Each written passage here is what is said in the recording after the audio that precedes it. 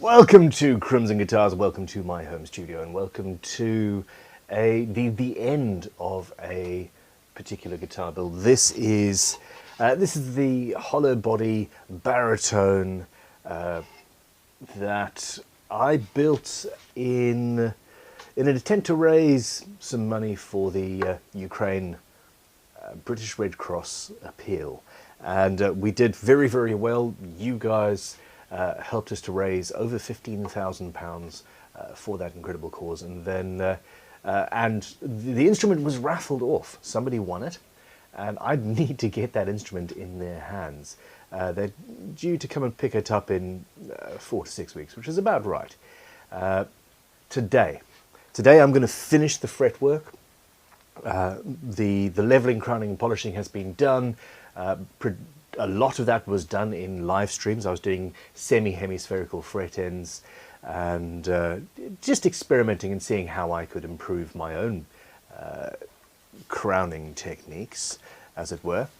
And I partially polished the frets. I took them up to the medium fret rubber and then left it at that point. So we're going to start out the day by masking off the fretboard, getting out the buffer and buffing these frets to a high gloss. This is going to be the end of Wednesday's video, which is all about that process. It'll be a super edit of this whole fret leveling, crowning, polishing process. And that'll be on the main channel. Now, from that point, it is going to be, I'm going to finish the guitar today. I've got to put in some shielding paint. We've got to then start installing hardware and wiring the whole beastie up, making a nut, putting the hardware on, and pretty much there. Okay, so here we go. Apparently, I've got lots of hiss on the audio today. We've made an adjustment to the audio due to an issue that we heard last night, and it seems to have made a bigger issue, which is somehow not a surprise. So I'm just going to revert back to that before we go any further. Now, this is a live stream. The same rules apply as per normal. I'm here on my own today. One of the children is still on holiday. Tanya might be popping in every now and then, but she will not be managing the chat. I've got my laptop in front of me here. I will answer any and all super chats, and they are always gratefully received. With the rest of the chat, as the day develops and more people join in, then we will. It becomes more difficult for me to see to see all of the actual questions that come through. So this is the thing. Robert R says sounds fine. David Loveland, big unit. Tahoe Mike, Spike's Frugal Fixer, guitars, g'day Spike. Rob Ashby, we've got Terry Love in the house. Spike's Frugal Fixer, Tahoe Mike, Creever Eye talking about coffee and a broken coffee machine. John Hutton, the big unit. Black Wraith. I see a lot of green names. These are people who are members on the YouTube channel, and I really appreciate their support. You guys also get extras and bits and pieces. Dave came in immediately saying, why have a notification when you can just be working away, then suddenly hear, hello and welcome to Crimson Guitars. Anyway, Disco Stew in the house. Electric Lady Guitars, Devon, greetings. Welcome everybody. Okay, I'm going to revert to some previous audio settings. Oh, Steve Tuttle, what does Creever Eye say? Yesterday we had the gate, the hiss cut in and out as Ben spoke. Okay, there we go. So, well, Creever Eye's the main audio guy, so if he says leave it, let's leave it for now. I am very excited to be finishing some projects because, frankly, I'm very excited to be getting on with the next ones. I have got the hand tool build to finish. I've got probably another 3 or 4 or more videos in that series. I have got to get started on my great guitar build off, which will be done on the live stream builds on Mondays for now. And there is a long-awaited project. I am going to be doing a watch-inspired build. And I need to. I really, really, really, really, really want to get on with that. Anyway, okay. First off, I need to mask off this fretboard. And I've done this many different ways over the years. First of all, I need to find the masking tape. There we go. Tidied the workshop and made it worse. Now, first of all, don't try and bandsaw masking tape in half. It doesn't. It's sort of works to an extent, but is not ideal. For the longest time, I would apply the masking tape, and on the frets where the masking tape is too narrow, I would then use a scalpel blade to cut the excess off. And well, I suppose let's have a look, and I'll show you that process. So you want the nice flat edge of the masking tape.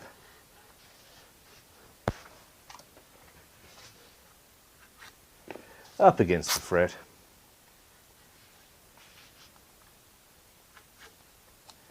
And just because, let's make that nice and tidy. Now we've done most of this fretwork without putting the masking tape on. With rosewood and ebony fretboards, it's not necessary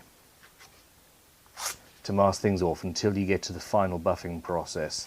And even then, the final buffing process, if that involves a Dremel or a bench grinder, then yes, you should mask off, really.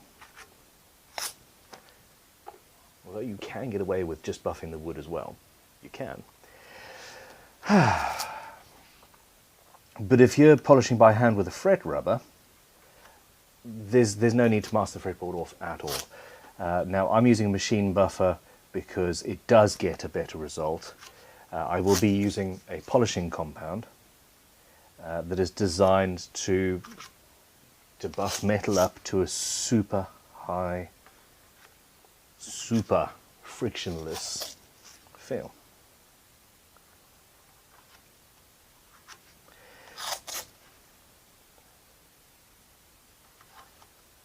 Okay, so here we are. I'm essentially now at the point where I'm masking off the fretboard and my masking tape is a little bit too wide for the fret spacing.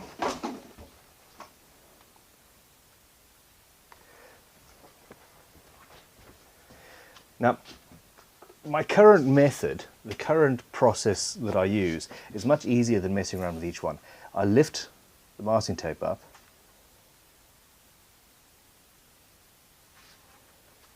and just fold it in.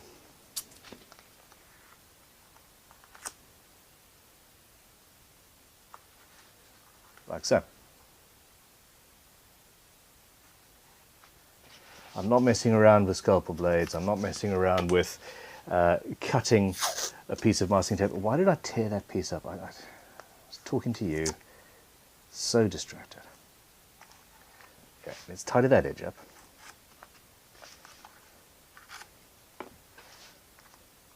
Okay, so that's how I do it now for the bulk of the fretboard. The way I used to do it was use a fingernail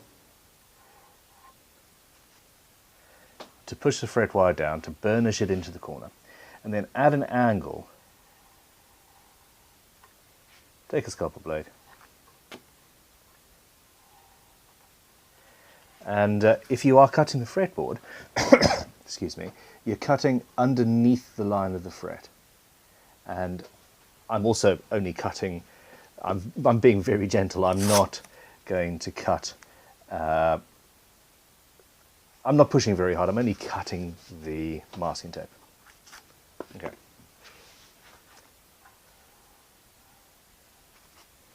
And this is the method that I used for many, many years. Now, if you don't burnish it down properly, there is a chance that you'll miss the actual corner, and that can cause issues. But for the first part of the fretboard, I don't believe it's necessary to do this, because you can very easily do this, and it's quicker.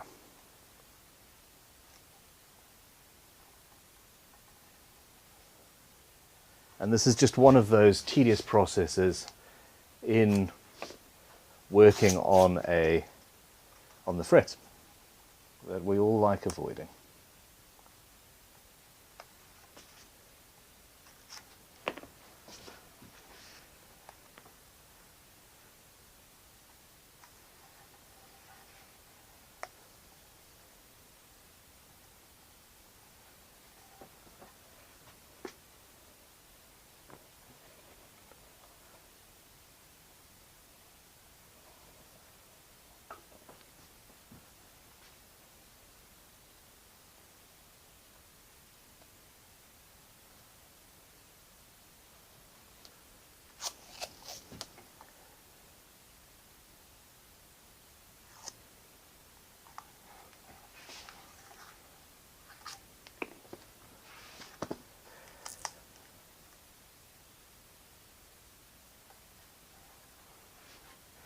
Okay, at about this point, I want to change my technique. Now, I can either carry on and use the thumbnail and the razor trick, or take your piece of masking tape,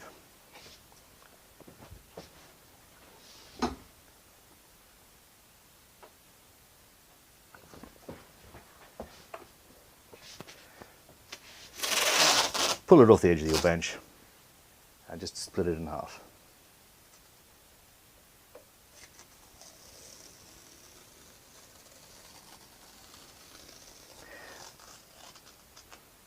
Now, if you get a good cut, you can carry on with the folding technique, and yeah, it works. And again, it's a little bit faster than the alternatives.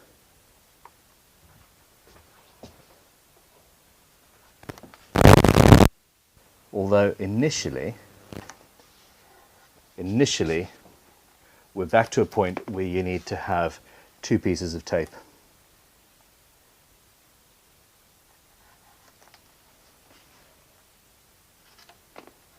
To cover the whole section of the fretboard.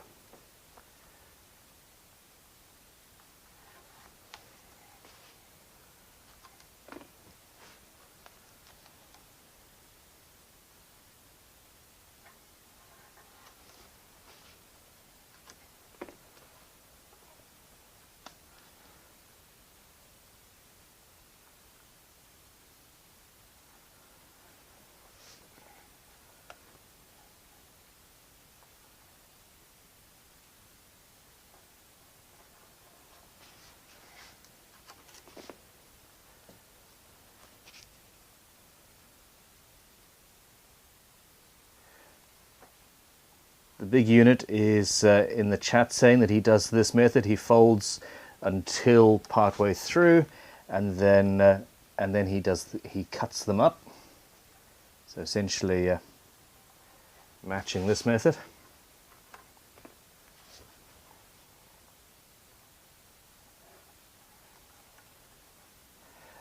So at some point the fold becomes too big, and that gets unwieldy, especially if you're using leveling beams and things. You don't want that stuff to get in your way.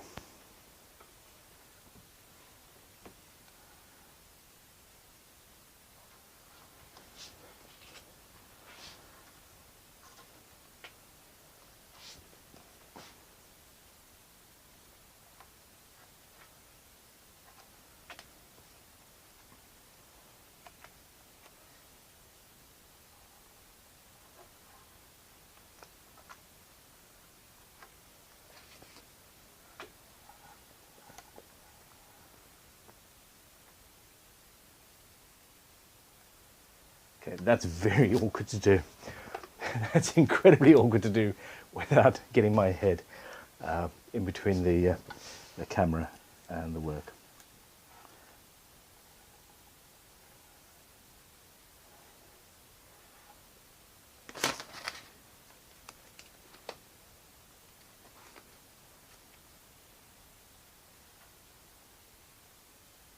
Now, please, in the chat, in the comments, let me know your techniques. How do you do things differently? Is there any way in which I can improve and or speed up what I do? I am always after ways to improve myself.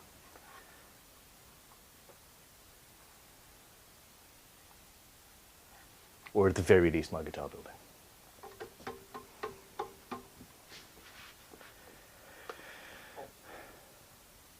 Alrighty, now let's have a quick look at the comments. Alternatively, buy some narrower masking tape. This is true. Whenever I've done that, I've always lost it.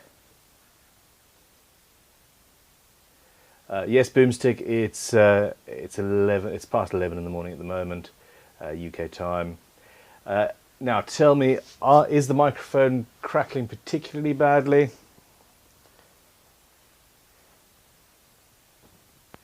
I have, as Creeve or I stated, currently got some cheap replacement lav mics. The good ones have all died.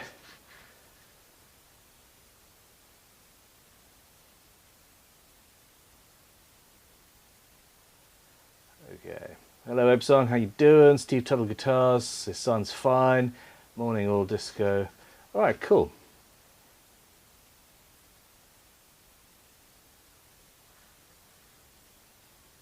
Pre-cut masking tape, hell yeah.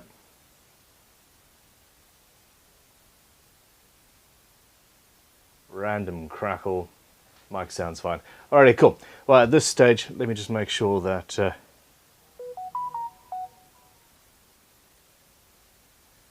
okay, there we go.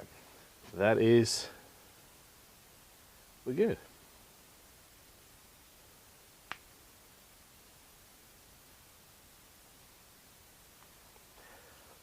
Okay.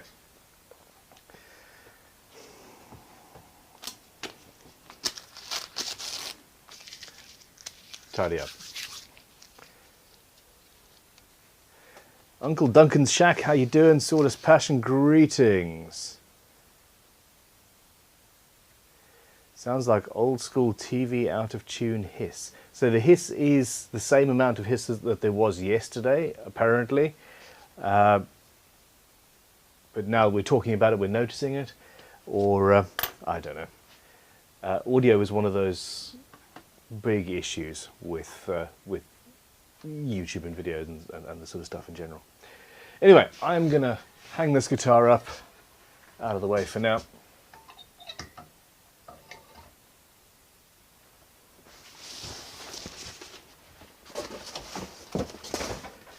The next stage is to drop my strepsils on the floor. I've got a great big record power grinder, and this beastie is it's a 6-inch grinder, I think. 8-inch, I'm not entirely sure. RSBG6, 6-inch grinder, and I've put a block of wood on the bottom because at the moment it's a fairly mobile tool. Let's get all of this off just to make sure.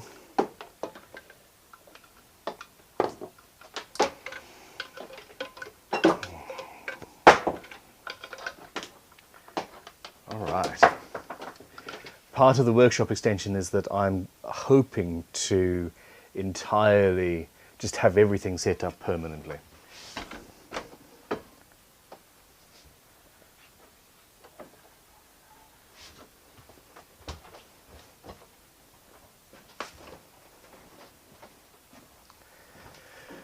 Okay.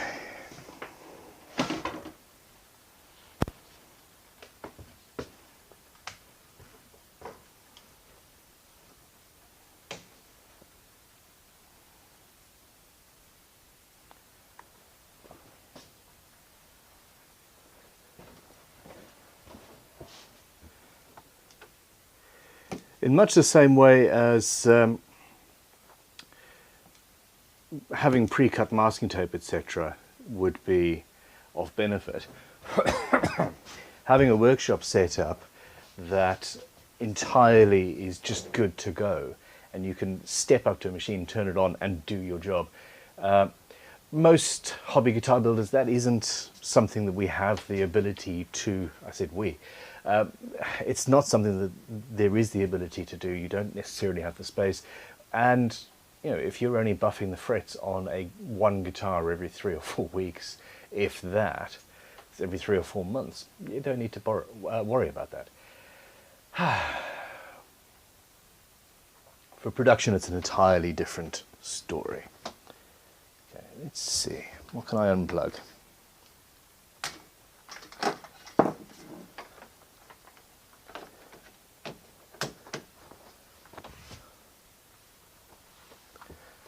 Okay.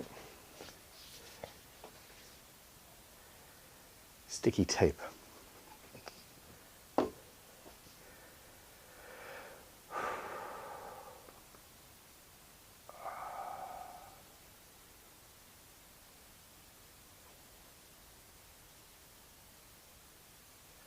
Okay. 120 people, 31 likes. I don't like that. Not enough. Just not enough people. Okay, I'm going to need some PPE. Goggles for one, and a dust mask is another option that is required. Now, I'm buffing these frets using a polishing compound. I'm not using Jeweler's Rouge, which does the job very well. I'm using a white, and this is by Dialux. The quality of the polishing compound that you use does make a big difference. It really makes a big difference. A cheaper polishing compound is going to have had a less stringent manufacturing process, and there may well be heavier grit particles in there to add scratches rather than remove them. So for a little bit more initial outlay, get the good stuff. But this stuff in the air is not good to breathe. So mask, we've got the first super chat of the day. This is from Terry Love, who is a fantastic friend of the channel. Thank you very much, Terry. Terry says power sockets, lots of them, double sockets every 12 feet. Every 12 feet is too far away. Yes, absolutely. I've got a double socket there. I've got a double socket there. Sorry, I've got 2 double sockets there. I've got 2 double sockets here. I have got 2 double sockets in the roof up there, and then behind the cameras as well. And there's another 2 there and another 2 there, and that is still not enough. I've ended up with extension leads all the way around here. The second I added this camera system, having 1, 2, 3, 4 cameras all in place all the time, yeah, problematic. But hey, it is what it is. You can never have enough power sockets. You'll never have too many. So yeah, the electrician's coming is going to be doing some, making some changes.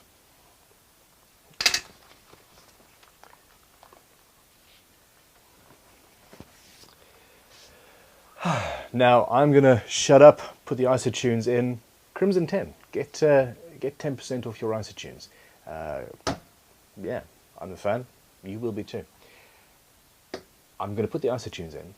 I'm going to listen to, yeah, a Skin autobiography for a little while. You will see that I am buffing the frets from the center of the fretboard to the edge.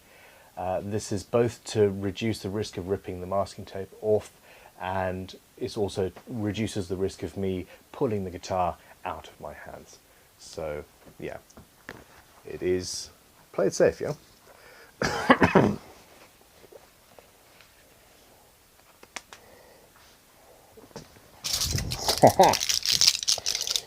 Strepsil, preventive medicine. Dum, dum, da, da, da, da. Woohoo!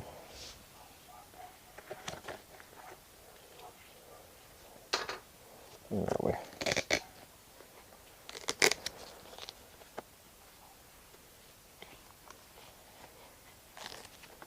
I just tried to pull some of my beard out.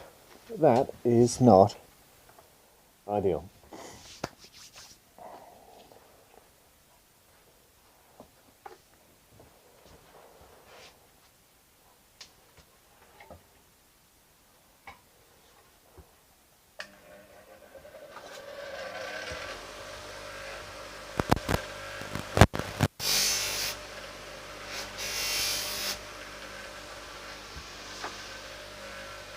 Damn it, where's the music? Ah, where's the book? Oh.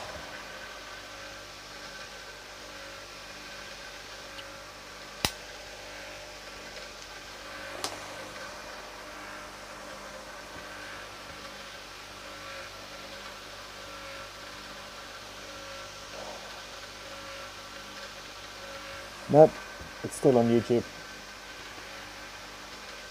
Scintillating viewing, isn't it, everybody?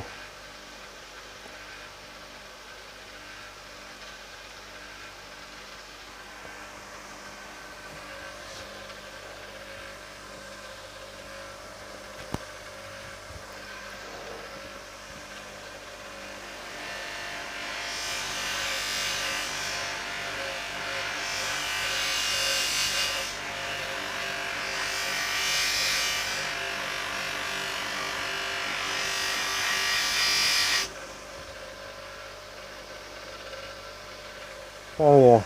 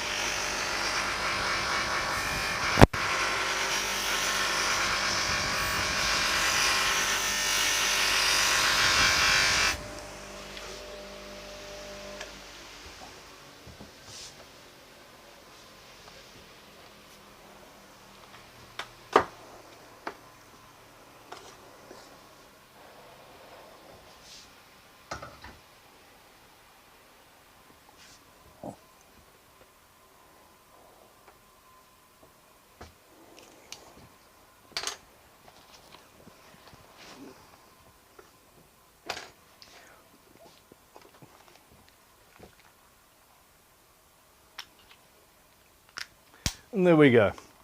So it is what it is. Them's shiny frets now. I had somehow, in the process of changing the cameras around, forgotten to entirely clamp the grinder into the bench. In fact, I entirely forgot to clamp it in and was just sitting there. Somehow managed to be fine for 90% of the thing. So there is that.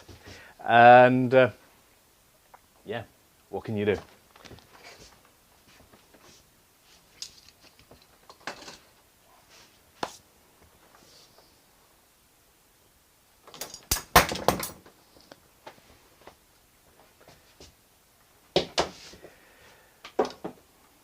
So this is a 6-inch,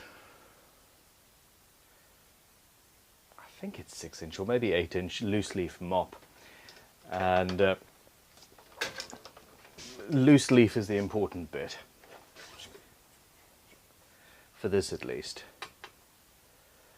Well, there we go. Used to be 8-inch, it's currently 7 and a bit. And I have in the past used stitched mops to do this. The issue is that a stitched mop is much harder, and sometimes you'll burn through the masking tape, etc. If you spend too much time buffing each fret, you run the risk of loosening the glue, heating the wood up, and the fret might well pop. Don't do that. I moved around a lot as I was buffing each fret. And the same thing, I don't want to blow through the masking tape as I go. This is an abrasive compound that we're using, albeit a very, very, very fine one.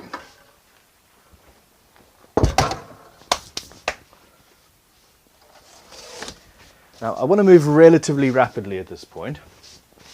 If there is any buffing compound left on the frets, now is the time to buff it off by hand.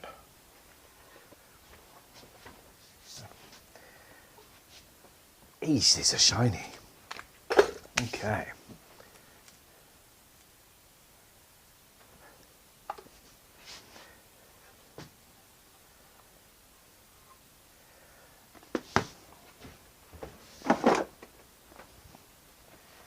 Now I think I've got it all, but you do often end up with a little bit of black compound left on the fret, and once that dries and cools down entirely, it's not ideal.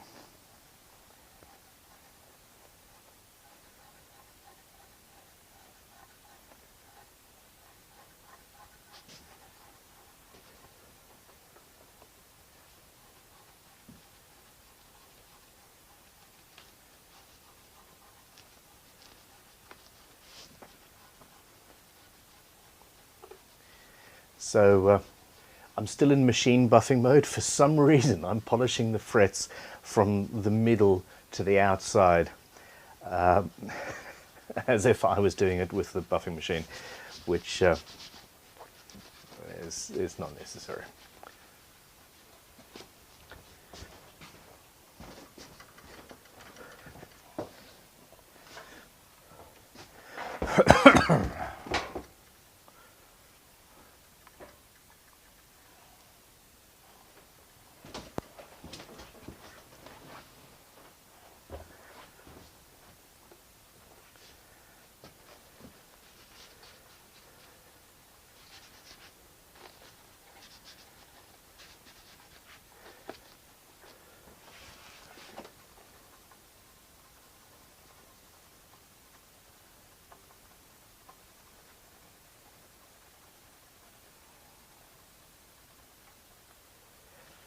Okay, so with the bulk of that gone, I forgot which camera I was talking to, let us demask it all, and move on to the fretboard. We just need to use the Crimson fretboard cleaner and then the Crimson Restorative.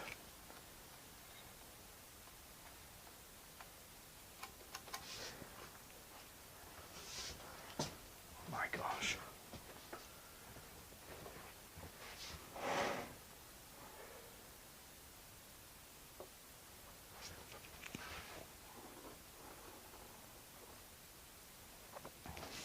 These are a little bit shiny, everyone.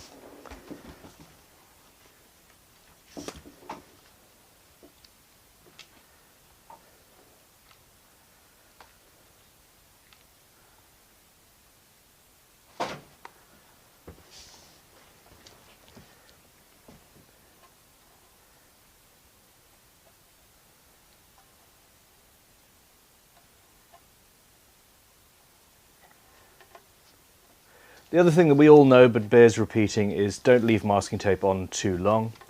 I had a few days break in between the initial stages of this crowning process, and I could have masked up everything off camera, but that masking tape would then have been left on the guitar for a long weekend, and I didn't want to do that.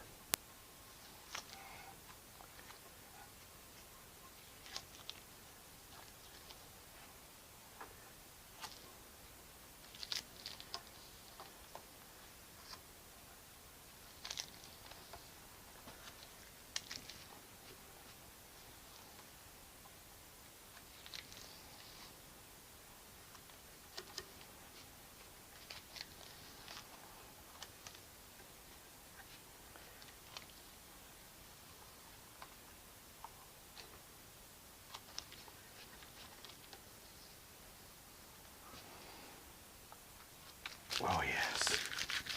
Okay.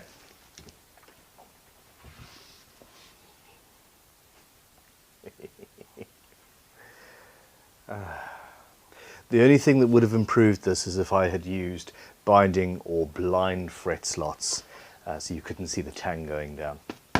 At this stage, I've got a couple of super chats to go through. So let us answer some questions or comments. Terry Love says, from yesterday's live stream, the Q&A live stream, low melting point metals, check Fields metal. Ooh, Magician's melting teaspoons, 62 degrees C or 144 degrees Fahrenheit. That's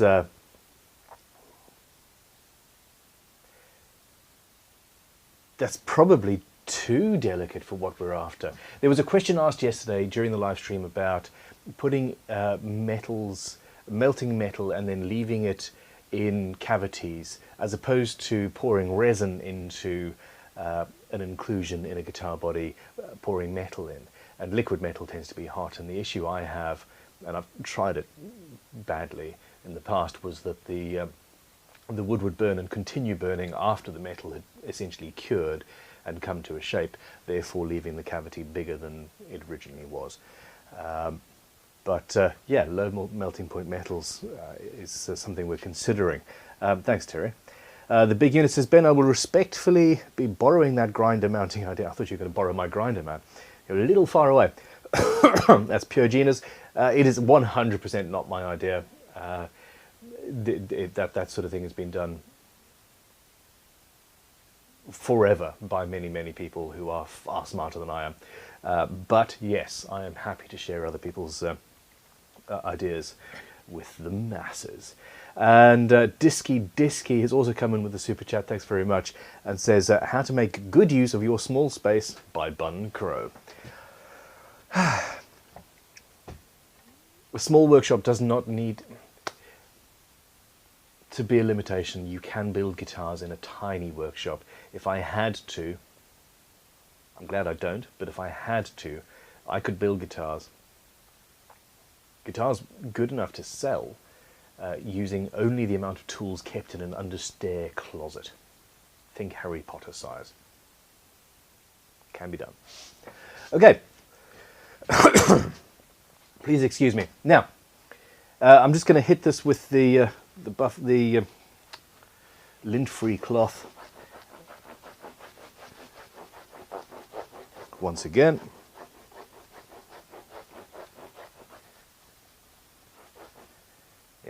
just pulling off the buffing compound and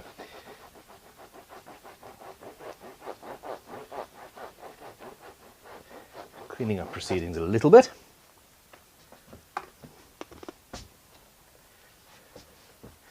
And then we've got the Crimson Fretboard and Finish Cleaner.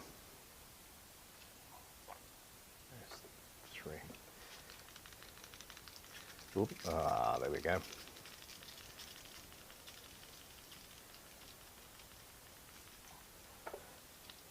Okay, same thing.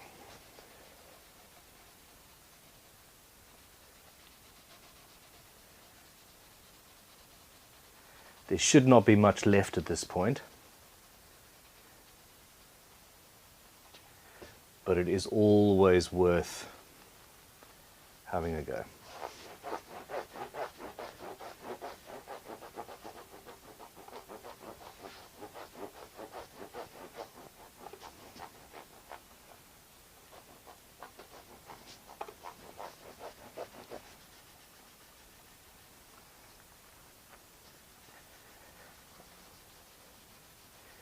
And then as a final pass, I'm going along the length of the frets.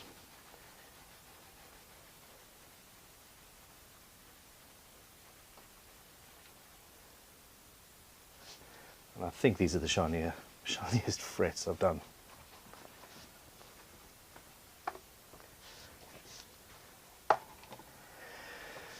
Okay.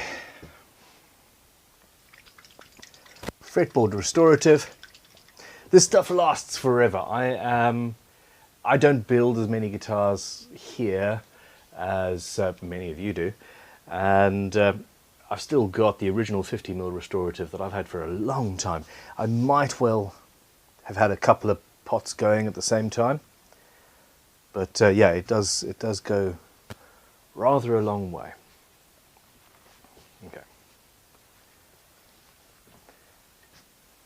I would normally use my tissue to apply this, but the tissue is more abrasive, in my opinion, than the lint-free cloth, but also than the polishing compound that I've used. So that would actually be taking the frets back a little bit.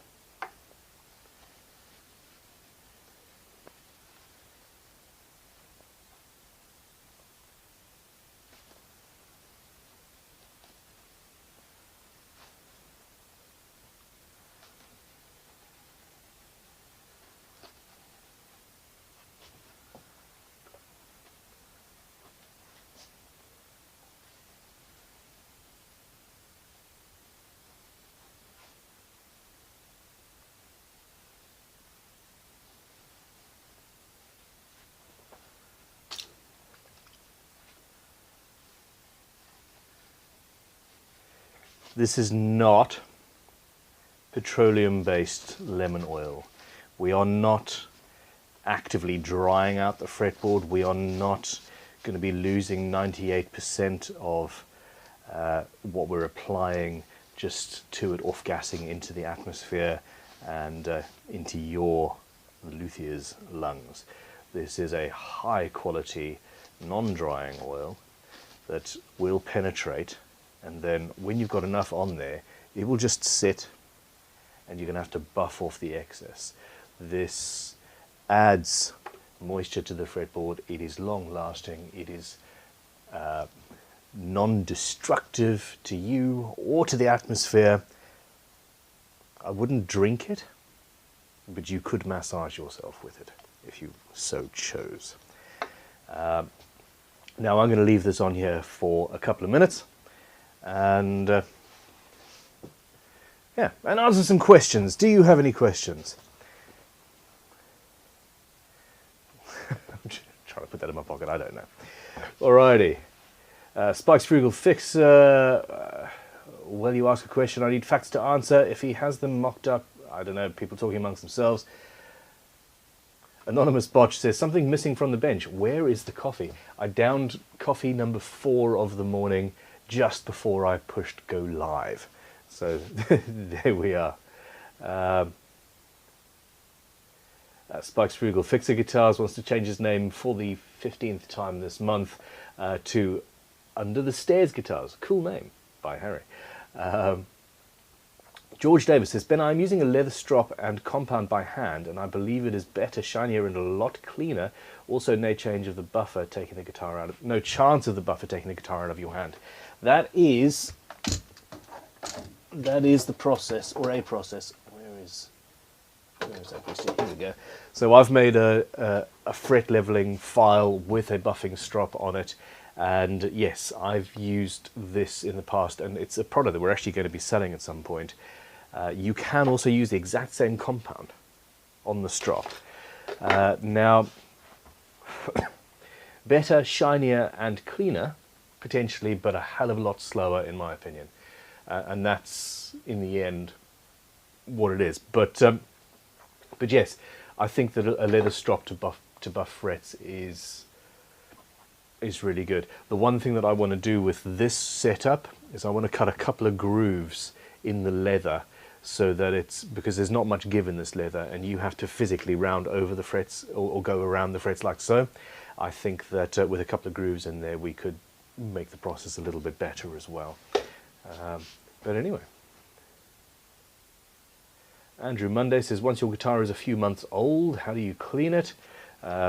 If required, the fretboard cleaner, fretboard and finish cleaner, but a few months old, I don't tend to make them dirty that much. But then again, I'm lucky, I've got a lot of guitars to pick up. So you can see this is now starting to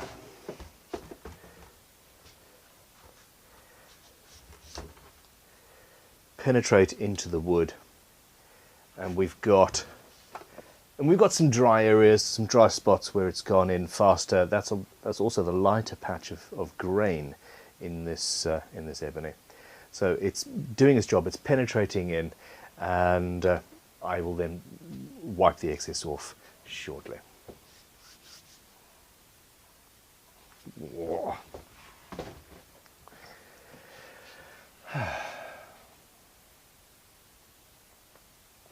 Black Wraith says, you mentioned wanting to build a lute in the future in yesterday's stream. Would said lute be traditionally acoustic, or would you electrify? I want to build a proper traditional acoustic lute with a bowl back and all that at some point. I think that could be fun.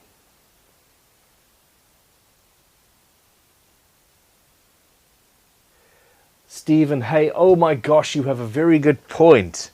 Metal will always shrink, leaving a gap around your hole. I'd completely forgotten that fact. I have rulers here calculating so that when you do your drawings it says, hey, aluminium will shrink by this percentage once it's dried, therefore your cast or former needs to be made to this size, so that once it's shrunk it'll be the size that you actually want. So you've got a ruler where it says 1 inch is this, when in reality an inch is actually that, but it's to the finished size of the metal. I cannot believe that I completely glossed over and forgot that fact. Stephen, you are the MVP for today. Thank you very much. Damn it.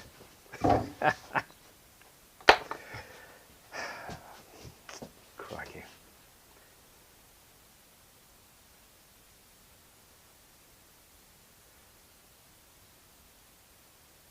Paul Cook says, well, he never messes up wiring, so it's plain sailing from here.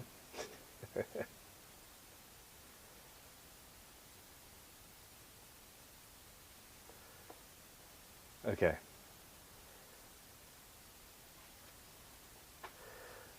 I need to check my phone. Apparently Talitha's sending me messages.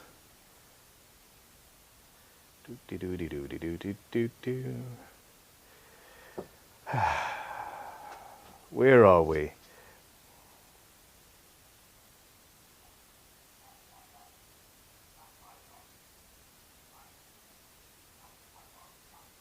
I didn't mute my mic, I just turned it down a fraction. The overhead microphone is entirely muted and currently not being used at all. And none of the microphones in the cameras are currently running into the system.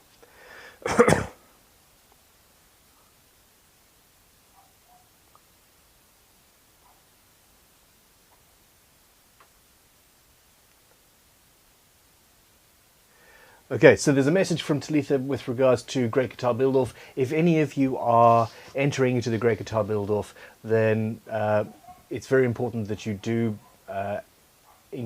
join in with the back end, with the forums, and that is where all the voting is going to be done, because you guys are voting amongst yourselves to see who you prefer in each category. And essentially, if you're not putting the photographs of your build and links of your build on your profile, then you know, nobody's going to see what you're doing, which defeats, if you're competitive at all, it defeats the whole that point of the process. But anyway, so there we go. The rest of those messages with Talitha and Crowe are taking the mick out of me. Ho hum. Okay.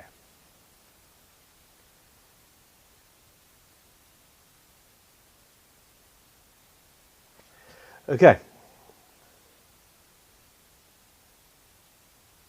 Anyway, there we go. Live stream off, and this guitar is now. Oh, I've moved that camera.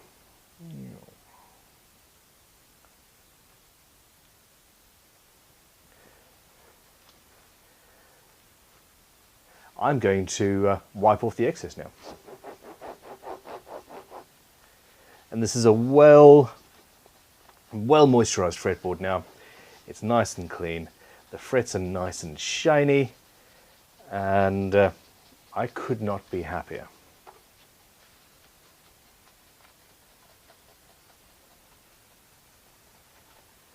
It's also incredibly comfortable.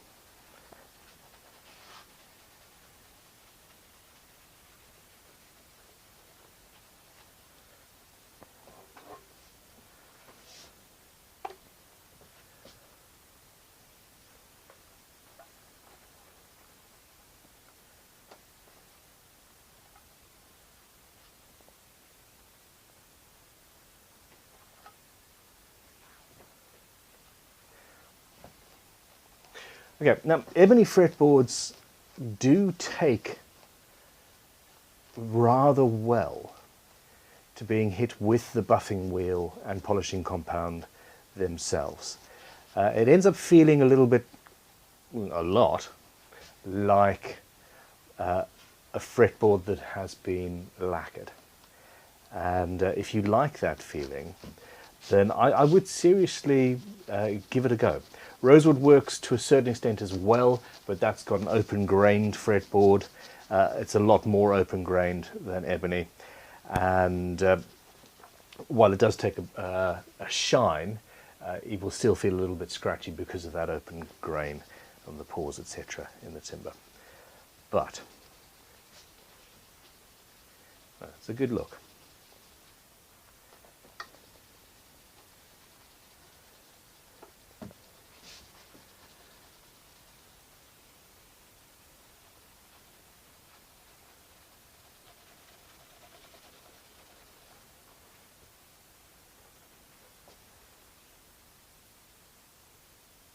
I think that'll do.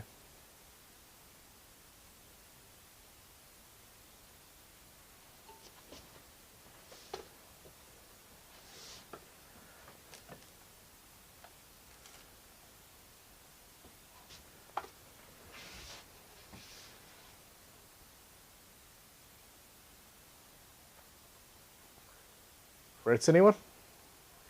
And the best thing is it really is very, very comfy.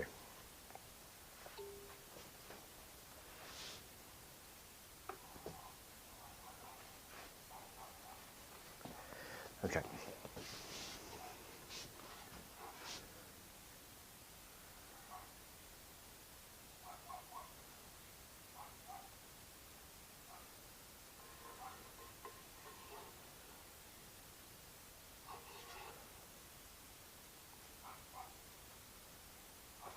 Well, there we go. Okay, so I'm going to take some B-roll, some subsidiary footage for the final edit, and then I'm going to record an outro. In fact, I'll record the outro quickly now. I am not saying goodbye to the stream. I'm not telling you to like and subscribe. I'm assuming you already have. This is for the video. This is for the edit. I will be back, and the stream will carry on, and I'll finish the build moving forward. But yeah, it's all good. Okay.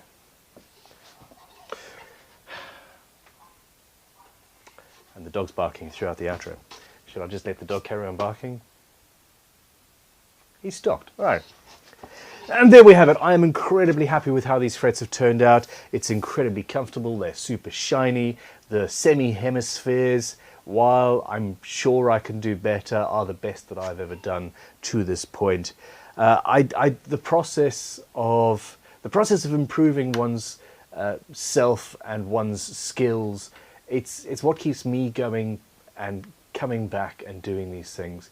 I know I can build a guitar, but I also know with every single one that I do that I can do better, and that challenge excites me. I hope that you have enjoyed this. I hope that you've learned something. Please click like, please subscribe, share this with all of your friends, hit the bell icon and all of that good stuff. You know the drill, the drill, the drill, the rill. What's a rill? You know the drill. I'll see you guys soon. Have a good week. This is the penultimate video. The next one, the baritone, will be finished. Can't wait. Goodbye. Okay, so B-roll.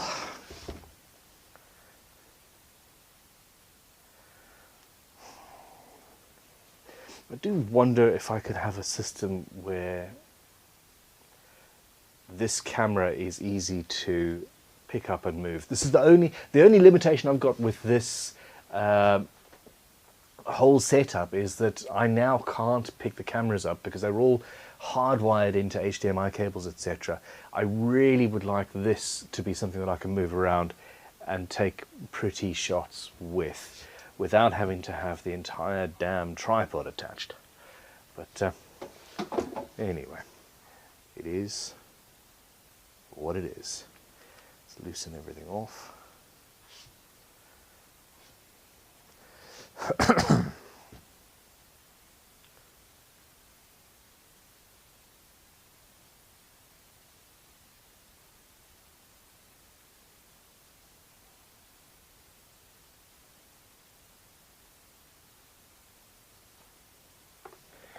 Not a pretty shot.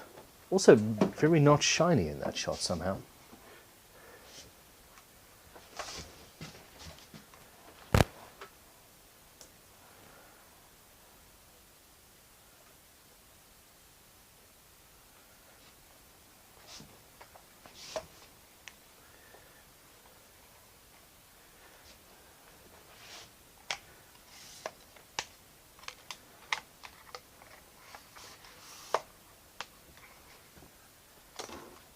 Oops. Let's hit camera 4 with number 3.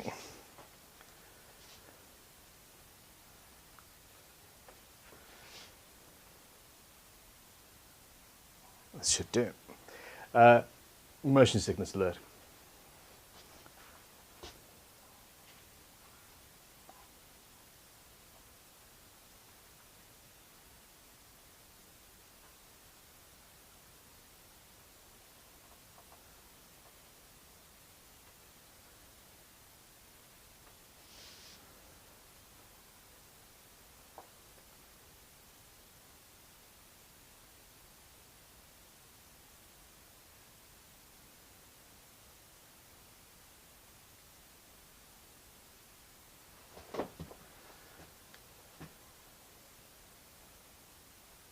At this point I'm worried about dropping the whole tripod attachment, camera and all, on the guitar.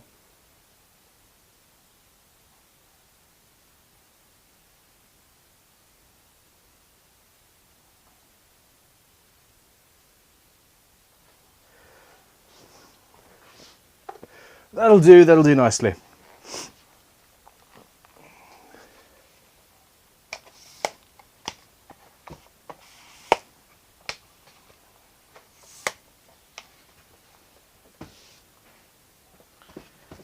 Okay. Alrighty, so we are an hour and 8 minutes into this process. I'm still wiping a little bit of the oil off. It penetrated into the wood and is now, the excess is seeping out. So there's a little bit of that, which is fine and to be expected. And there we go. I'm just gonna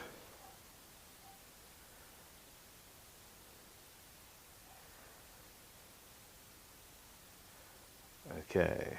I just need to tell Talitha this so they know where to edit, where the filming stops for Wednesday's video.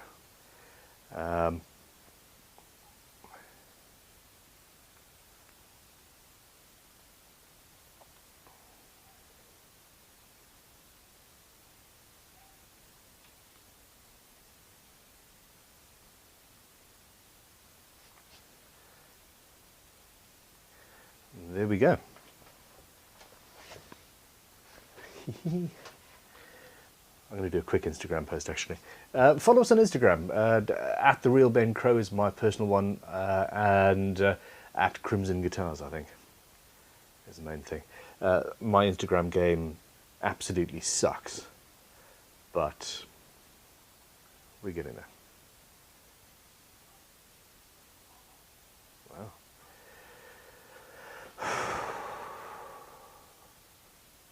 Oh, I hate doing this.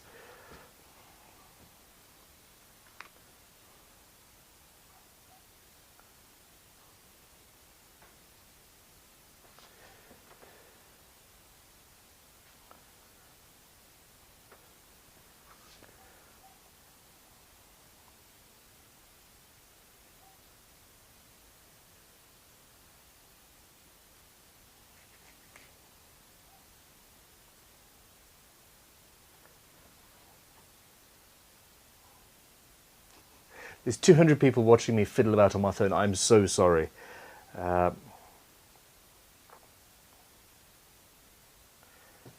2 seconds. Wow, I look like shit.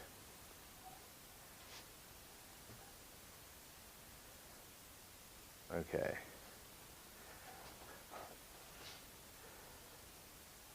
This week I am finishing the Baritone build. Wednesday is going to be semi-hemispherical frets with a side of ultra polishing, and then Saturday the whole guitar goes together. I can't wait. Can you? This week I am finishing the Baritone. Okay. Pause that crap. Okay, people, if you have any questions, then please. Terry Love says, the wood of the body is lovely, so nice to see a body not smothered in finishes for a change. A touch of stain doesn't hurt. I absolutely agree. Hashtag.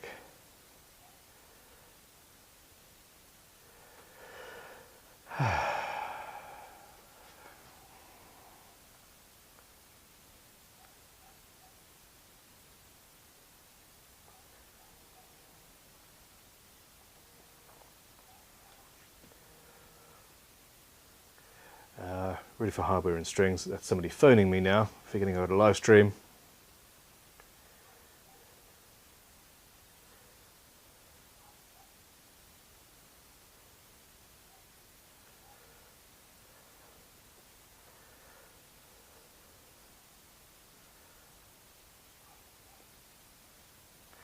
And this is one of the reasons why doing the live streams can get a little bit awkward. There's all sorts of other things during the day that I kind of need to do that having a live stream going doesn't necessarily help with.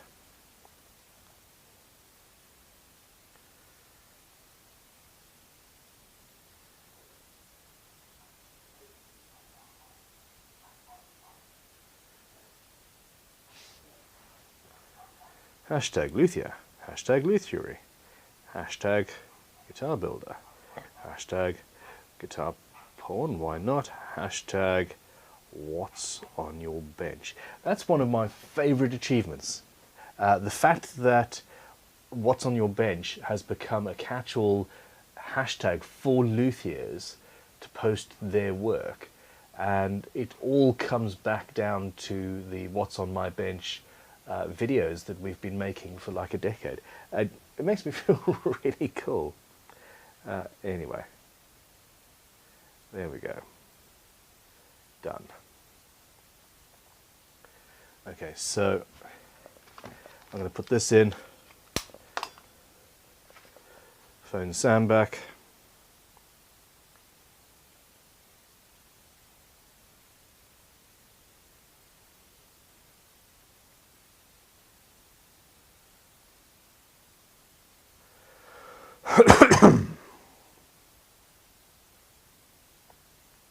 Oh, what's happening here?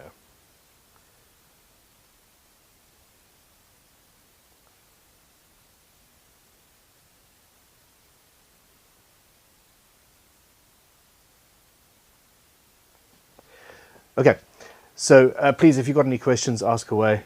I'm just going to have a quick chat with Sam, see if he's okay. And while I do that, I'm going to try and find some... Hey man, I'm on a live stream. You all right?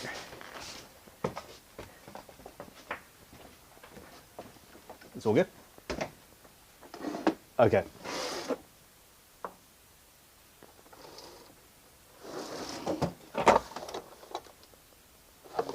All right, I'll be in first thing tomorrow. We can go through that.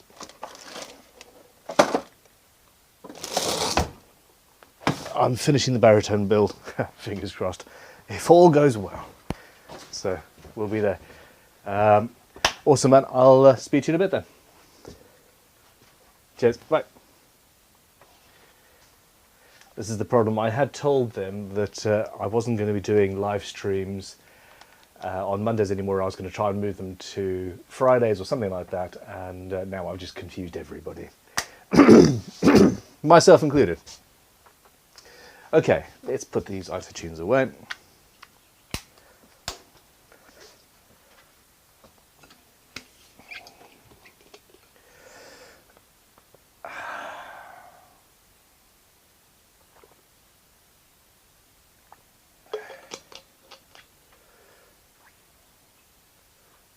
Hey, how you doing?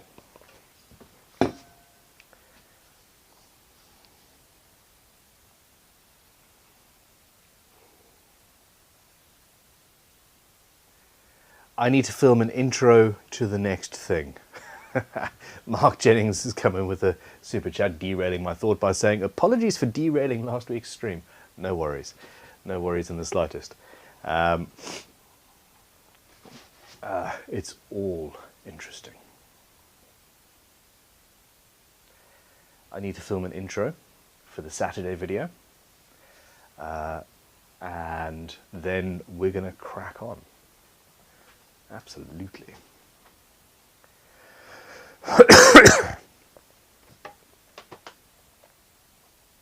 Welcome to Crimson Guitars. Welcome to my home studio. I'm Ben Crowe, Master Luthier at Crimson Guitars. It sounds so big-headed saying that. I'm a guitar builder. I enjoy sharing what I do, and that's why we're here. Now, this is a baritone semi-acoustic that I have been building for a while now. It started out as a live stream build on the Crimson Guitars Extras channel. Every Monday, generally, I will stream whatever I happen to be building. And coming forward, it's going to be my GGBO entrance. If you haven't checked out greatguitarbuildoff.com yet, you probably should. Now, this is the final episode of that build. Today, I'm going to be doing a whole bunch of stuff. Last week, a few days ago, we finished putting semi-hemispherical frets on here. Today, I'm going to cough in your ear holes.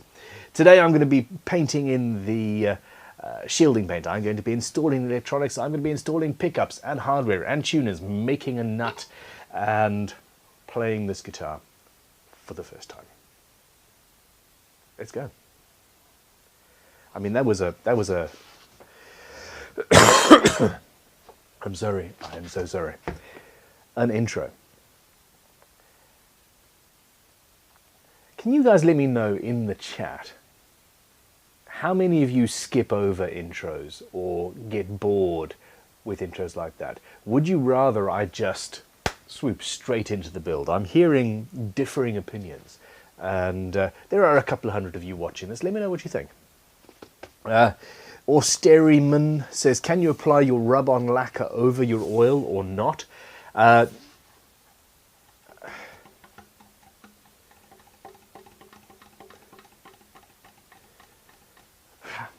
That's a really, really actually good question. If the oil is fully cured, it should work. It's something that I have not tried. Leave the oil to cure for a week and then, but run a test. Now, there is a way to do it. Even if your test doesn't work, then you can put the rub-on lacquer over the oil with an interstitial film of shellac, which makes everything go well together. But once it's cured, there should be no problem. Once the oil is cured, it should be okay. But I've not tried it, so I can't give you a proper answer. Okay.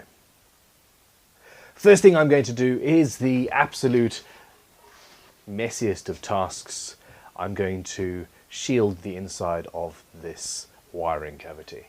Now, at the same time, I've got the backplate here. It's a solid piece of ebony, and that has been sprayed, but before I sent it to the spray booth, I completely forgot to drill screw holes or figure out battery covers, figure out magnets.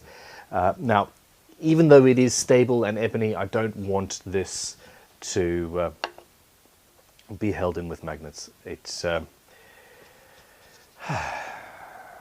at some point it might well move. So I'm just going to screw this down and be done with it. So before I do anything, I have to drill those holes, don't I?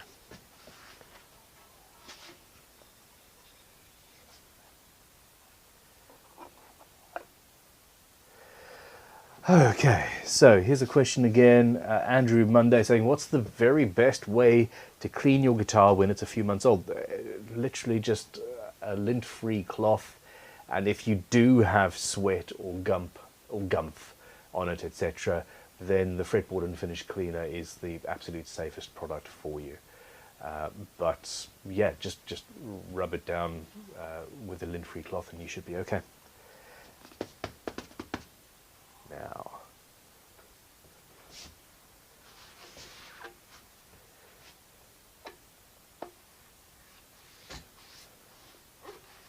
yeah. Now this is the time to do this because obviously that's perfectly fitted, amazingly so. I'm now going to need to go and push it out using something.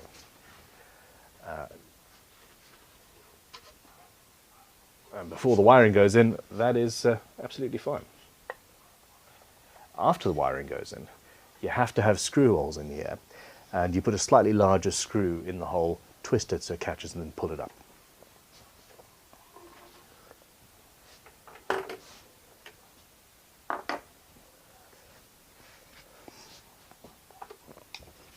Okay.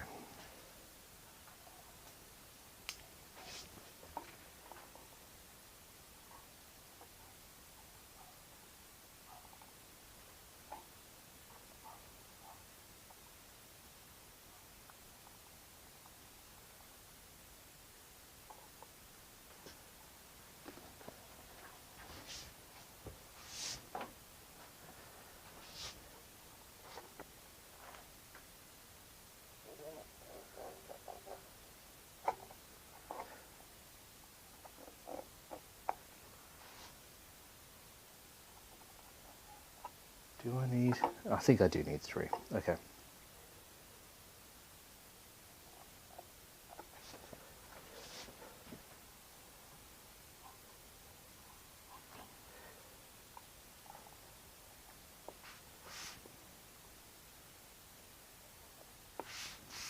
Now this back plate is a little bit glossy, and I want to, I'm going to rub that down a little bit, in a bit. But before I get there, let's drill these and see what we've got.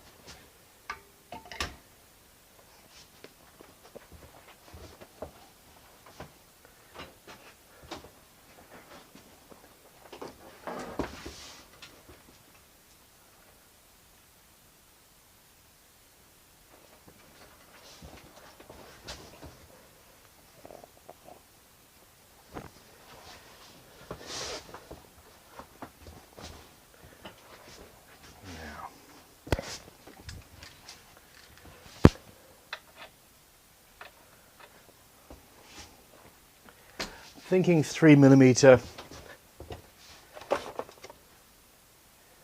but it does depend entirely on what screws I have available here.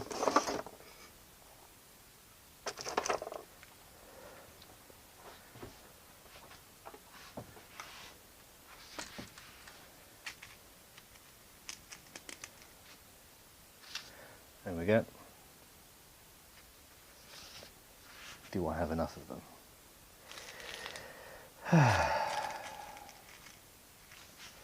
A former employee was asked to give me a selection of all of the screws we've got. I was expecting lots of little baggies. Instead I got this mess. That's not why they're a former employee. But it's indicative of not really giving a shit, isn't it?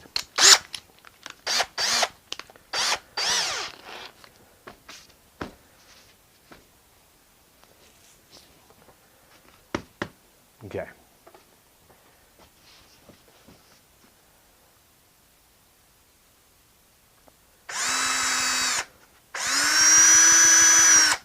Now the problem is, as that goes through, it's going to rip into the foam and causes and sort of crunch the foam up and the tissue, etc. So.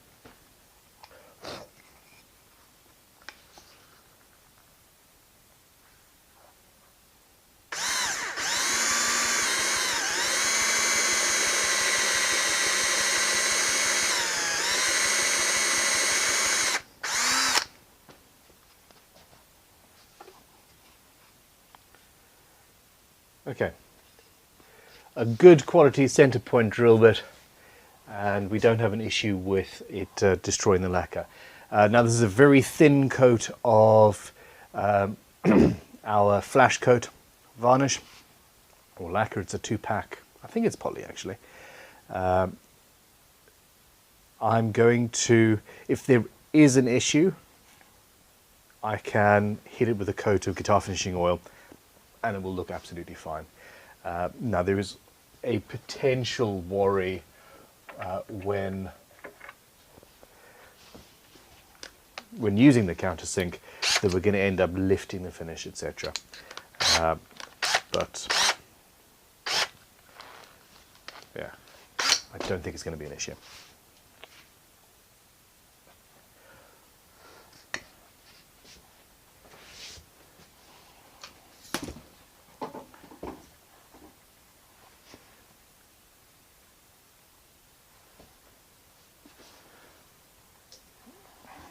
Light off. Oh, Robert, gonna go make a pot of coffee. Be right back. I'm tempted. I'm very tempted. Mark Jennings says, is that one of the Star M drill bits? It absolutely is. If it had been... Oh shit, I've got something I need to do before the 8th. ADHD, leave it to the last minute every single time. Sorry. Clock, clock, clock. Set an alarm. It is one of the Star M drill bits. It's got a very long helix. The path by which the dust, etc., the swarf gets pulled out is very long. If this had been a Famag bit that I was using, I would have, instead of drilling all the way through in one pass, would have gone and cleared it a couple of times. They serve a different purpose than the Famags. Yeah.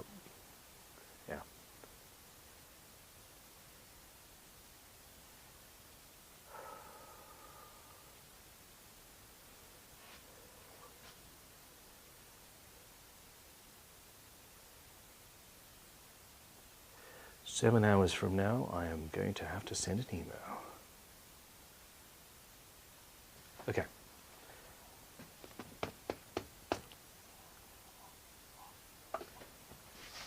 Right, and here we go.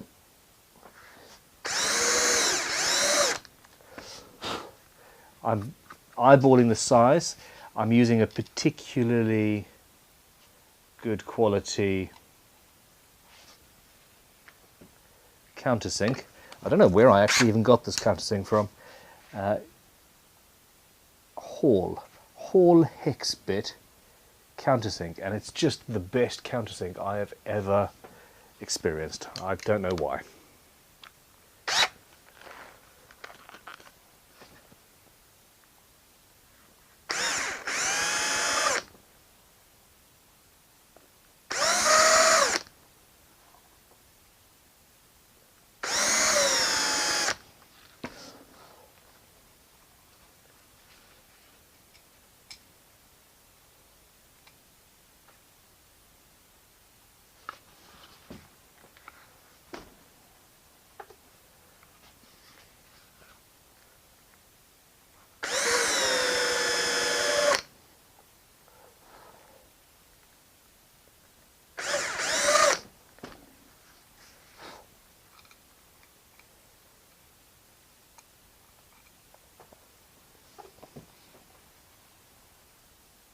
Nice, I'm happy with that. Okay. We got a super chat here from Casey McDermott. Theta Guitar says, Ben, I'm almost positive the 21st fret on my GGBO build is cut at the wrong interval. I've already glued on my fretboard binding and radius. Help. Almost positive is not positive. Treble check it. Have you already got the frets in? Essentially, double, quadruple check it using a ruler. If you've already, the radius is not an issue. I always cut my fret slots with the fretboard radius in place. I find it much easier. You're cutting through less material as you go, and it works for me. That being said, binding could be a bit of an issue. A small fret slot cleaning saw kind of device like this. This particular one, they're made by Hosco. There's like a 4-year wait or a 3-year wait or something from Hosco for them at the moment. So I don't think anybody has got them in stock right now, but you can make yourself one out of an old jigsaw, an old Japanese saw blade. So check that out.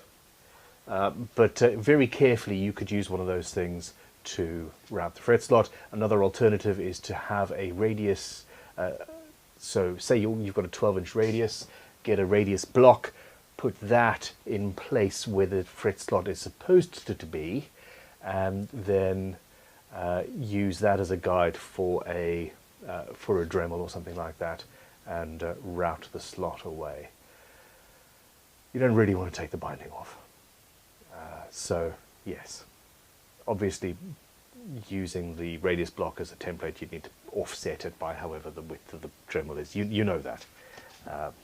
But anyway. And before you do any of those things, you will need to fill the erroneously placed slot, of course. Okay, Sweet Tea, hold on.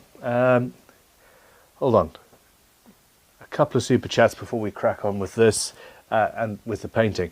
Terry Love says, for the camera on the tripod, have you looked for HDMI to Bluetooth or other radio options? I have. Very expensive, and this year, putting this system together, I have spent far too much money on building this whole system, and yeah, I don't. It's thousands and thousands and thousands of pounds have gone into getting this up and running. We need to recover from that initially before we go wireless. But you are right, it is actually a very, very good option. Okay, Sweet Tea Guitars. Hey man, Sweet Tea says, any chance Crimson will sell Star M or Famag drill bits? They're hard to come by over here. We do currently sell Famag, and drop us an email if there is a particular set that you want or a particular drill bit that you want. I know there's maybe one or two on the website, but we are going to be expanding that. I'm happy to order in a particular set as a special order for you that we can then send on. So yeah, that's an option. Star M, I have not spoken to that company yet. I get my Star M bits via Workshop Heaven in the UK, who are, yeah, I'm a fan of their company. They're fantastic people. Okay. Paul Cook, you're a meanie. Maybe the 21st fret is straight and the other 20 are wonky.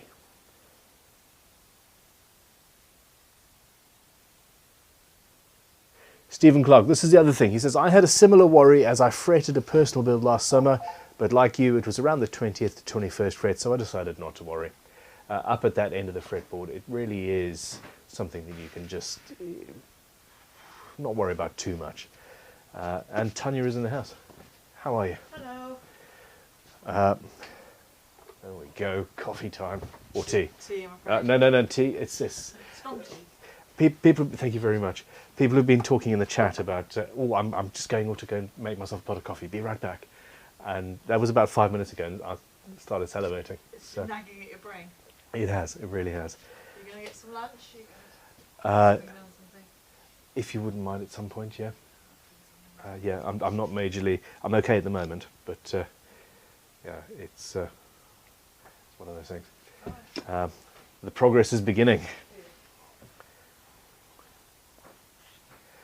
And everybody says hi. The big unit says, if it's less than 0.5 millimeter, will it even matter? No. Less than 0.5 millimeter, no, don't worry about it. Emphatically. Okay, so I'm going to put these screws down somewhere safe, and we'll never see them again. Oh.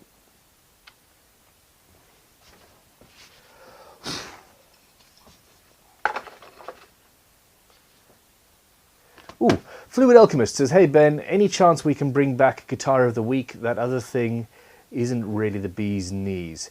Guitar of the Week on the Crimson Guitars Instagram channel just isn't going to happen.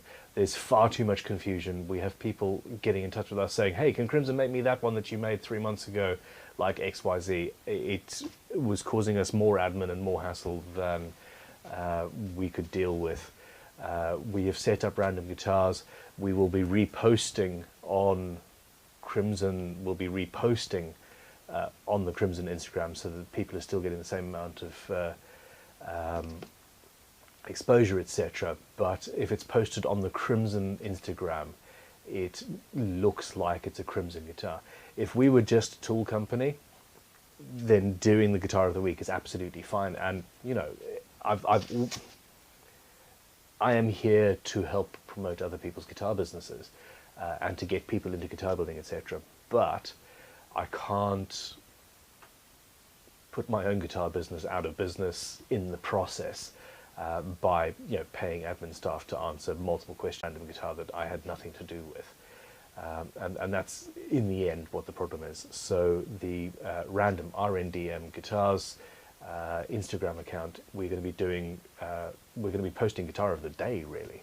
Now the other thing is the process of doing that has been changed so that it will so instead of sending us an email with photographs and then us having to spend 20 minutes crafting a post and all that, 20 minutes that we're paying for in human time and all of that jazz, you as a builder will create the Instagram post and hashtag Guitar of the Week, hashtag Crimson Guitars, telling us what tools you've used so we can sort of justify the work that goes into these things, and then we'll repost and flash it across everything.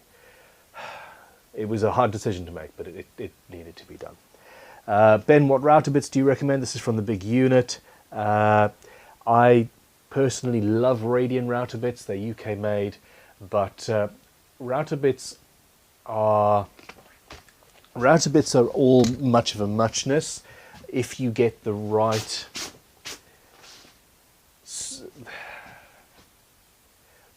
Most of them, I think, are made by the same 2 or 3 factories. Okay. Now, if you a 3-bladed router bit or a 4-bladed router bit is what you want, and if you get one of those, they tend to all be very good.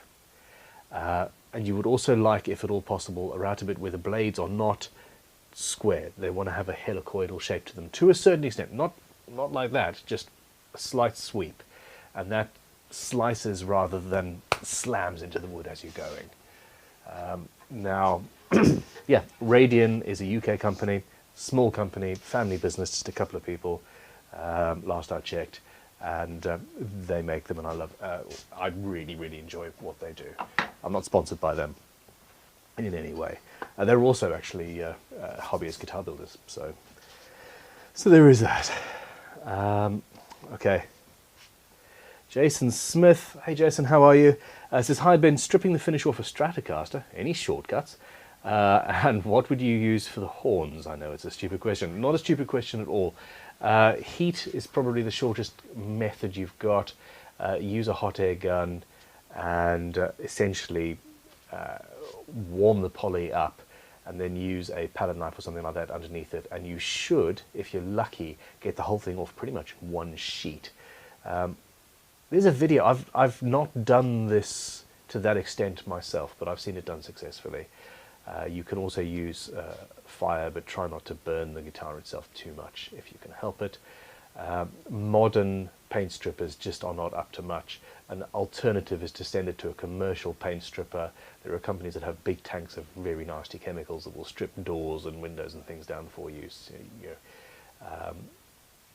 So, yeah, the end result is that you end up with a very wet guitar that it might not survive the process. So I wouldn't do that. Other than that, scrapers and sanders and things.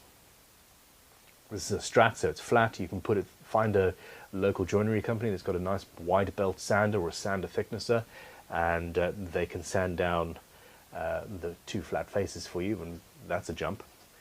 But yeah, in the end, it's one of those jobs that if you want to do it, it's not going to be fun. It's not going to be fun. Okay, I've got a cup of tea, I've got a guitar here, and of course this is going slowly because I'm filming.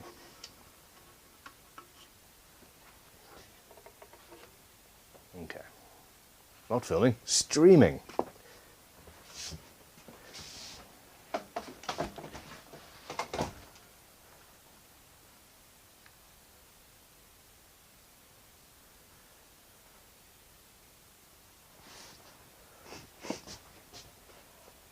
Now, okay, testing.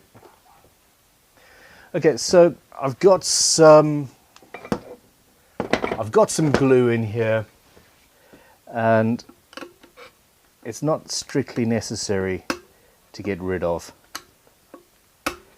I could just paint, and nobody would really know, but it's annoying me. So I'm just going to get the sort of worst of it out. The bits that at least look like beaded glue. I should have cleaned this up beforehand.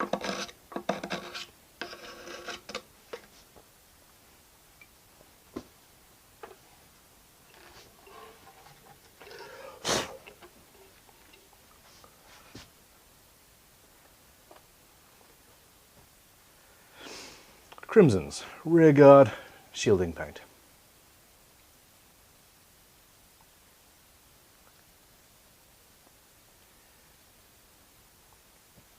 This stuff is awesome.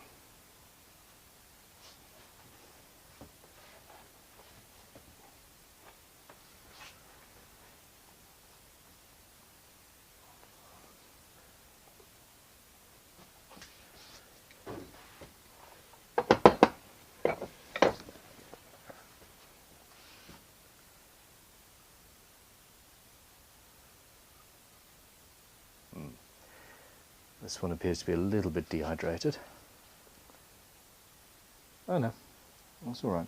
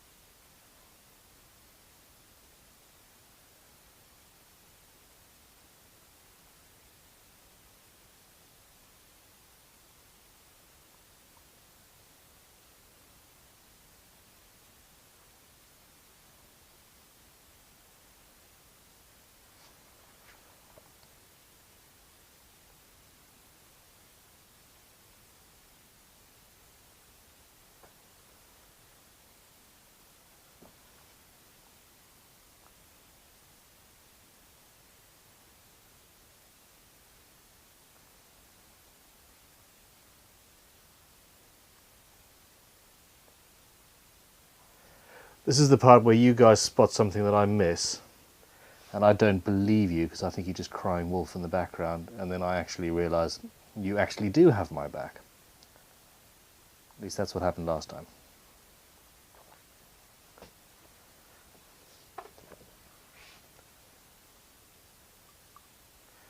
Right, I am going to add a little bit more water. If I can find it.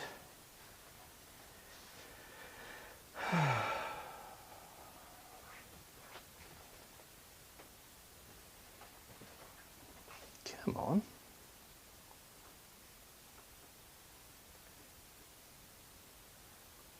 Okay, I'm not going to add a little bit of water. I'm going to find another pot of shielding paint.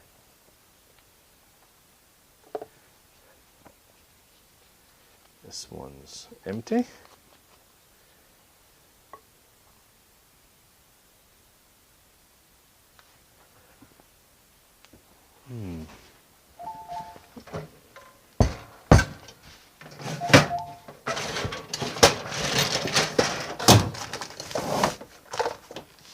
Here we go. Oh my gosh. Why, thank you. That looks healthy. Healthy food. And loud. Carrots and carrots and apple. I'm going to be chewing in your ear holes. I'm sorry, guys. Let's put that there. Oh, here we go. That's a little bit better.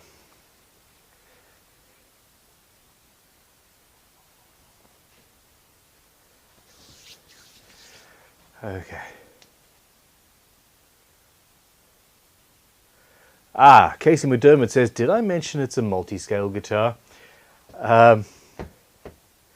It's going to take a little bit more work for you to figure out whether it is actually in position or not, but yeah, everything fits. Good luck. Jason Smith says, hi Ben. Hey Jason, how you doing? Stephen Clark says, Ben, the bridge ground. That's been drilled. You guys harassed me into it earlier. Stephen Clark, carrots, the greatest of all microphone foods. Beth says, hi Tanya. I'll tell her again. Vesuvius the Bone Cruncher. To be honest, this is why I buy pre-notched fretboards. I just don't trust myself over 24 frets to not bodge it. I've messed up a lot of guitars over the years. I really have, but with practice, yeah, with practice, I think that anybody can make a fretboard. But we're also at the stage in the technological development of the planet where CNCs are easily available and there are multiple people offering pre-slotted fretboards. Hell, you could drop us an email, and even if it is a strange radius and a multi-scale fretboard in a weird combination of widths and scales, etc., I'm sure that we would be able to relatively inexpensively make a fretboard for you. It's just, that's the world we currently live in. Yeah.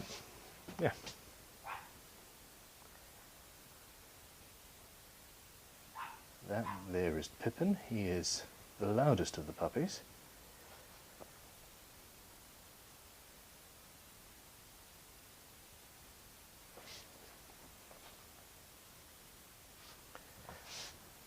What I'm going to do quickly now actually is mute the microphone and crunch some carrots and apples before they start going weird. Haha. Testing. Okay, so that's the second microphone. Tell me if you can hear me chewing from the microphone in the ceiling.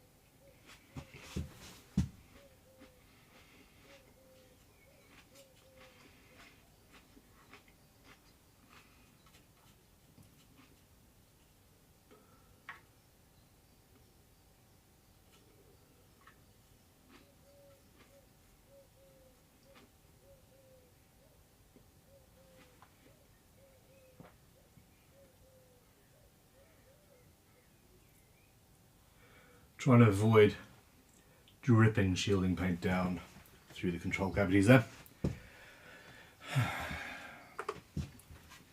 Okay.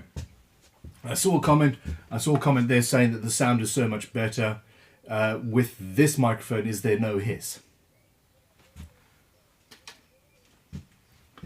Casey McDermott has come back in with another super chat. Thanks very much, Casey. And says, Ben, thanks to you and the gang for all the tips. I love this place. How do you handle the bridge ground when using individual string saddles or bridges? Most individual saddles will still be touching, even if they are offset. If not, I have actually run a ground in between each one to then go off from the end saddle down to the control cavity. In other periods, I've also made a metal plate that acts as the sub base for individual saddles for that very purpose. Yeah, it's just about physically joining them all together, really. So at this stage, we've got a section of recessed bit in the guitar that does not have shielding paint on, and I want to paint shielding paint on the back of the back plate here, and also in there, so that when we close it, we've got a complete Faraday cage.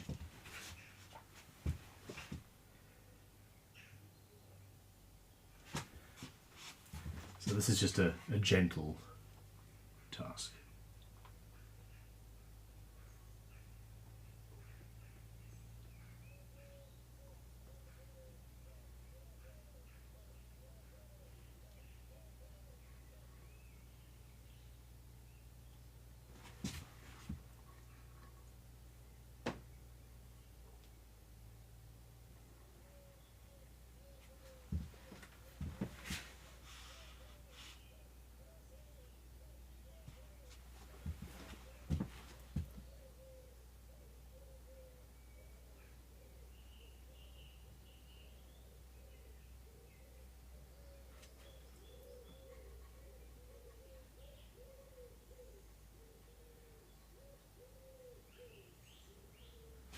You guys hearing all the birds now?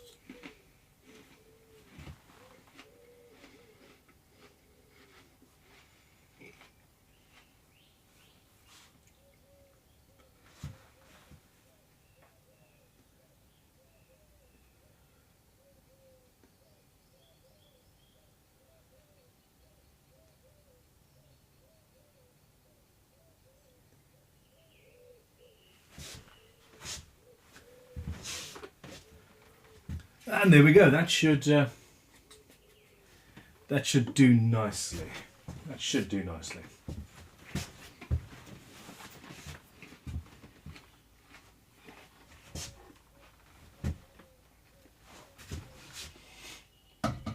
We have no shielding paint on the guitar where it's not supposed to be, which works out. Okay, I need to clean this brush quickly. I need to finish eating these apples.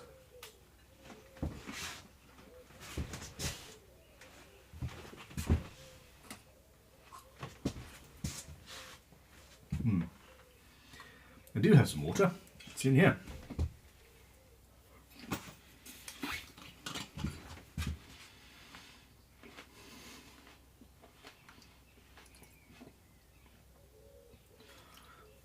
people ask me to paint trees like Bob Ross.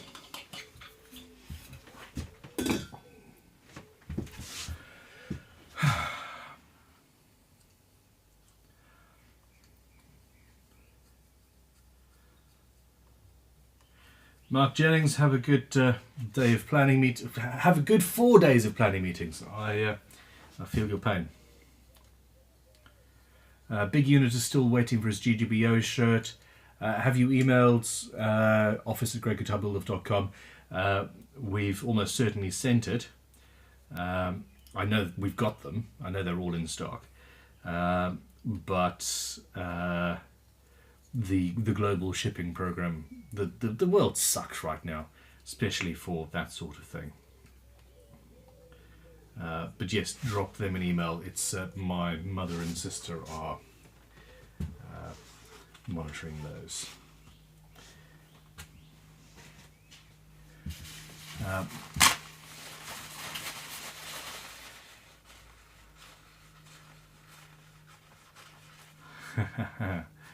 Beth, the more I get to know you guys, the more I want to come and visit. Beth says, Ben, it's hard to tell if the birds in the background are yours or the ones outside our house. Loads of trees on our hill. That sounds awesome.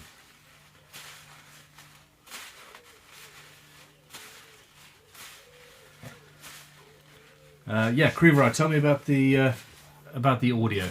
Do I need to replace the microphone again on this lapel? Terry Love says the pigeon in the background is more annoying than my crunching.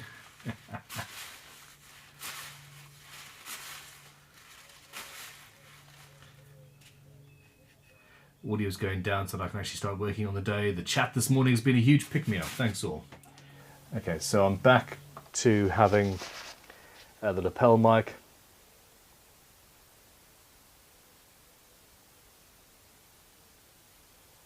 Bonding and grounding time all together, then time to earth. That's what I'm going to be doing.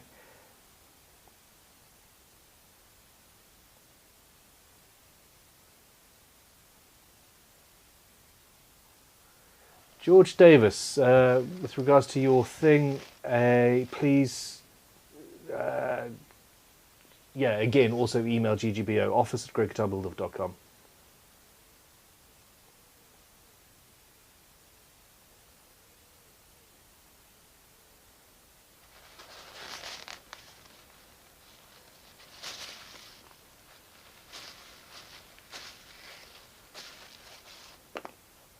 Okay.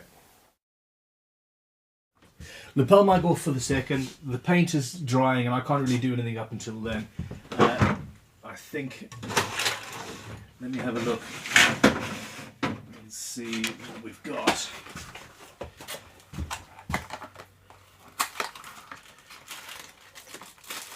This is an alternative.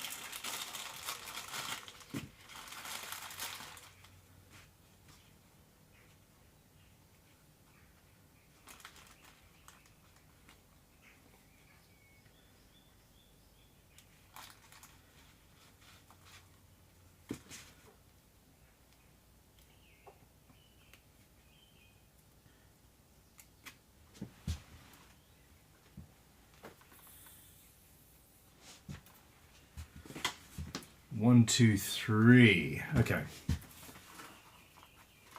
Terry Love says shipping right now sucks. I ordered something from Amazon US for a friend in Romania. Its route was US, UAE, London, Germany, Romania. That's... yeah.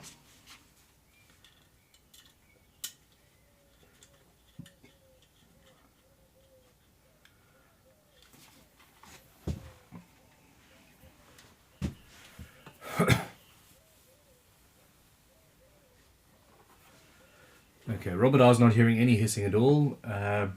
You guys hearing it using headphones? I'm just using computer external speakers. That's probably the thing. I like this microphone. And let's see. How does this sound? Testing 1, 2. Testing. Sounds. It looks a little bit quieter. Is that correct? 1, 2. Yeah, I'm going to make the volume test 1. 1, 2, 3. 2. 1, 2, 3, 2, 1. This seems much quieter. Let me know what you think.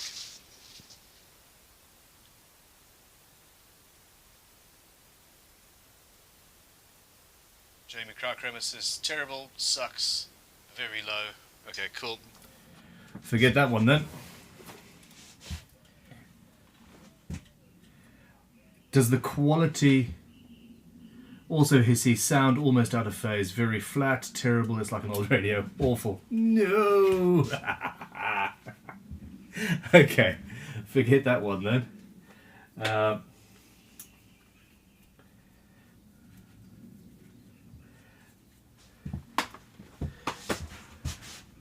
Hold on.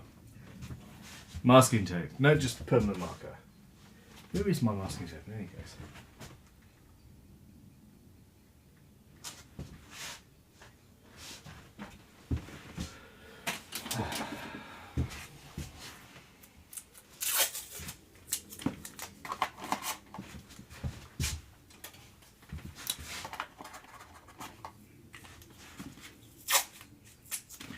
Okay, so it looks like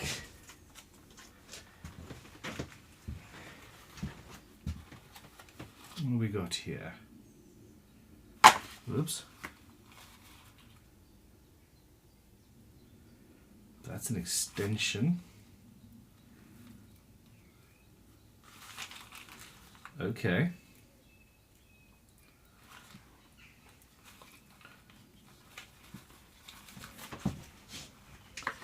Thank you for helping me fix this issue.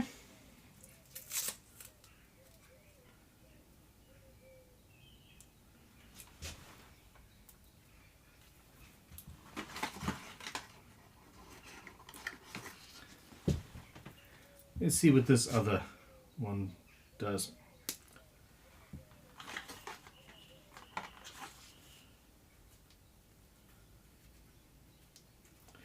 And I think obviously what I need to do is bite the bullet and just buy some super expensive microphones.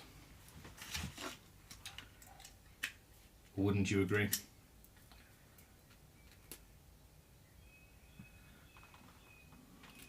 Okay. This doesn't bode well, by the way.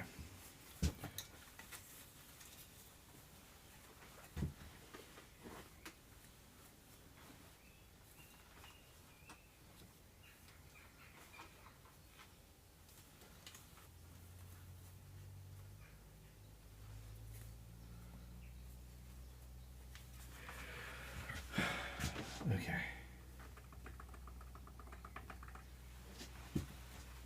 All right, I'm going to try the other microphone now. Testing. Testing 1, 2. Okay. Let me know how that goes. That's a little loud. Turn that down.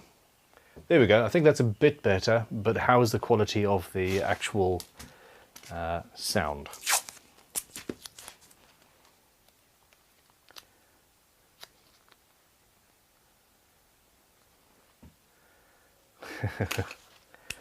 Fukumi, you're correct.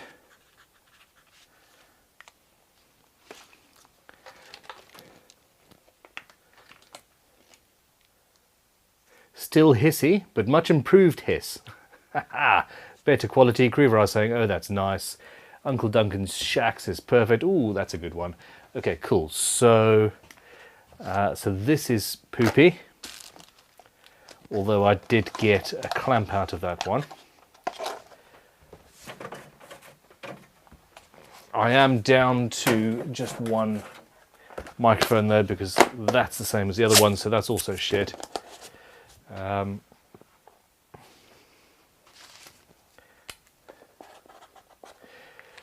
So yeah, at this point I need to deal with microphones. Stephen Hayes says, sounds like a bee in a tin, better tone, hiss in that plastic. Okay, now how about now, because I've got both microphones going, we've got the room noise and the lapel. What do we think? Is this the better option for now?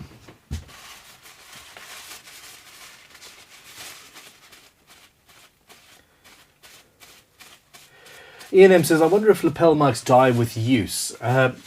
Pretty much. The issue is I'm in the workshop and the cables are coming in and out of pockets and all that jazz. And the wires, even on good quality ones, the wires are not great.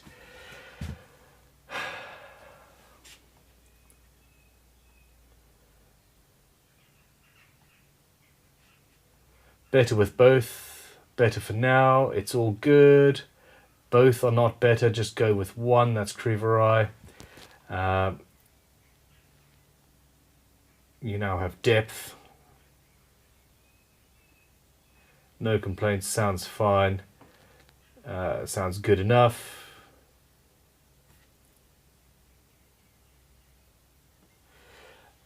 Tell you what, I'm gonna take microphone 2 down, which is the room mic, just that it's just sitting there lower in the mix, and see what that does.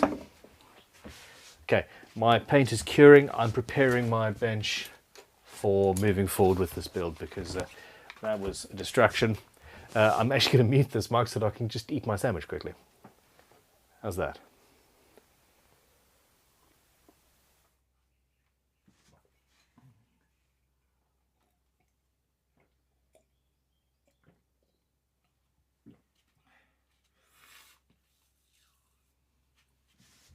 E&M has fried so many headphone cables through smacking about. It's just the way of the world, isn't it?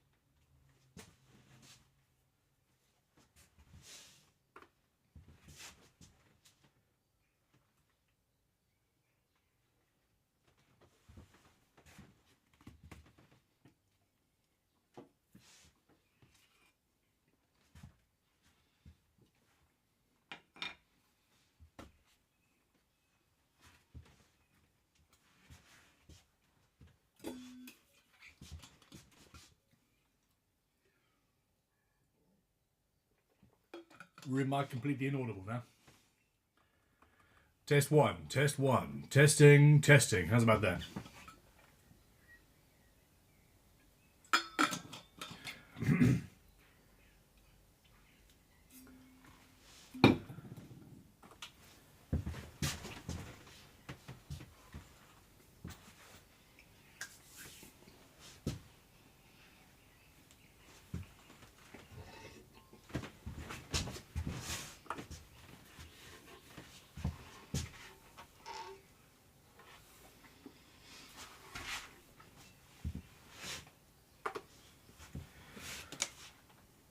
I'm just waiting for this to dry.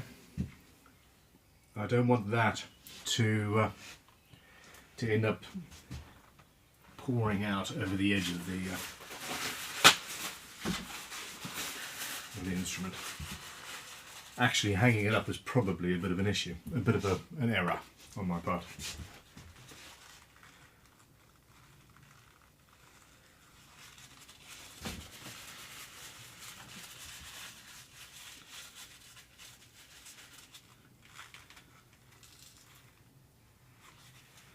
There we go.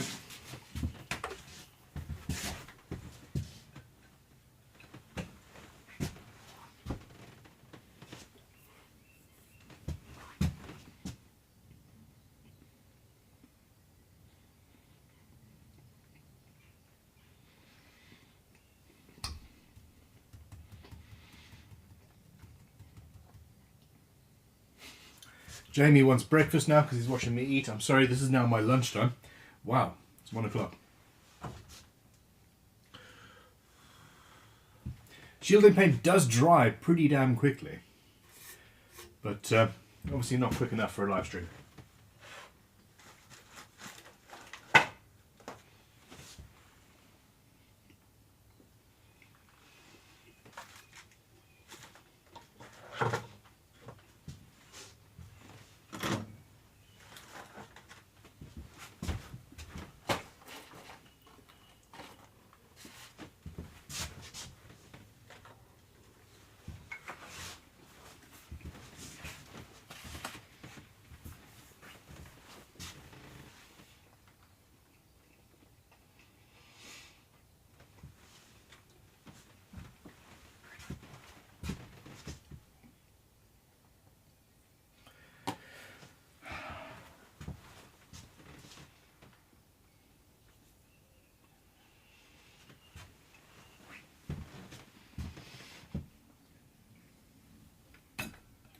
Alrighty.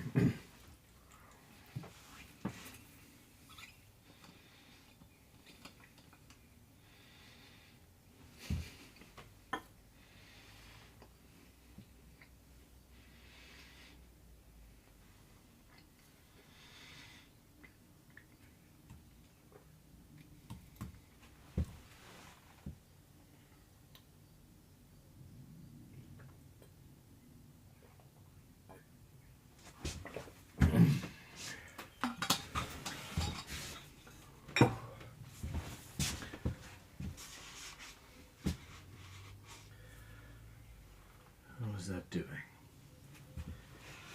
Okay, this is almost there. Back on with the lapel mic.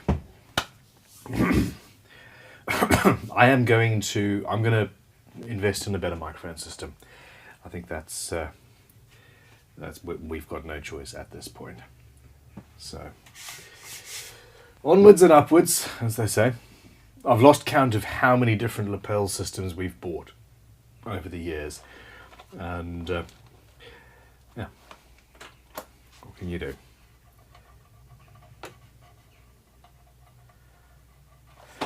Okay, the big unit says, I regret to say I'm going to have to delay my UK/Crimson 2-week course trip to 23. I'm ridiculously busy with work this year, and it's only going to get worse as the year comes to an end. Are we already at the point of the year where we're talking about the year coming to an end? Scratch that, I still feel like it's 2020, so yeah. I'm very sorry to hear that, man. I'm looking forward to meeting you in person. Very much. Okay, now here's what we're going to do. I'm going to start on the nut. So I'm going to flip the guitar over. It is still wet in there. It's still a little bit damp in there, but flip the guitar over, and I'm going to use a scalpel to mark out exactly where I want to cut.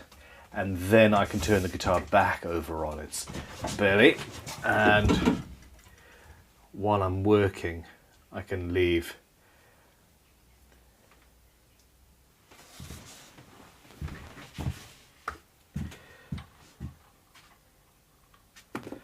just make sure it's seated nice and square. That's perfect. Okay, so put it up to one edge where good.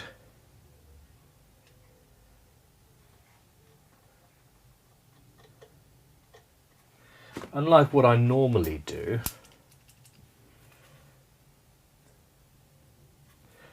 the nut cavity is actually not square. Not quite. So I need to remove the excess here at a slight angle.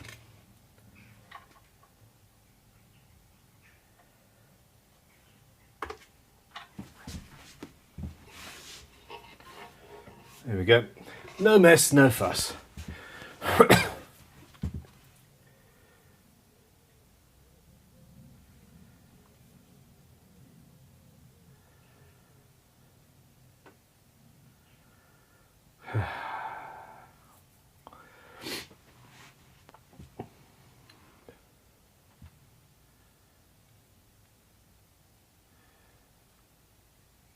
Okay.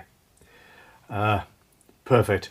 And Mark has just sent me a photo of his new Bridge City Toolworks plane just before he goes into 4 days of meetings where he won't be able to use the plane. That is typical. Okay. The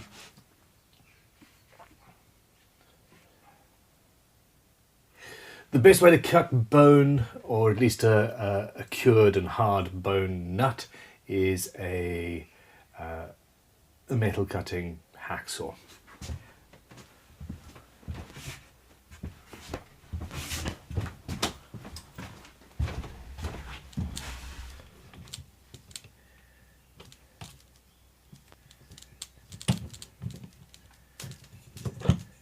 No, don't do that.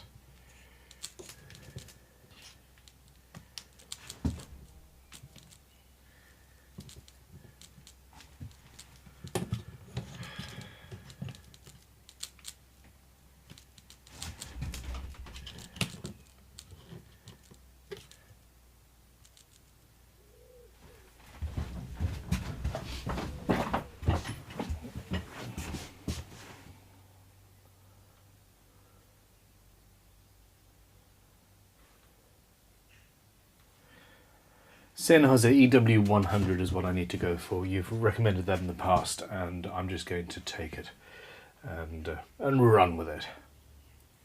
Creever, I also want some Bridge City tools. We all want some Bridge City tools, emphatically.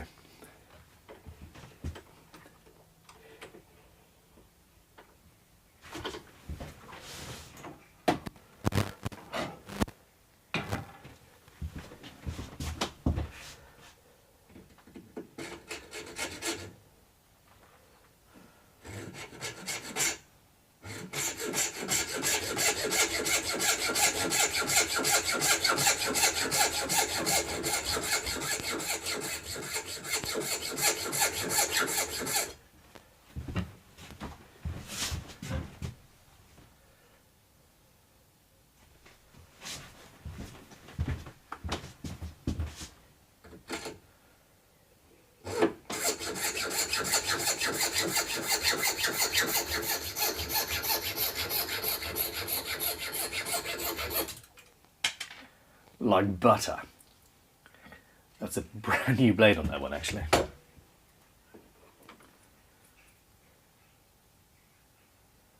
Okay.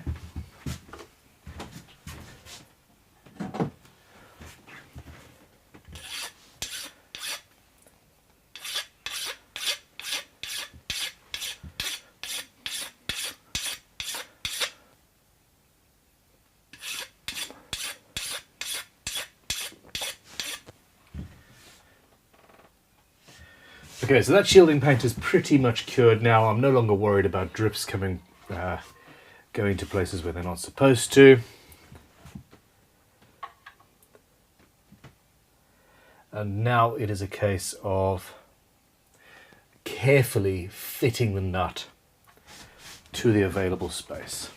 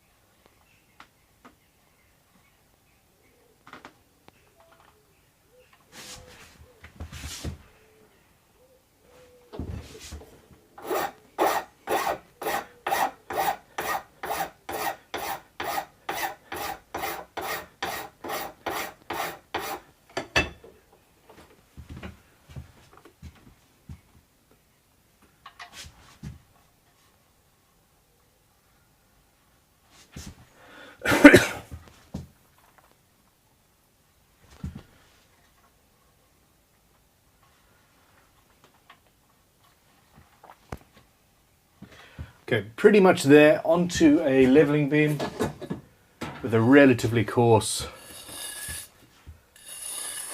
paper on it.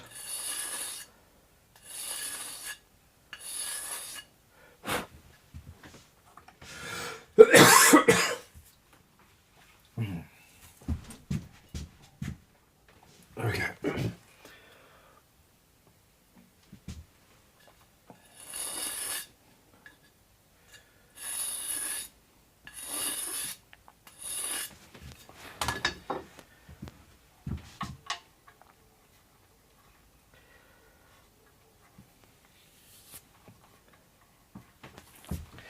At some point it ceases to be about where you can see a gap and becomes about what you can feel with the tips of your fingers.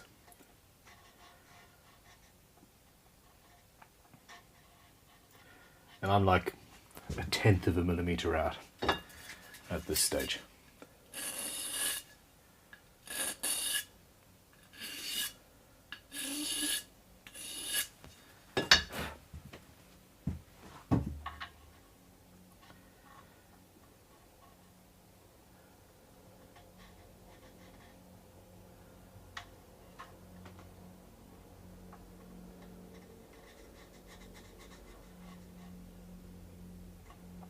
What's the scale length? This is from Tony Murphy.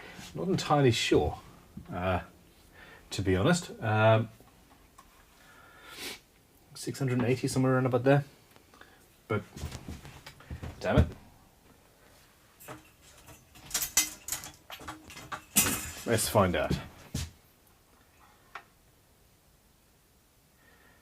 3, 4, 2, 6, 8.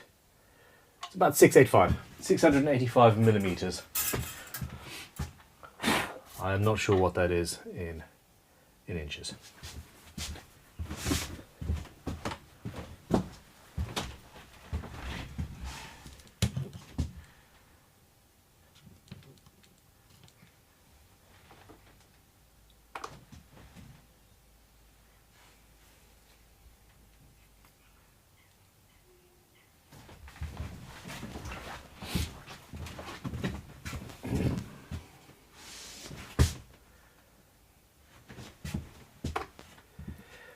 Okay, at this stage I need to cut the nut down to the height. I fit it perfectly to the fretboard, but I need to cut it down to the right dimension. And I'm looking for a pencil that's been cut in half. And I'm not entirely sure where it is anymore.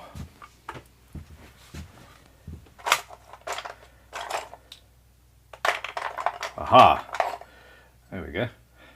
Triton pencil. But essentially that's what you're after. A half pencil with the lead flat on the bottom. I've run that over a plane.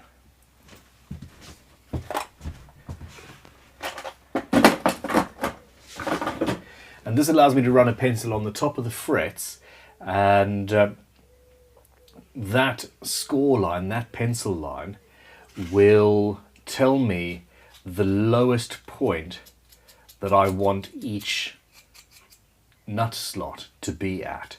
So I want my nut to be a little bit taller than that.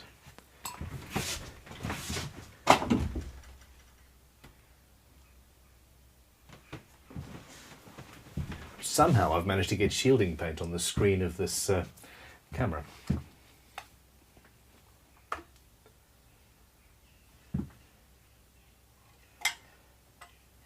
So this follows the radius of the fretboard and tells me what I want to cut at, or at least the lowest point that I want. So the end result will be, I'm going to cut to there.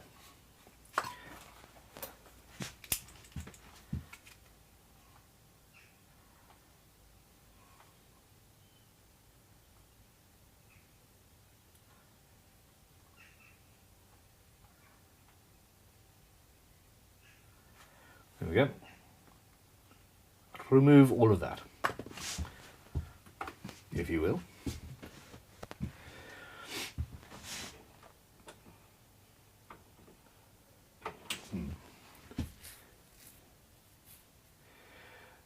It's quite a lot of material to remove. I'm not going to use a file. E&M says 27 inches.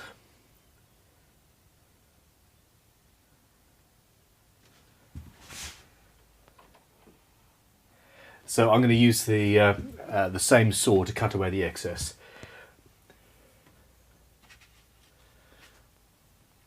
Zach Ellison has my attention. He starts his comment by saying, peach crumble pie and hot coffee. It's 5:15 a.m. here. Is it possible for you to build an Explorer front of body and Les Paul rear end? My coffee mug is 8 inches by 4.5 inches, 6 cups of coffee. Holy crap. That sounds like heaven, or a heart attack, or both. Yes, absolutely. I don't see why not. If you like the look of it, it's possible to make. Yeah, go for it. Leaving myself enough room here, I'm going to cut away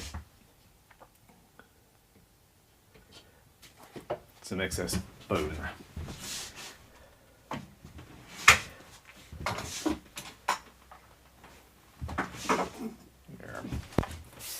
Not enough room back here.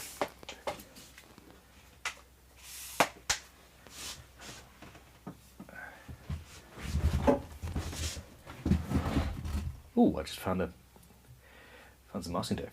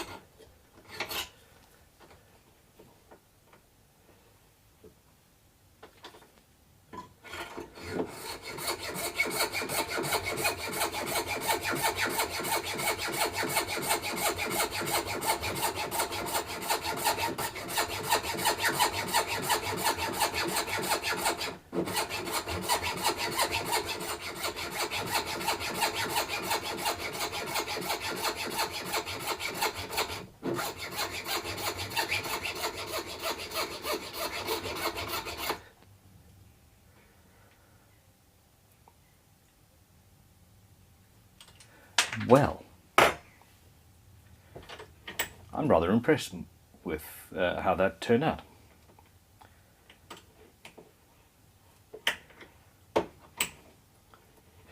Yeah, I've never tried to cut to the curve, but with such a narrow blade, that's actually obviously possible.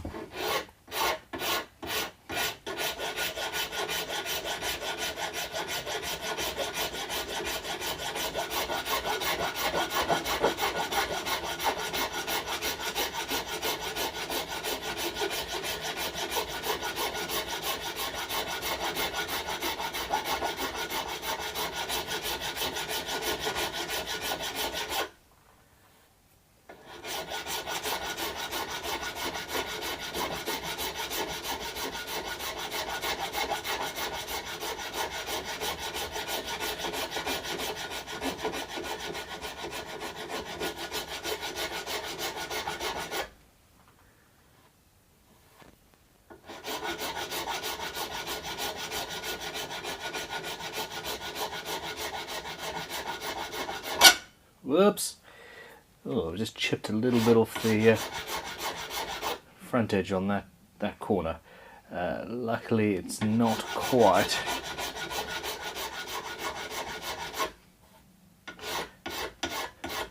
problem.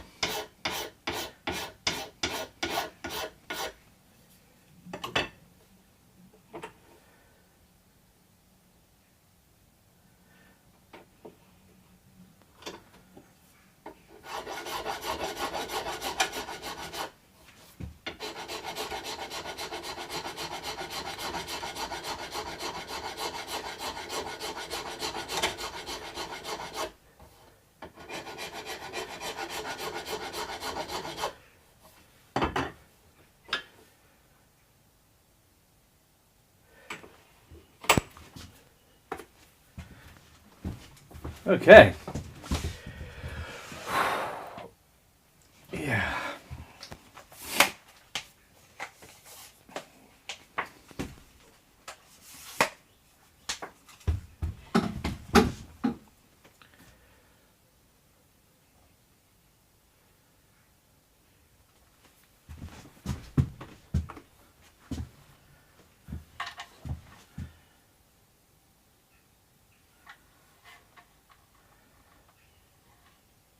So that's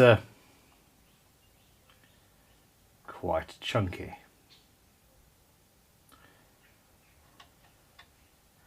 Let's take down a little bit more.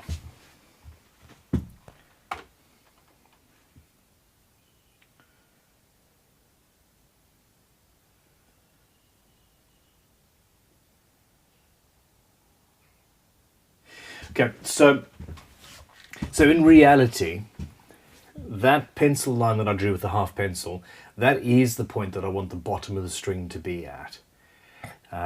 It just is the point.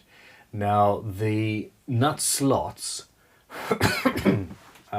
where possible, should be just deep enough for the string to sit in without binding, i.e. you don't want your nut slot to be the full height of the string. You want it to be around about half of the height of the string. So you want the strings to be on the top of the nut, really.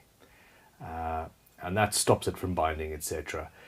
With the correct angle and a well-cut slot, you should be fine. So I'm going to remove more material here and go from there. But yeah, before I do that, I'm going to see what questions and comments we have on the stream. And I'm going to try and find my water bottle as well. Okay, so no more super chats. Jamie Crackrem is shouting at me for fat shaming my guitar nut. I'm in no position to talk.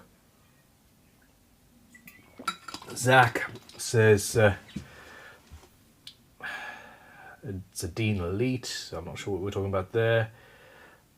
Steve Myers says, hi Ben, I've done a few mods, but watching your videos has inspired me to build a guitar from scratch. My job here is done. I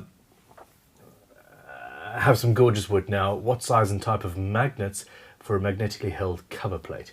As big as you can get away with. I tend to go, well, it's neodymium, and I tend to have 8mm round magnets that are about 4mm thick on the guitar side, and then the thickest you can get in the cavity. Most timber backplates will move over time.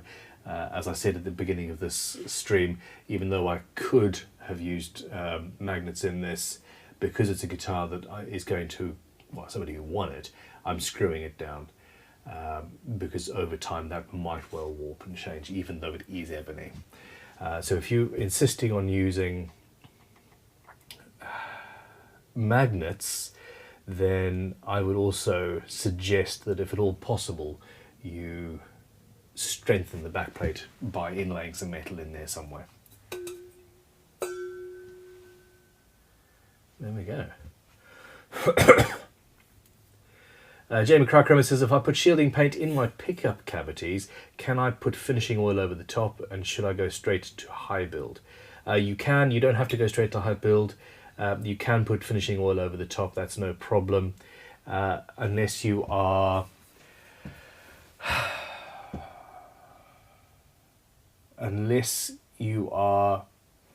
except for the area where you are going to be screwing your ground wire in so that you connect the Faraday cage to the general ground of the instrument.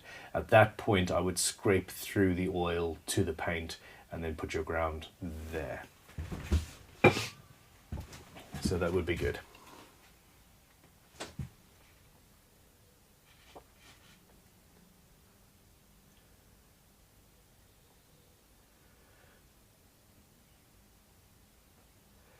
Okay, and then we're talking about PRS and Gibson fighting and all of that jazz. So yeah, it's on to reducing the height of this nut for now.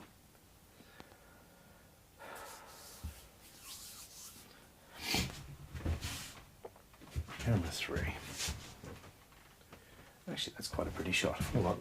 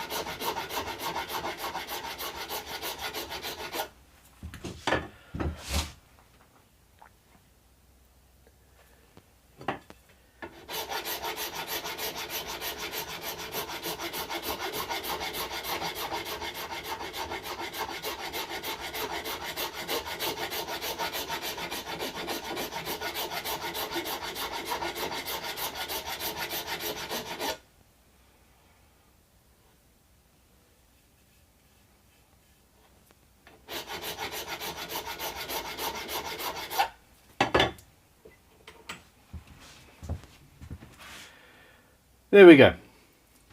Once you're done with the file, it's back onto the leveling beam.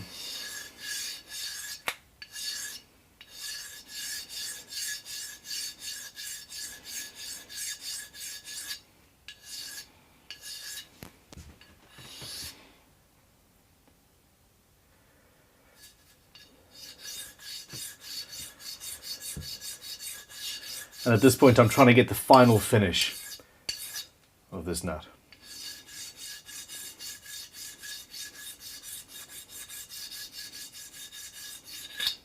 Whoops. Filed my fingers there.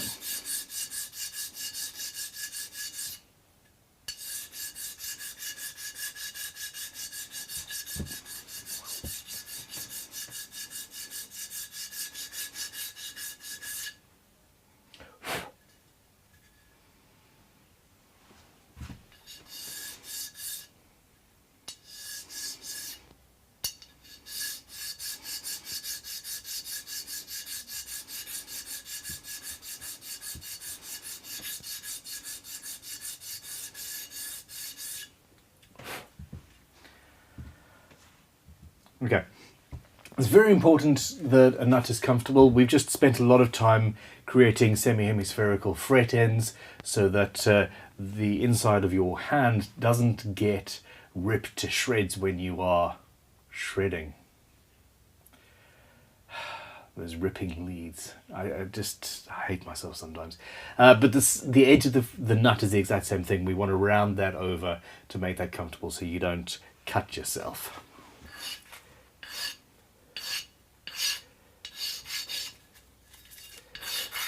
I'm going to start on the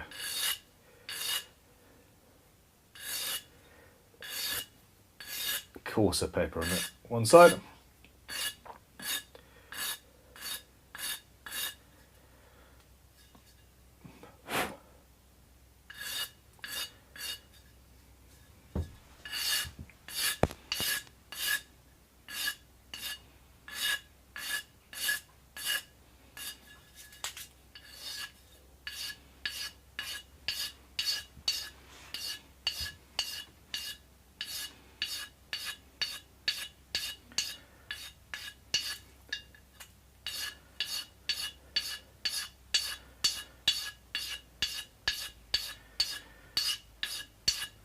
Okay.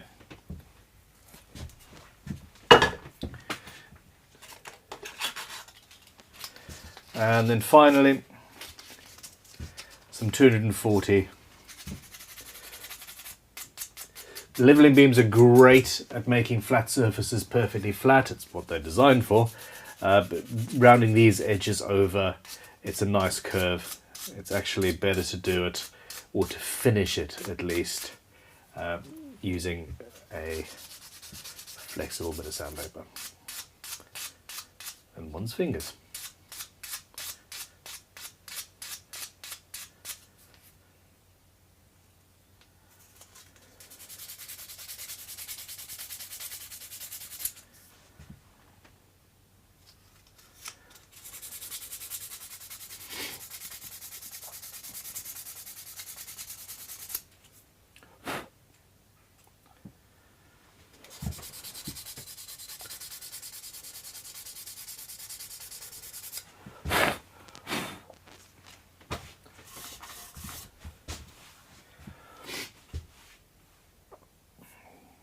Carol Wood, how you doing?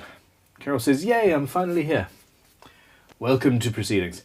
In fact, I'm going to use this as a time to give a quick recap and say where we're at.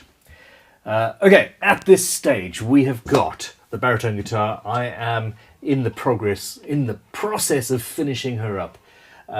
The back cavity and control plate, wow, I can't talk anymore. We're nearly there. I have shielded the electronics cavity. I have shielded the back plate. We are currently making a nut. The frets are done. The frets are super shiny and semi-hemispherical. We're well on the way to completing this build, finally. So yeah, I'm quite excited about that. Now, shaping the nut, fitting the nut, and then at that stage it's going to be a case of just throwing all the hardware in, putting the pickups in, wiring her up, and actually hearing this instrument for the first time ever. I'm very excited to hear these House of Tone pickups that we've got, and yeah, it's going to be awesome. This is being done in a live stream. Try not to cough too much.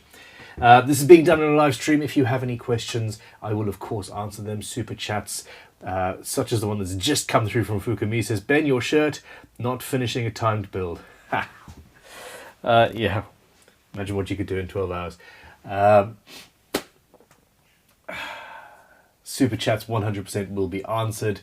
General chat tends to pass quite rapidly past the screen, and yeah, I don't get to every single question. If you really want to have an answer, then a super chat is the best way to guarantee that I'll actually see it.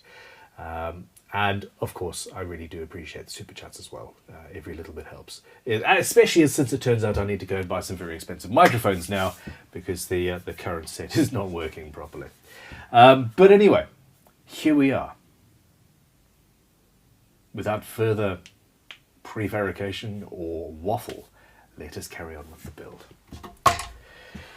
Okay, so this nut, this bone blank is a little bit chippy,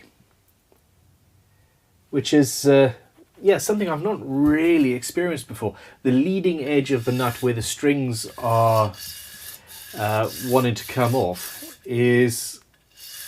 has proved to be a little delicate. Now, that's no problem. There was a tiny chip there. I'm just going to flatten that side. This nut isn't in a slot, and it's just sitting there, and that's absolutely, yeah, that's fine. No problems whatsoever. So we're just on a ledge there, and that's over where it needs to be. Okay. So we've shaped, we've sanded, we're up to 240 grit. I need to grab some 600 grit paper just to give it a final once over. But actually no, before I do that, let us sort out the nut slots. Now, Where are we?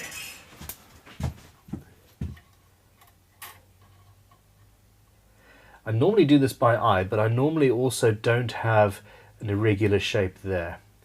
I'm generally a little bit better at making the side of my nut square to the fretboard rather than, or at least this, I tend to want that to be square there.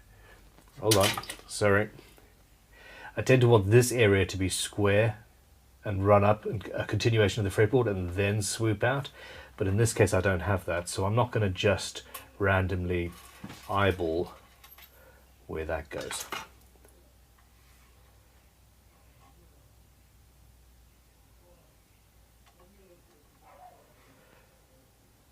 I'll put it a little bit further that way. Okay.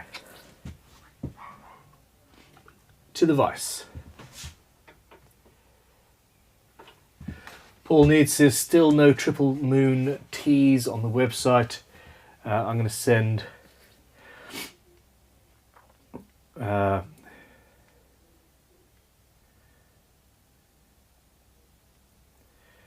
Luthier a question about that.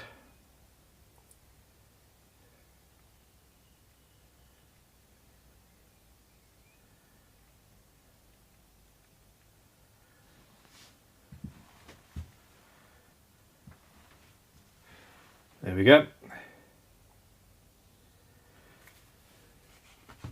Really good.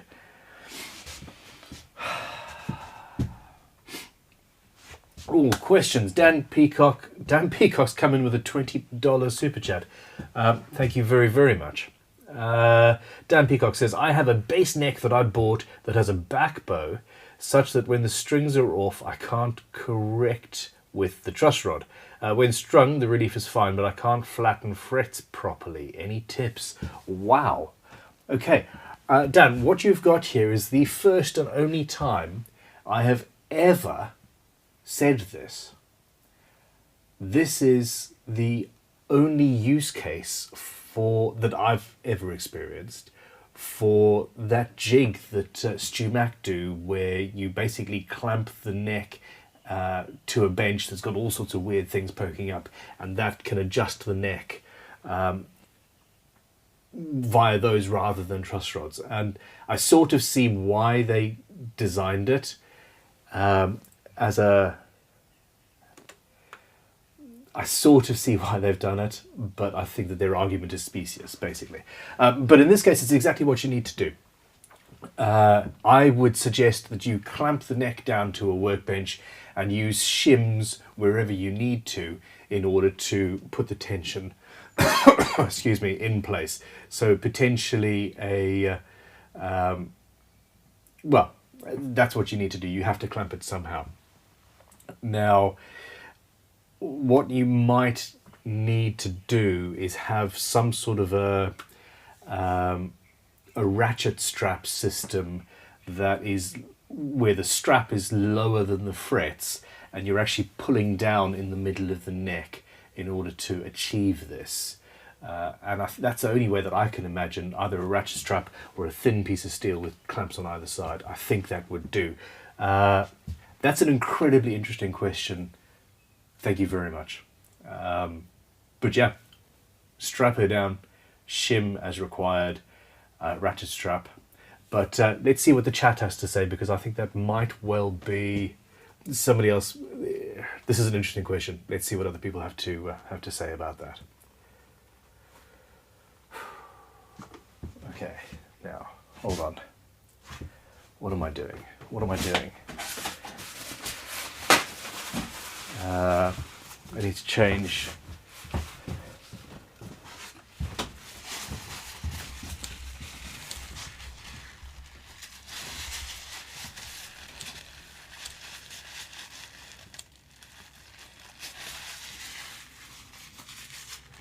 Good.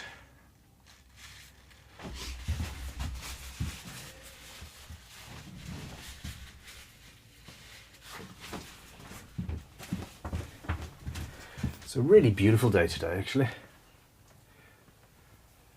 Okay. 2.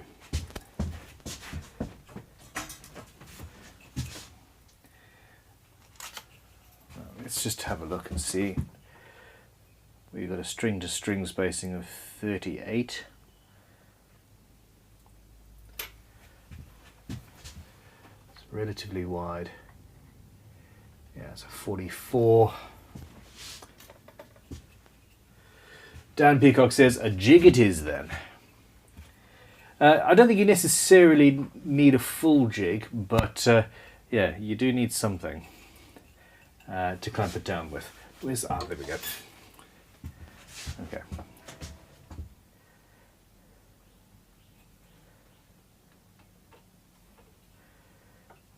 I'm in the not right neighborhood-ish.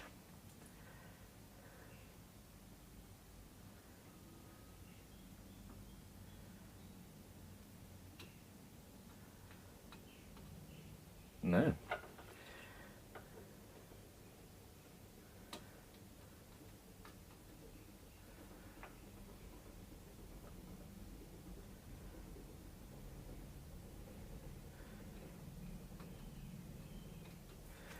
That'll do.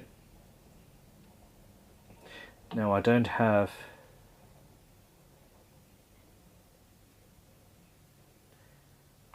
my 0.5mm or 0.3mm pencil that would go in the slots and draw, but I'm happy with what I've achieved there.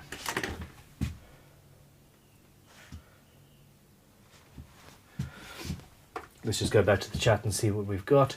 Johan van Lupus says, is steam bending a no-go? I'm not an expert here. It's a no-go because it's not necessary. With under tension of strings, it's absolutely fine. So it doesn't actually need to be bent from that point of view. It's just about getting the frets perfectly flat without. Paul Cook, yeah. Sam Deeks has a DIY katana using an old truss rod to level the strings in place. I know Ben hates katana, very much so. But the DIY in situ string thing should work in your scenario. This is also the only scenario where that katana system is potentially and possibly okay, but yeah. Buck Rogers disagrees, says it would need a mechanical fix, fretboard off and reglue it straight. Greenwood was used. I would personally return the neck or buy a new one. This is the thing, if the neck did not work under tension of strings, then yes, absolutely. But under tension of strings, it's perfectly fine. It's got the right amount of relief. It's exactly what you require. If you weren't able to get into a playing state, then yes, absolutely replace it, send it back, etc. But in this case, it's playable. I don't know.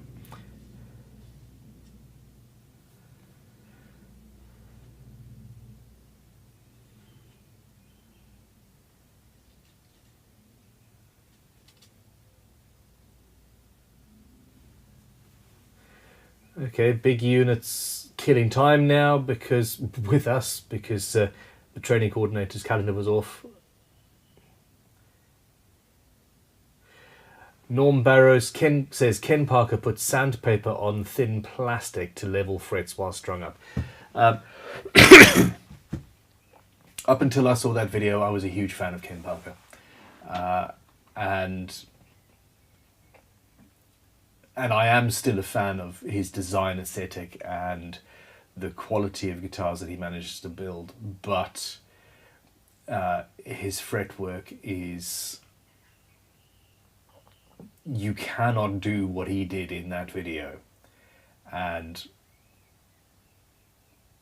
it's 30 or 40 years out of date, in my opinion. And I'm not saying this to be difficult or to be shitty, because that's the last thing I want to do. I'm not that guy. Hell, I have hair tattoos. I can't afford to be an arsehole. But the utter lack of precision in how he leveled that guitar is so slapstick, and I am absolutely sure that he got a playable guitar out of it. I'm not saying he's not, but there's a difference between a playable guitar and a guitar that is at its absolute best and pinnacle. And I used to level frets and was not happy with what I did.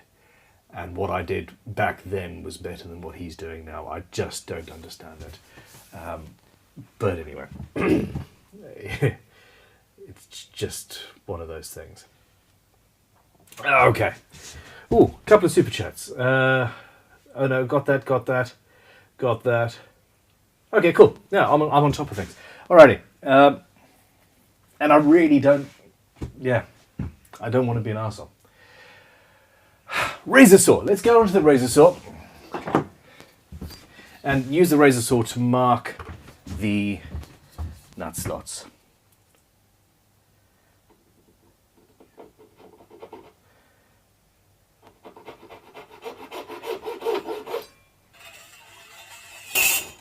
Let's drop that as well.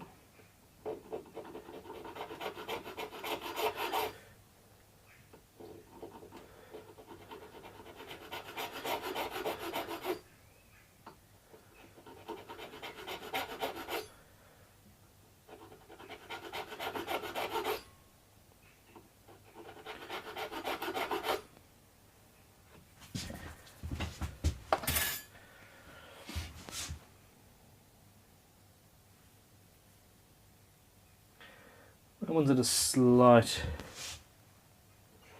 The first one's at a slightly weird angle. And that just needs to go that way a little bit.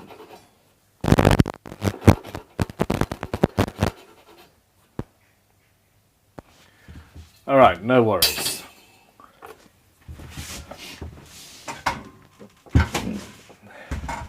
So at this stage actually I'm going to leave the nut, and we are going to cut the slots to the size of the strings once they're in. So I'm going to polish the whole thing up with 600 grit paper and we'll go from there.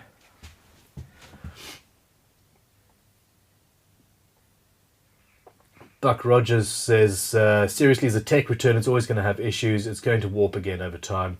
The neck should be stiff, not floppy enough to back and up bow substantially. I do agree.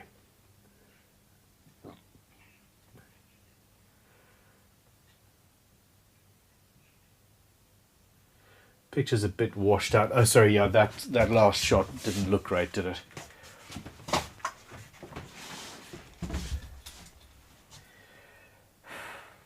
Sandpaper, that's what I'm after. I got it.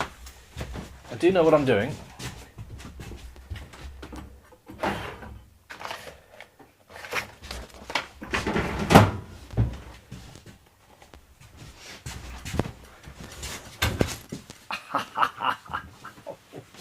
Shit. I just ankled myself on the on the corner of this very heavy bench grinder. Let's not do that, shall we?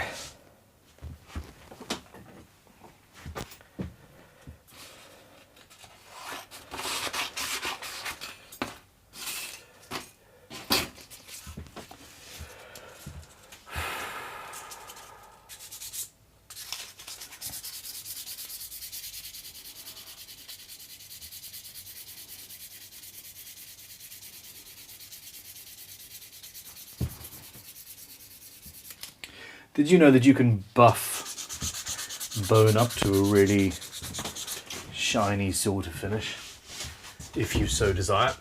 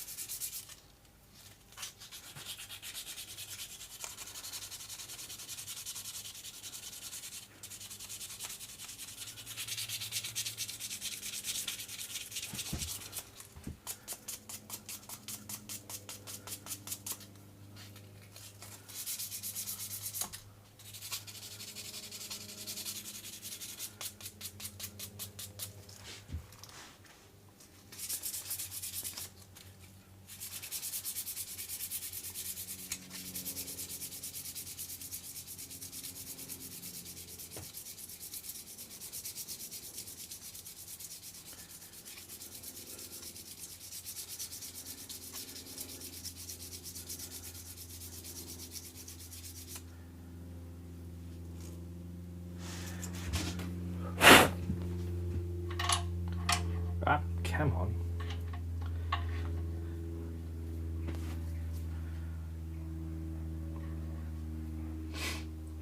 Nice.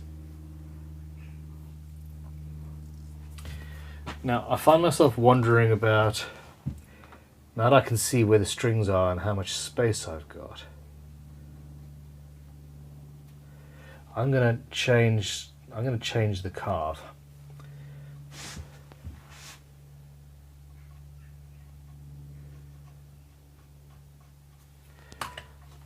Because, you know, once I've got it to a perfect finish, why not go and change the whole damn thing? It's a slight improvement though, and worth doing.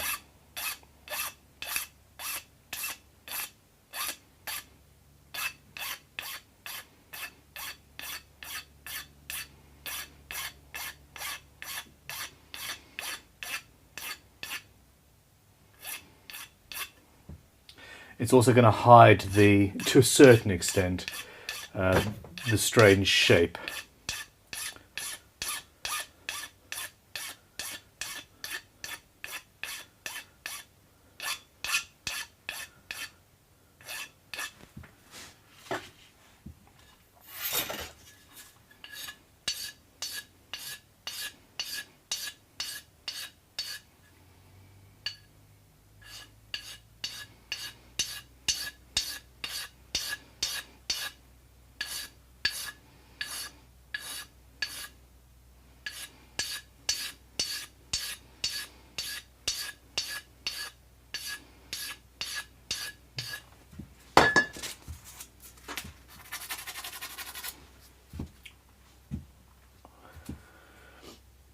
JL Photo has just joined All That Jazz as a YouTube member. Thank you very much for your support. Welcome. Where are we? Camera 2.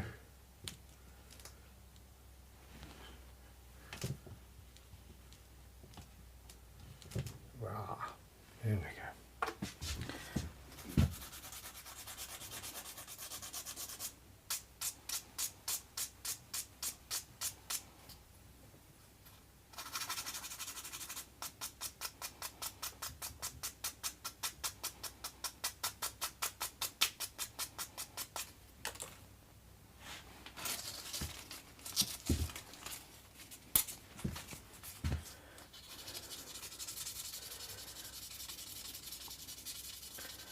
Just using a little offcut of 600 grit paper here.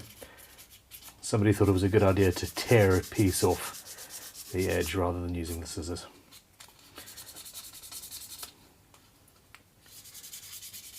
I really shouldn't have done that.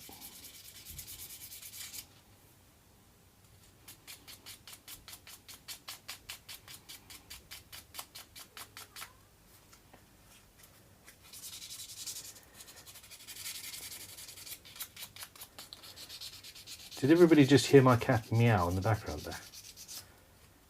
That's Tiger.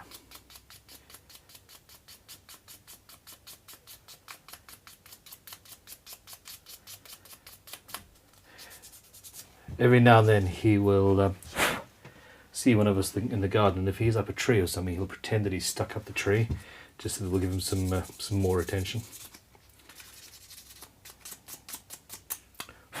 Lovely cat.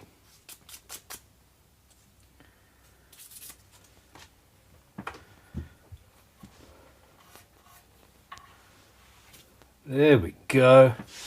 That is much nicer.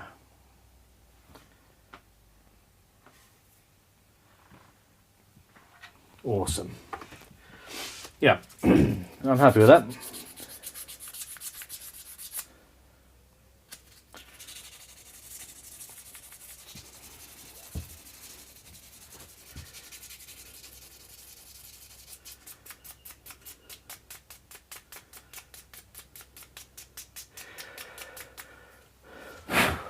Dan Peacock says, "Feed me, human."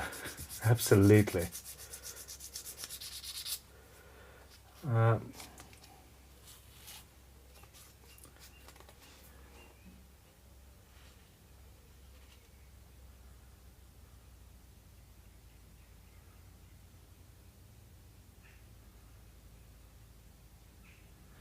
Okay, Buck Rogers would, for this base neck, would make a jig and route slots on either side of the truss rod and inlay good hard wood. Yes, again, if that's a neck,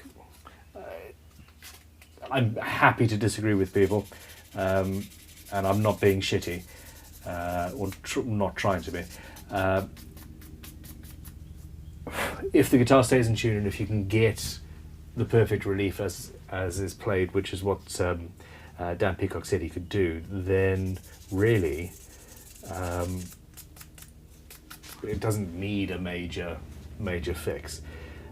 If you can't stay in tune because the neck is so wobbly, if you can't get a good relief, then yeah, take the fretboard off, put new carbon fibre stiffening rods, etc. in. Hell, I'd take the shitty truss rod out and put a dual action truss rod in while I'm about it. But oftentimes a major surgery isn't necessarily required. Heath Barnhart says, next up, when Ben scallops the nut. How the hell do you know that I was seriously considering doing that? I used to scallop the nuts on every single build I did.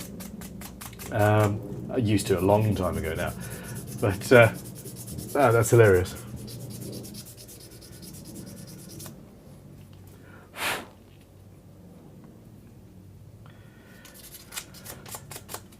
Okay, there we go. I'll leave that. I'm very, very, very happy with how that has turned out. Some nice shapes, and it doesn't look as strange as it did beforehand. Is this camera even in focus? This camera's being weird. Camera number 2. Sort yourself out. There we go.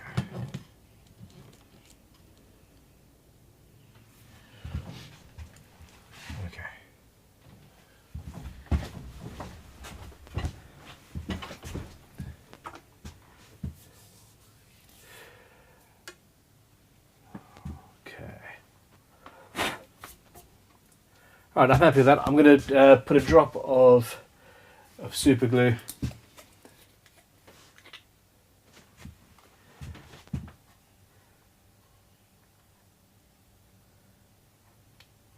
just a small drop.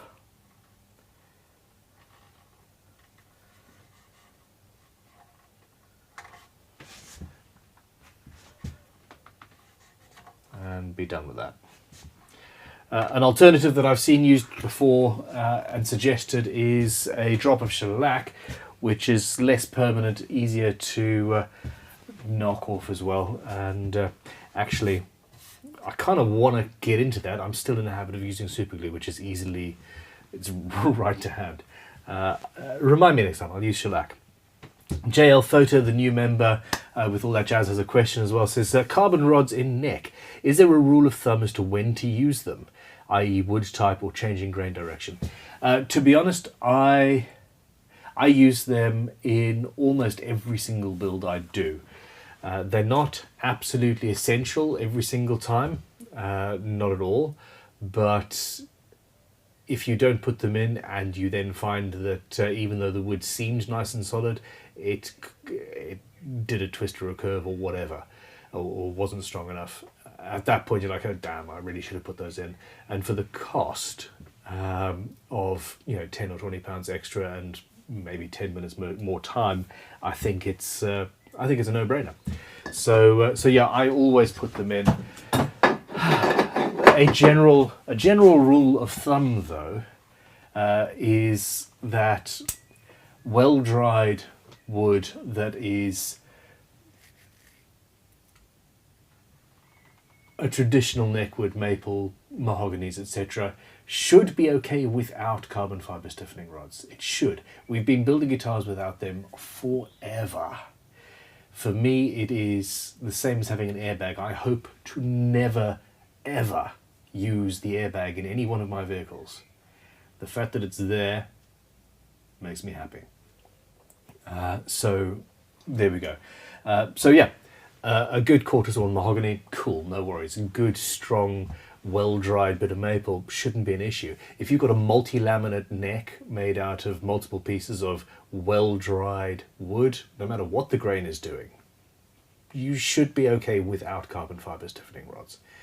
If you don't 100% trust your wood supplier, or have a good quality moisture meter. I use Wagner moisture meters all the time. They're incredible. Then carbon fiber stiffening rods are a good insurance policy, in my opinion. If you've got a flat sawn chunk of wood and you're not doing multi-laminates, etc., then yeah, use carbon fiber stiffening rods. I'm seeing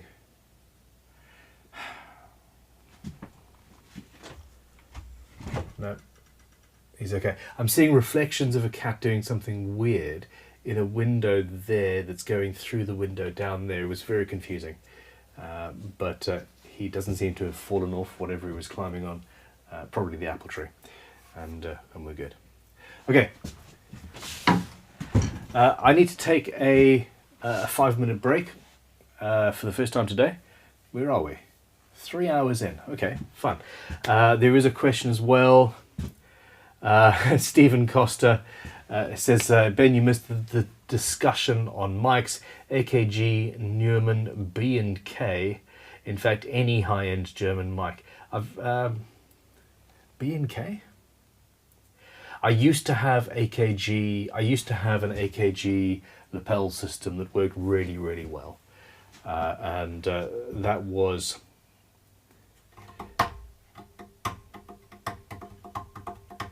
Yeah, that was a great system. I think what I need to do is I need to have two systems. I need to have a lapel system with a base station, so that the station that's currently set up into my ATEM Mini here is not running on batteries, which is what that old AKG system used to have. But at the moment I'm using twice as many batteries as I would like, because I've got this receiver that is supposed to mount on top of a camera. So I'm going to replace that with a system that has a base, because most of what I'm filming now is here using this ATEM Mini Pro, and that's what I see. So just out of interest's sake, here's what I can see. You've got the audio's going through and all that jazz. I can see how long I've been recording, etc., etc. And what's on the media player actually on the bottom left. So that's all, yeah, it's all pretty cool. And then I need a system for when I'm out and about. And I've heard that there's some interesting new developments coming on that front from various companies, which is why I haven't really pulled the trigger on anything at this point. But yes, AKG, I've got good experience with. Neumann, absolutely, and Sennheiser as well, which is what Max is talking about, because he has a lot of experience using wireless microphones out in the field. My only issue is that I do constantly damage, just by dint of being in a workshop and walking about with device handles and things. No matter what I do, you end up with something dangling and getting caught and damaged. So yeah, fun times. Anyway, I'm going to mute this microphone. I'm going to run up to the house for 5 minutes. I will be back shortly. Please entertain yourselves in the chat. Keep this going, and we will be back. We will be back indeed.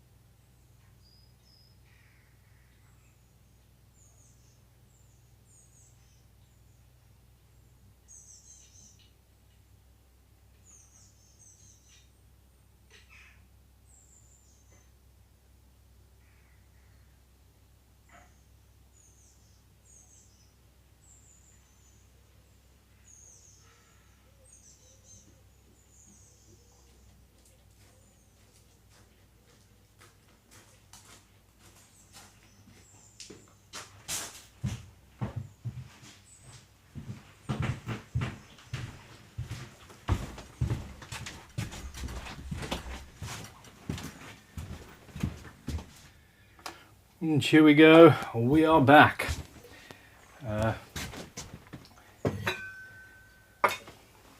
Should have made another cup of tea, shouldn't I? Alrighty, current bit rate.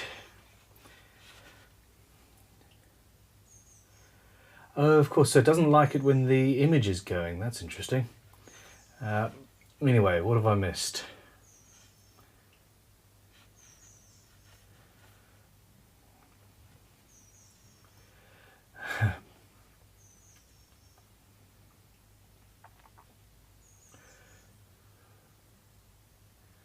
Robotic squirrel, so you can mess up a little. Yeah. Nice 1-inch rosewood neck blank. Do I need to worry about stiffening? I really doubt it. AKG is Austrian. Norm Barrow says, I'm about to wax a guitar. Should I use paste wax or microcrystalline? I would say paste wax actually feels to me to be a higher build than microcrystalline. I like Renaissance wax as a final protective layer, but not as a, i.e. protective from moisture and stuff. It's not, doesn't have much substance to it, shall we say. Forrest Pfeiffer. Okay, who's popping around to his shed and supergluing the guitar to the bench? B&K is Brul and Kjar, Danish, not German. That's from Martin Anderson. I have never heard of them.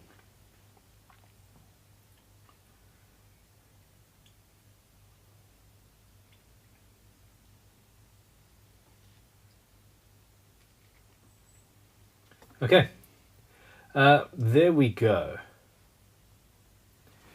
Oh, thank you very much. There were some beeps on the.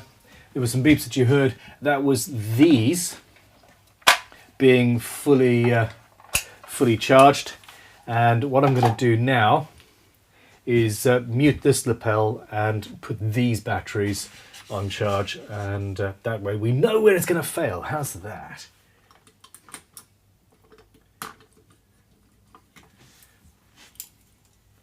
It's a constant battle of small improvements to processes and to methodologies as you go through whatever you're doing, and yeah.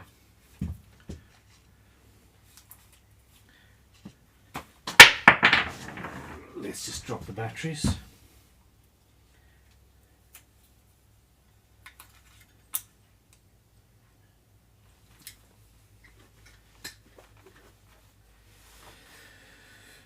And there are a lot of things that can be fixed with money, and also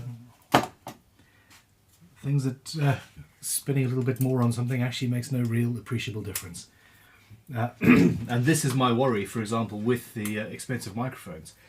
They are still, the system itself might be fantastic, but it's still a thin plastic wire that could get damaged in the process of being in a workshop. There we go, so that's done, and these are now charging. Beep, and we can crack on. Thank you for letting me know.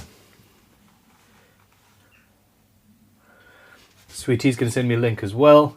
I'm going to have a look at everything that anybody sends us for recommendations for wireless mic systems, and I'll make a decision from there. But yes, please do send away.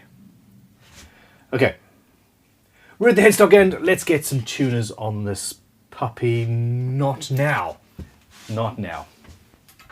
Before we put the tuners on, I'm going to get the guitar flat down on the bench, and I'm going to install the ground wire and some let's start getting on with this hardware, shall we?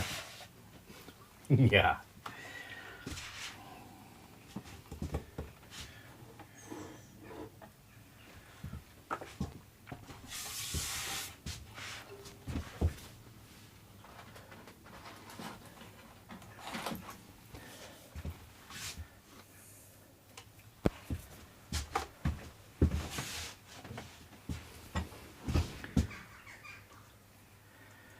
wire strippers.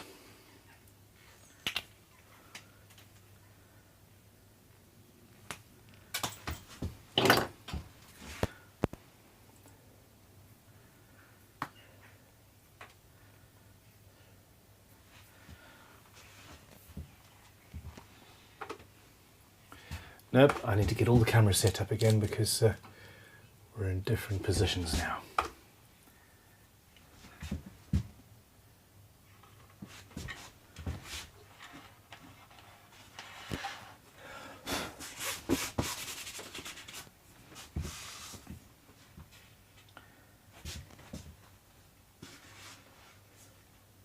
There you go.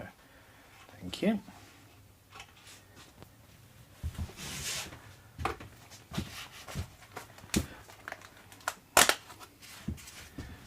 Clear up.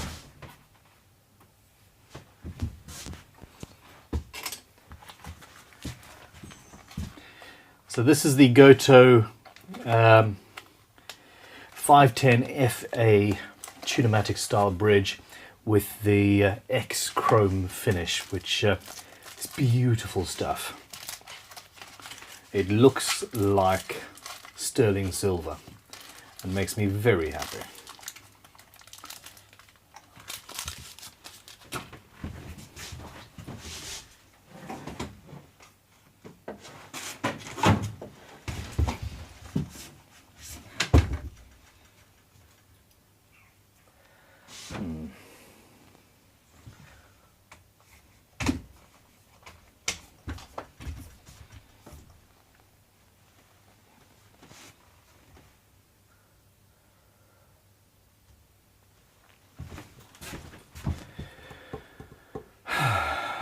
Robert R says, I was going to mow the yard this afternoon, but it rained here last night like crazy, and the north edge of my yard gets a bit marshy when wet. Darn the luck, lol. I think that you're just using that as an excuse to sit and watch the stream, aren't you? Okay. Take the inserts, or take the bridge posts out of the inserts before you do anything.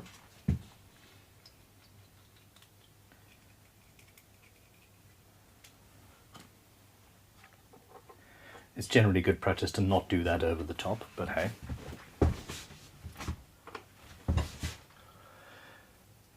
And then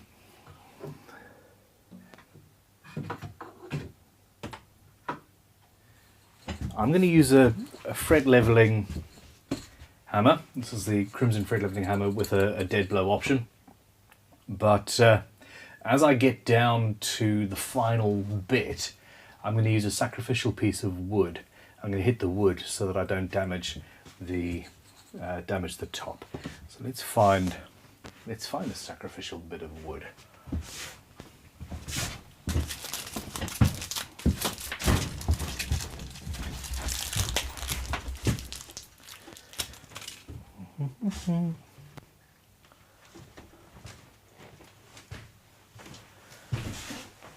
There we go. Leftovers from the workshop extension. I've not worked with this much pine in a long time. Okay, I'm also going to mute my lapel mic.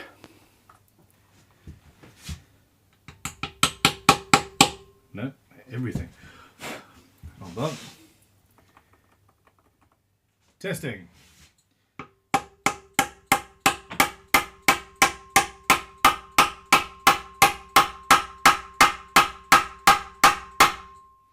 Yep, I need a bigger hammer.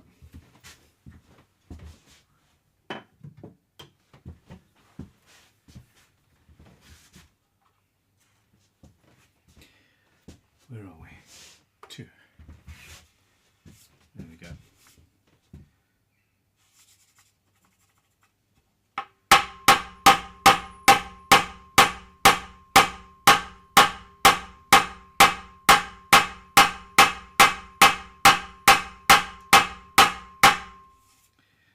Okay, so I'm at that point.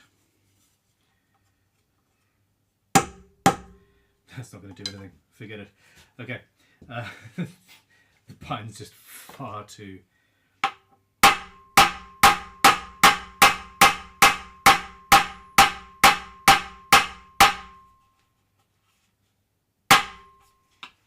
Okay.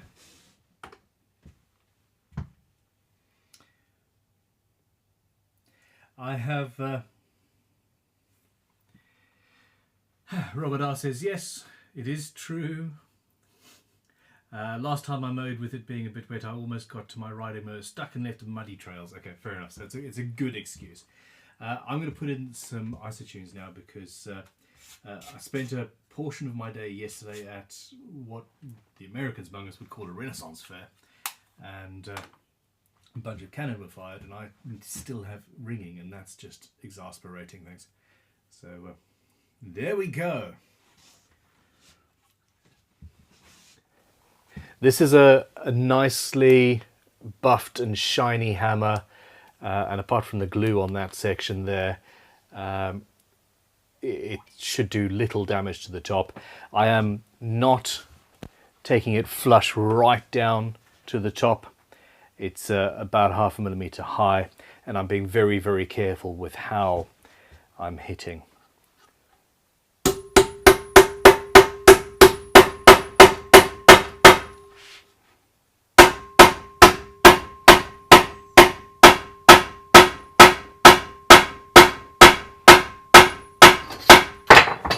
Dropping this razor saw. Oh no, I left the mic on. I am so sorry. What a... Yeah.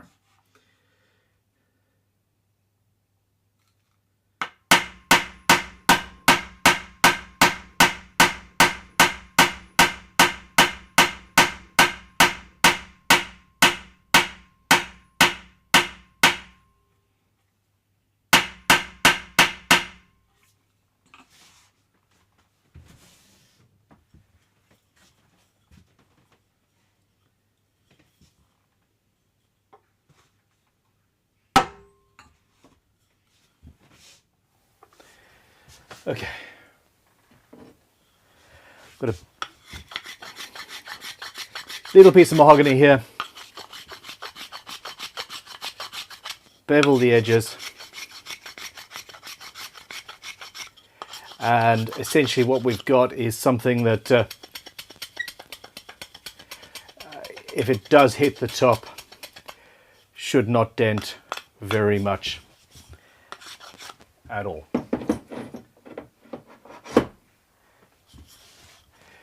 The flat section, it's got a bevel along there.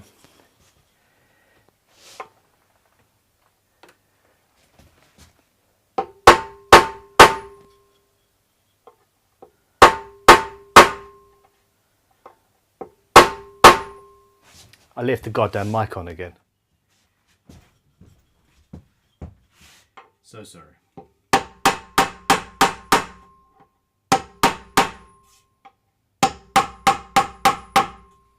There we go.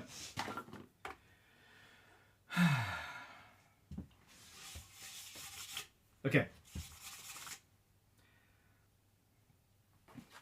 While we're set up, I'm going to put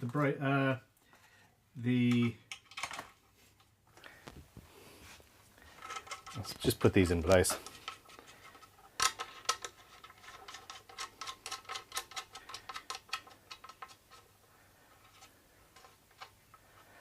And let's get the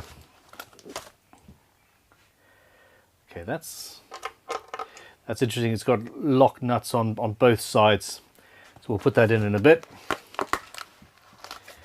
Let's get the get this done as well. Look at this. Isn't that an amazing finish? Just delicious.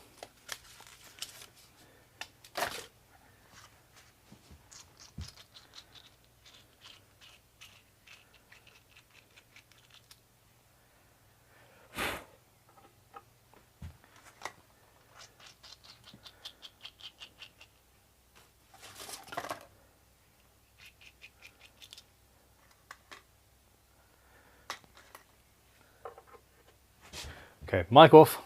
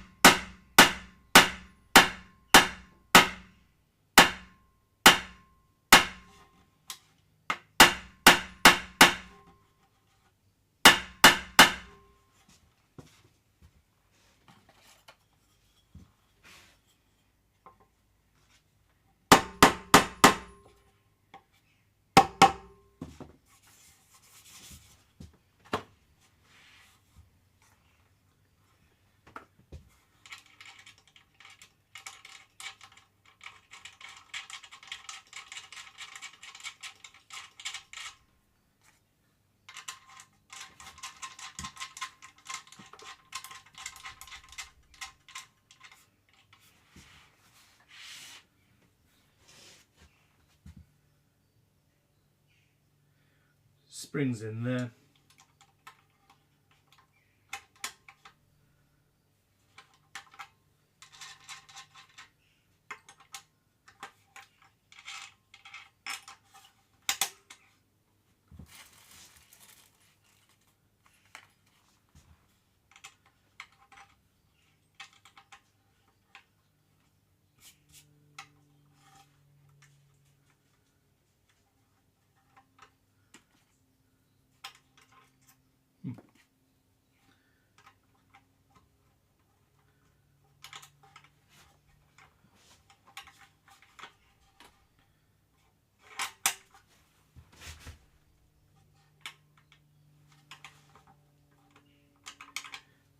That's really interesting.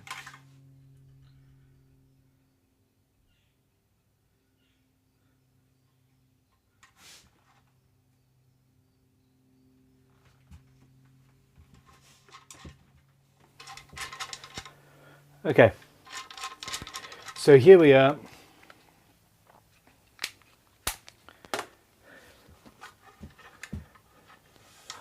Dan Peacock, it's like watching racing. You don't want to see a crash, but you hold your breath every time it looks like there might be an accident.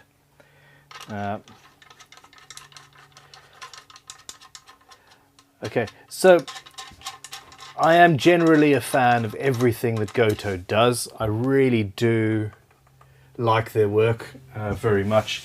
They tend to be really high quality. But this ball end system they've got for this bridge, the ball goes in there,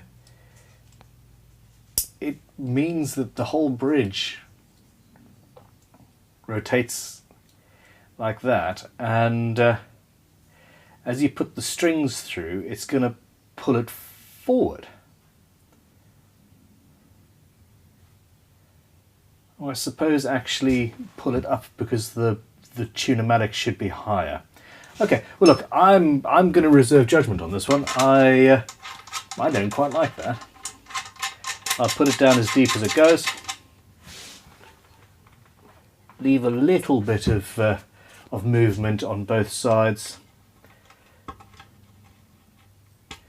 and we'll see what happens. It might actually look really cool. I think it's going to go up as if it's starting to take off. How's that?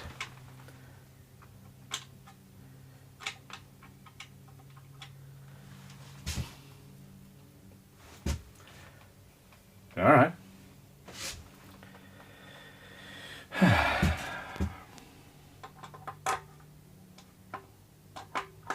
Yeah. Fun. Okay, while we're about it, let's go in. So we've got the there's grub screws on both sides.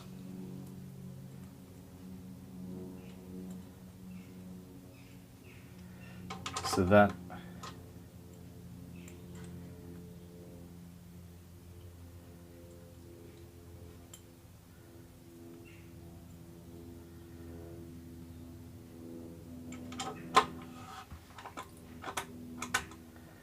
so that's your lateral adjustment.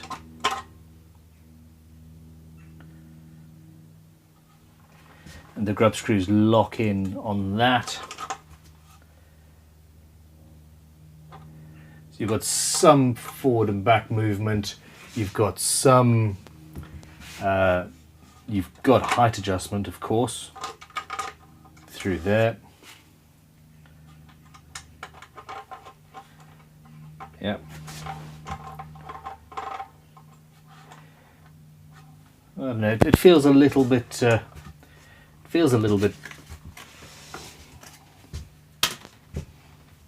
Makeshift. I don't know.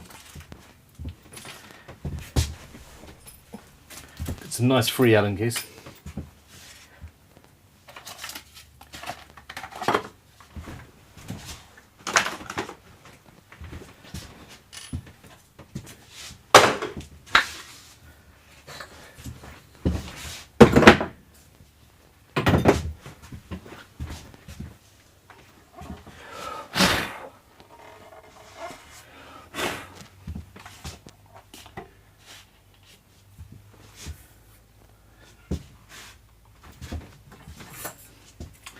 Let's make sure we got the scale length spot on, shall we?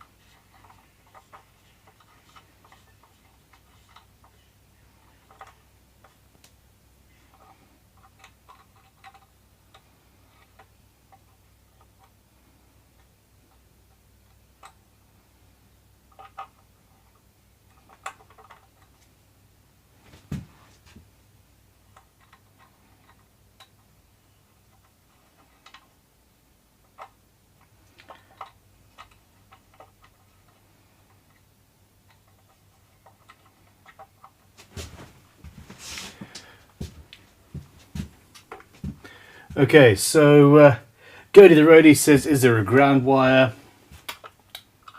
Yeah, of course there is, mate.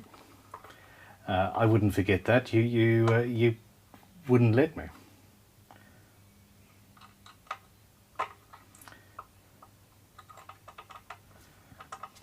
So we do have more adjustment with this bridge than with a traditional Tune-o-matic, but well, is it necessary? Is the question. Okay, we're quite high as well.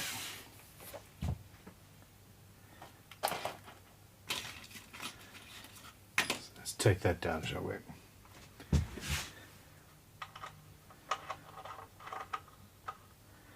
I've not put those grub screws tight up. I've not locked it in place. But once I've got everything sorted, I will, and that'll, stop that from happening.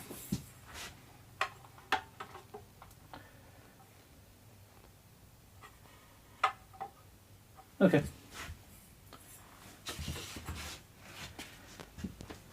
Oh, let's just check that scale length again, shall we?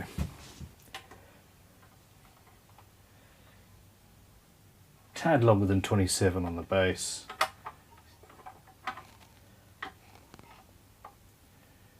A little bit too short.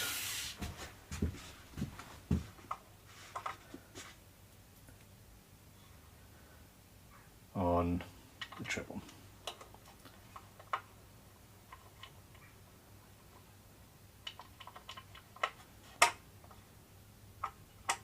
Other way around. Damn it, Ben.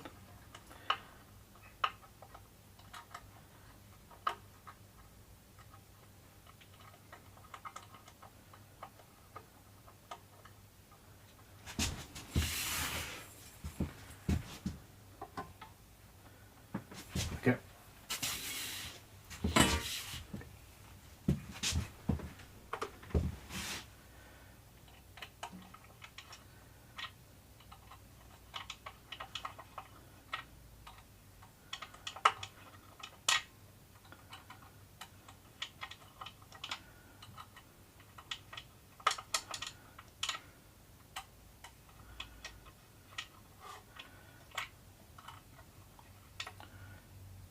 There we go. So that's tightened up now, which means that if I need to adjust the height, I'm going to have to loosen one of these off.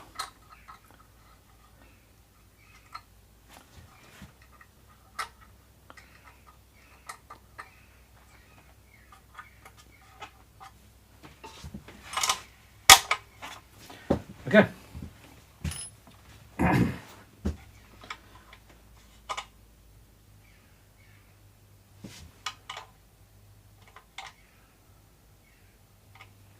Weird. It's yeah. Strange old system.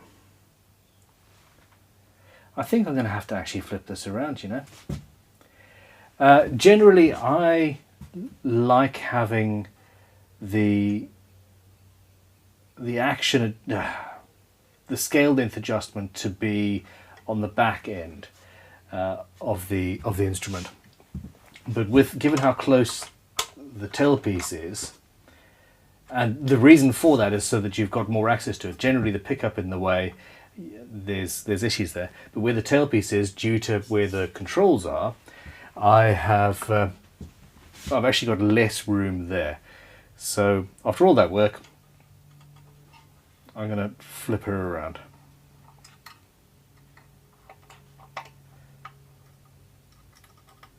And do it all again.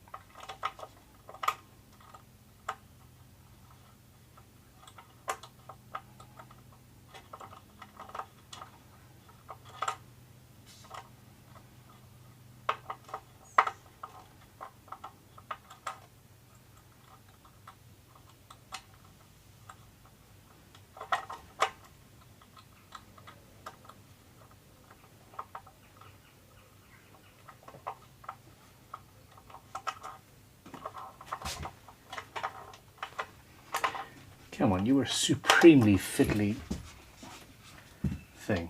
This is annoying.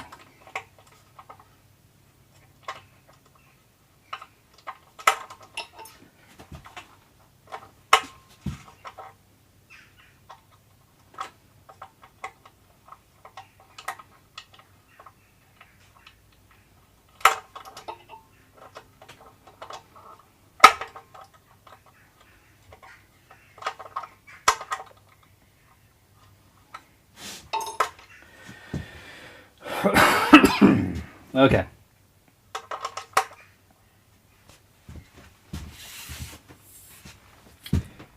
Yes, I absolutely agree.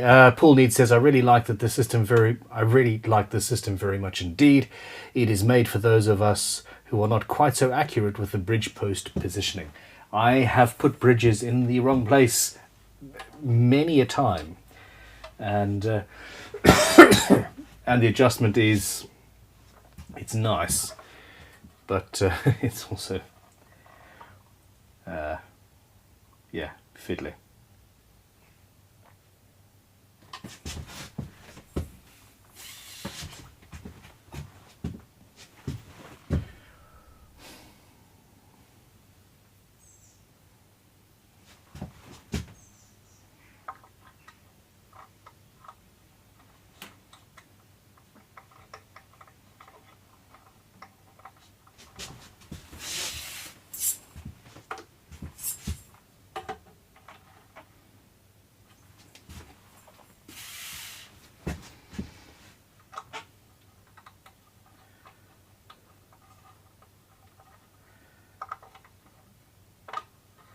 Interestingly enough, at one point I had put a tune-o-matic in the wrong place, and essentially I did exactly this. I put a grub screw in one side and turned the hole into an oval so that I could make customize probably a Goto bridge to get the exact same result in a fit of desperation.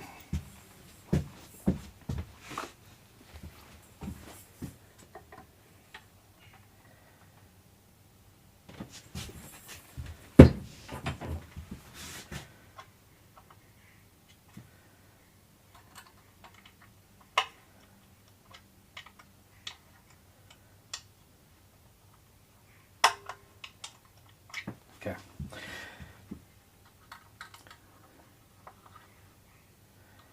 I'm going to make myself a set of Allen key tools with just little chisel handles without the L section, so that I can use it like a small screwdriver. I think that's yeah,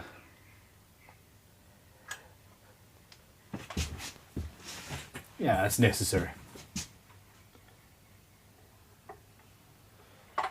Yep, bang on 27, and that's bang on 27 and 1/8, which I think should be fairly good. Somebody's saying, Jamie saying that Goto owe me some royalties there. I absolutely disagree. It's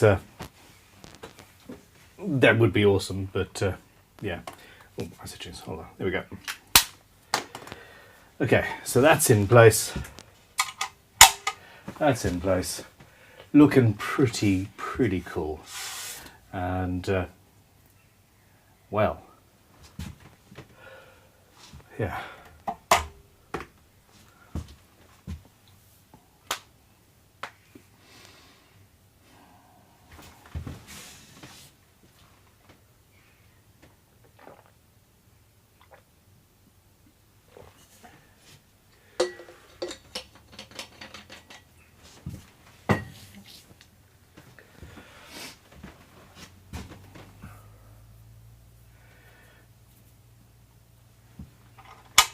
It's not going to fall off. Let's get the tuners in. I want to put the tuners on before I get to pickups, etc.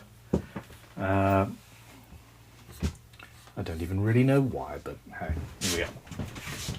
If you've got any questions or comments, then ask away. I'm seeing all of the super chats that come through, and yeah, this is still a live stream, so yeah, I'm up for anything. Jamie Crackrammer, no, this isn't a custom bridge I made. This is a Goto 510 FB tune-o-matic. They're really good. If we don't have any at Crimson for sale, then we can probably get them for you if you're interested.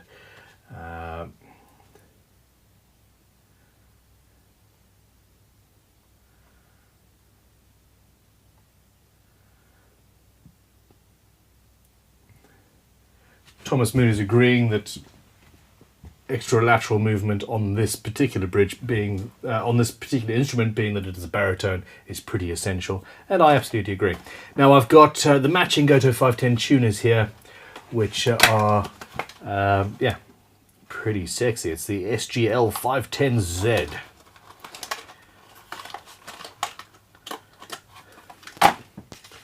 Set. Very, very, very attractive. Whoa, is that actually, is that focused? I don't know. And camera 2 is in the wrong place as well.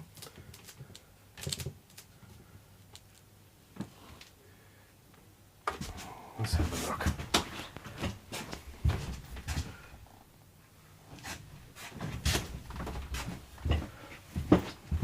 Okay.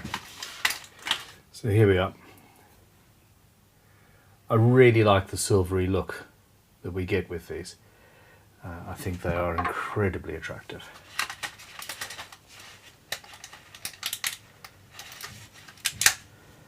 I'm sort of regretting the fact that this isn't my guitar. That's interesting. Oh, Goto. Ha ha ha ha! Do you know what they've done? Ha! Okay. Hold on. There is a black section there. And that is a spring. There you go. You can just see it moving in and out. And as you put this on, it's actually got a pressure fit. You see that? That's not falling off. And what that's going to do is it's going to stop that section at least rattling on the body of the tuner as it loosens over time. And these things do loosen over time. The issue is it wants to push it out of the way like that, so it's not actually particularly well done. You need to be careful when you're installing it. So I think I've messed that one up then. Now it would have been... Come on, off you get. Huh. Okay. It would have been...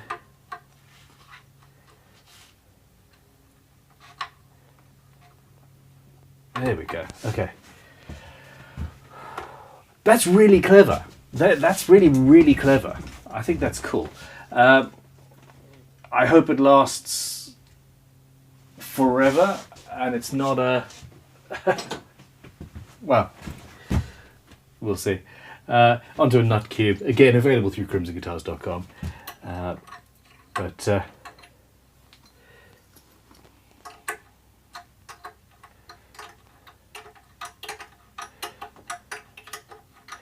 But that's really interesting.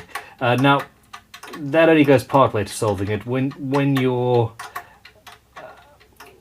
and I'm not tightening this all the way. I haven't finally positioned the tuners yet. I'm going to flip it over. I just don't want everything to fall off. If the nut does loosen over time, this is also going to reduce the nut loosening over time, isn't it? Stops rattle, stops it loosening. The washer is still going to rattle. So if you think you've got fret buzz, oftentimes it's actually the tuner buzzing.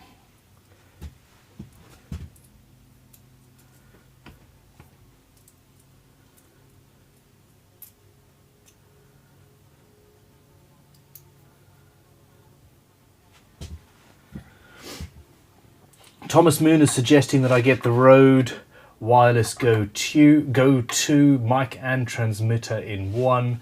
Clipped a t-shirt and go, no wires to snag, it's only 200 quid. I've heard mixed opinions on those, but I think for 200 quid it's probably worth a try. Siantres1 says, what up, Ben? Yeah, hoping to finish a guitar today. It's awesome. Welcome to the chat. Tahoe Mike says, I love hardware and wiring day. It's like throwing the switch and bringing the monster to life. Absolutely.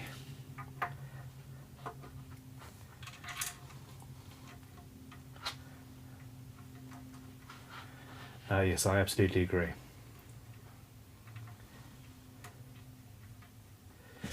Jamie Crockham says it's clever, like adding more adjustment to the Tunematic. Clever. Goto on a roll today.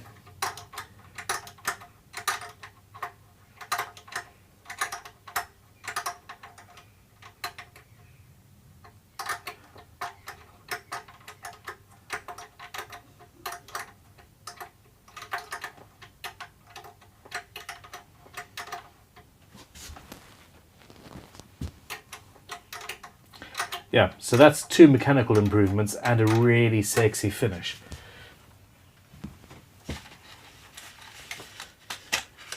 Bring it on.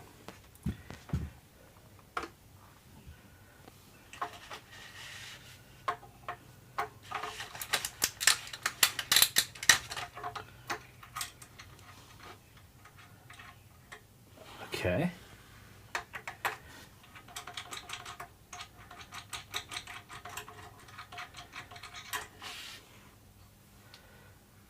So on this one, there is no springiness. See what I mean? They've overcomplicated things. So the spring's not doing its job there.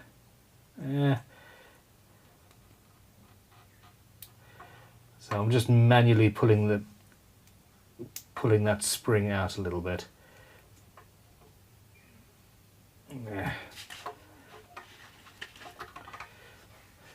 See what I mean? You overcomplicate things, and more stuff can go wrong. I don't think it's a deal breaker there.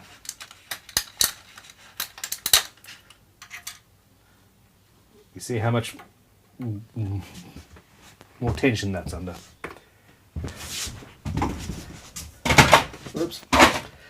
Okay, let's get a cool shot, shall we? 1971 silver surfaces. Hi Ben, sorry for tuning in late. Now you're starting to finish some builds. What are your plans for future builds? Holidays. I'm going to build some holidays. No. My GGBO build has to be the next live stream build. So I'm not entirely sure what I'm going to do on that yet, but I'm looking forward to it. So that's going to happen. And once I've finished the hand tool build, it is the watch inspired build, whether I'm in headquarters of Crimson or not. So I sort of put that one off a little bit so that I could be working from Crimson, utilising the CNCs and 3D printer that we've got there and the laser cutter and all of that.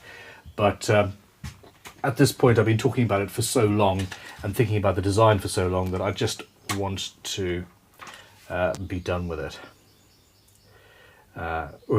Be done with it. I want to crack on with it. So yeah, there is that. Okay, friction. Have I got that down? I think I have.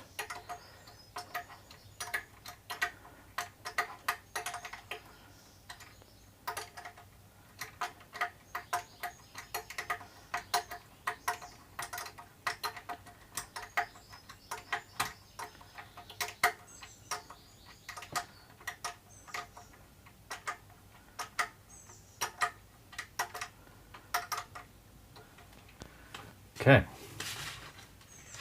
Oh, and we're entirely out of focus.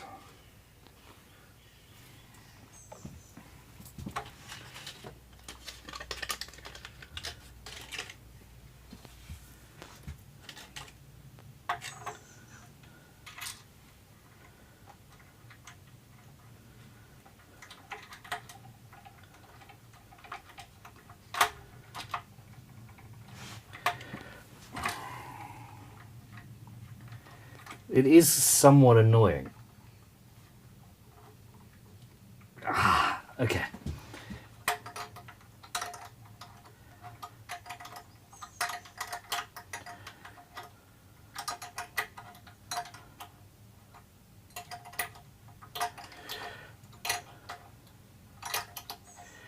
SM Myers asks, if I invested in a first-hand plane, i.e. a brand new plane, in order to smooth lumber and also plane a scarf joint, what should it be? Planed wood has a beautiful sheen to apply finish to. Well, you're talking about a smoothing plane at this point, which is a Stanley number 3 or a 4. Well, it doesn't have to be Stanley, but it's a number 3 or 4 size. Lee Nielsen are epic. Veritas make very, very nice tools as well. But it's not just about the tool, it's about how you work with it.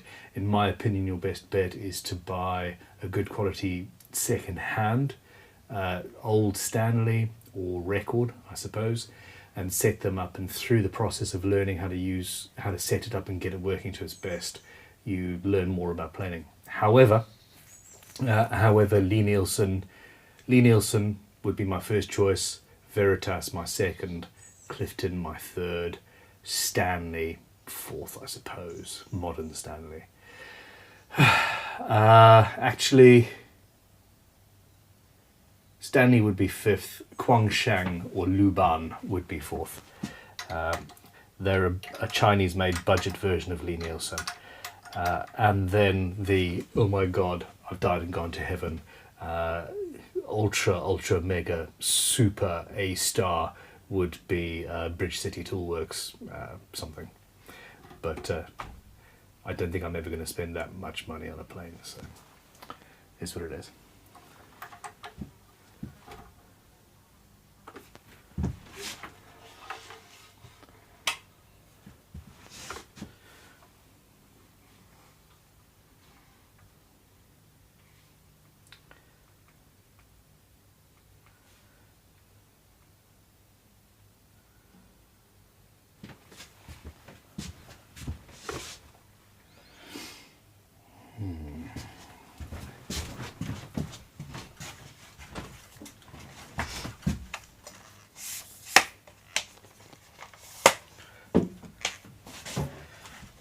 How are you all doing?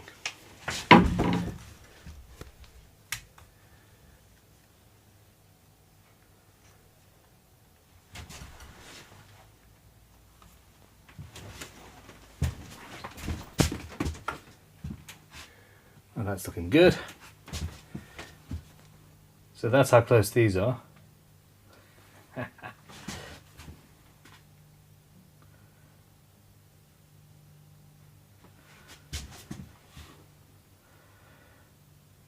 These are more difficult to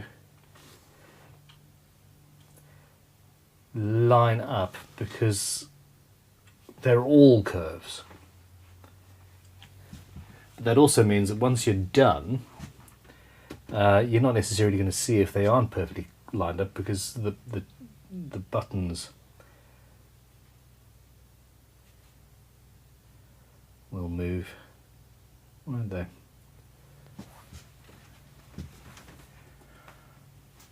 I think we've got it.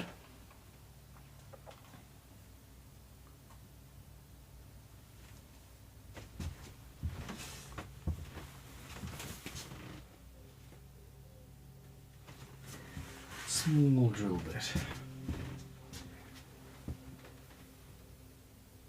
No, okay, fine.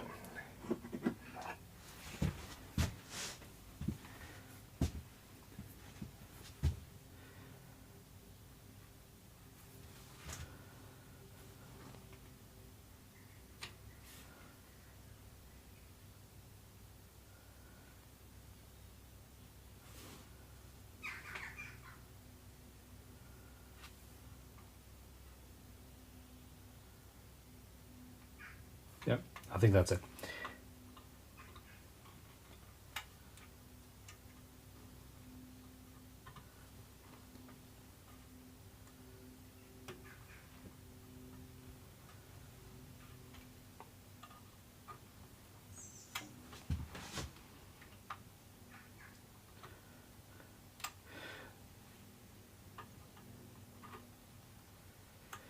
There we go. Interestingly enough, this awl is not actually an awl, it's a sailmaker's fid of sorts. I have completely just forgotten the proper name of it, but it's for manipulating rope and tying knots and fixing nets and that sort of stuff. It does, however, make a very, very good awl. Yeah.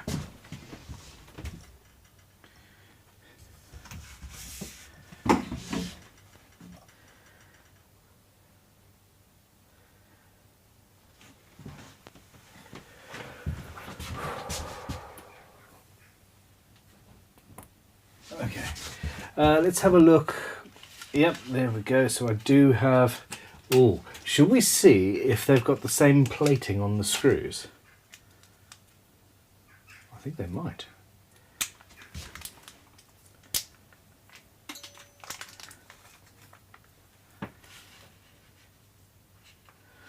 I was looking at a 4 or so year old PRS custom shop, or private stock, not even custom shop,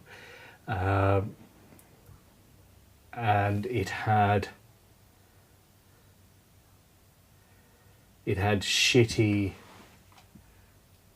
tuner screws, shitty cheap tuner screws holding. It had a scratch plate. Phenomenal wood, phenomenal finish, albeit a bit soulless, and it had these shit screws holding the whole thing. It had a scratch plate made out of flamed sycamore, and go and check it if you're in Poole. Go and check it out. It's at or Bournemouth, I suppose. Absolute Music had it there. They're selling it on behalf of a client, and I just couldn't believe the impeccable quality of everything. And then these crappy, you can buy 100 for £1 screws. However, Goto have not done that. They've taken those screws and actually plated them properly, which is really cool. Okay, so with the screw I can check out, yep, a 1.5mm drill bit is fine.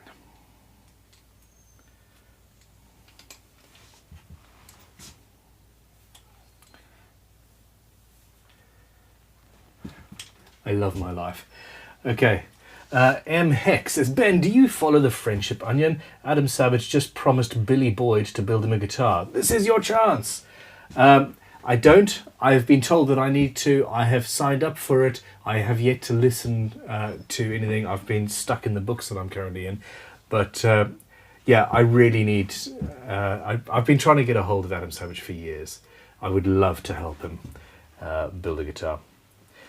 Okay, now the other thing I need to do is put a little bit of, and thank you for the nudge. I'm going to do that to remind myself again. Masking tape. There we go.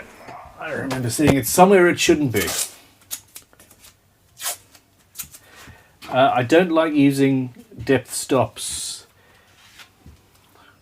of masking tape depth stops. Generally, the swarf will push the tape and move it, but I'm going to be watching out for that as well. So there we go.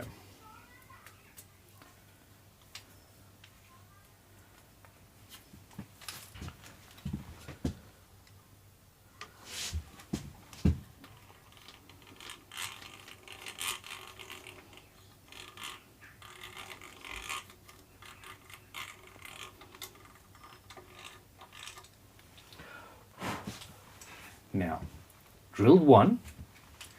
I'm confident that it is the right size drill bit, but let's put one screw in just to make sure.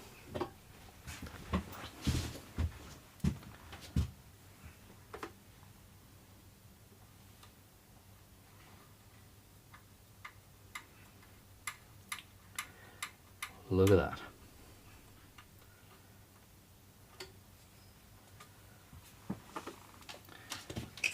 Yeah, I'm really happy with that.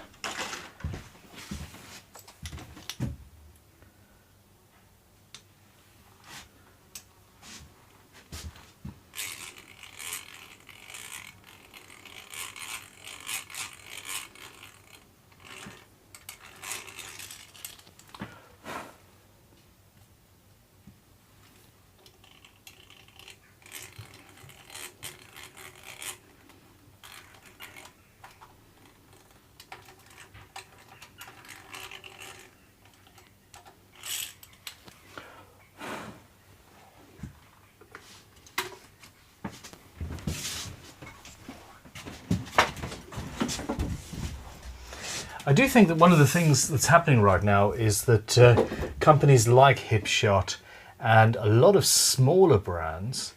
Hell, in the UK, there's Granger Guitars who are making their own hardware. They've got they've got access to some incredible CNC machines, and the competition is making Goto up their game. Competition is good.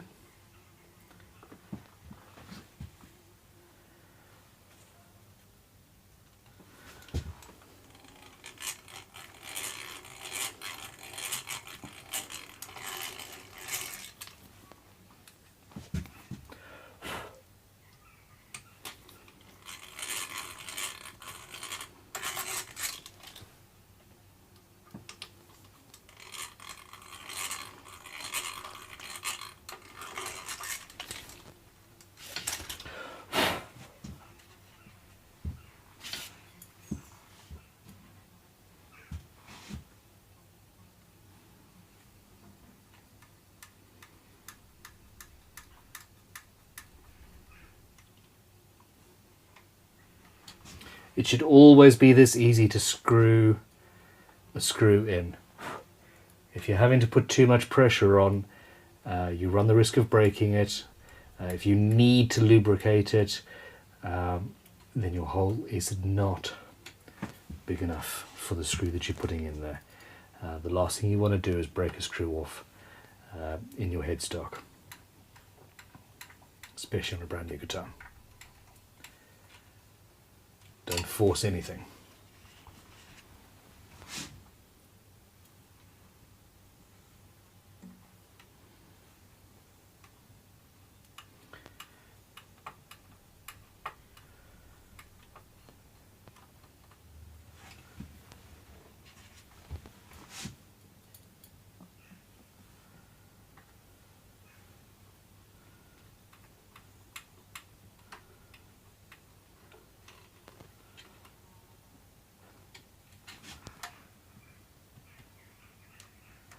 Stunning.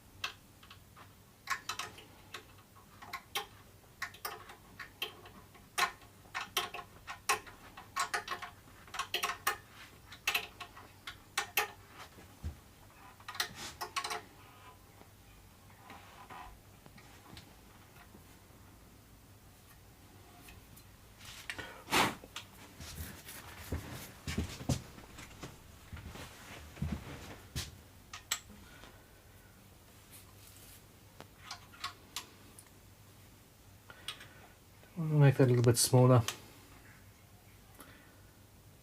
So what we've got here is a few pieces of hardware that I just found in my drawers that I'd made years ago. The control knobs are a set of aluminium knobs that I made in one of my first workshops in Henstridge. Must be 15 years ago now. Long time. And they just needed a little bit of a tidy up. And so I've got those, and I've got this truss rod cover. I think I'm going to remove a little bit of length. Make it a little bit more delicate. And then also angle that back, so that as it angled back on the headstock, you've got a nice joint. So we'll do that.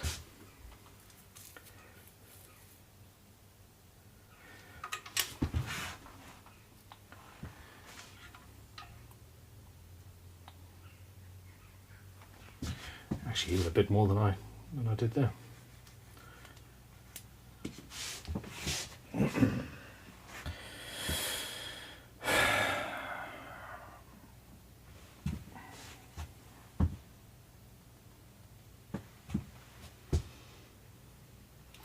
We're talking about shaving now. Well, are we talking about shaving now? Tuners. Haircut. Oh, Sweet Tea's giving herself a haircut. I got it. I'll be back. Wish me luck. Yeah, good luck, man.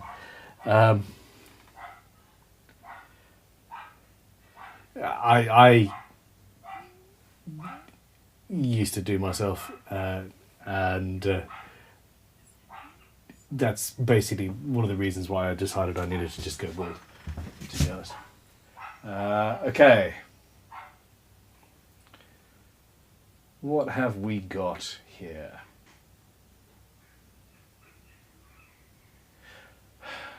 I'm slowing down.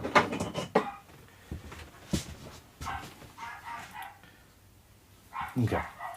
I'm just going to use the jeweler's saw, the piercing saw, and let's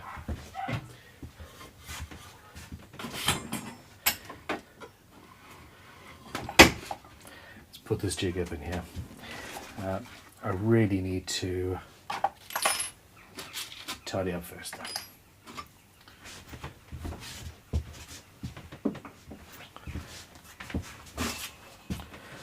Yeah, it's 3:30. I know what the issue is. I haven't had caffeine in too long. Once I've got this installed, I need to stop for a couple of minutes and grab myself a coffee.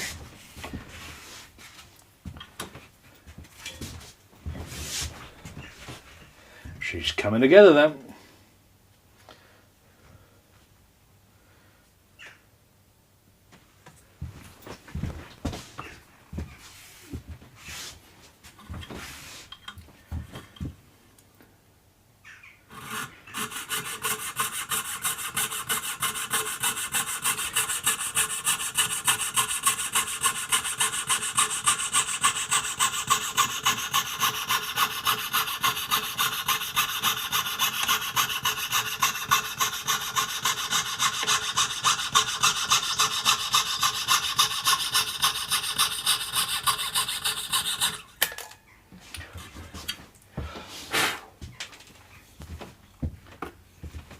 All right.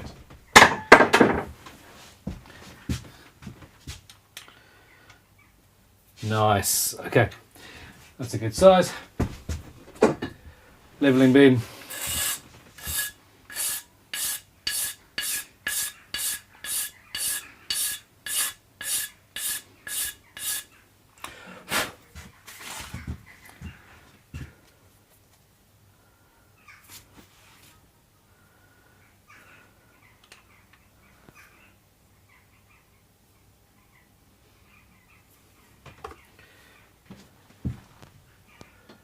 By Jove, I think I got it first time. That angle is pretty much perfect.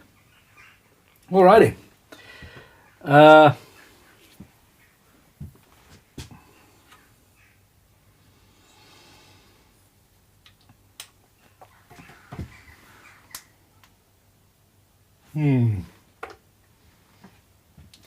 Questions.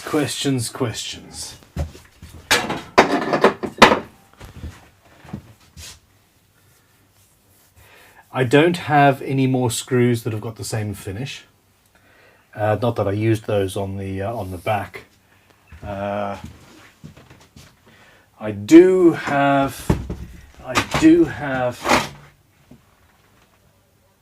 some tiny magnets, in spite of the fact that I have got a nearly 8-year-old son who comes in and steals my magnets all the time. Yeah, I think we're going to install magnets and just have this held in place. Because it's not, because it's on the front of the headstock, I think that'll be, you can just push them aside and it'll be fine. So the issue is that I need to know what size they are. I think 2mm.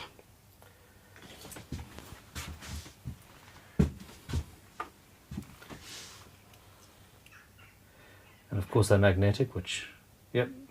So exactly 2mm.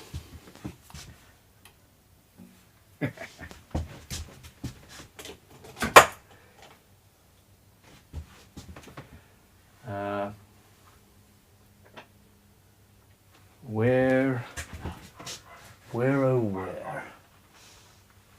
are my FAMAG drill bits, people? There's a 2mm drill bit in there. That is what I need. And I'm not sure where they ended up after the Maker Central show where I built that guitar. I sincerely hope they came back.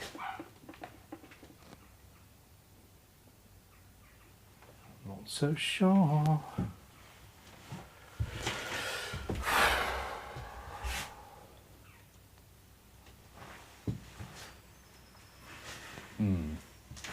Alrighty.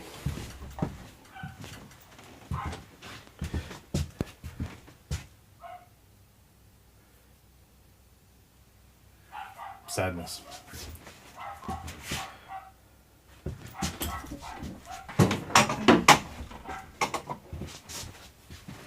They'll be somewhere in this mess, I sincerely hope.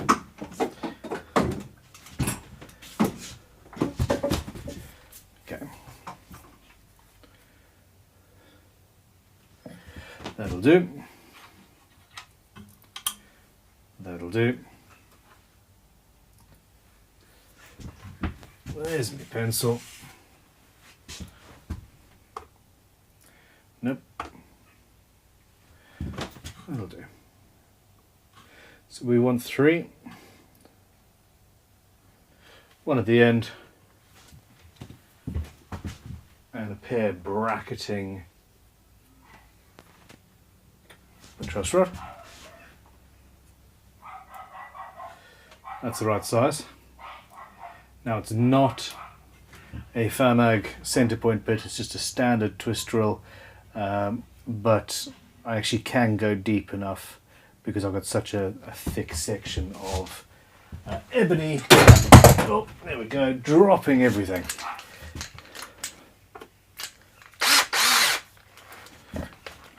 Okay.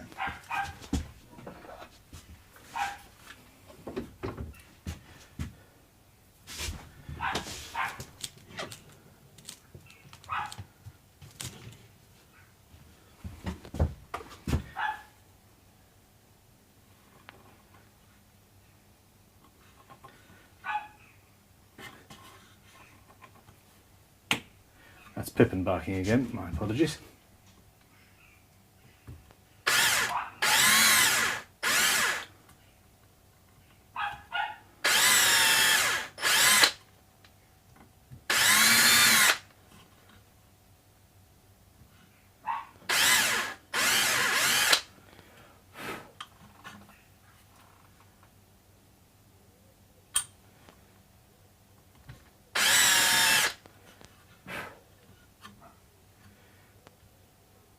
Yeah, we're nearly there. Fine. I'll go to a gentlish. There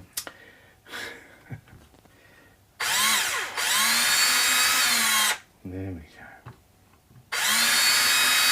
It's not quite as scary, is it?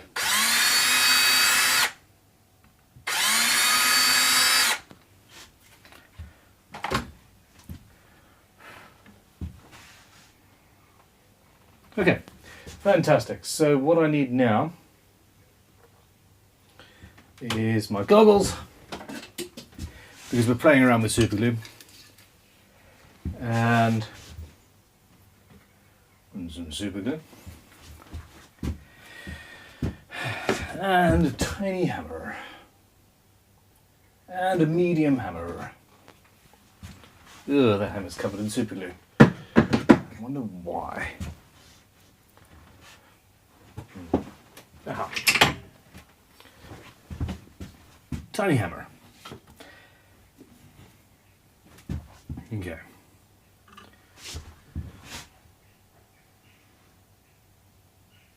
Oh, crikey. Let's just over-egg that pudding, shall we? I am not a fan of the Starbond caps. Not at all.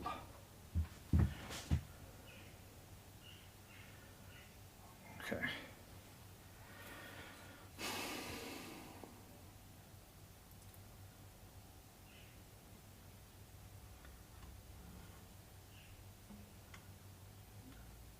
Where are we? There we go. There we go. Only got a little bit of glue on myself.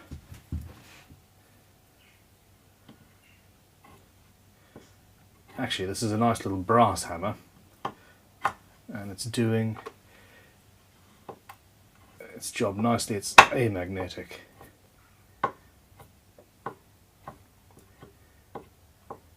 Okay. So what you saw there was that I've got a little pile of magnets, and I put them all in one shot, so that the polarity is the same on all three. Once this is cured, we can then go on to the next stage. Accelerator.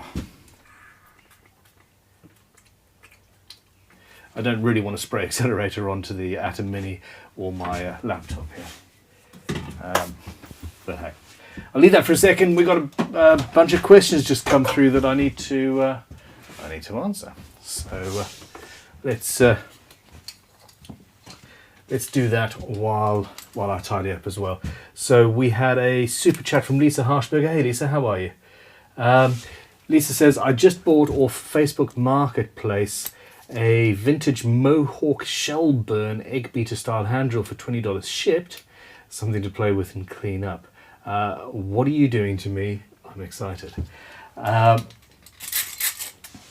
It is a slippery road, but the end result is that you will be surrounded by fantastic tools and inspired to buy more fantastic tools.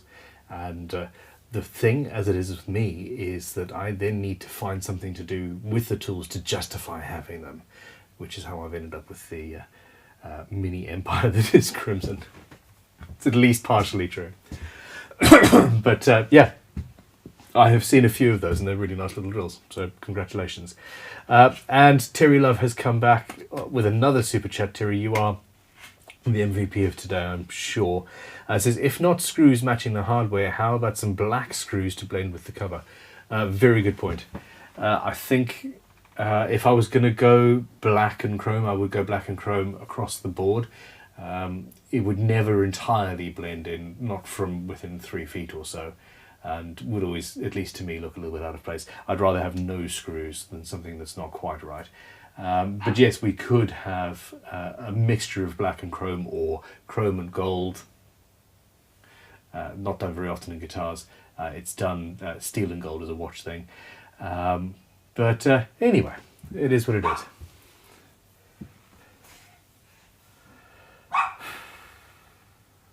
Lisa says, I am definitely blaming Ben. Hand planes and now vintage tools, and want vintage hand planes. I only have a cheap number 4 new. Oh, you are going to very much, yeah,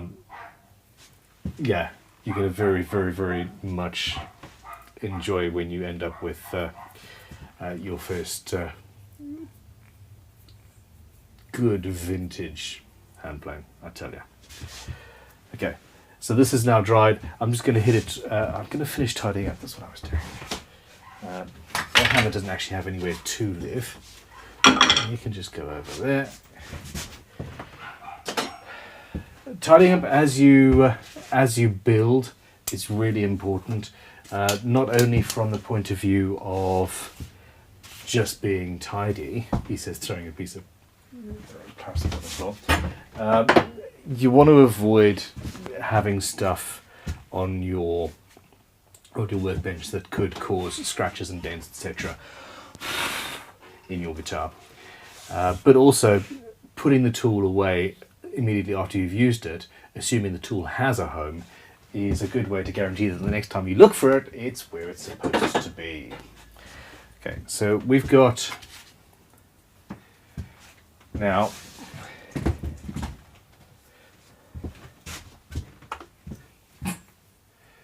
so there's a bit of glue, but back to the wondrous thing that is a leveling beam.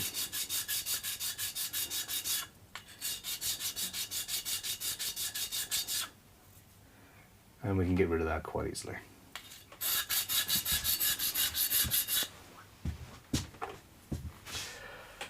Okay. Lisa says, I vote for an overhead camera gantry, so Ben just needs to push buttons. He moves those cameras a bunch. Camera number 2, which is around the bench, does actually get a little bit annoying. That camera... Well, I'm changing everything around as I move to the new... to the other side. The workshop extension is now insulated. It is now the walls, hell, all the internal walls are now up, the ceiling's up. I just need to take some time to paint internally, and then it will be good. And the whole system is going to be adjusted a little bit. If there was such a thing as a quick and easy thing that I could just push a button and the camera would go and then get a perfect shot, I'm all over that. The funny thing is that I used to just have a single camera, and I would move that camera around for every single shot, from this one here to the close-ups, to the other close-ups, overheads, etc. And the sheer amount of time spent just making this shot and the overhead shot, I am probably saving myself 20 minutes to a half hour a day just having those two cameras permanently set up. Getting the artistic shots with number 2 and 3 here, I'm happy to move them around a little bit. It's pretty good.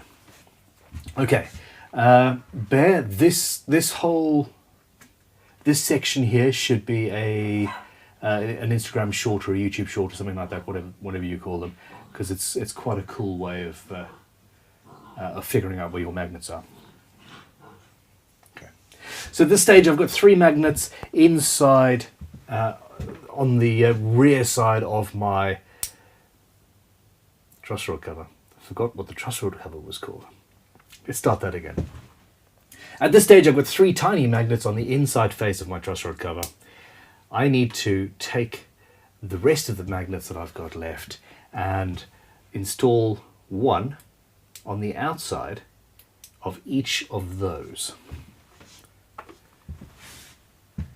Where are we? And with these fiddly little 2mm by 1mm magnets, it's a little bit awkward, but I now have something 3D. I now have something that will easily mark on the headstock exactly where I need to install the 3 new magnets.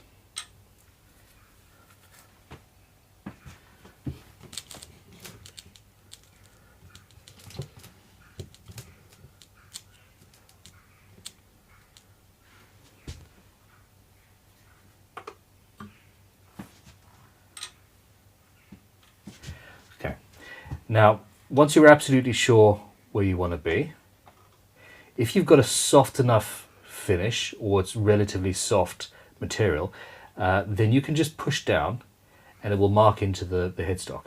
Now, the end the end of my truss rod cover here is lined up with the A and the B string, just out of interest. Now this headstock isn't that delicate. Not going to work. Unless you get some masking tape. That's not quite wide enough. Masking tape.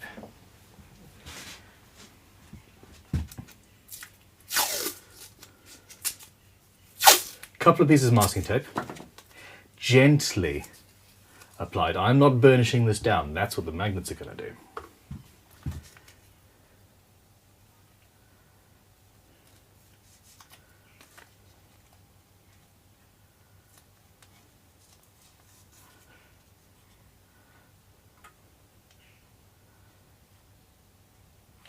Make sure I'm lined up where I'm supposed to be, and push down with the 3 magnets are. Now I've now got 3 perfect marks where those are going to be. Carefully not to move things. We can mark where we need to drill, and it's easy and supremely accurate. And voila. An alternative is to put something like engineer's blue or chalk or something like that on the outside of the magnets and just push it down and physically mark with a stain. But I don't like doing that. I'd rather have something that no, doesn't exist. Okay.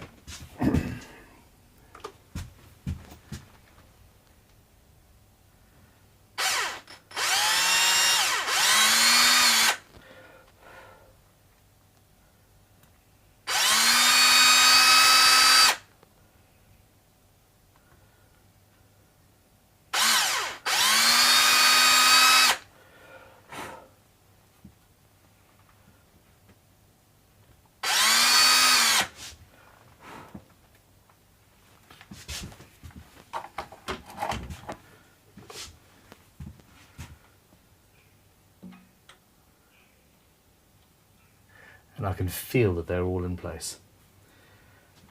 Okay.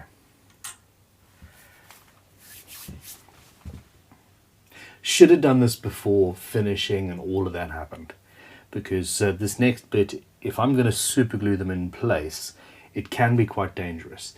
My initial thought is making sure that I keep the polarity correct. You just flip that over, push them in, and then apply some thin super glue after that fact. Thin super glue gets everywhere. Not good. So the next option is to find a cocktail stick. And we want some super thick, some thick super glue. And I just want to, right, that's medium.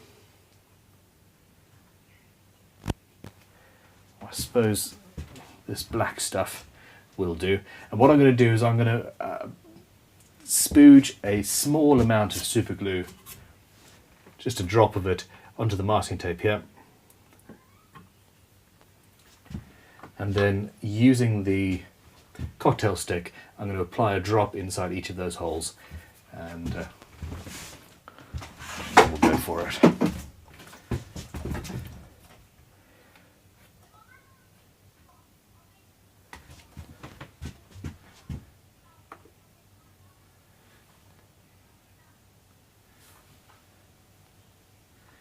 Wrong camera.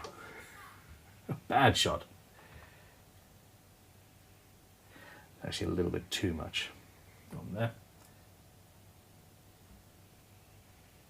There we go.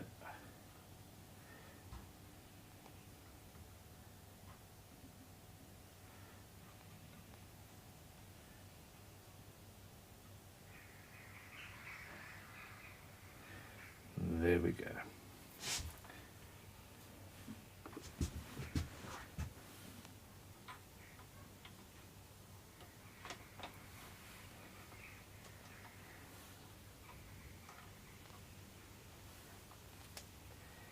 All the magnets are now installed. And they are where I need them to be, but they're also the correct polarity. I'm just going to wipe away the excess super glue.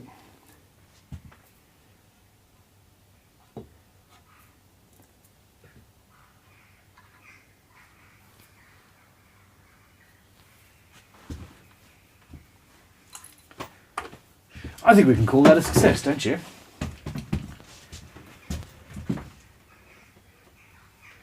There are a few things more annoying than going through all of this process and then realizing that one of your 6 magnets is pushing rather than attracting. It's just sad. Okay, I am going to go up to the house in a couple of minutes to make myself a quick cup of coffee, and I need you guys to come up with a bunch of questions for me on my return. The super glue is also going to cure while I'm away, and we'll be able to see that this thing does what it's supposed to.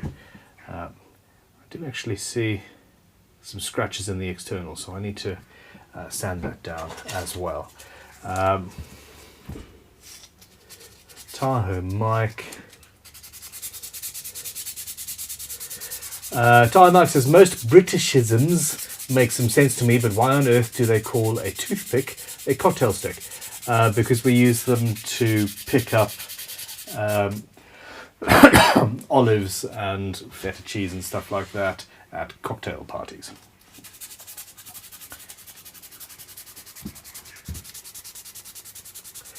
The Fenrisian's sweatshop. That sounds amazing. I kind of want to work there, except sweatshop. It is remarkable just how similar some of Ben's techniques in guitar making are to the ones I use building large, he says scale models, which could be true, or scale models, large scale models. I use exactly the methods used for magnetized swappable weapons on Titans. I would very much like to see what you do. That sounds awesome. Paul Cook says, British institution, cheese and pineapple cocktail sticks. Absolutely.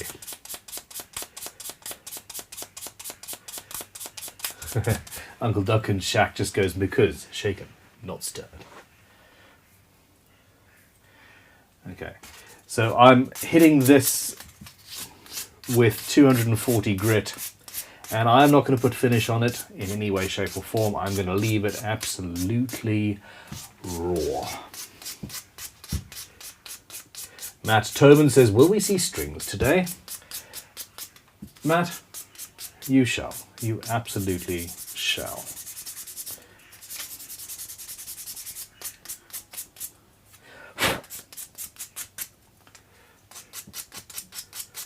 Lisa Hoshberger says, robotic squirrels are needed that can be controlled remotely. Forgot who said it earlier, but I do agree. That would be cool. Beth is following by saying, English is a language sheeted by many in different ways. I don't understand your words. Fenrison's Workshop says, cheers, Ben. It was scale, not scare. I did run some YouTube videos, but got copyright struck for using stock music, so I pulled them. That is one of my biggest fears. Oftentimes people will say, well, Ben, can I send you my a track or whatever to use in your videos? I would love that. And while I would love that too, the vagaries of copyright is an absolute nightmare. I use Epidemic Sound. In fact, yeah, there's probably an affiliate link underneath the video. Really cheap. If you're doing what we're doing, it's like £10 a month or £20 a month or something like that. But I think there's even less expensive options.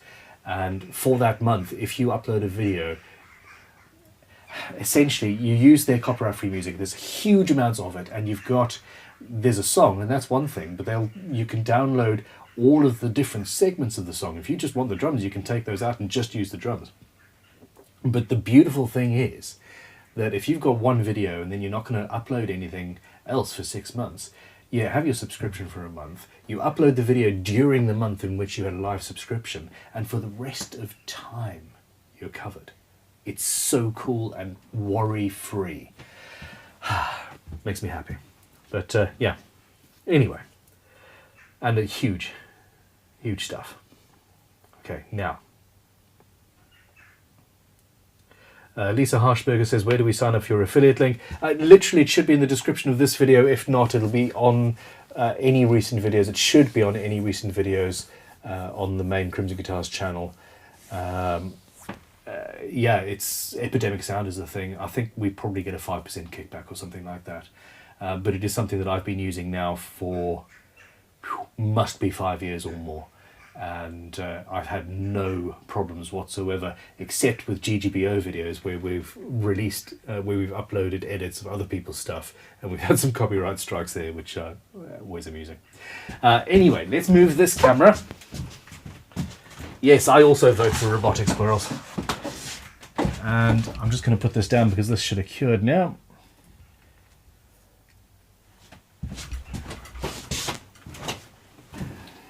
My biggest issue is that I need space around the bench so that I can just trundle around like an elephant.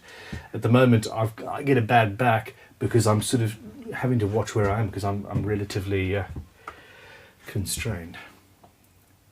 So that should have all cured now. And there we go. Move it sideways. I do believe we have success. And there's no rattle.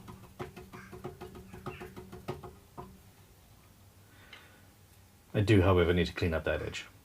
Not quite curved enough. Alrighty. Could you guys let me know in the chat about the quality of the video? I'm getting an error message saying that YouTube is not receiving enough video to maintain smooth streaming. As such, viewers will experience buffering.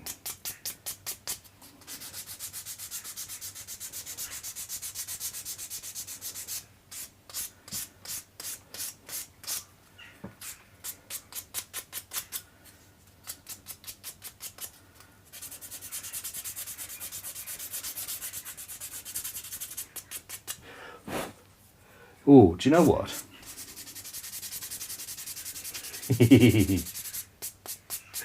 It may well be. It may well be. I think kids have just got home from school, or at least my daughter has been back from school for at least 10 minutes, which means her system is up. She might not know I'm streaming, and she might be using my Wi-Fi. Anyway, I'll go and check that while I make some coffee. Ta-da! Okay. I'm also making a cup of coffee. I will be back in a couple of minutes. Please don't leave. Please chat amongst yourselves. I will answer any super chats that are left while I'm away with much joy and too much going on. Yes, so I'll answer any questions that I see when I come back. I'm going to leave you looking at the guitar, and I'm going to mute the microphones. Back in a second. I will also make sure that Jasmine is not using the internet.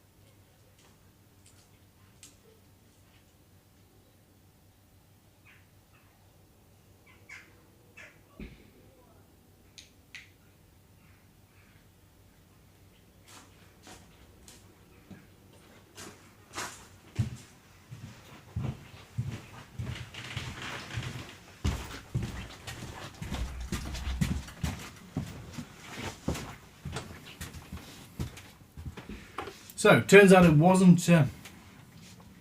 Jasmine on my internet. We've got two Wi-Fi.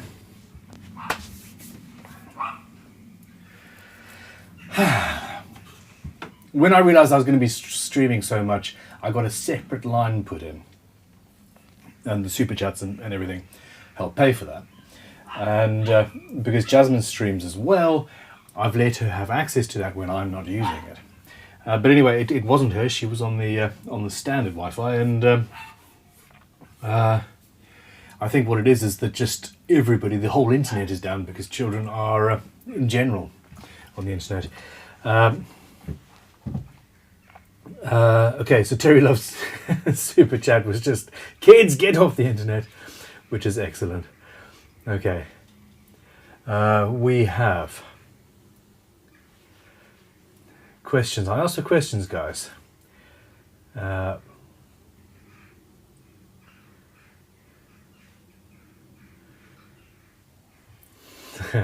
Buzz coffee makers. I didn't have time, I've just gone for instant. I know.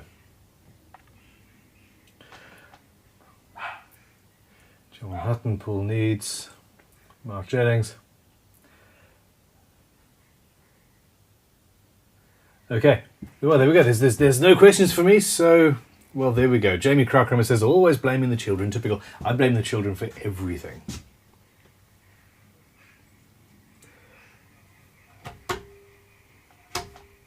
It just is what it is. Okay. At this stage, I am starting to feel good about everything. Now, in the very first video in this series, I unboxed a set of pickups made for us by Matt over at House of Tone. He is, in my opinion, the best pickup maker that we have in the UK, or at the very least, one of the best. And it's just mind-blowing. It is not only the fact that he makes incredible pickups, which he does, it is the sheer breadth of knowledge and the sheer level of utter geekery that he has. And yeah, I very much suggest that if you're building guitars and you want a really nice set of pickups, give them a call. This is not sponsored, he just donated a set of pickups because this was for, this build was to raise money for Ukraine. And yeah, he's a nice guy. And thusly deserves our support. He's a nice guy and a talented guy. Okay, so of course I asked for nickel plated pickups because I thought that would best match this incredibly cool hardware that we have here. In reality that's not what happened. Now,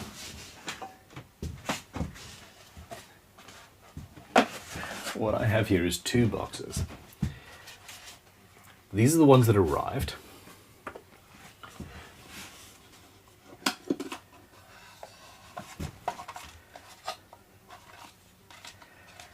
And you can see the nickel is a completely different color. There we go. You can see the nickel, it just doesn't work. This is a chrome, a silvery chrome, and I was wrong. These pickups are going to end up on something else at some point in the not too distant future. But friend of the channel, Mark Jennings, just happened to have the exact same set of pickups, but in chrome. And while they are shiny and a little bit dusty, they match a lot better. And Mark, being another gentleman, sent these over and said, you use these and go for it. So we've now had, for this build, 2 sets of pickups donated, and we need to figure out what I'm going to do with the initial set. But, well, for now, we need to put this guitar together. I am going to use pickup rings, pickup surrounds, and the first thing I'm going to do is make those pickup surrounds not look like plastic.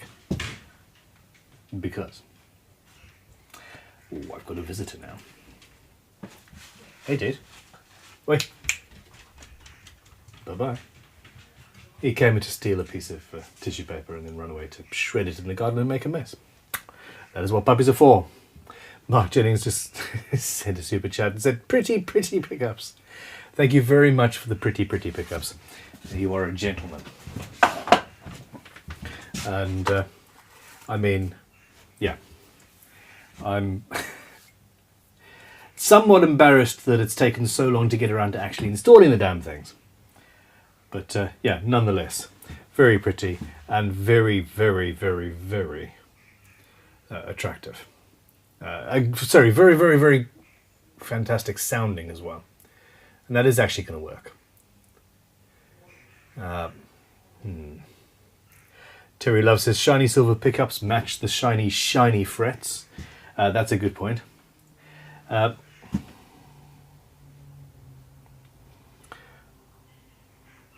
I'm going to hit one of these with a fret rubber. Hold on.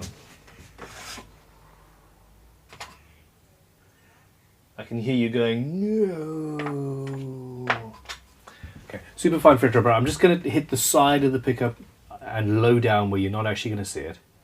Just to see if I can mat this chrome down. I don't think I will be able to.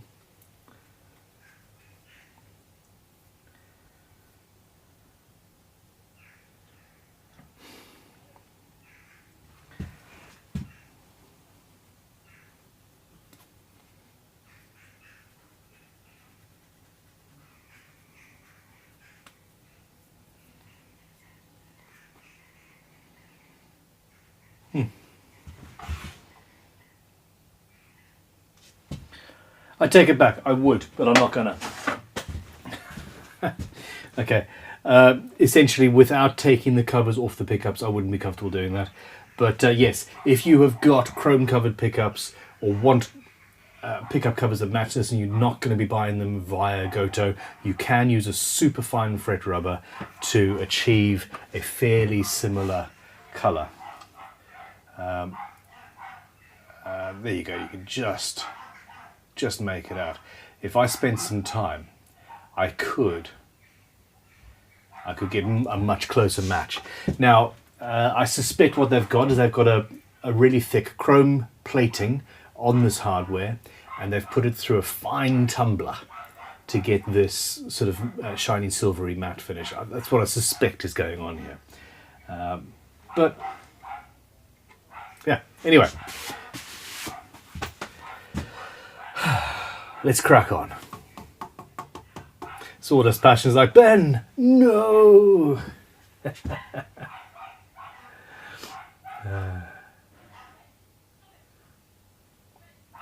Paul Needs suggests a draw for those pickups between all of those who bought the tickets to win the guitar. I think that's a very fair point. Forest Pfeiffer's, no. The Fenrisian sweatshops also shot off to make coffee.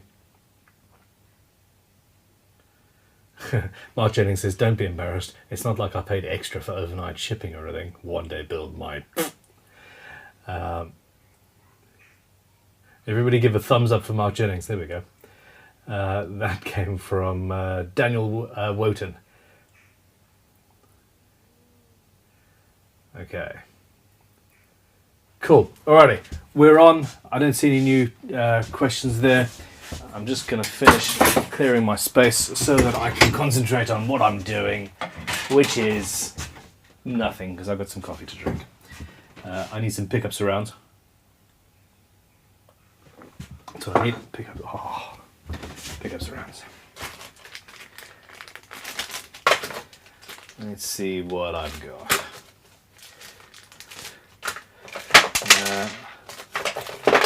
I've got a bunch of curved pickup surrounds, which isn't what I want.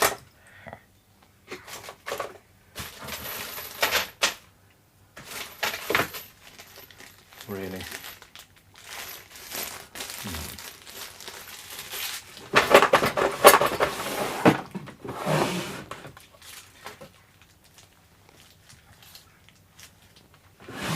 Single flat one.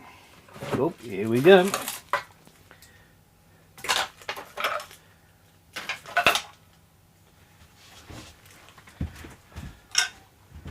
Nope, she's too tall.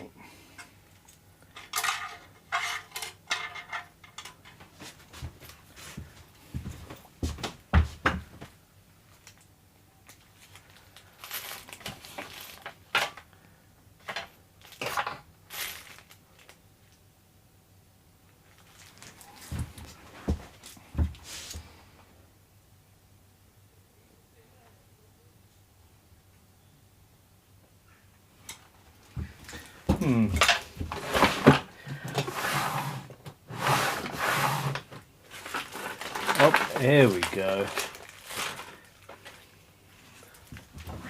Underneath the paint. That's what the issue is.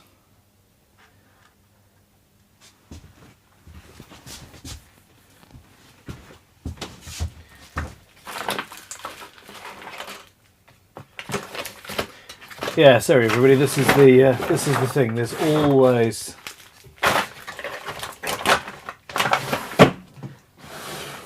a bit of a compromise when I think I have everything I need, because I've got so much stuff here,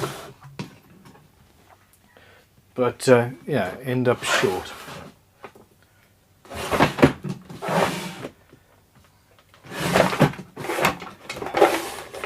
I also don't use pickup surrounds very often at all.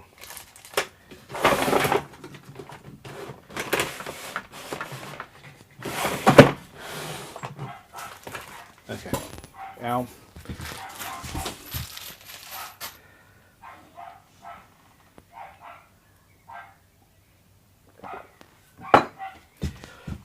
Phil Richards has come in with a question. Says, have you run out of things to avoid the wiring part yet, Ben? No, I'm still looking for pickup surrounds. So what I've got here is one that's far too short for the bridge and one that's far too high. Here we go.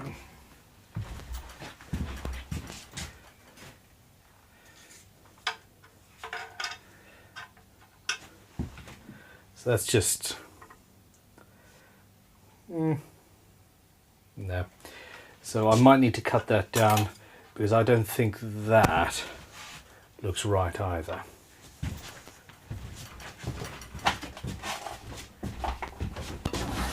There's a possibility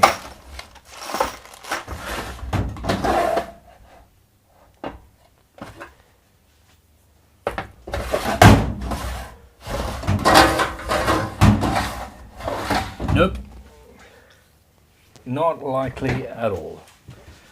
Alrighty, so this is what happens when you just don't plan ahead properly.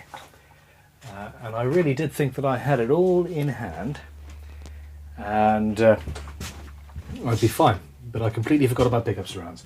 So at this stage,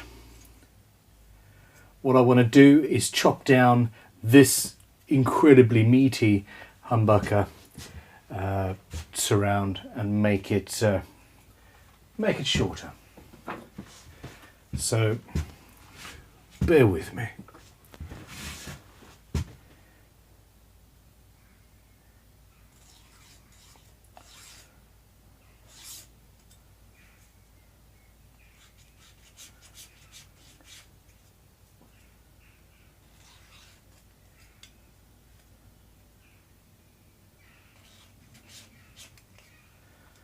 There you go. That's where I want to be.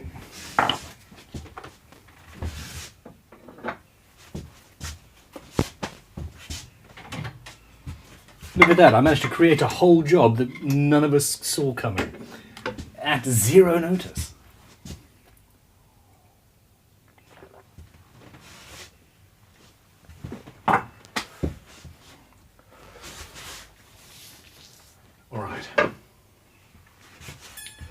using this beastie again.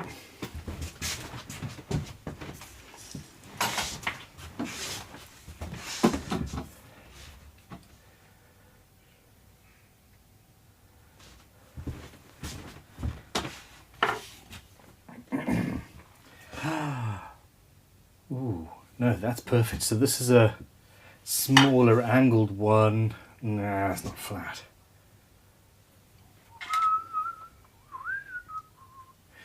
Well, there we go. I'll potentially use that and flatten that one down, but for now, let's go in. Now remember, I'm going to be matting this down because I don't want it to look like shiny plastic. Oh, wrong camera. I don't want it to look like shiny plastic. So I'm not worried about slipping and file marks and all of that. I am worried about cutting the tip of my finger off. Okay.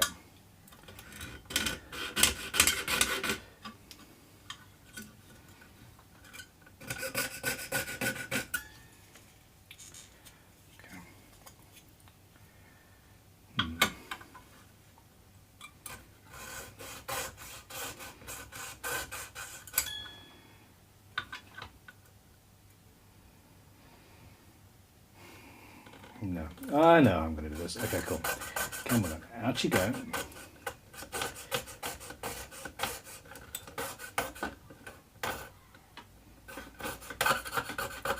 And there we go. So I'm cutting at an angle.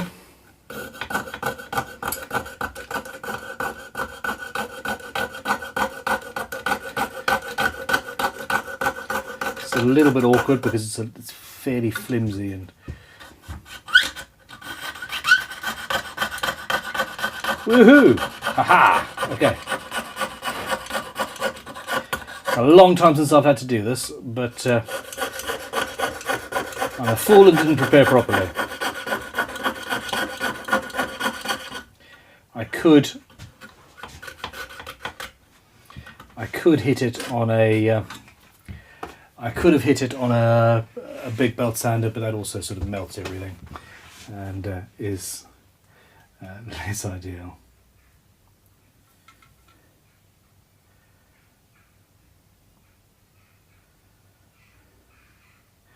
Okay.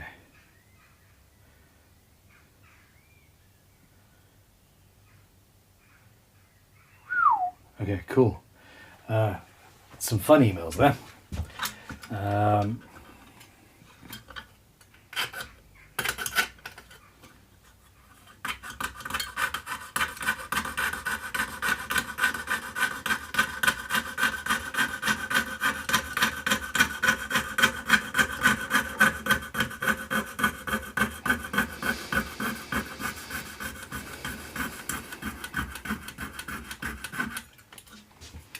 I don't like feeling like a fool. I really should have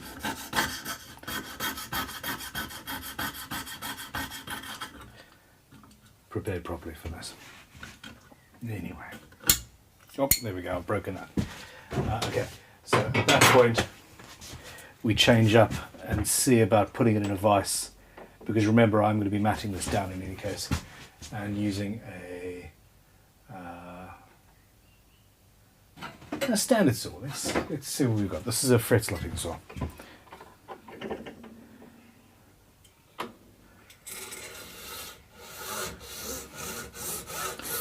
Yeah, that's much easier.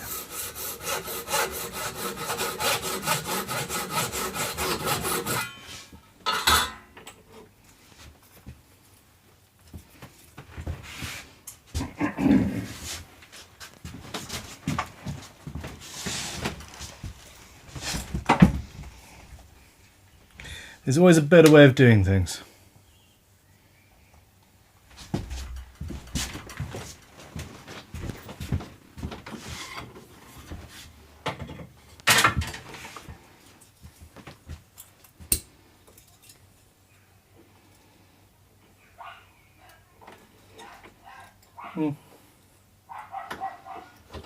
Let's see.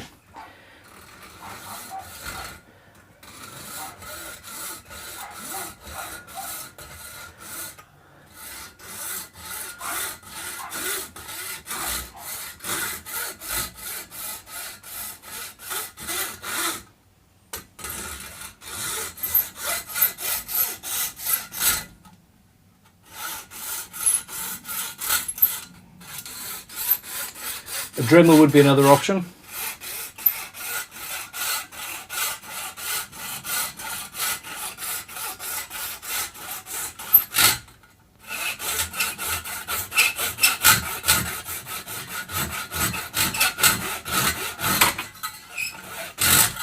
Actually, I think a Dremel might be the best option.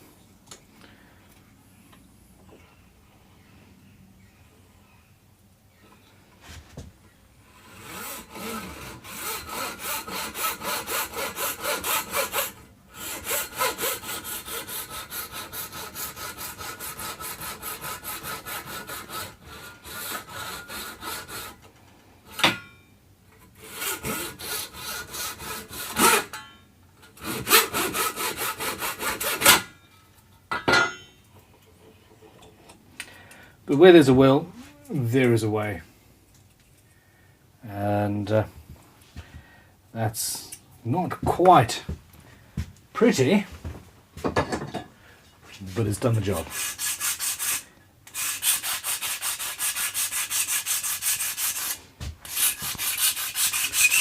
I'm back with the leveling beam, and I'm going to have a look at your comments and see just how many of you are taking the mick out of me. Do belt sanders have adjustable speeds? A slow speed would mitigate the melty thing. No, not the one I've got. Handheld belt sanders, yes, actually. I don't have any of those here. I'm going to get a file first.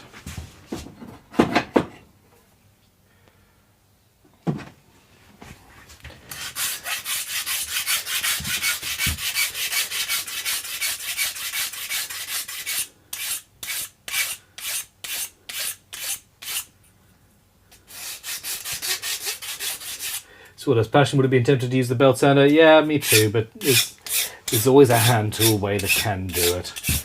And also, I am also, what's the word? I'm also punishing myself for the mistake by forcing myself to do it this way.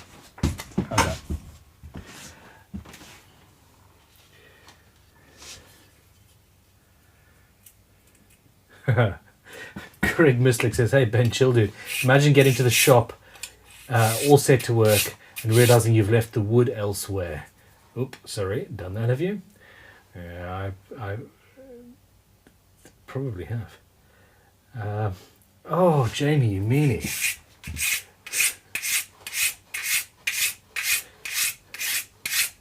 Paul needs odds on that ring being too short? No.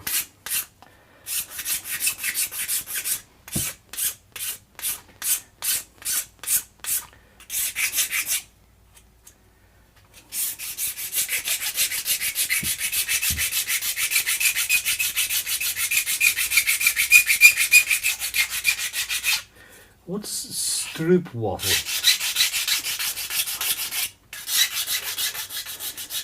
Vincent van der Voort is having coffee with stroop waffle. Organian Evolution says, "Damn you to Vincent. Now I have to go and make bagel to go with my coffee." Okay. There we go. So this is 90% there.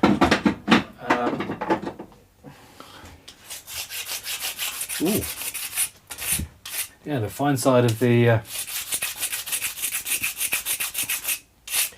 Shinto does that quite nicely. Onto the coarse leveling beam. And it'll be like nothing ever happened. Nothing went wrong. We'll be all good. Alright.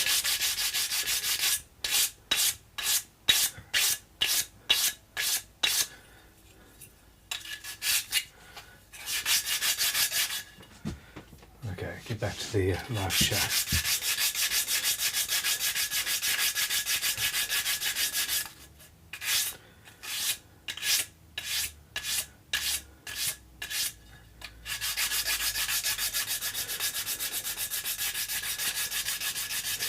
Hey Ben, is the live stream too busy or it's fine to ask a question? Oh, always ask questions. I've got an issue with a recently purchased guitar and would like to know if it's fixable. Claire, yeah, no, absolutely. Questions, always. And now that I know to look out for yours, I will. Part of the reason I do the live streams is because it is a good way for me to interact with people and answer questions. Yeah, it certainly doesn't make the building more efficient. It just makes it more entertaining to myself as I do it. Okay, so yeah.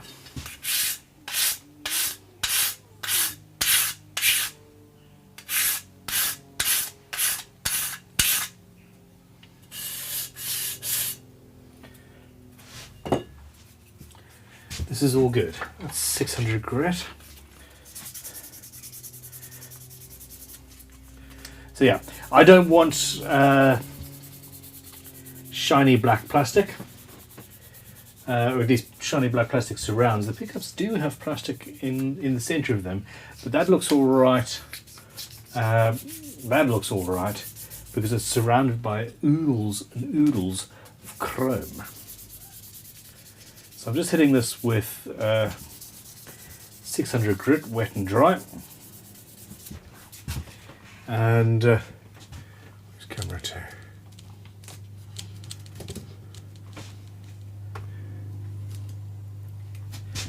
And we're going from super shiny, which is difficult to film, to super not shiny.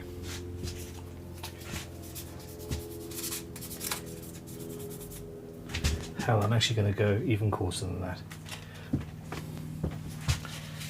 It's my 240 grit. Well, 320. Let's do 320.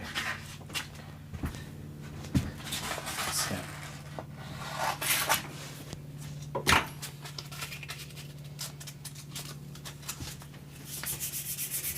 Oh yes, that's the stuff. We're good.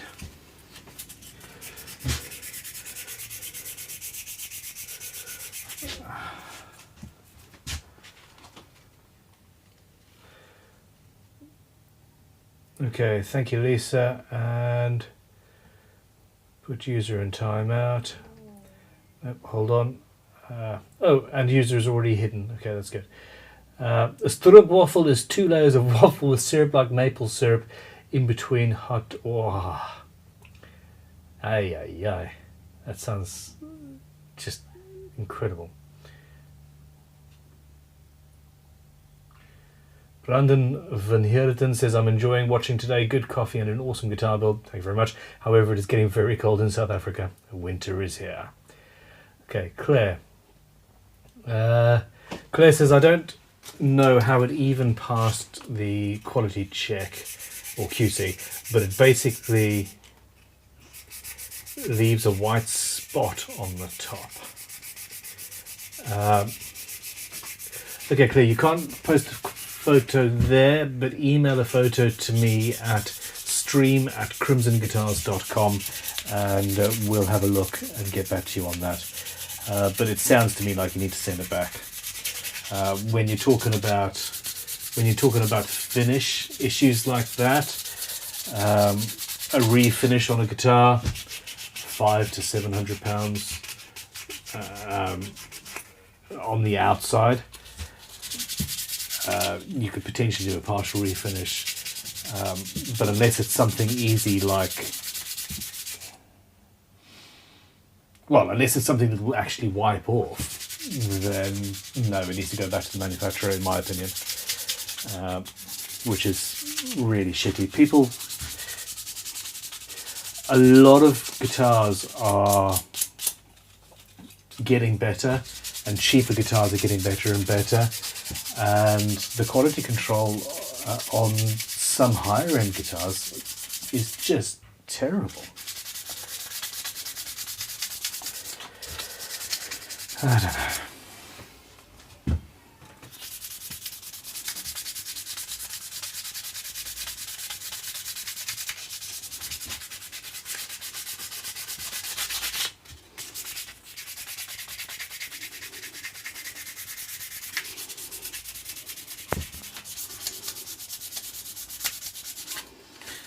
Okay, so here's an example of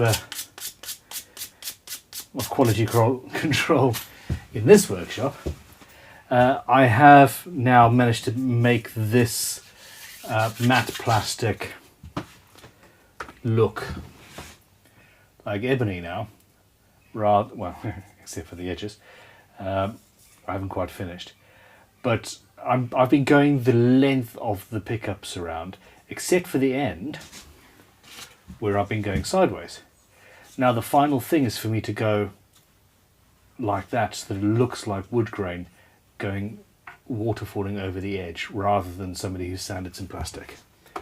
I don't think anybody would ever notice what I've done in the wild without me pointing it out, but I think it's important that I do that for me as much as anything else.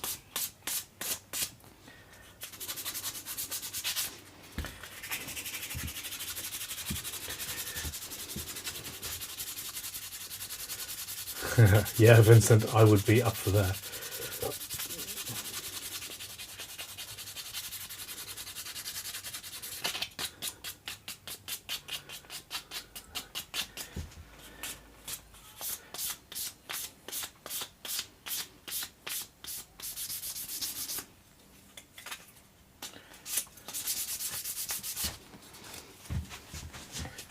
Okay.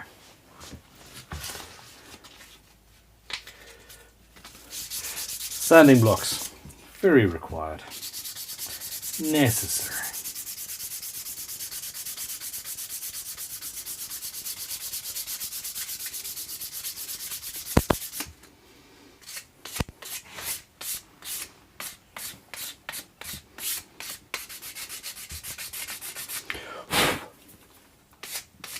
All right, keep the questions coming. Jonathan Whitmore says hi, Ben. Hey, Jonathan, how you doing?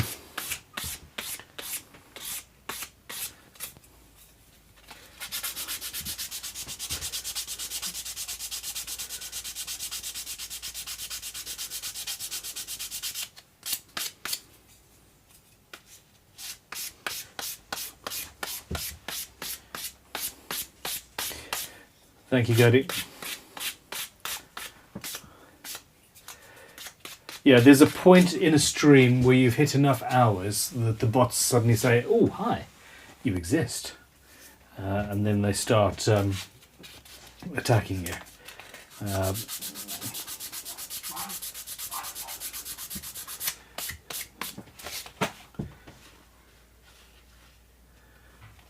All right, Bartissimo says good night, everybody. Full day of building tomorrow, so she gets some sleep. It's nearly midnight there. Have a good evening. And yeah, if you are interested, you can always see the end after the fact.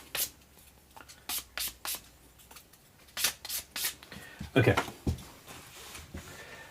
Was it necessary? Okay, normally it wouldn't have been necessary, really, to do this to a pickup surround, but in this case, it absolutely was. Now,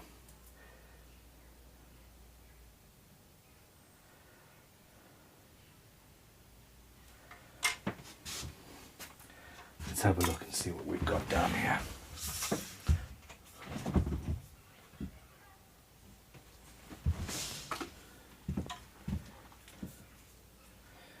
There we go.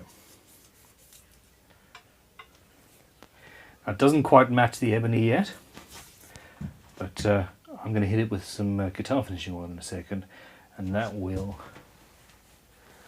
fix that.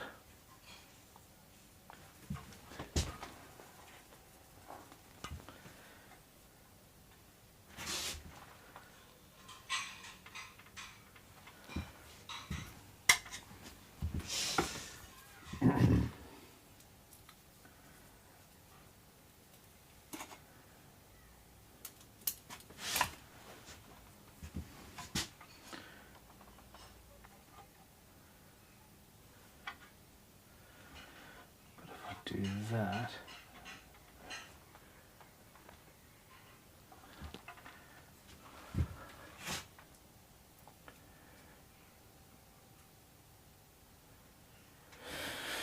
Okay, we're good.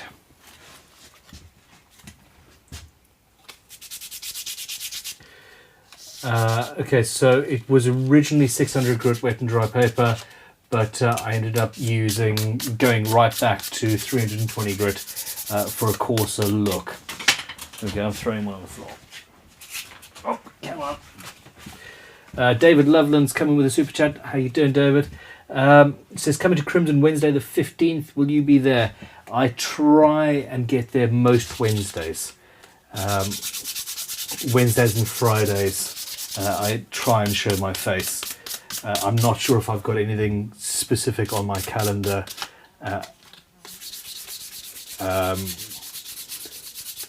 It's going to take me away. I don't think I do. But yeah, if you wouldn't mind letting Ricky know that you would particularly like for me to be there, and he will double check. He should have my calendar, but he'll also put it in the calendar for me to be there. Yeah, I'll try and make it happen.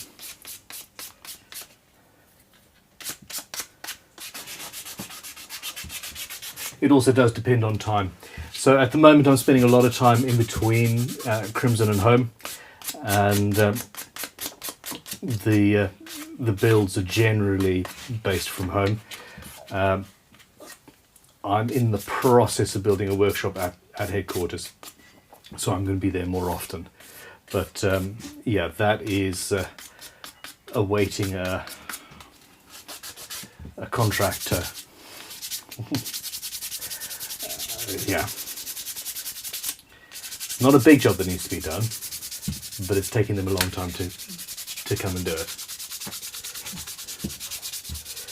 Thomas Carroll says, out of random curiosity, Ben, have you ever been to Nam? If yes, how was it? If no, do you want to go sometime? I haven't yet. I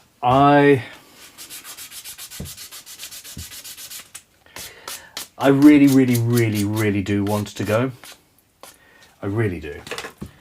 And my issue is that we've never been able to justify it, to be honest.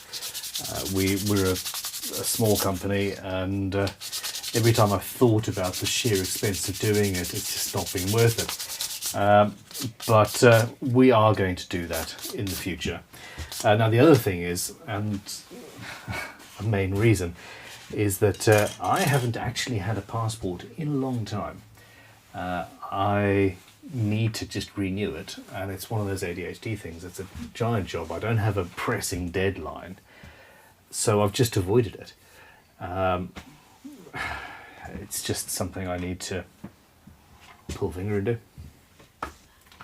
So here we go. We've got two matte pickup surrounds now. They are not quite matching the look that I want just yet. So something like Renaissance wax or guitar finishing oil would set them off nicely, and I'm just wondering, where is all of my wax?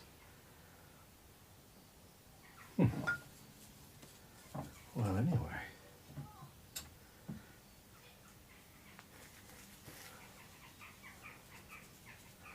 Wow. Okay, I've got all sorts of stuff that I appear to be running out of bits and pieces. Hold on. Okay, here's some tissue.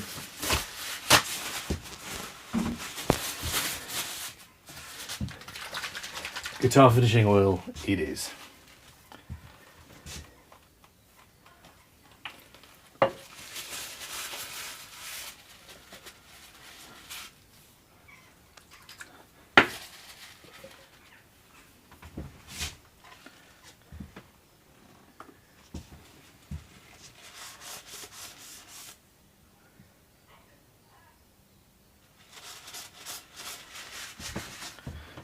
Okay, I'm going to cease doing that over the guitar just because that's where the camera is pointed.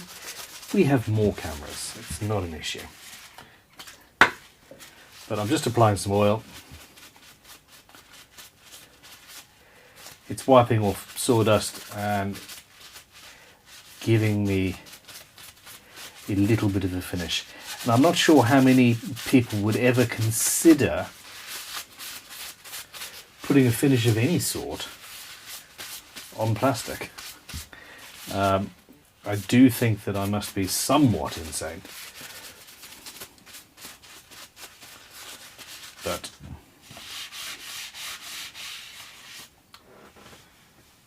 this is the result. Slightly darker and much closer to what the fretboard looks like.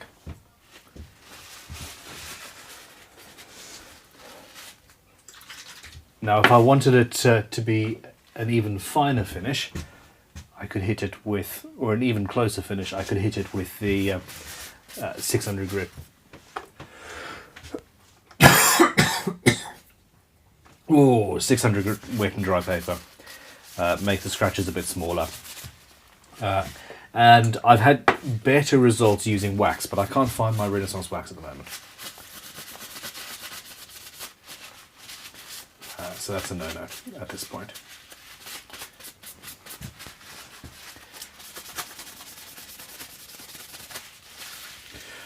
Whew.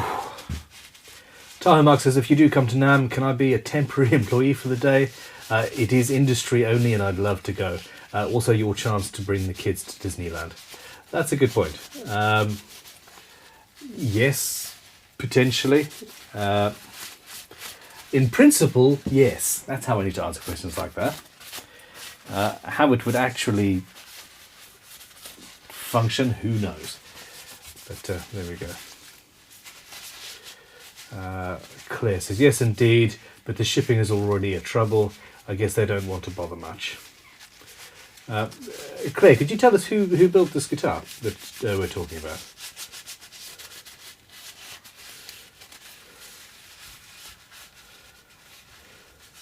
Yeah, they should cover the shipping. They really should cover the shipping. Oh, ESP, bloody hell. Yeah, no.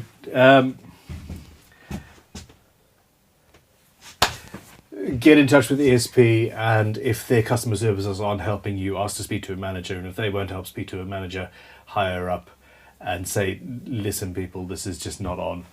I'm not going to go away. And by the time you've sent 5 or 6 emails or phoned them 5 times a day for a week, they will pull finger and help you. And if they don't, they don't deserve your customers, your support, in my opinion.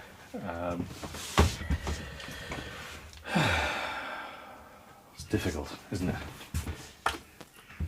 There we go. Okay, I'm really happy with how these have turned out. It works with the sort of semi-matte feel we've got of this hardware, and you know, the whole thing's working for me. So it's time to put the pickups together. This is the bridge.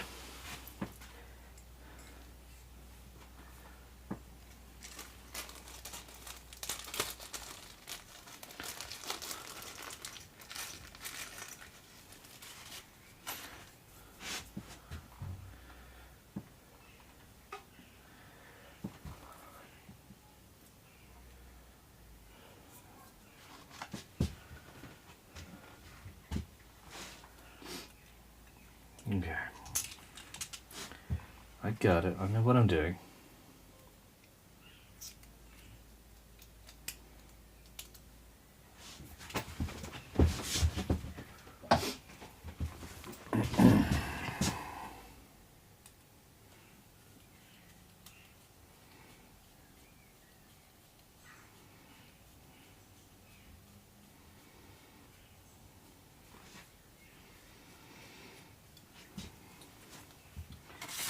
Feels like we're making progress. Oh, where's camera 2? Camera 2.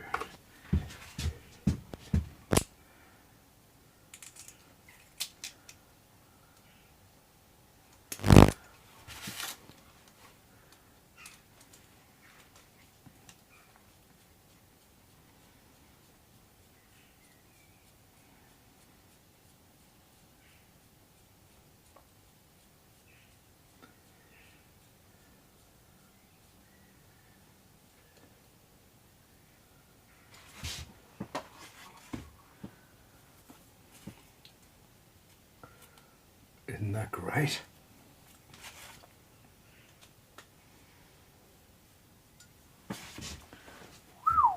Alrighty.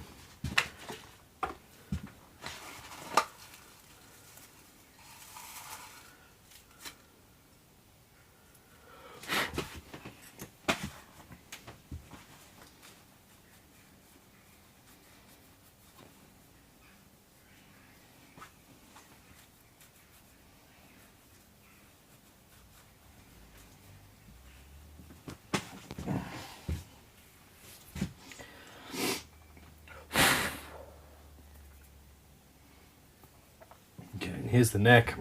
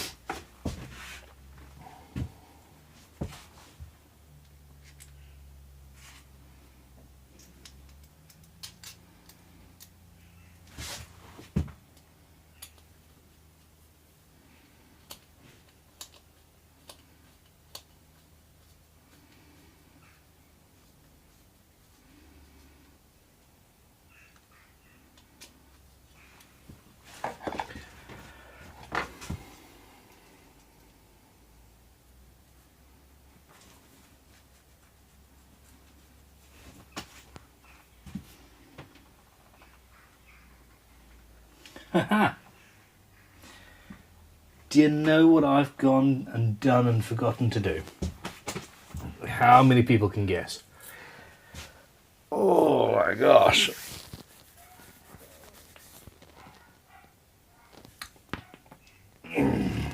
Okay. So, that's not enough to go there. That's enough, really. Do I want to? Okay. So, of course, in the we remembered to drill the ground hole, the ground wire hole. We completely forgot to drill the hole connecting the pickup cavities because I suck. Forest Pfeiffer got it in one. DJ Reverb said earthwire. That's the one thing we did remember. Jamie's saying ground hole. No. The big unit says, can you use the wider side of a leveling beam for larger tasks or only the narrow edges? Only the narrow edges are leveled. So the outside edges are not perfectly flat.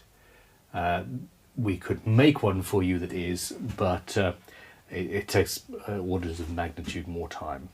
That being said, processes are changing, so maybe we can do something on that. So let me think about this then.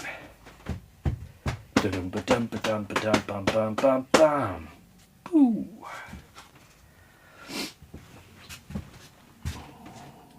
I already have a cavity from the neck pickup, and could quite easily. I'm going to do that. I don't like drilling from the bridge pickup to the neck pickup if I can help it. I'd rather avoid that. So let's do this quickly then.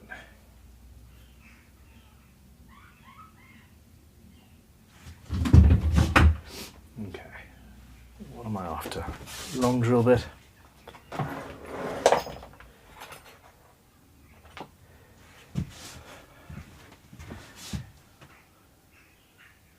It actually all comes down to the fact I don't want to move that damn bridge again.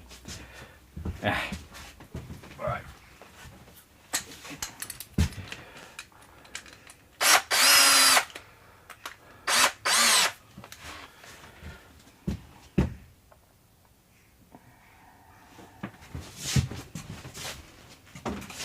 seriously, this should be done. This should be done beforehand.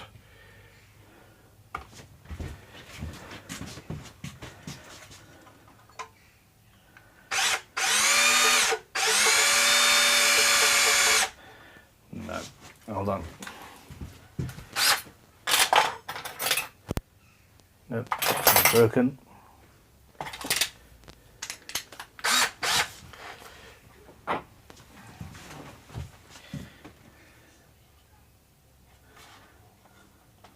There we go.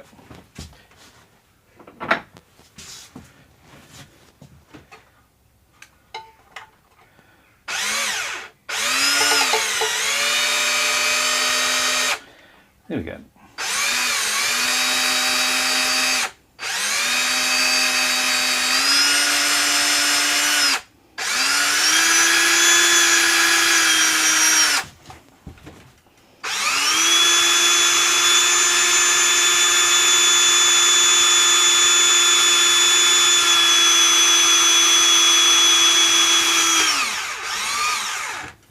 Okay, so we're into that cavity, and there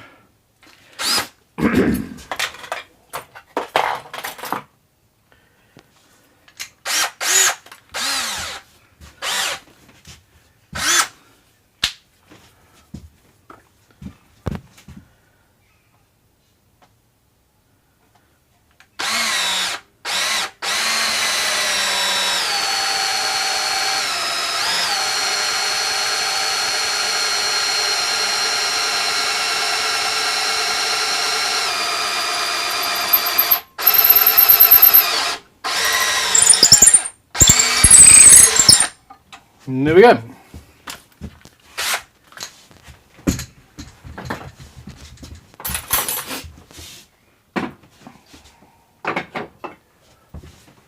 Chaos and carnage.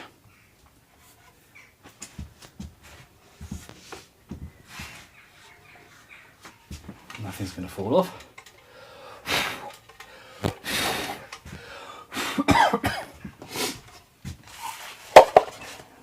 Okay. So where do I sit? Where do I sit? I sit needing to feed a wire via the neck around a corner into a hole, and the only way I'm going to do this is if I basically send some string through and then pull it back through. I'm going to use a soldering iron. That's what I'm going to do.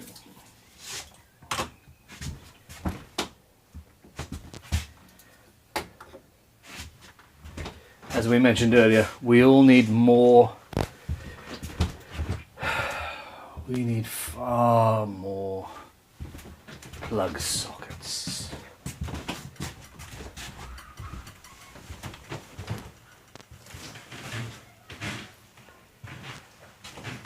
Where's that extension lead gone? Well, there we are. I know where the extension lead's gone.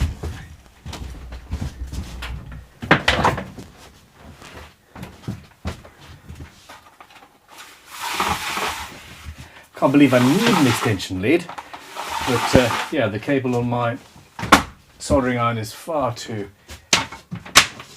short.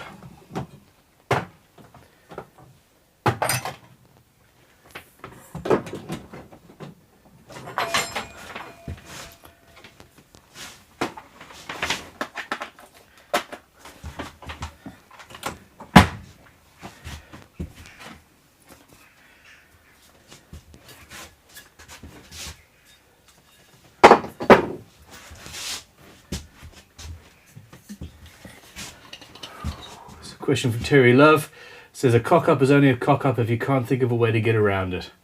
Very good point.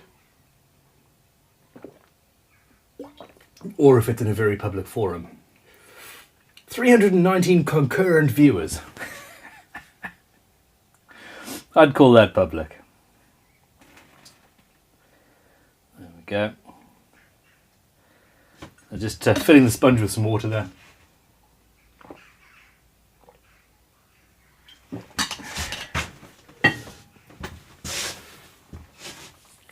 I'm feeling good though. I'm liking this instrument. She's going to be something special. Okay, so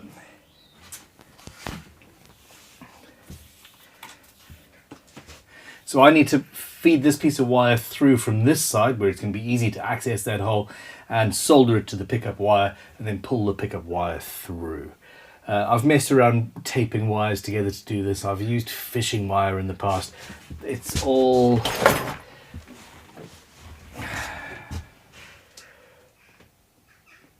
fiddly and hit or miss.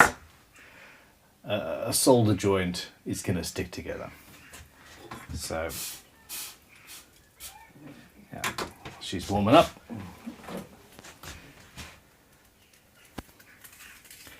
I suppose this is the thing. Watching the live streams, you see what guitar building really is. I'm sure I know there are luthiers who never screw up, who are absolutely perfectly in control of everything around them. They're tidy, they have everything they need all the time. That's not me. I work in the moment. I find it incredibly difficult to plan ahead to the sort of second, to the, you know, every single little bit. I have enough stuff here that I can do most things. I think what I'm saying is I've designed my life around the fact that I know I'm bad at planning, and here we go. Anyway, okay, that's warming up.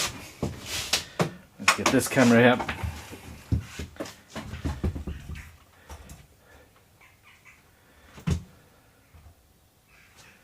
Something nicely. Alright, so you tin your soldering iron.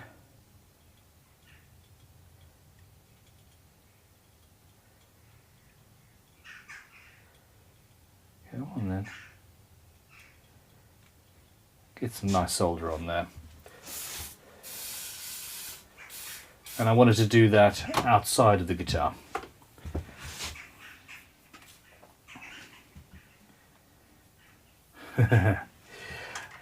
Terry, okay, hold up. So the next stage is to push this wire through, and we end up in the sound cavity. Boop, there we go. And at this stage, externally, I can solder this wire. Some helping hands wouldn't go would be useful at this point. Where are they? Here we go. Oh, sorry.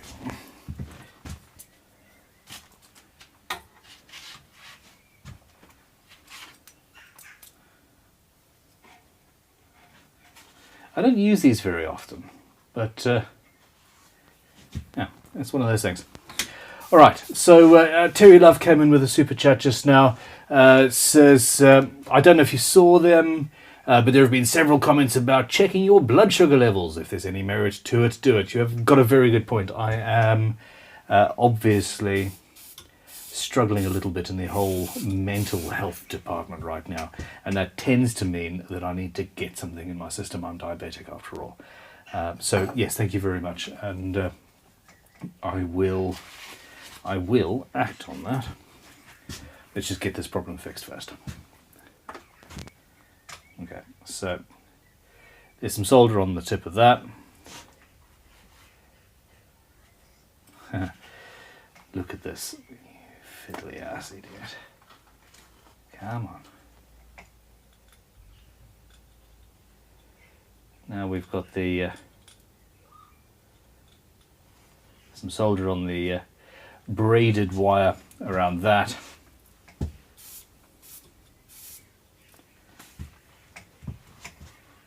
And I'm going to hold the plastic sheathed bit of wire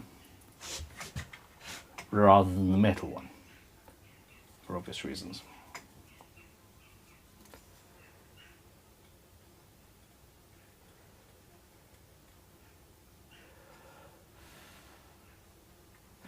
There we go.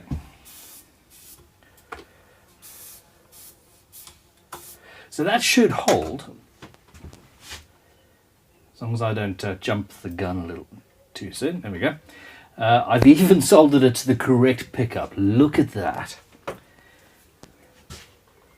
So at this stage, it's simply a case of moving camera 3 out of the way and then just pulling this through.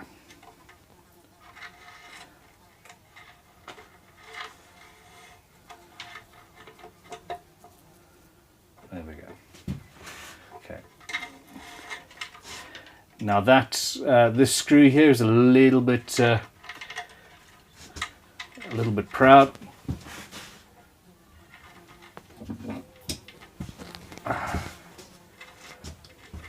Morn Industries.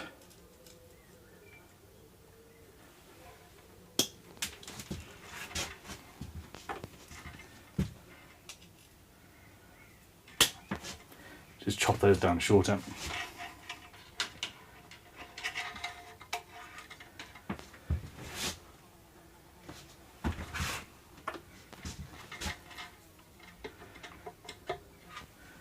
And there we go. That's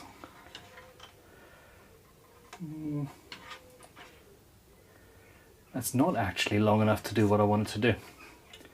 So I'm going to need to, I'm going to need to add some more onto this pickup wire, but I'll do that inside of the cavity. That's all good. Through you go.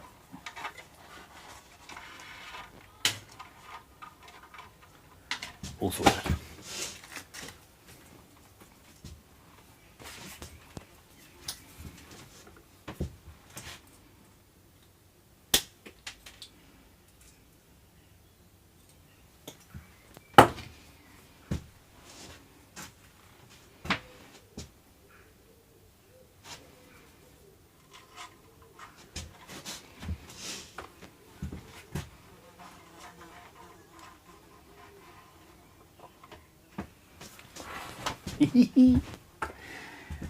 Yeah.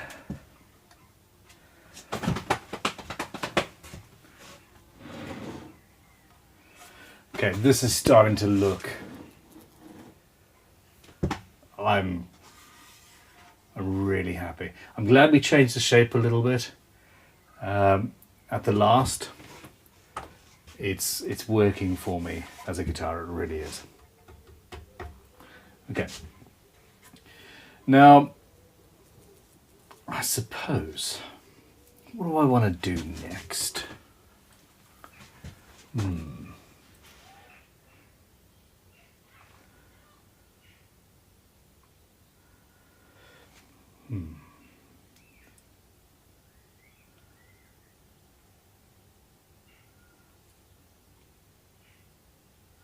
That's interesting.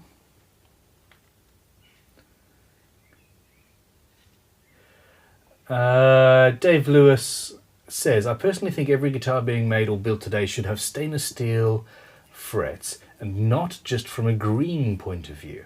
Let me know what you think the green point of view is, because I have no idea. I suppose nickel? It's brass and nickel, isn't it? Nickel must be rare.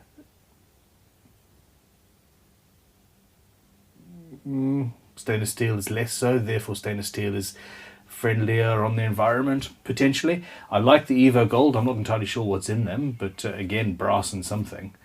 Yeah, anyway.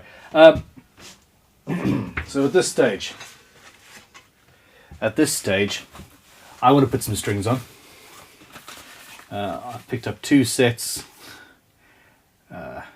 13 to 62 sets, there we go, that's what I did.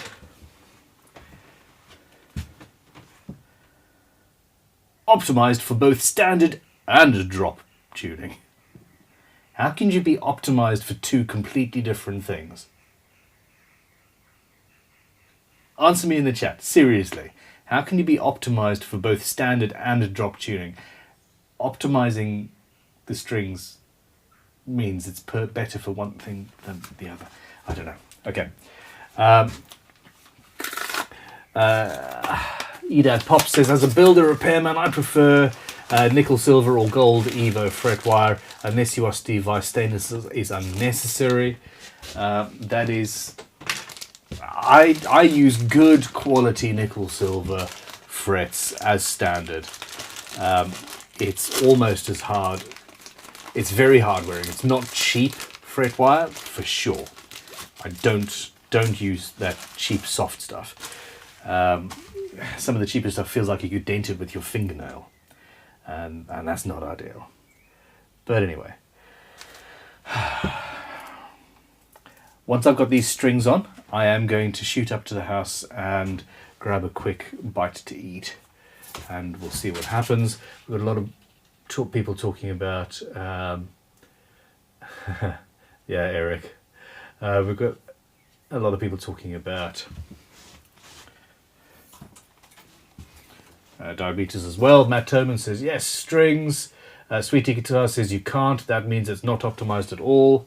It's optimized for both because it doesn't really matter, from Jamie Crowcromer. That's potentially true.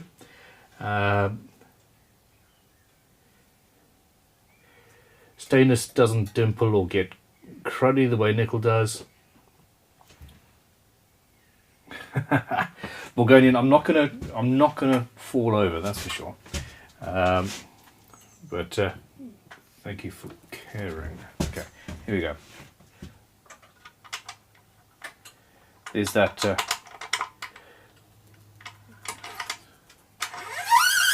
tailpiece?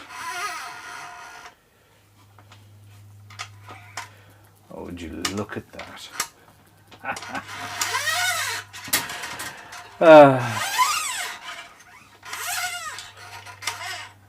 So the winds on the thick baritone string are, hold on. So the winds on the thick baritone string are too coarse for the available hole. So I'm gonna have to drill that out. One of the other cool things that I thought about this Goto stuff is that it looks like they've got a hardened steel insert inside there, and I was wondering about that. It turns out I'm going to see if I can drill it now. Woohoo! Okay, so we've got brass followed by red, and the red appears to have a more standard sized wind. So I need to drill this out. Now, when you're drilling out something like this, you want to go up in small increments. It looks like a 2mm hole. I'm going up to 2.5mm, and just in case I get swarf in me eyeballs, I'm going to do it this way. So there we go. Where's do. Camera 2, you'll do.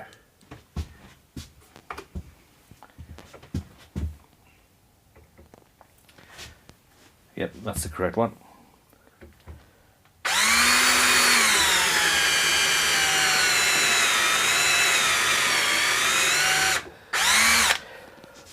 Looked like hardened steel.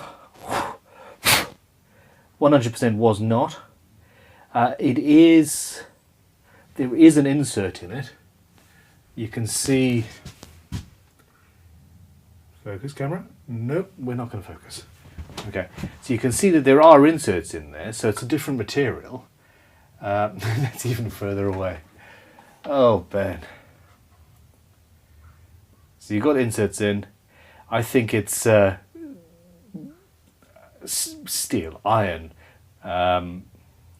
rather than aluminium, potentially. But I drilled through it very easily. So, there we go.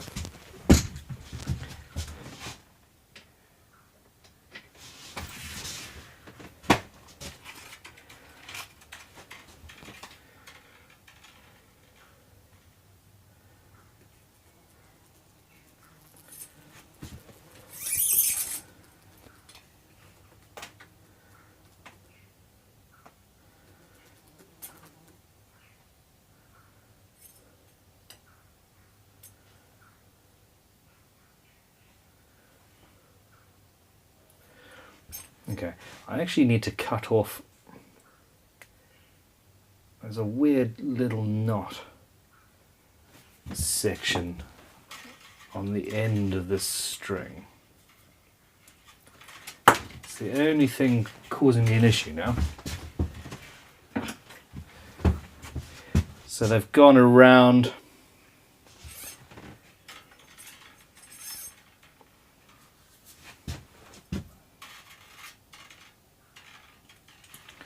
There we go. So the winds go round the ball end, and then round and back up, which is why it's so thick, and then through itself, and that end had been left a little bit proud. So the ball end is just sticking out, but I'm not worried about that. There we go. I have also not yet cut my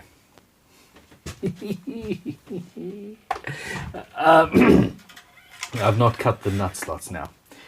Let's see if I... This baritone string, which is 62 gauge, yeah, fits perfectly through the Goto tuner. I have had to drill out tuners as well in the past. Okay.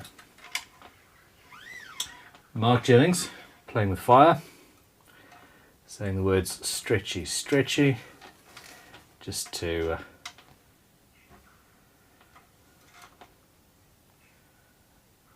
cause trouble.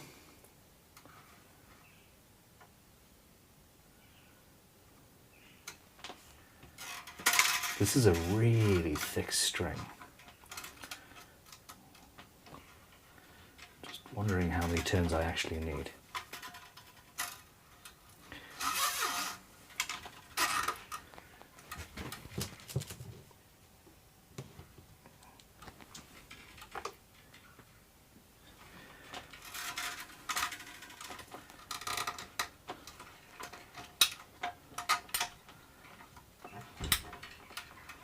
There we go.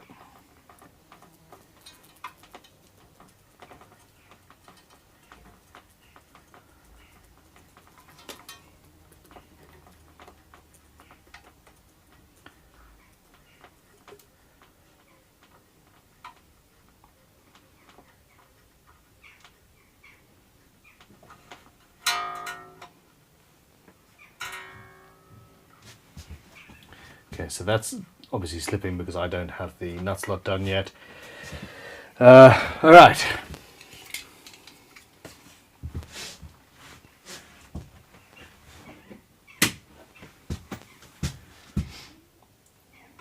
One, two, three, 1, 2, 3.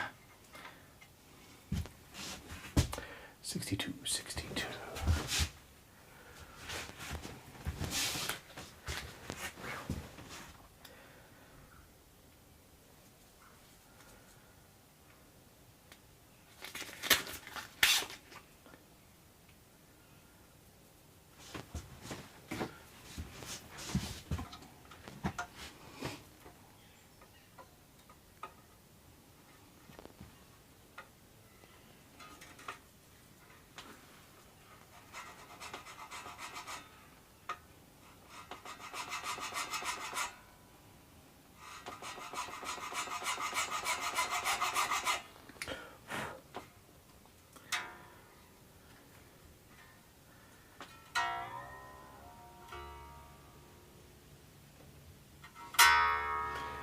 All right, Lisa, you are correct.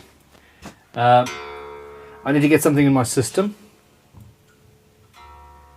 Food-wise, I'm running low on energy and brain power, and I'm liable to screw up, which should not be good. We've got 2.5 wines on that string, that's fine, and we're all good. I am gonna be back in a couple of minutes. Mr. Waffles asks, is Mark ever not trolling?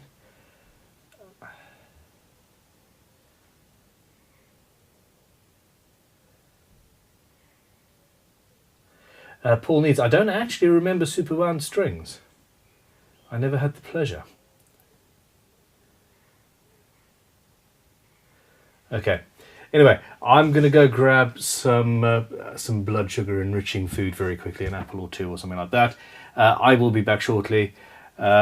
Please chat among yourselves. I am going to be finishing this guitar today. We've got a little bit of simple wiring to do. Ah, there we go. It's 5:20. That explains it. Strings in, then the pickups are going to be situated. They are currently not screwed in, so I'm just going to, there's not actually that much movement, but I'm going to make sure that everything lines up and is good in that regard. And we will hear the instrument play. I guarantee it. Okay. So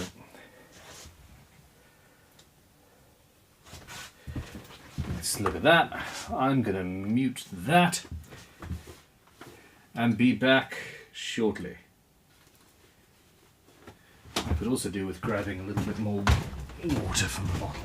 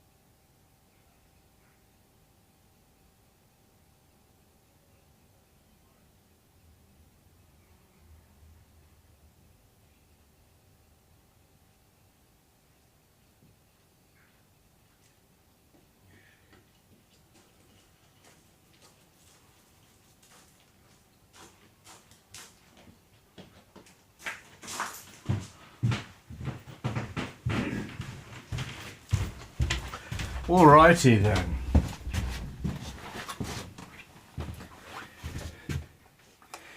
Here we go. Carol shouted at me as well, told me to go eat something. I've had a quick chocolate bar to boost the blood sugar, and I've got some peanuts here, which will create some longer term energy. And I think they're relatively quiet to eat as well, which helps. So let us put that there. Welcome to a nearly finished guitar. A bunch of you took that as a reason to leave, which is fine. Stop procrastinating and go. That's a wrap.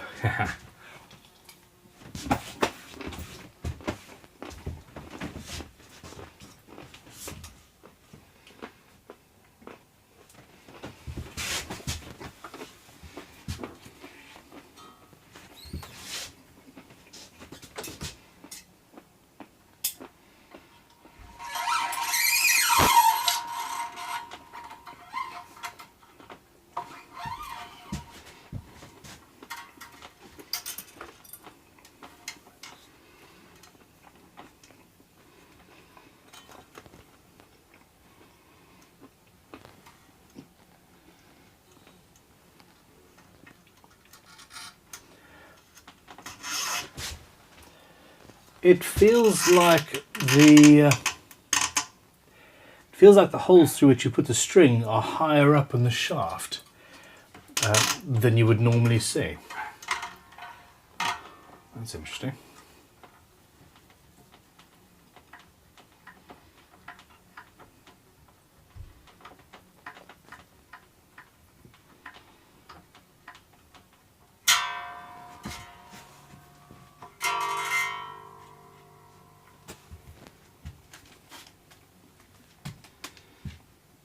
Terry says, Ben, keep some barley sugars or other boiled sweets in your shop. That's a very good point. I don't know. It's just one of those things. I never know what's going to happen from one day to the next with how my system deals with food and eating and stuff. You know, I had a good lunch. I had a good breakfast. Muesli is particularly good if you have diabetes. Slow release sugars and all that. But if you're having a stressful day, if you're having a particularly energetic day, what would normally last your system 3 or 4 hours is done in 2, and you're starving again and going off the edge of the cliff. So, yeah. There we go.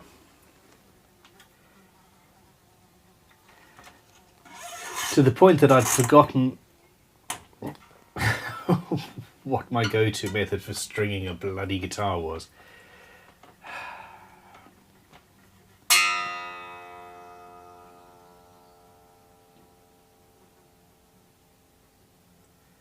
Not bad now, is it? Alright. Green.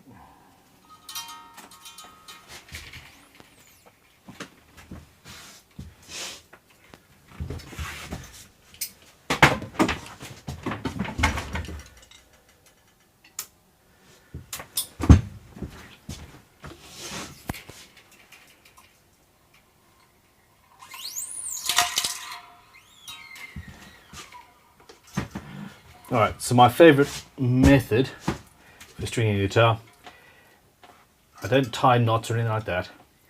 I go around a couple of times and then pull the string through. And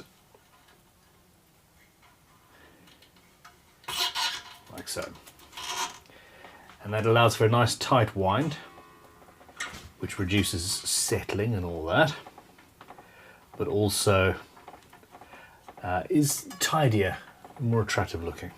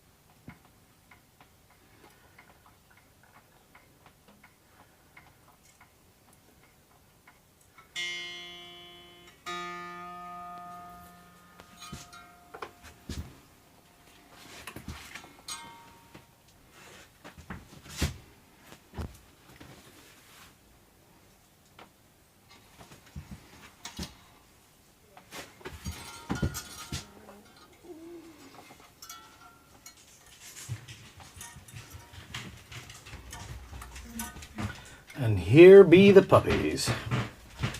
Oh, not the puppies. It's a puppy and Tanya, my love. Sorry.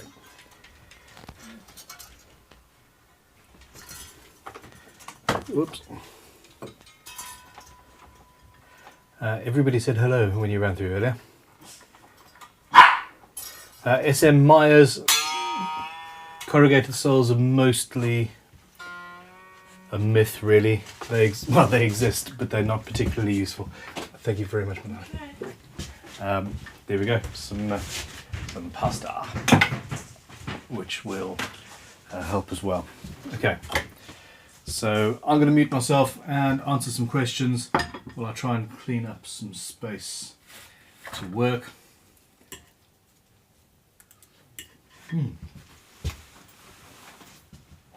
Holy crappy. Okay.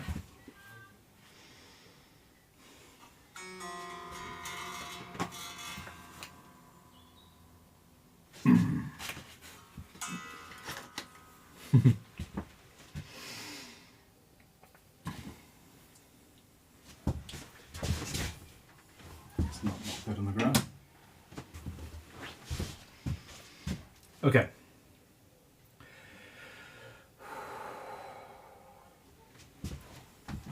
So yes, normal grown-ups eat dinner later in the day, but we have young children and we started eating relatively early, which is probably why my system started crashing, because I was expecting food fairly soon,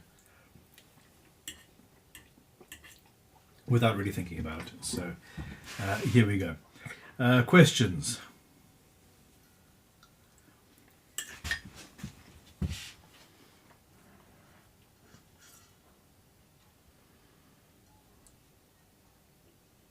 Orgonian Evolution says, I don't get the people struggling so much with string slippage. I've never had that happen on any guitar I've touched. Pretty much I concur to a certain extent. I've seen it happen, but mainly when I've not put enough, got around the post enough.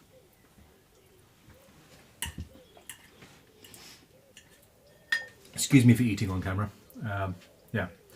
SM Maya says, I've been looking at planes, which is better, corrugated or non-corrugated soles. So the theory behind corrugated sole planes, I have, this is a Bedrock 603C with the corrugated sole, is that apparently it's supposed to reduce friction as you plane. In reality, I've not seen that. If you want to reduce friction, hit the sole you're playing with a little bit of wax. Much better. In fact, you reduce the friction so much that I don't feel comfortable using the planes like that. Corrugated are more rare, more collectible, more expensive, not better to use. Better from a money point of view if you can buy them cheap, etc. But yeah, just go with standard planes.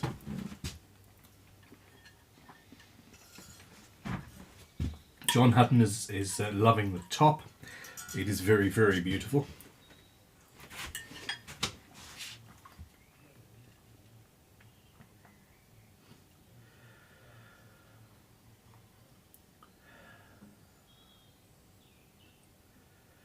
The Steamy Cream of Jul Jabbar says, what is the correct way to pronounce Daddario and why is it diddly dang doodads?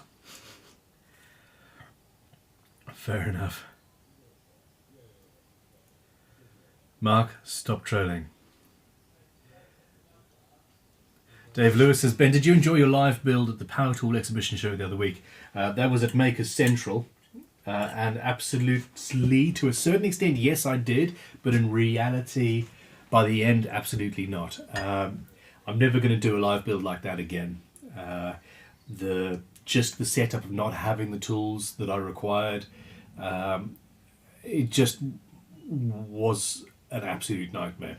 I ended up with quite serious backache at the end because 4.5 hours of extreme building at a bench that was 4 inches too short or so, it just killed me. So it was my idea to do it, and it was a bad idea.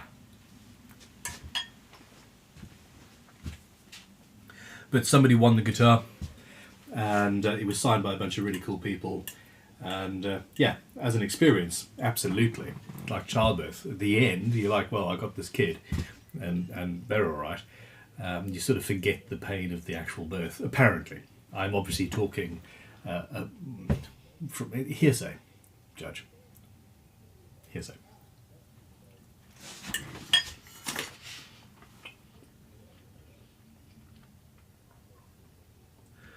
Big unit, have a good time teaching. Tahoe Mike is saying, ooh, that's pretty loud unplugged. Yes.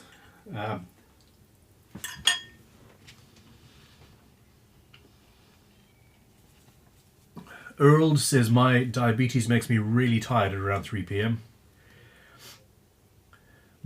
Yeah, well, this is it. I agree. If I don't eat regularly and the right stuff regularly, it's insane.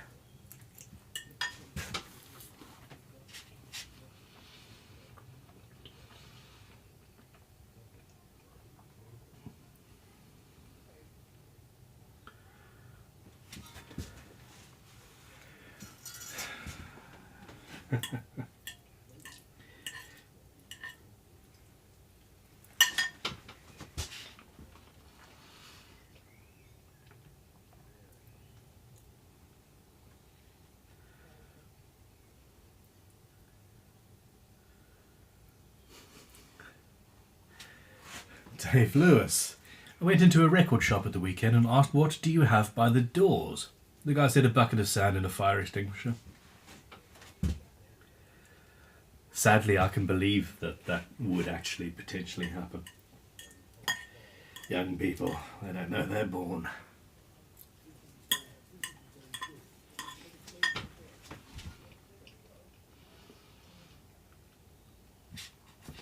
Alrighty.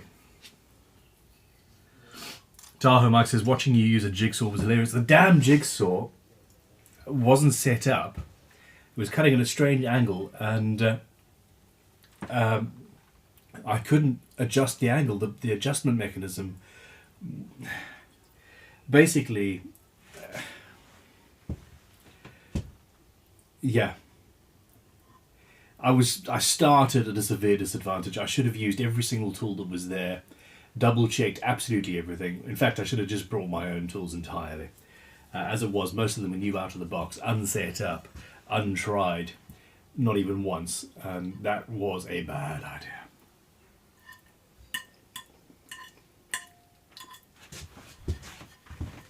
Anyway, what can you do, huh?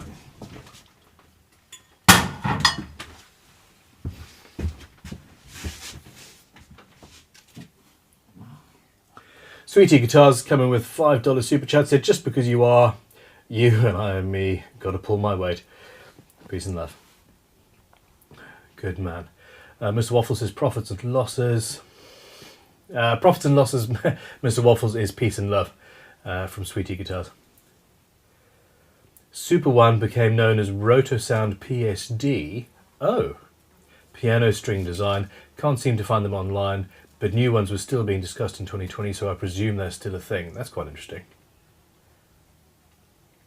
Go to the radio has to go.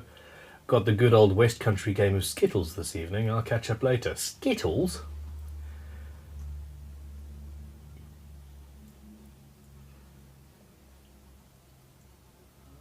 Ooh, Ian. Ian M says, because friction is pressure spread over a surface area, corrugating reduces the surface area, but by virtue increases the pressure. Therefore, same friction. Sounds clever. Sounds true because you've said it with... because it's written well. I have no idea whether it's true or not. Because I don't have the brain power currently to understand anything. Anyway.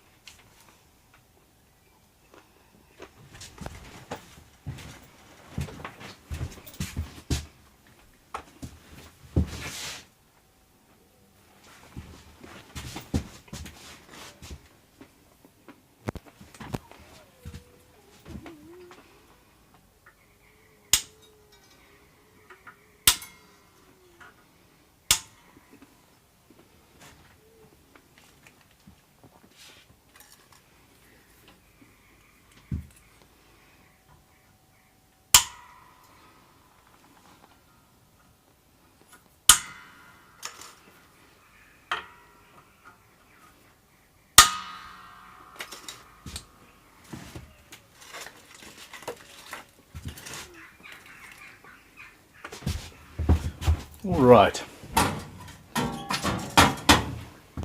So I put my plate on top of the bin thinking, I'm not going to need that bin anytime soon, and immediately needed it. Typical. Neil Gordon says, are you going to tune B to B on this baritone? I don't know.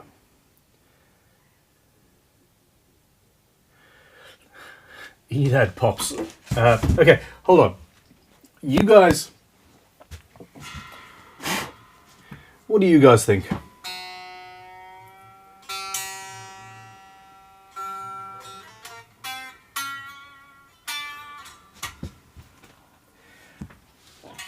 What is the most common baritone tuning?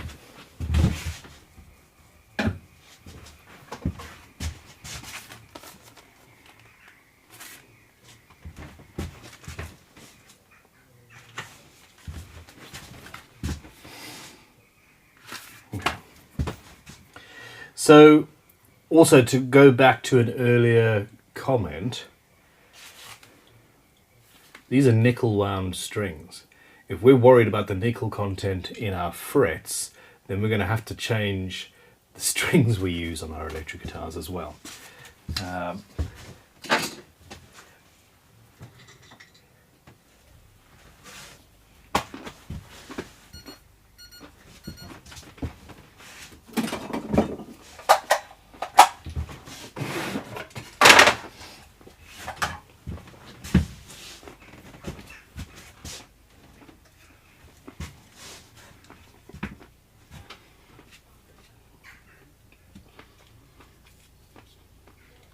Yeah, everybody's saying B2B.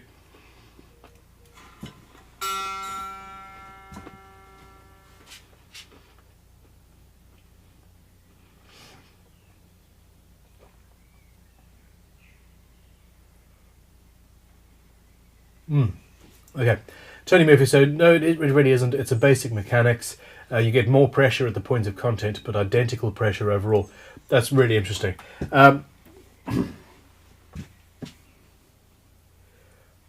Yeah, everybody's saying B2B. I assumed that there was going to be... that's what I was thinking, but I assumed that there was going to be something else that was common as well, since the question was asked. Lots of people play stainless steel strings these days.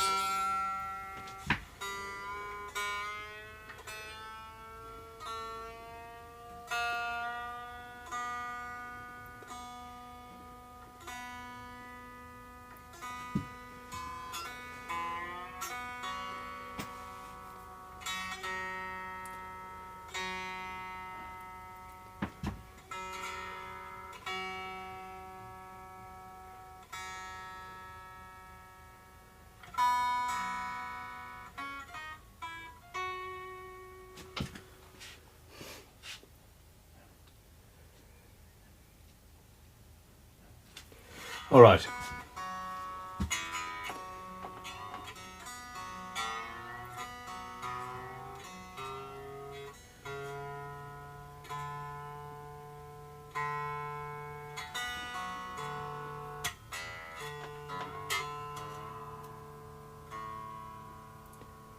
This feels so weird to me. I spend so much time with guitars rather than baritones. The whole tension, how easy it is to tune,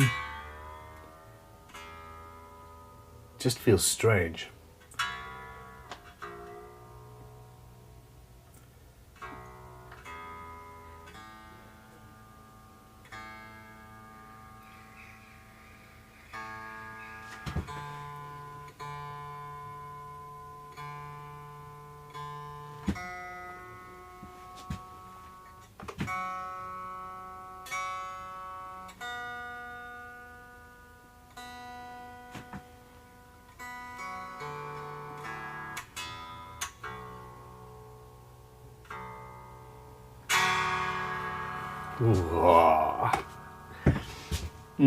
I like it a lot.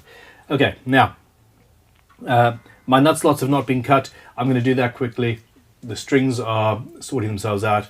I'm then going to there we go. I'm going to line the pickups up. The neck pickup wasn't lining up properly. The sharp end of the pickup screw was caught on something. I'm assuming the wire, and wasn't allowing it. It's worried me for a second.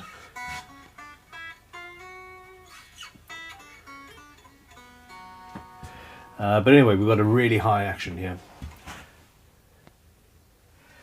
An okay amount of relief.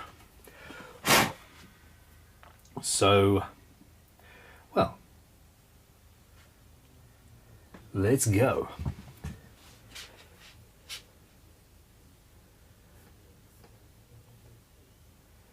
Okay, a lot of people talk about force and pressure and weight and surface area, etc. In the end, Mr. Waffle says, I have both corrugated and non-corrugated, and I can't feel the difference. We're talking about power. Oh, okay. I'm not getting involved. You guys argue amongst yourselves. I don't think it makes much of a difference, if anything. All it does is it gives you lots of sort of sharp edges on the sole of the plane. If you hit something at a weird angle, you're going to rasp it, and that's not what you're after. So, there we go.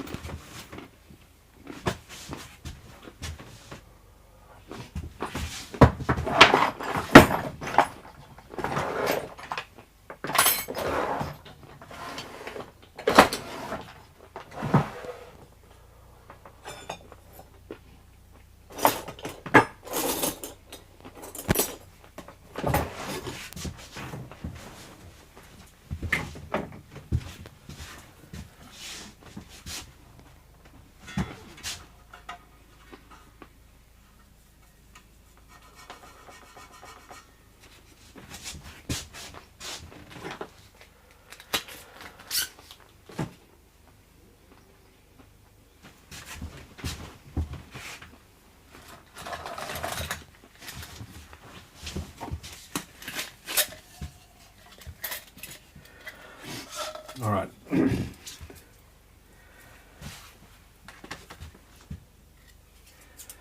Just wondering what the I've got the bigger set of guitar nut slotting files here that we sell. I'm just wondering how big they actually get. Obviously this isn't a size guitar that I normally cut slots for.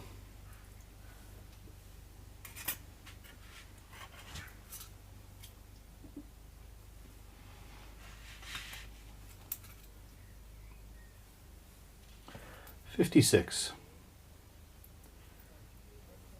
Alright, so we've got a 56 which is slightly smaller than the 62 I want. So I'm going to use that to start it off.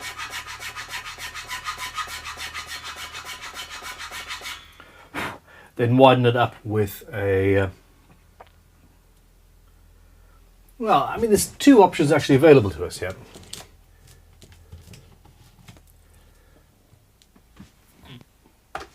So you go down,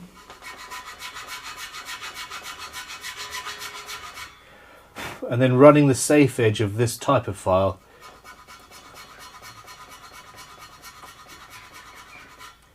you can make the slot wider.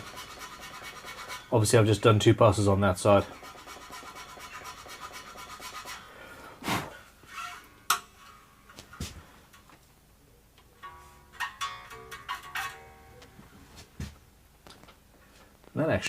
That worked quite well.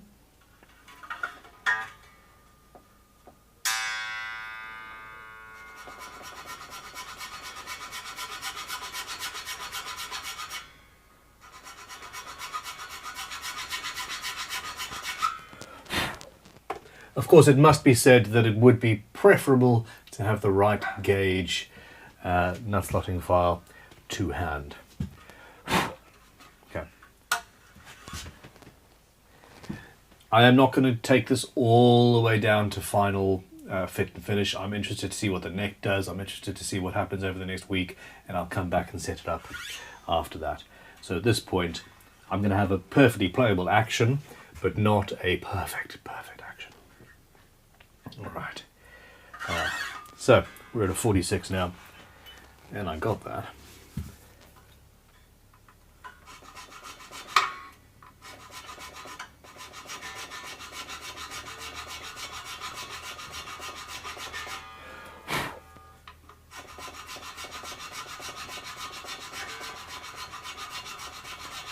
I'm also starting to feel a whole hell of a lot better.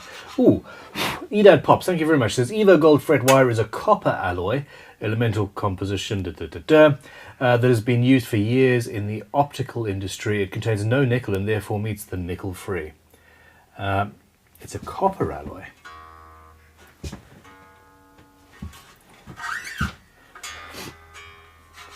I half thought that it might be bronze, but because bronze feels similar, although it has a slightly different colour. So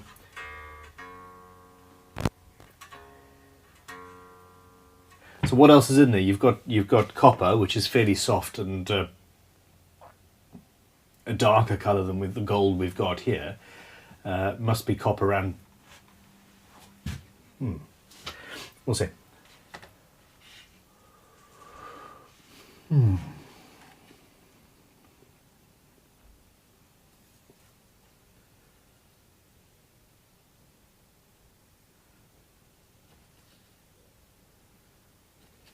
Okay, that's all good. I'm going to crack on then. Let's.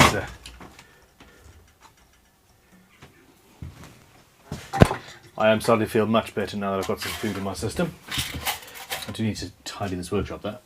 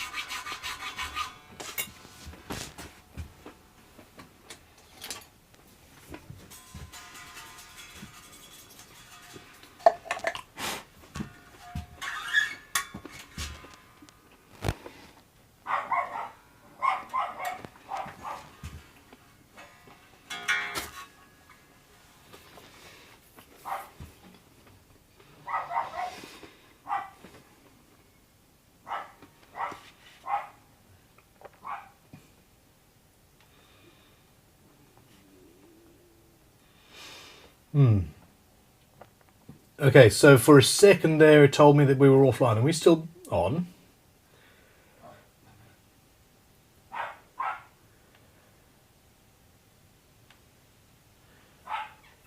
Yeah.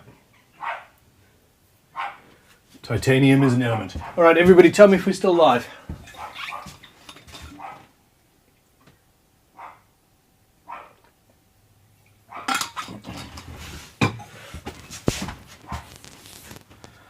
And Daniel Marquez, I am glad that your pug is good.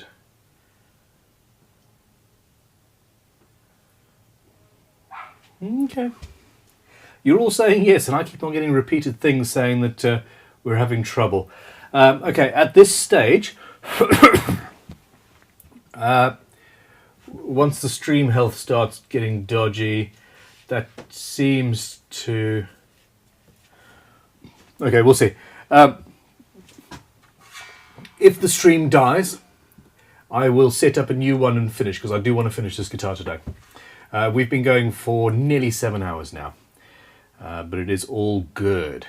So 26 wound. Volkan, how you doing?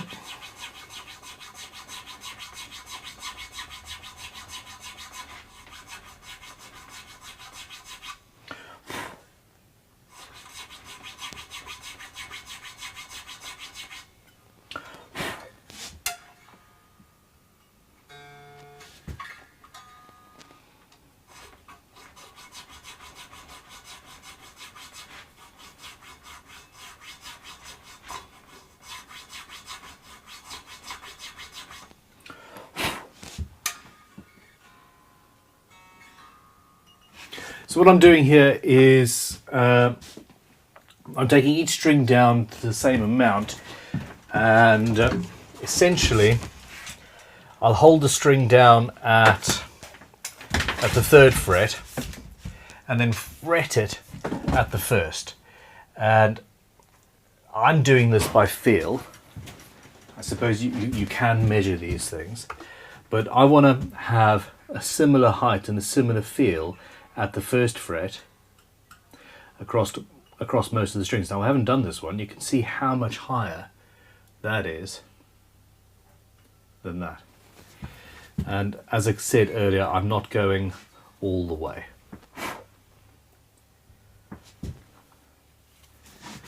Not on a first date.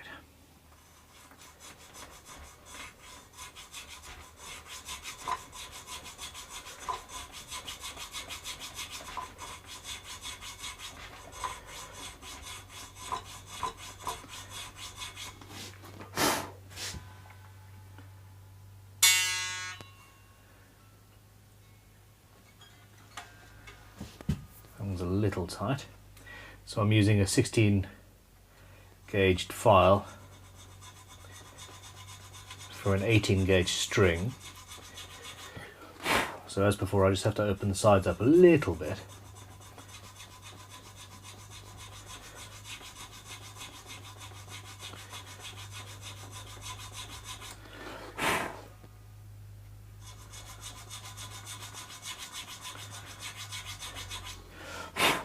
Bulgarian thinks that somehow my neighbour is trying to hack my feed.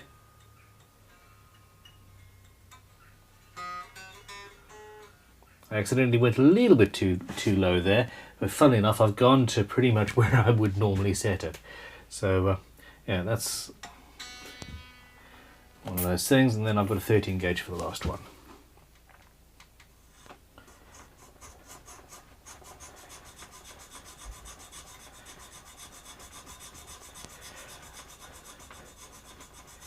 It's a weird one. So with regards to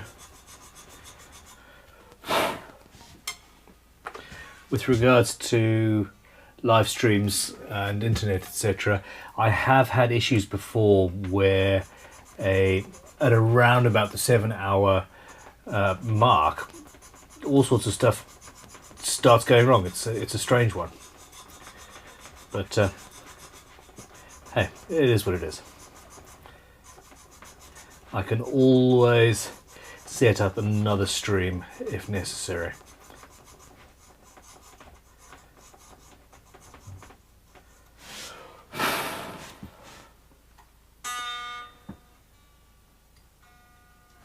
Okay, nearly there.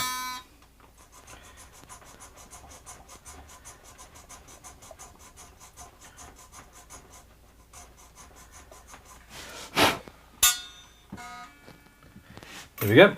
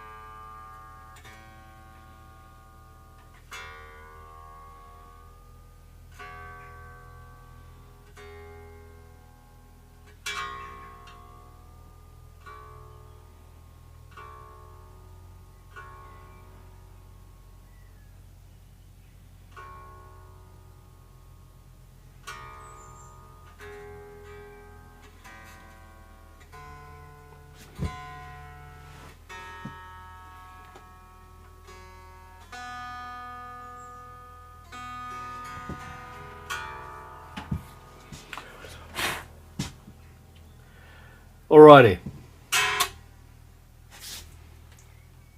Don't pick it up. I can't pick it up. I've got to get these pickups in place. I've got a super chat here from Volcan. He says, hey Ben, I used the same kind of nut slotting files, but somehow I don't get them to move as smoothly. They keep getting stuck. What am I doing wrong? Cheers. Fair. Okay.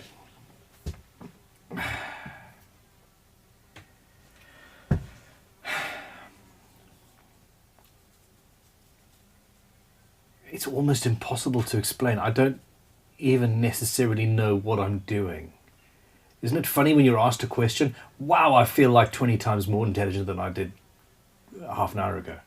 It's amazing what a bit of protein will do, eh? Carbohydrates and stuff.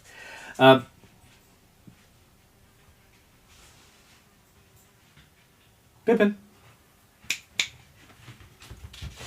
Wait.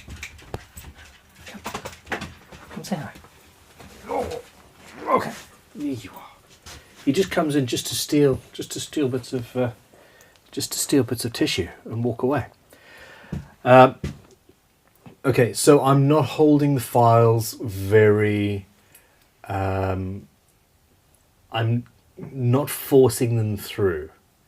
Okay, so when I'm trying to push harder, they actually tend to get stuck. So I'm being very chilled and very relaxed with them. In exactly the same way that this dog is currently being very chilled and very relaxed with me. Hey puppy, yes, don't you dare kiss me. Can you smell my peanuts? I wonder what Bear's going to do with that. So the other thing is, if you've got there we go. So if you've got a file like this that is binding and it's not going through properly, then very gently do what I did when I was using a file that was too small for the string, and stop, go back up to the top, and then just widen it ever so slightly with the file at a slight angle, and that should sort you out. Yeah, it should. Alrighty. So Beth is like, beautiful doggo, I'm in love. He is really rather gorgeous. Yeah, so we got him and his sister, who is literally half his size. We weighed them the other day. She's exactly half his weight. You're a big old chunk, aren't you? But yeah, he does match the guitar. Bulgarian Evolution, you got it in one. I was just wondering if I could hold them up next to each other. But yeah, no, not really. Anyway, it's all good. And actually, yeah, if it's binding, then the slot is probably too deep. That is from Git Lee. So really, we only want the nut slot to be half the height of the string, or maybe a tad more. Now my E, I'm going to say E and B. My two treble strings here are deeper in the slots than I would like them to be, but the rest of them are sitting essentially above the level of the nut, and that's about right. Even that one's just above. Okay. Anyway, say goodbye to Pippin. Say goodbye. Goodbye. Bye-bye. Bye. Yeah. Off you go.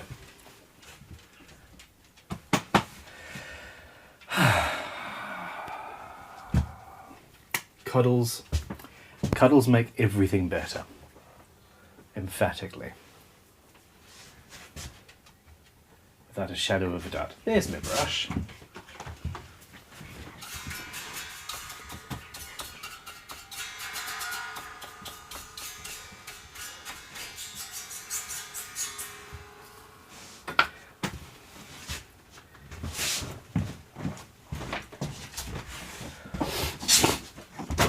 Now,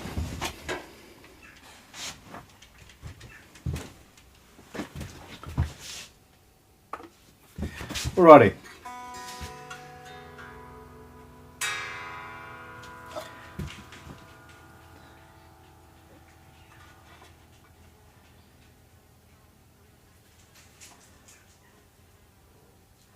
That works. That's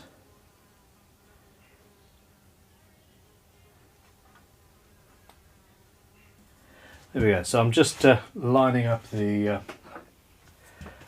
pickup with the strings. Whoops, that one's not quite. There you go, that'll do.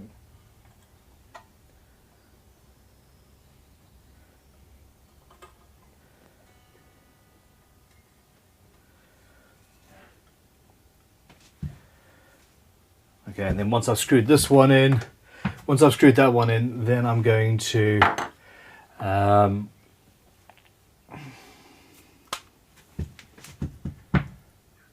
line up the second pickup with that. Hold on, we've got Beth saying, are you going to breed? Too much pressure or too coarse a tooth will make any file bind. That's from Norm Barrows. I absolutely agree. Now, we are not breeding him. He has been done. We've got his sister, and we're gonna have some puppies from her because they're just too beautiful, and it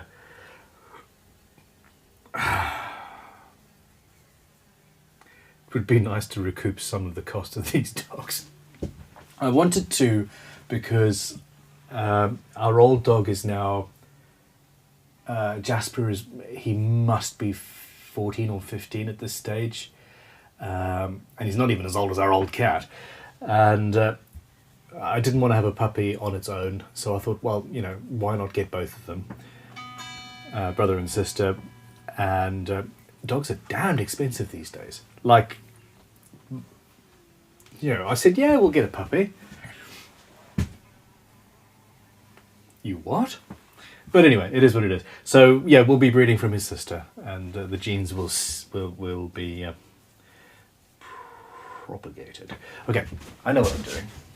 This is what I'm after. That is a 1.5mm drill bit. I might want a smaller one. Screws.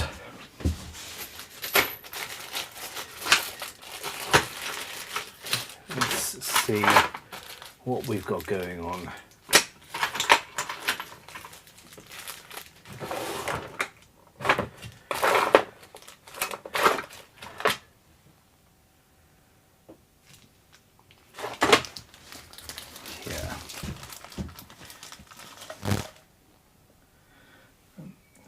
Just a little bit chunky. Nobody seems to make the size screws that I like anymore. I can't. Most annoying.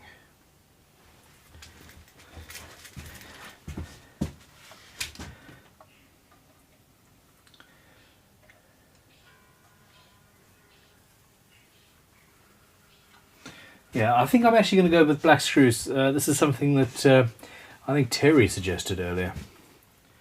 But anyway, yes, the 1.5mm drill will do nicely.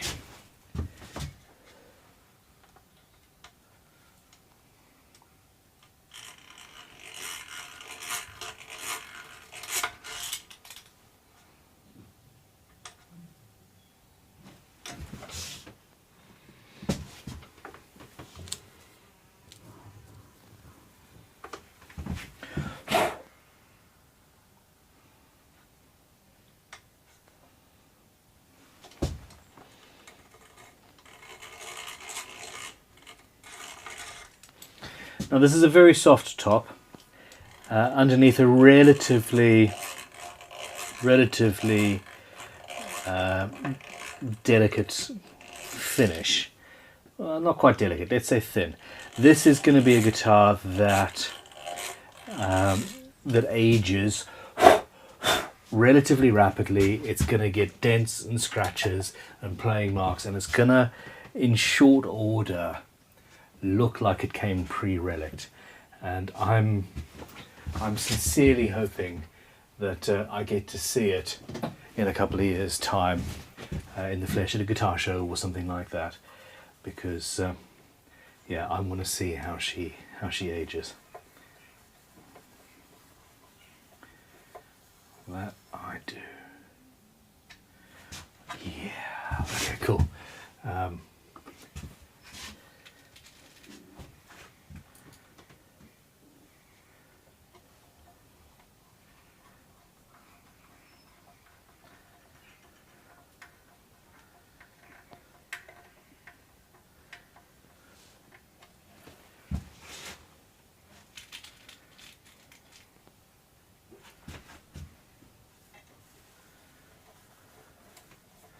Good shout, Terry. I like these strings.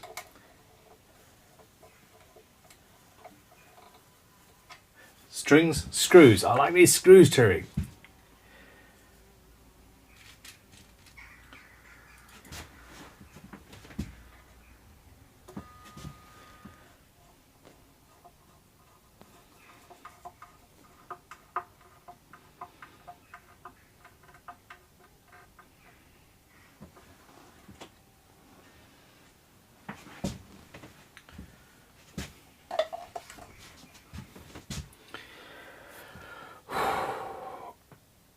Alright.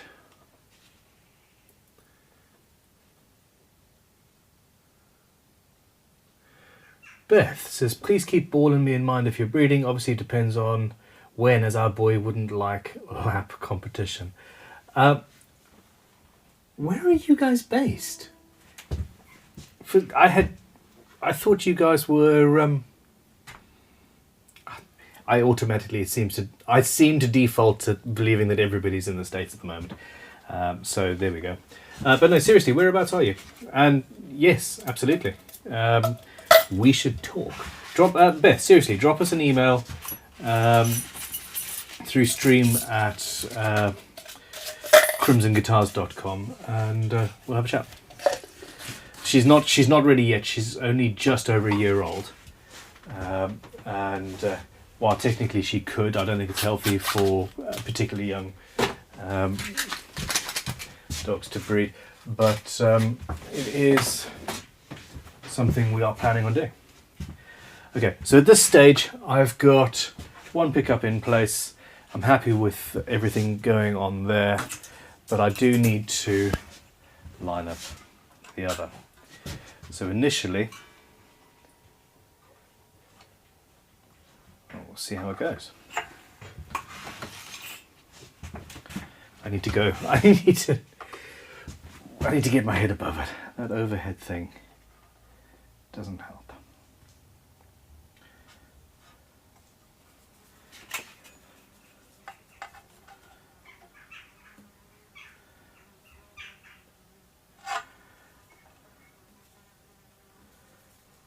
There you go, that's better.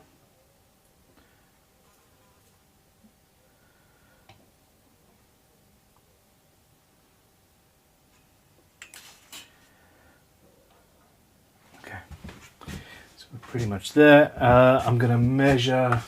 There we go.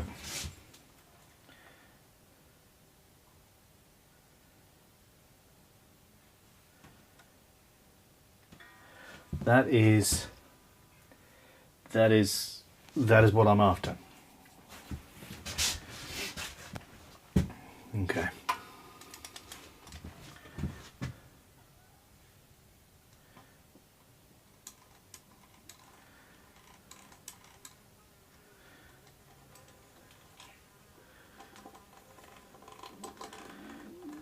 So I'm going to have to, I didn't want to mark or potentially mark the top by putting masking tape on this finish. It's relatively open grain. So what I need to do, what I would normally have done on a more heavy duty finish is put the masking tape in various positions around the pickup so I knew where it was and then go. My bradles are all too thick to go that deep. So yeah, at this stage I'm going to put a screw in, hold that corner down, and then carry on.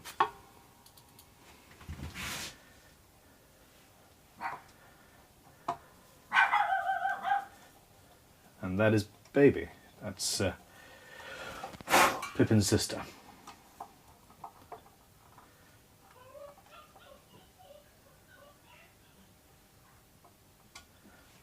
And I don't know what that was.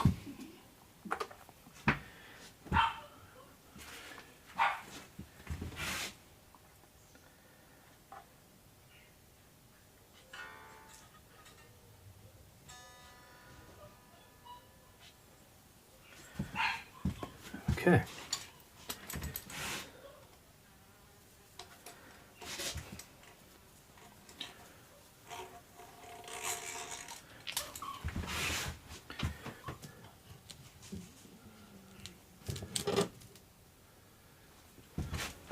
There we go, that's better.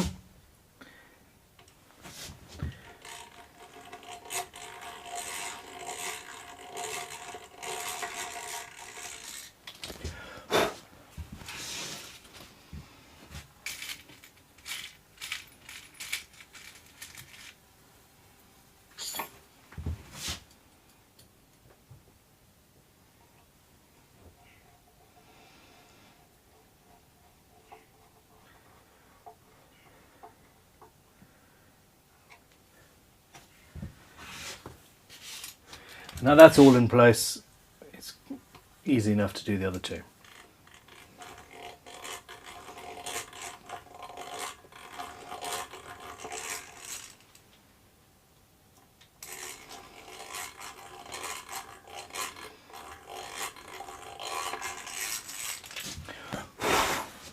I absolutely love this old drill. It is a pre-1900, sort of 1880 or so, Miller's Falls number 1.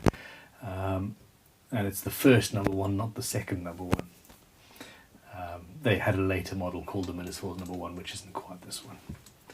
But anyway, one of my favourite tools of all time.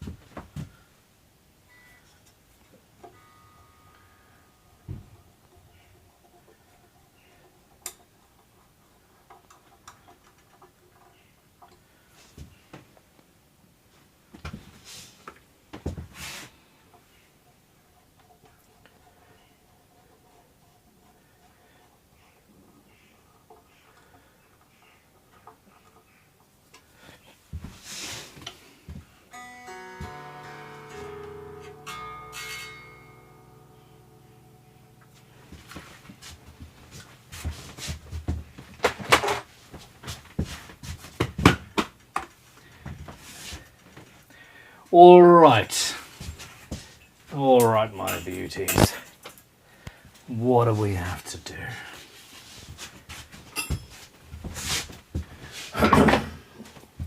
Tidy up a little bit. Put some tools away.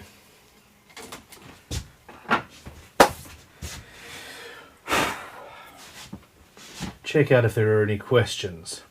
Hi Ben, since the redwood is relatively soft, will you add a drop of super glue in the hole to harden the wood a bit? I didn't, I haven't, I don't think it's necessary. However, if it was a screw that was coming in and out and in and out and in and out, I 100% would have done that. George Davis says, Ben, I do electrical work and I know that black and red are hot and white and green are neutral and ground, but I find that with wiring a guitar there is no common colour code. Why? Because people are just... guitar builders just do whatever the hell they fancy. So oftentimes I'll have red as live and black as ground, but there just is no... Okay. There's no health and safety risk with doing something wrong. There's just the risk of making yourself look like an idiot, like I did last week by wiring the live and the ground on my output jack the wrong way around, because the jack had a different construction to the one that I'm used to the one that most of us are used to, actually.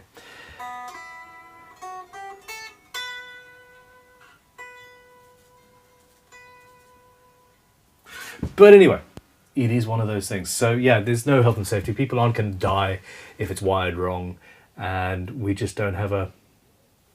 It just is what it is.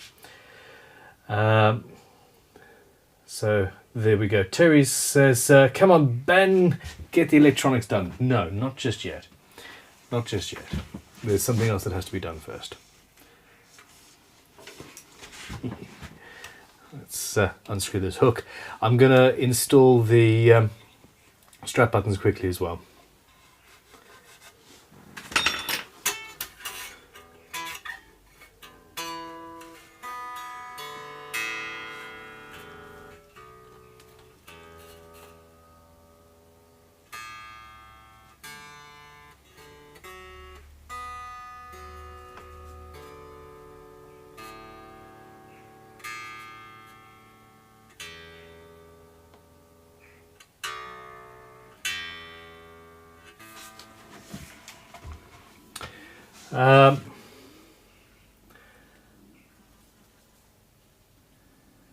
Okay, what am I looking at here? Okay, Terry Love, Paul Needs, we're talking about all of these bots. Okay.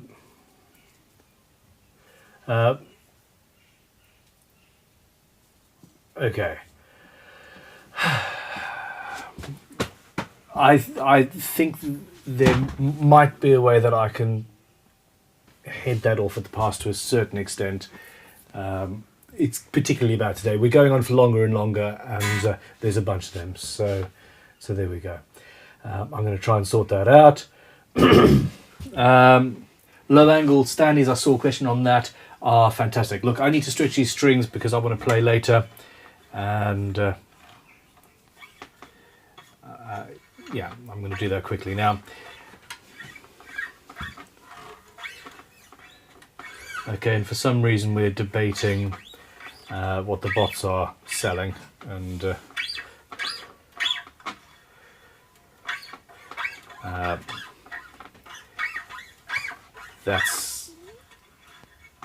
that's in the order of talking about politics or religion, or politics or religion. It is what it is. And it's incredibly profitable, which is why the damn bots exist in the first place. It certainly has no place in my live streams.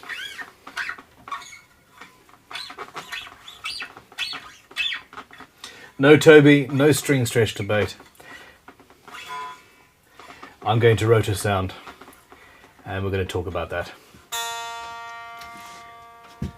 And until then, I refuse to talk about it. So I have stretched the strings and bedded in the angles, if you believe that's the thing.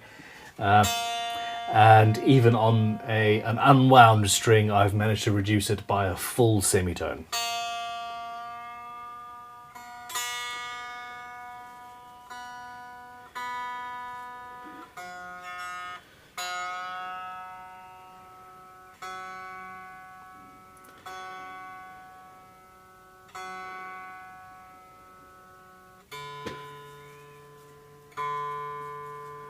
Mr. D20 says, YouTube made me learn to make cheese and guitars. I love YouTube.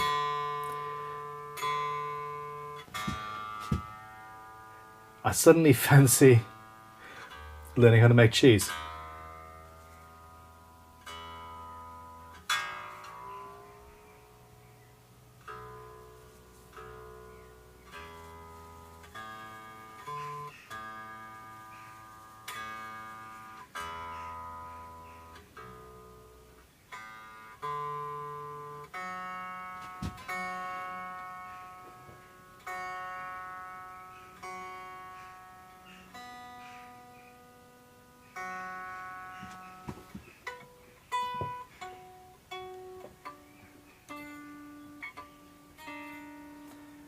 That's a little flat.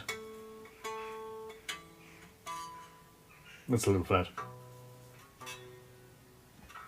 It's actually pretty damn close.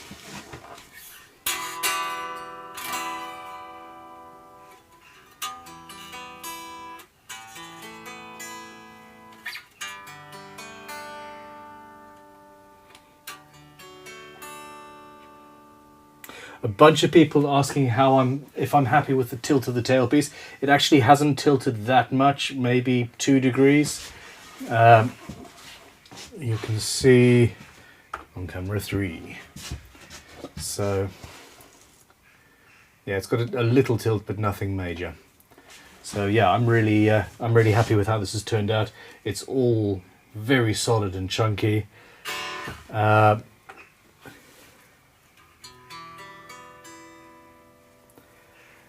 William Fodderly says, Ben, here's a good question. I'm reposting from Nick Bynes. Says, hey Ben, I'm from Belgium. Is azobe wood good for a neck?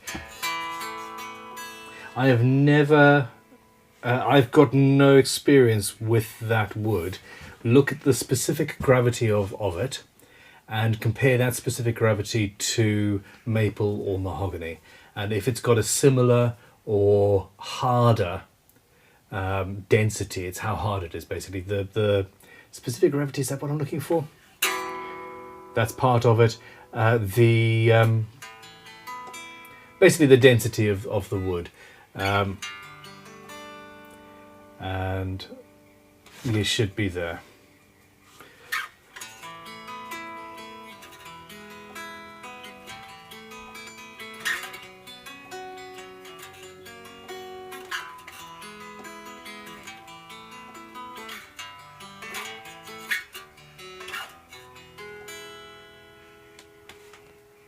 So there is a little bit of fret buzz. I need to make the bridge a little bit higher at the on the bass strings. The only thing that we don't have here is height adjustment on the individual saddles, which is a pity. And the saddles seem to be it feels a little bit flat.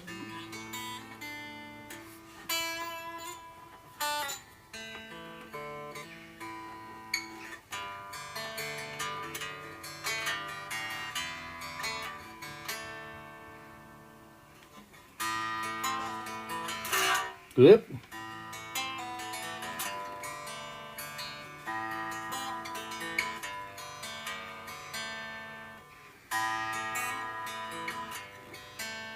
Sheesh. Okay, Alan Wood says Azoba, aka E-King, is very hard.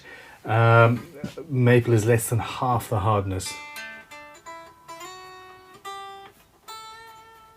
So yes, it would make a very, very good neck, just would be an absolute nightmare to make, in my opinion.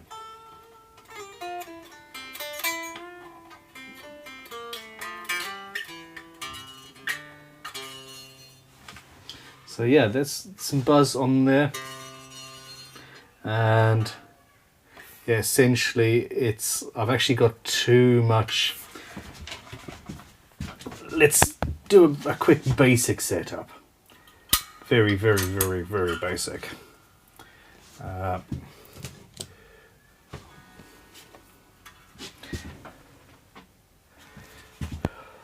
So I want to pull my neck back a little bit. Let's see. I'm sorry, I don't normally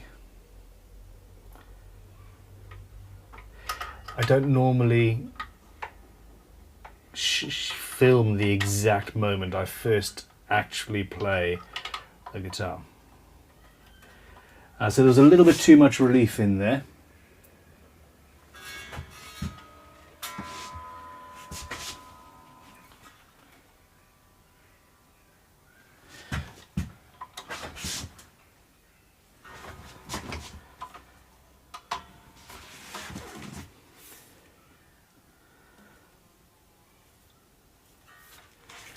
Okay, so there we go. I've reduced the relief quite a lot.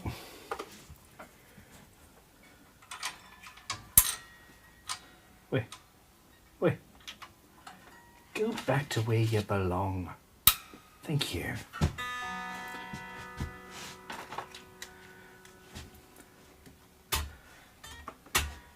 Right, I just need to raise the action a little bit.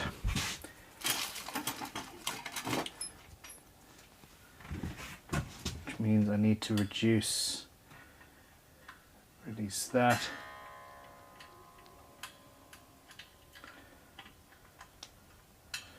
That, and that's too small, yep.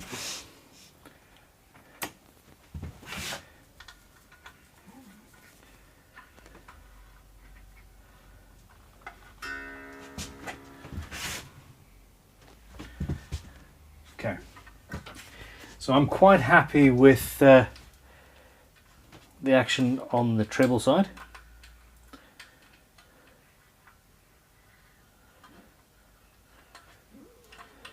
And let's just lock that back in place. I'm also pretty happy with where I'm sitting intonation wise. I will adjust that once everything's settled. For now, just let's talk about string stretch. Just changing the truss rod, which to your mind has not appreciably lengthened the length of the string, has changed it by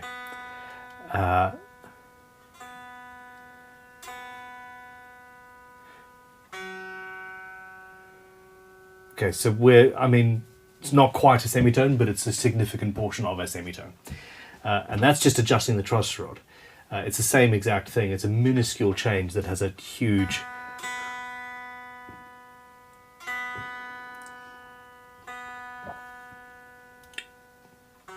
effect on the tuning, etc.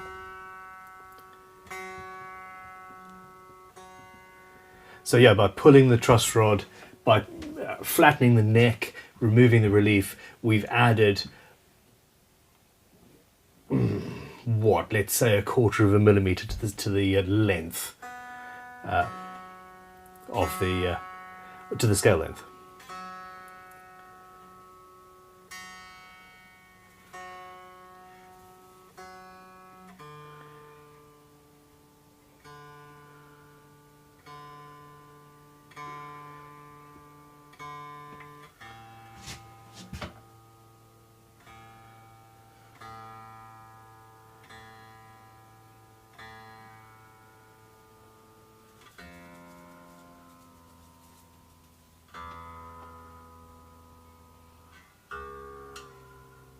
And that's exasperated by the action addition at this end.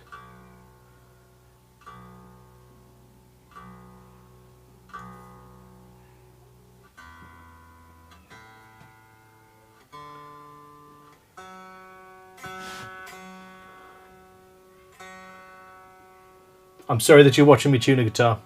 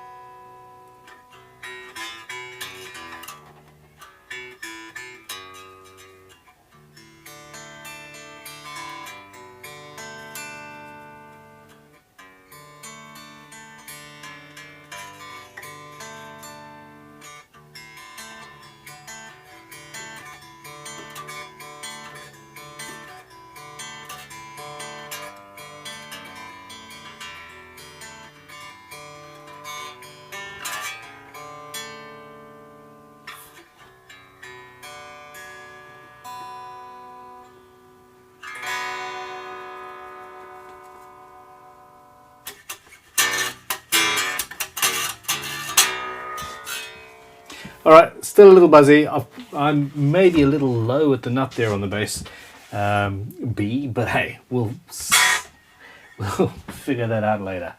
Okay, just quickly and for fun, let's adjust the pickup height so we don't have to do it later. Yeah, that's a bit low. That side.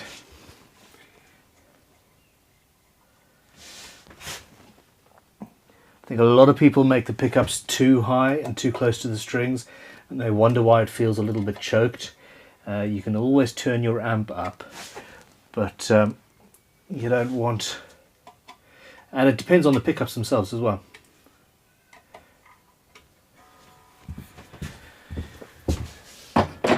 Okay.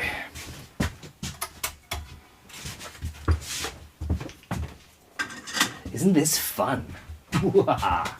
Now, we are roughly there. Strap buttons.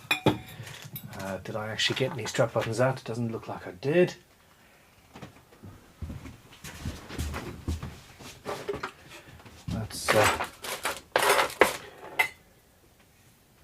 That's somewhat annoying. Back to the drawer, hoping against hope that I have strap buttons in stock.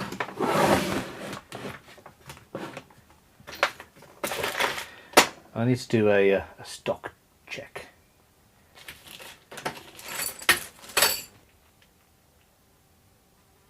Ah, there we go. I am running low though.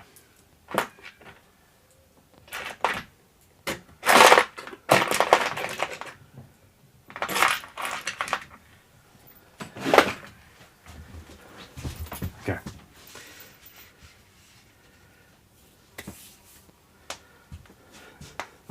All right, everybody. I'm going to do a quick recap of where we stand right now with this guitar.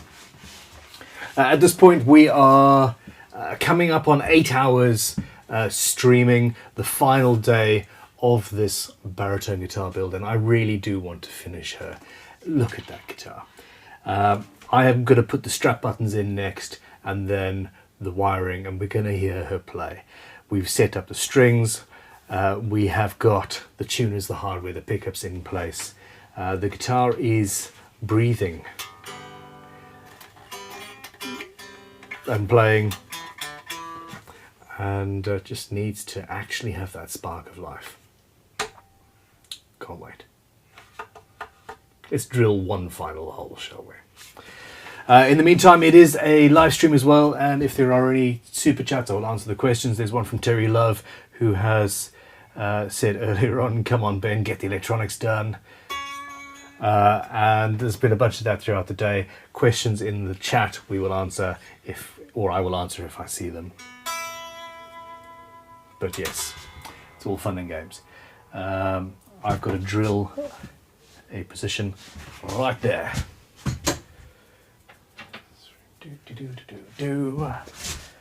Ooh.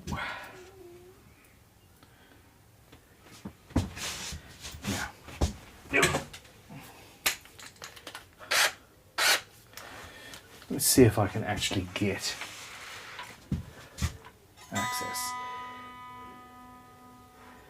I can. It's at a slightly weird angle, but that's fine. Let's put the drill bit in deeper.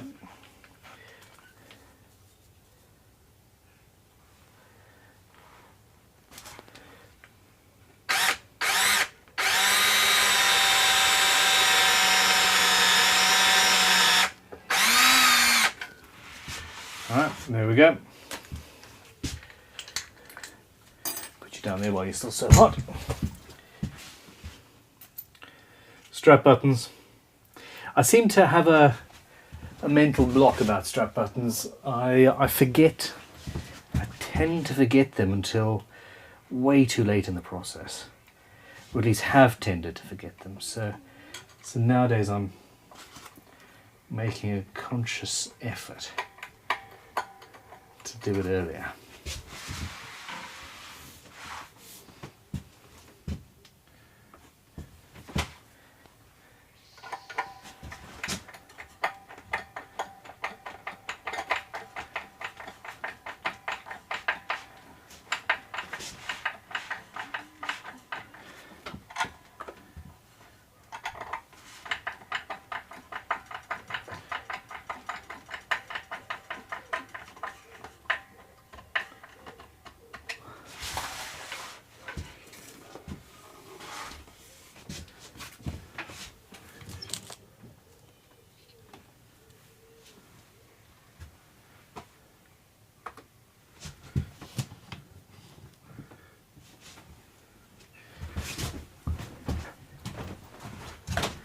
Camera 2's autofocus is less than ideal.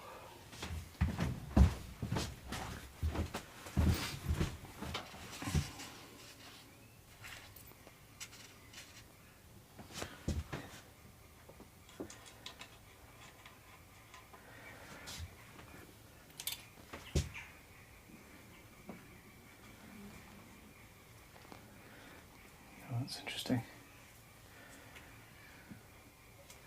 Okay, so this hole is slightly bigger than I would like. I'm gonna stick a cocktail stick in there, but the hole goes all the way through to the rather large cavity, so I'm gonna have to glue it in, because otherwise I'll just lose the stick. Now I don't want to get the super glue all over the guitar, so very carefully go in like that.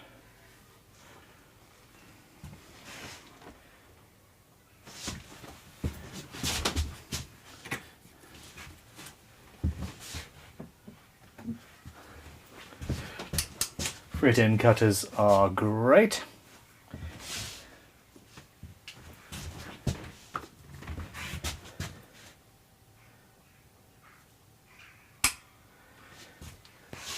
Trimming little bits of wood.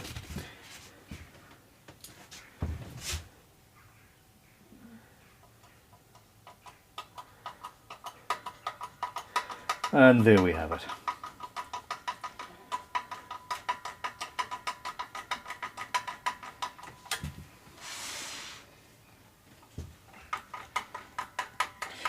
I am tempted to start using machine screws and threaded inserts again.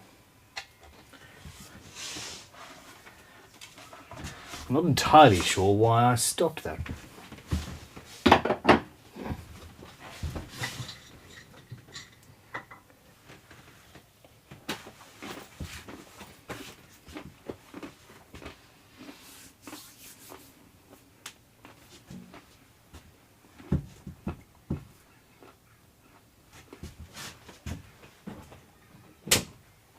I've just turned the soldering iron back on.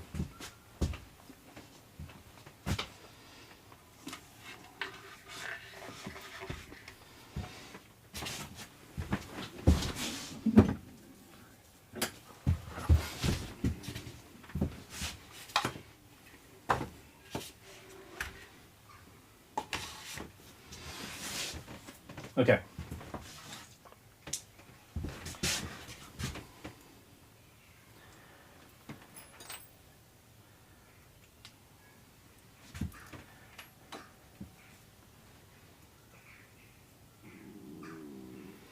This is, and that is correct. Okay, cool.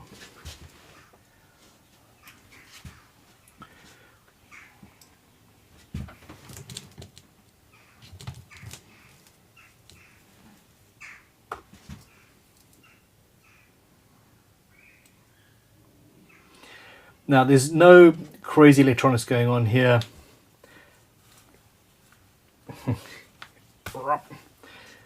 One's a little bit tight. Standard volume tone 3-way toggle. I don't even have the ability to coil split this particular set of pickups, and not that that wasn't an option when they were ordered, it just wasn't required. But essentially we're going to go in and do a basic wiring.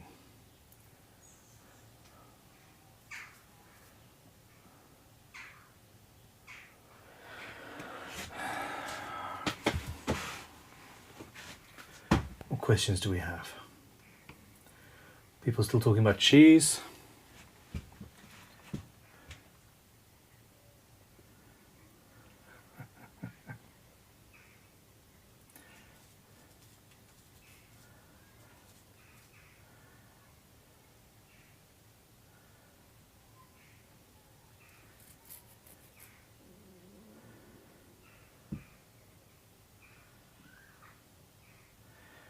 Okay. It's been a long day and there's a lot of stuff going on, but it's all good. It's all good. Okay, so I think that's okay.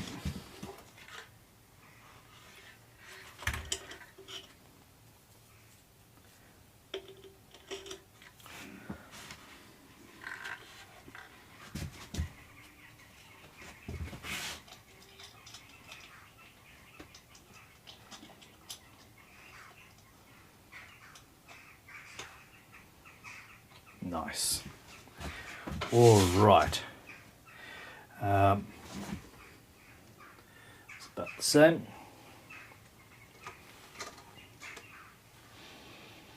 Oh, I can still smell the roasted sycamore from where I drilled the holes. I do love that smell. Now I think I'm going to have to make the hole for the three-way toggle bigger.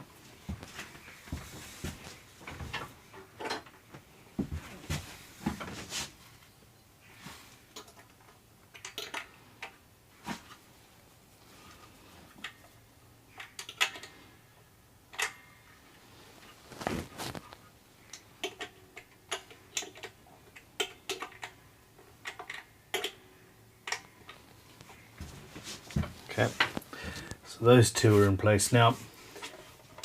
And we might as well put the control knobs on now, just for fun.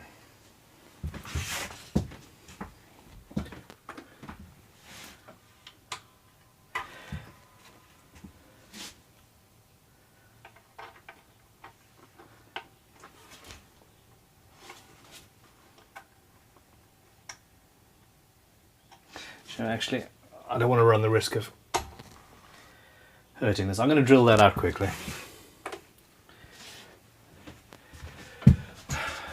Where are we? It's so very close.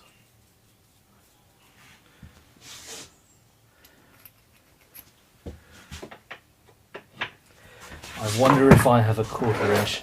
And no, this is not me trying to avoid the wiring. There we go.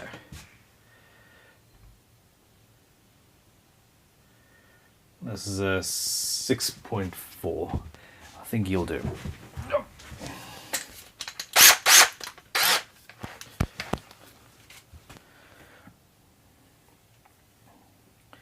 This might not work.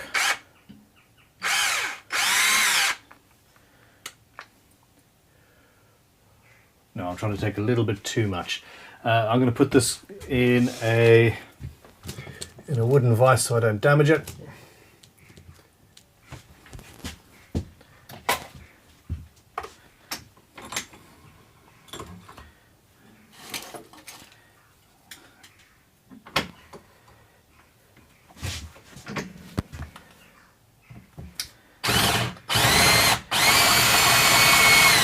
Yes, the wood drill is going backwards.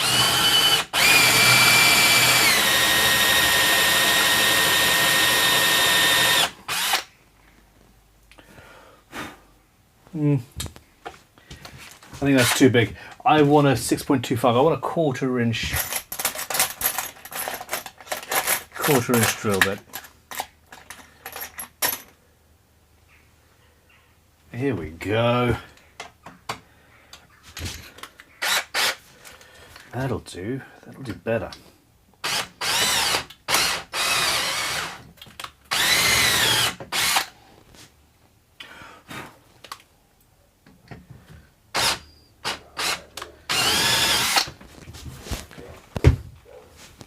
Oh, ha! Sorry. I was supposed to go back to a close-up for that bit, wasn't I? Hold on. It's now too hot for me to pick up. How's that? Yeah. I'm just going to put that on that vise there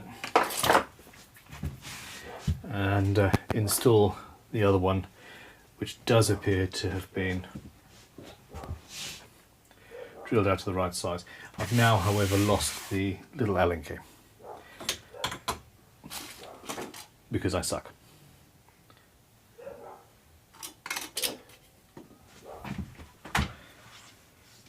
Oh, there we go.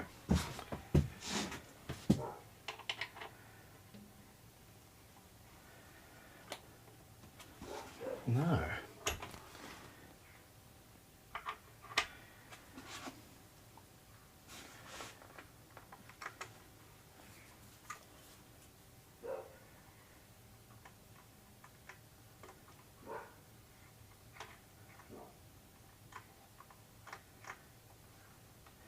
So if you line it up so that the grub screw will sit in the slot,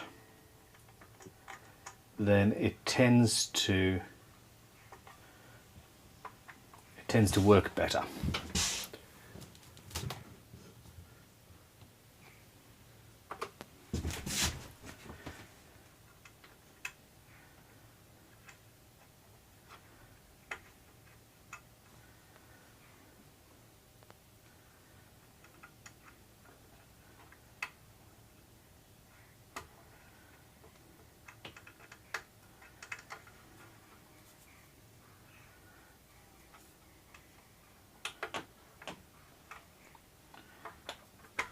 You are just not doing your job very well.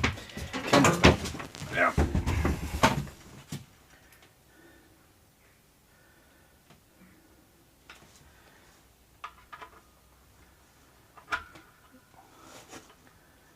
There we go.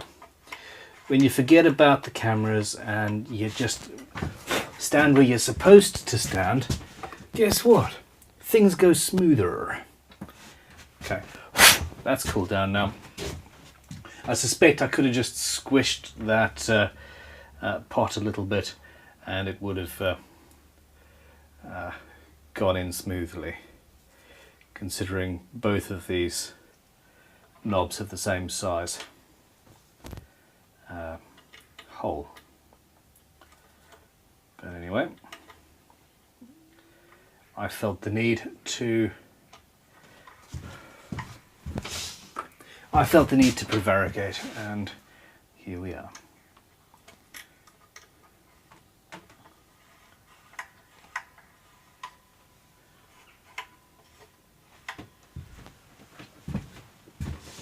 Oh, I like those a lot. What do you think? Okay, now I think I'm going to have to drill out the three-way toggle. For some reason. No, I did get that right. Is the depth right? That's the kicker. Oh, there's a super chat I need to read. Haha, the depth is right. Hold on. Looky, looky.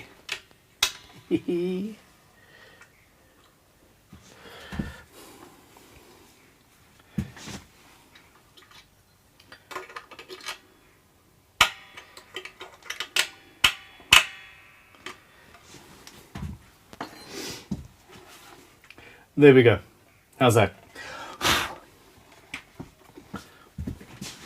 All right. Austeriman has come in with a super chat. Thank you very much. He says, or they say, I have to go, everybody. The people of Cheshire need x-rays, stethoscopes, and needles. And tonight I'm the guy who knows how to use them. Amazing build. Thank you very much for being as cool as you are. Thank you for joining us. But yeah, doing what you do is much more important than watching a damn live stream. Sweet Tea Guitar says, also with a super chat, hi ho, it's off to the shop I go. Nice, man. Thanks very much, Todd. Have a good, yeah, have a good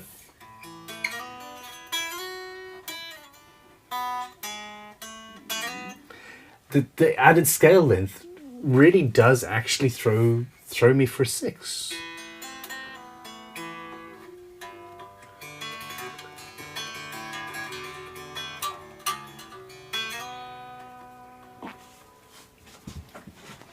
Anonymous Botch says, I've tried American cheese, but never tasted any. No comment. Alrighty. No, it is not quite done yet, but we're nearly there. We are so close.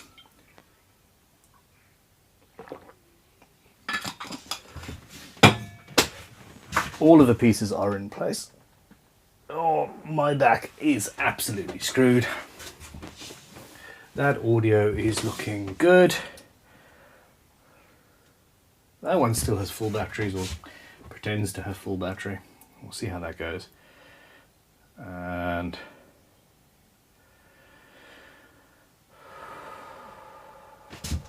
it's all good. Okay. So first thing to do is go in with the soldering iron and tin every single area where we're going to need to add any soldering.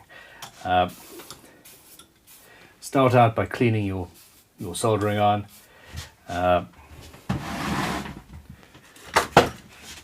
And here we go.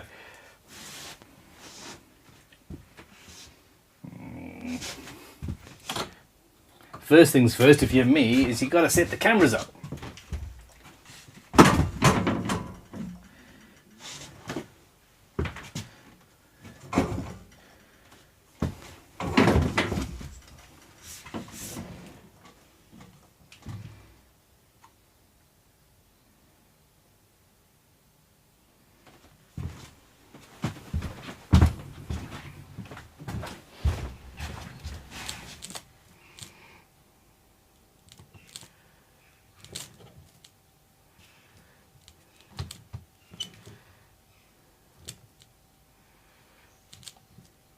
I should do.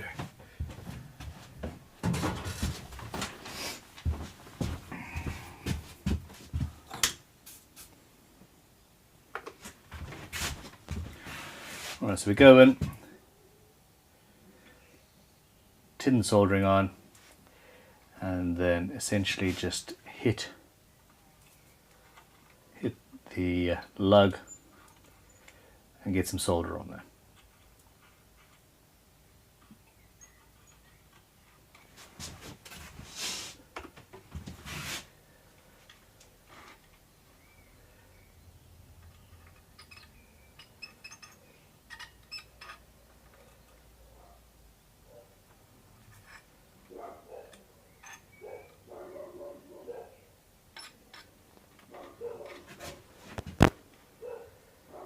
You want to join the center to bits of the three-way toggle, like that.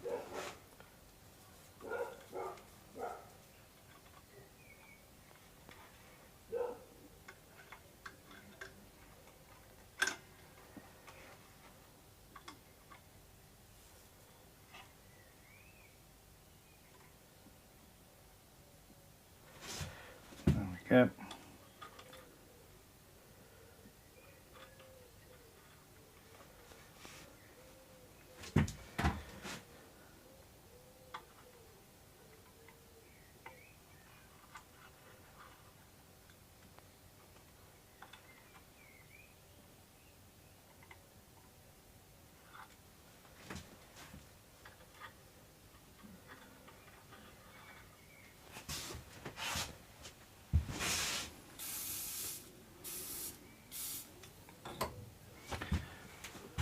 And that's a start.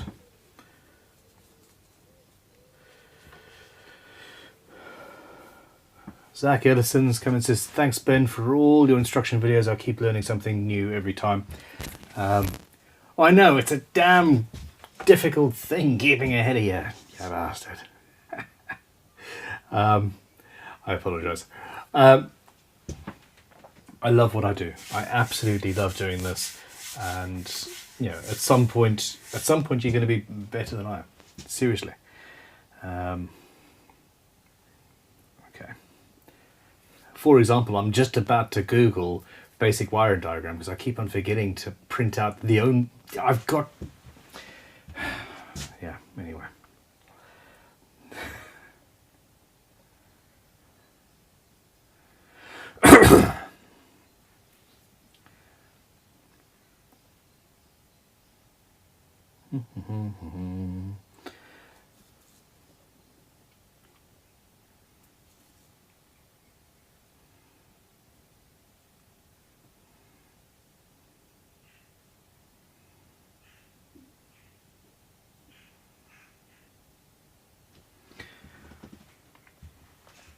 We're getting there.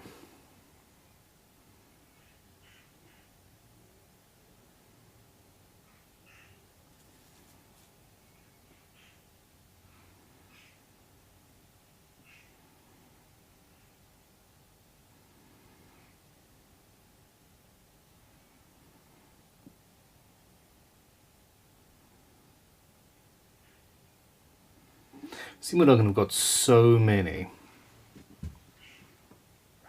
wiring diagrams. And to be honest, I probably don't even need it at this point, but well, it is what it is. Double check, always. All right.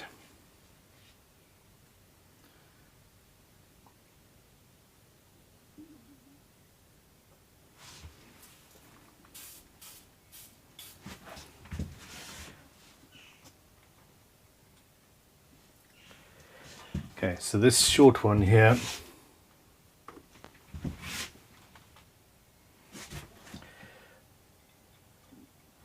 I'm going to have to lengthen that for sure. I want to run an earth from, so this is the bridge earth, and I'm going to go from there to the volume, from the volume to the tone, and to here, and then from there to the part, or do I want to do it the other way around? I would star out, I suppose.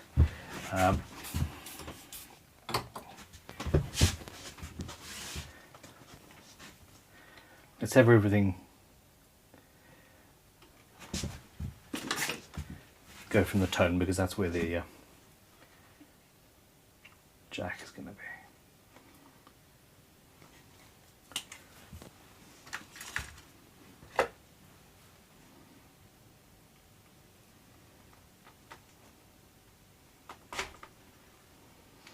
Now I don't want to go crazy on that one, because that's where, yeah, if you pull this out, it becomes an absolute nightmare.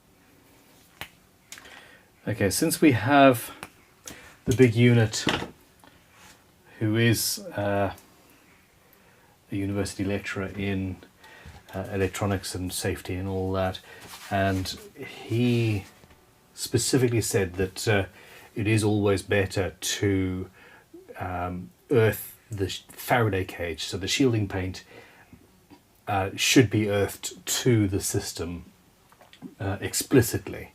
Normally I just trust the fact that the back of the pots is metal and I'm soldering an earth wire to the back of the pots, but from now on I'm going to actually be physically screwing an earth wire to the shielding paint as well, because it doesn't hurt to do this, certainly, but it also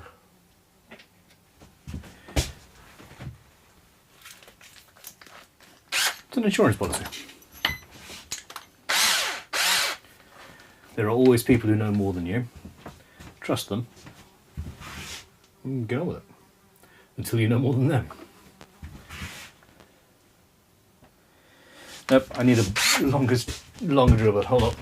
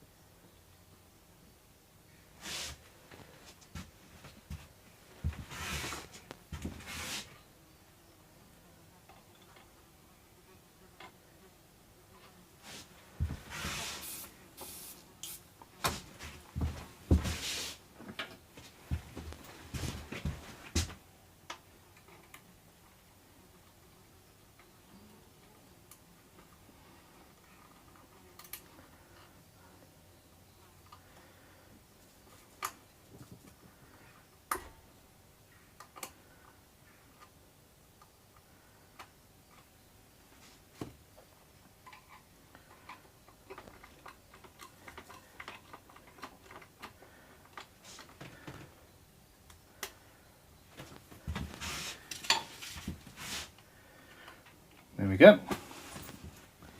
That does that nicely.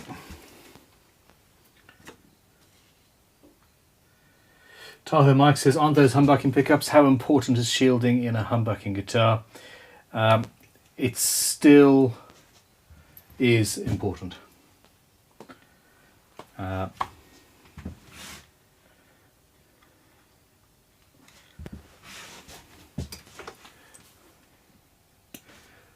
Definitely less important, but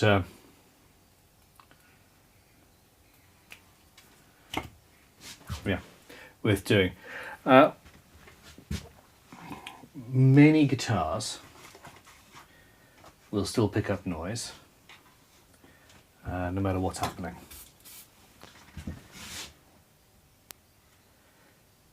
So again, it's like having a dual action truss rod. 9 times out of 10,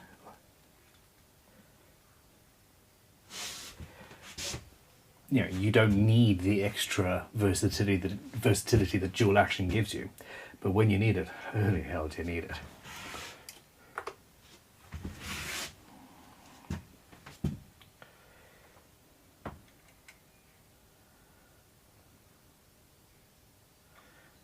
I want to do that? Yeah, fine, let's do that.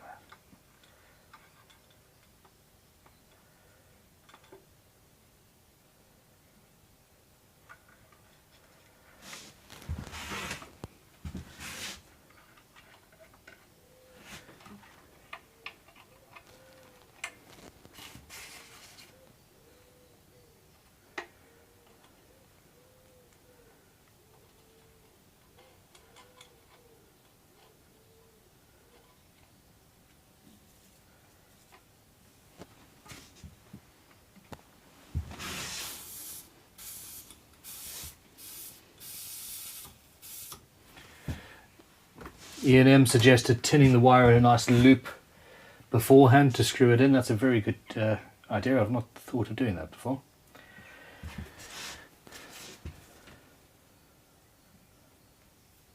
Here's a trick. If you're gonna obviously be pulling the end of the shielding off the wire, do at least one end while it's still really long.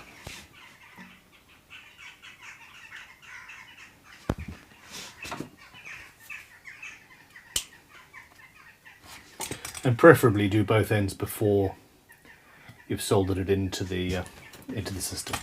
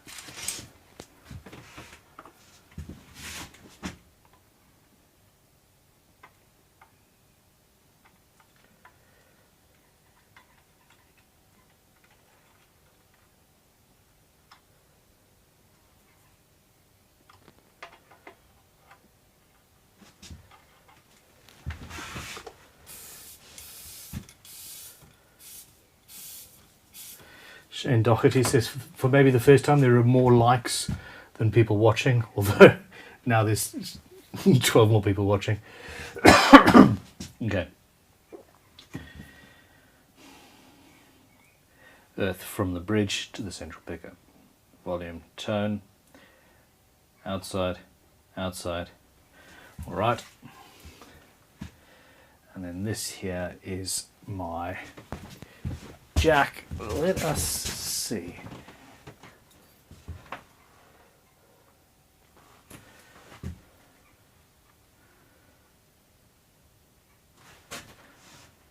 Yeah.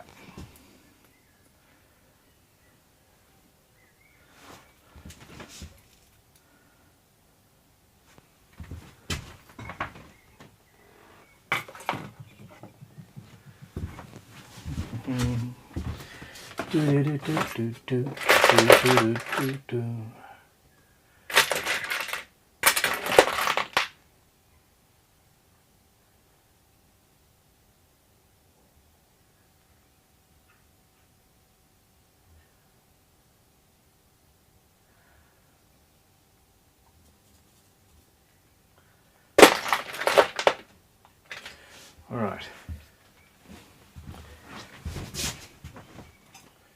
Fair enough. I'm going to use this barrel jack. I did have one set aside. I don't know where that's gone.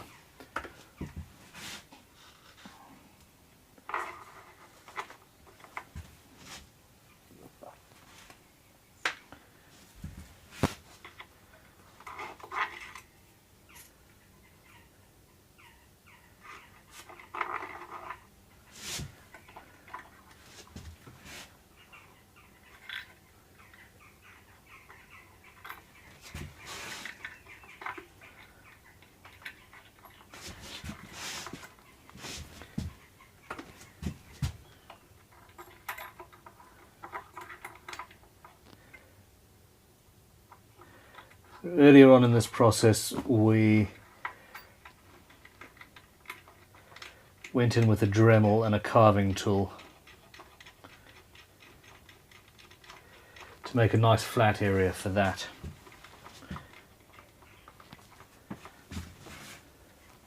To do its thing.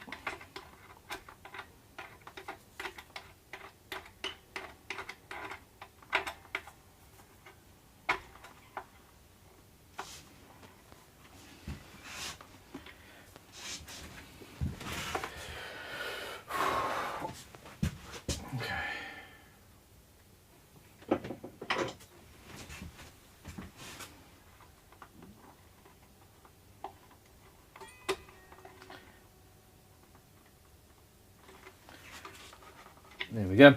So to tighten this up without the ability to get a wrench in there, I use a sharp, good quality chisel and essentially wedge.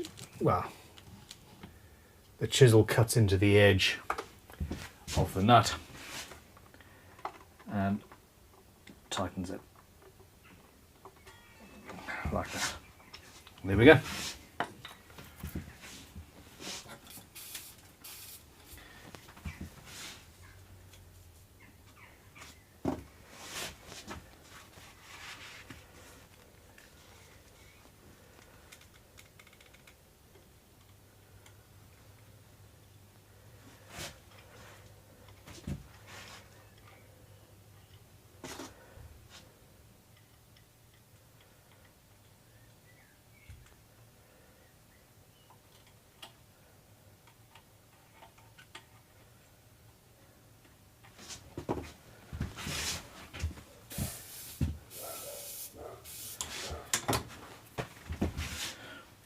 Okay, so I now think I've got the all of the earth done. It's starring out from the pot closest to the bridge and then going to the bridge.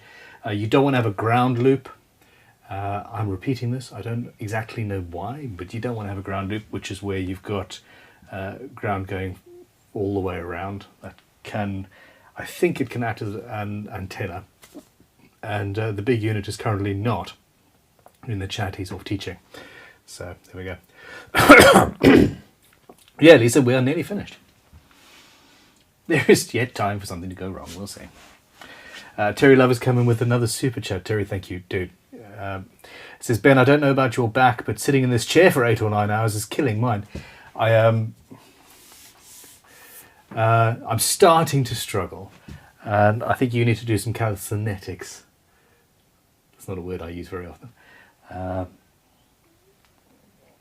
Yeah, we're nearly there. We're nearly there. Where are we? 8 hours and 17 minutes, 34 seconds worth of live streaming so far. What is the limit? Could somebody do some research? What is the limit at which point you can't actually watch the live stream? I think if you live stream more than 12 hours, the final video doesn't exist. We want to avoid that. YouTube has a weird rule about that. If you could let me know. I think I've done more than 9 hours in the past. Okay, so there is that. I now need to, well, grab the actual wiring diagram and double check what's happening.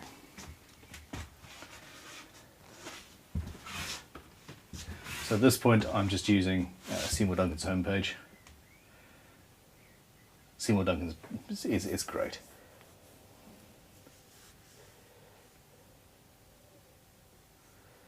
Yep, I did that on the wrong side. Of course I did.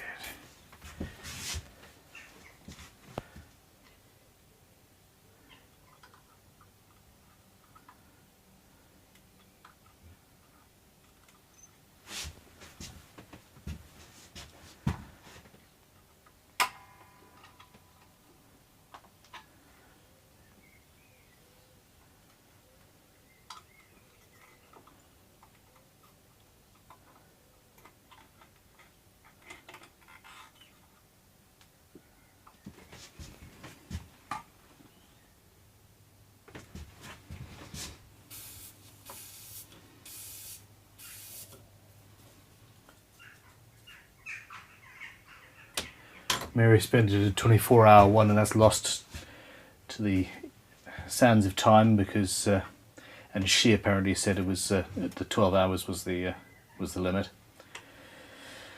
Okay.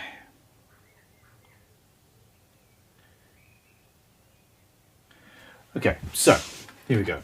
For this guitar, I'm going to be using red as the hot, and obviously black as the ground.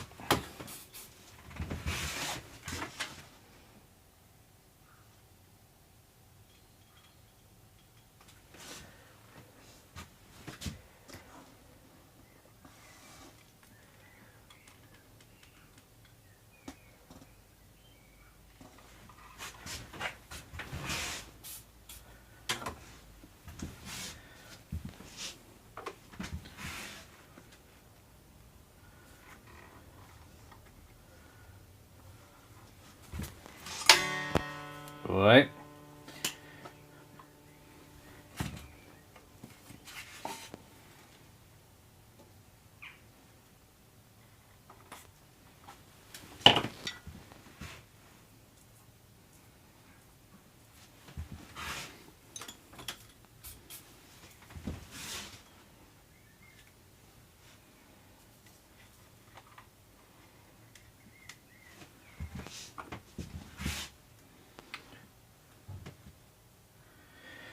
Yes, was that you? And I actually had to have some food. People were starting to notice that I was seriously starting to flag.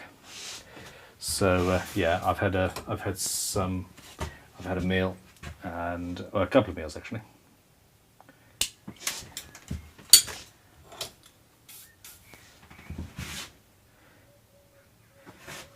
But I'm back on track. Okay.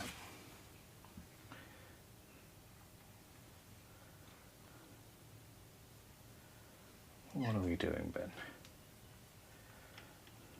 And why are we doing it?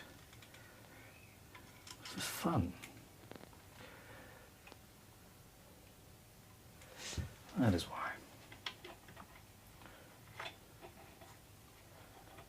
There we go.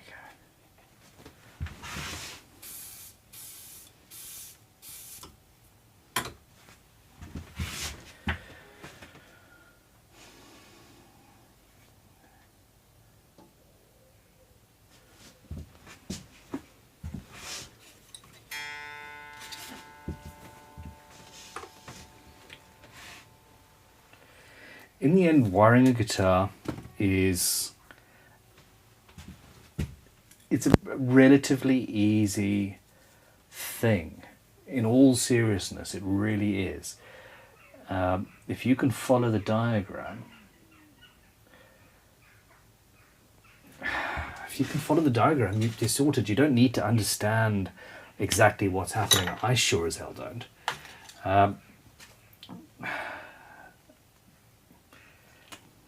You just need to make sure that you trust the diagram. which is always an important thing, and that you know how to actually solder, and that's pretty much it.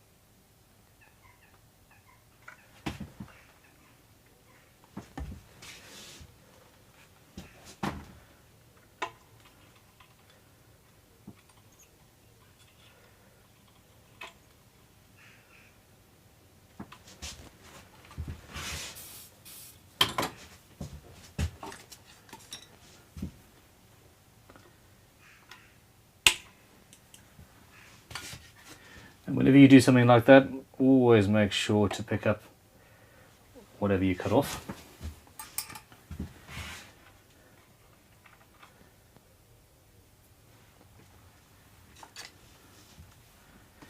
Now we're joining those ones.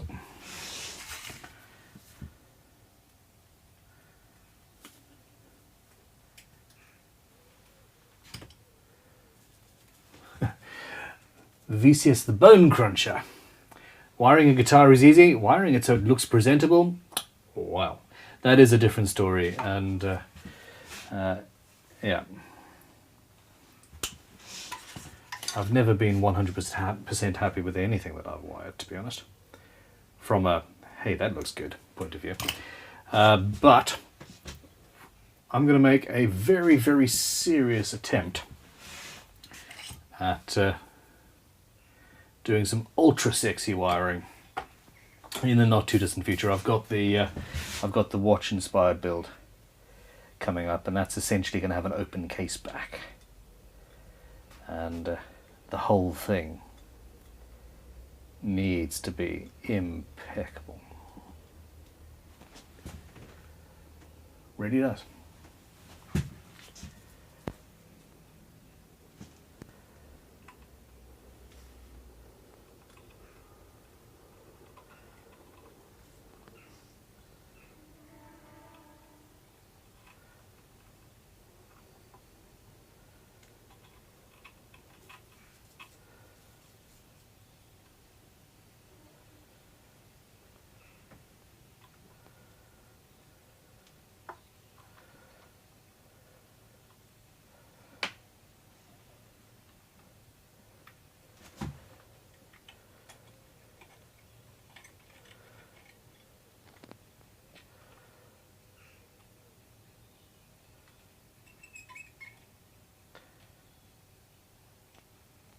So the shortest wire so far gave me the most trouble.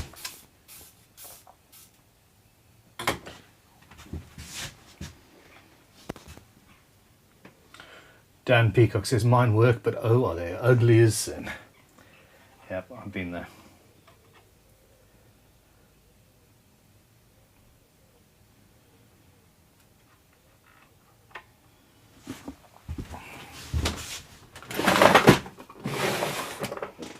Okay, so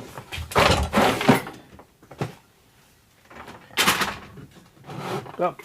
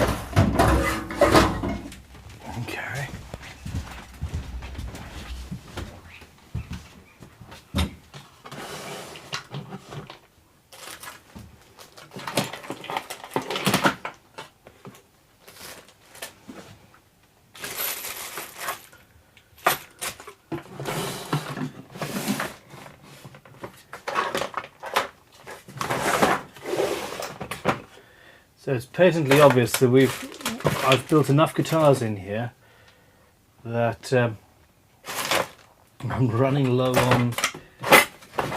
on general stock, including capacitors.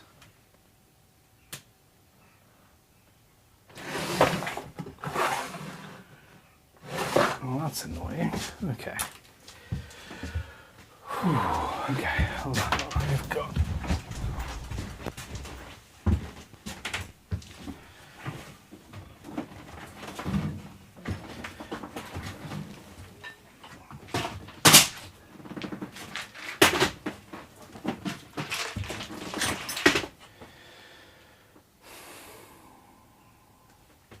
Right, so I've got some boxes way down underneath all of this crap that have what I need in. It's just a bit far away.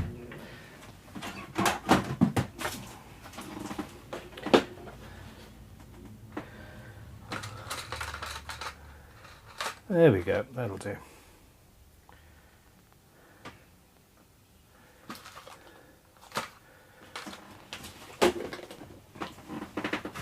Since we're in wiring mode, would you guys like to see a fuse?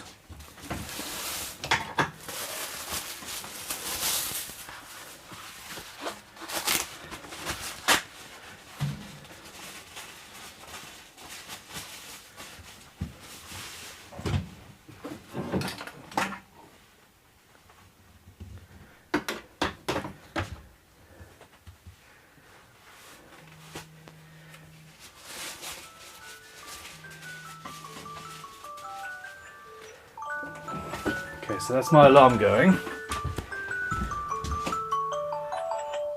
telling me that I need to do something quite important for HMRC, which I'm going to have to get to. Okay, so here we go. I absolutely 100% thought that I was going to be finished by now with bells on. Here's the box of caps.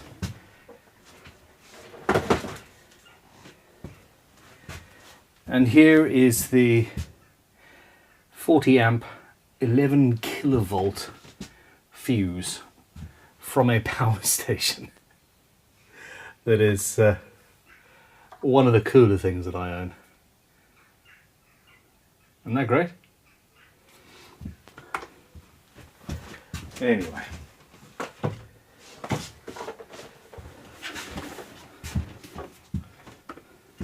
So here's a box of capacitors, and that there is the one I want.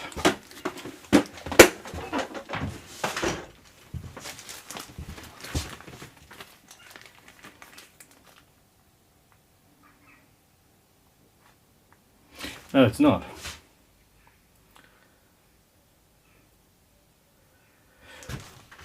Nope, no, it's not. Not that one.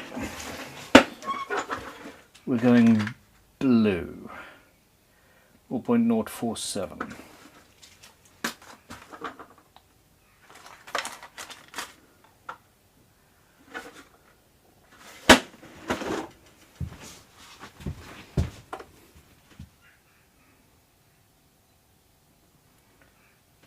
All right.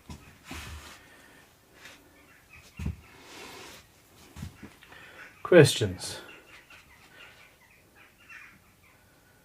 Stephen Costa has a 10 kilowatt lamp. Crikey.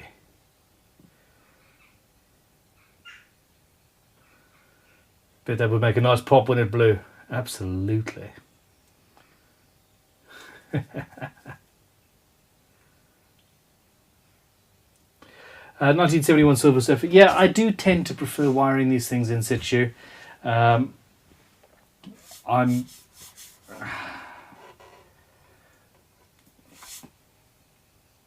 It's probably not best practice. Wiring most of it on a cardboard thing, and that's how we do it at Crimson. Most of it's wired on a bench off-site, and then you just put most of the loom in. But I don't know. I've always done it this way, and I'm a curmudgeonly old git, and yeah, I find it hard to change, you know. or something like that.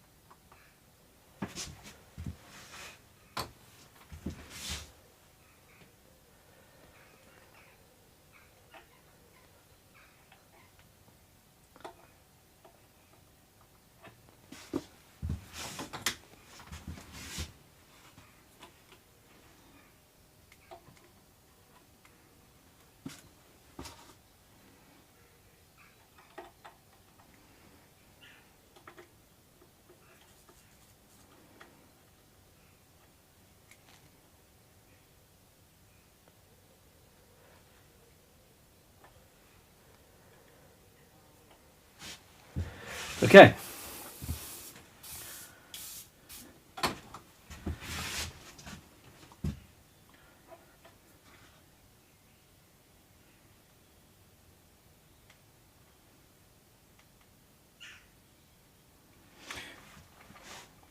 Most of the way there, let's get these pickups in then. So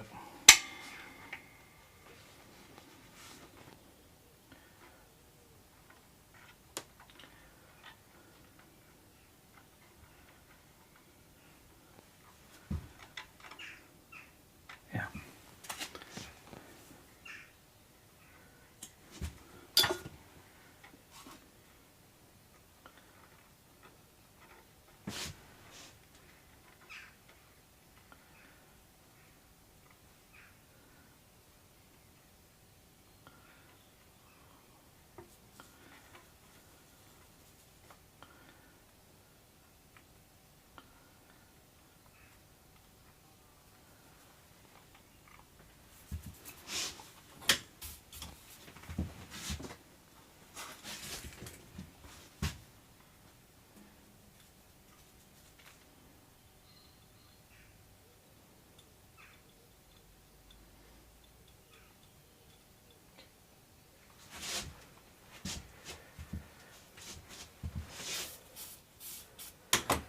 That was where a helping hands would have been useful.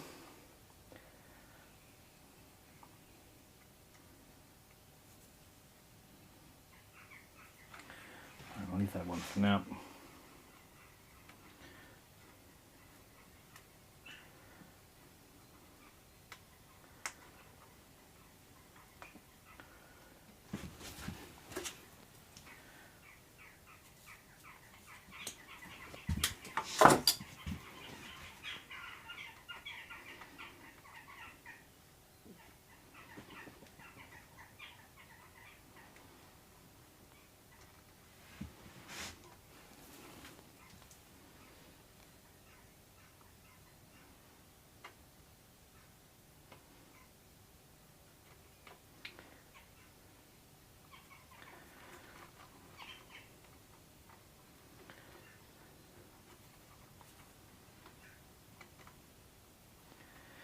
There we go.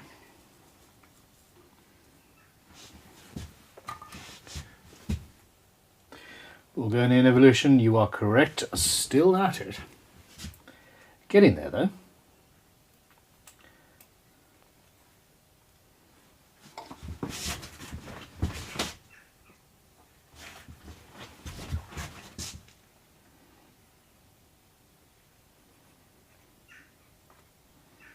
Yeah, just a few more connections and my social network will be complete.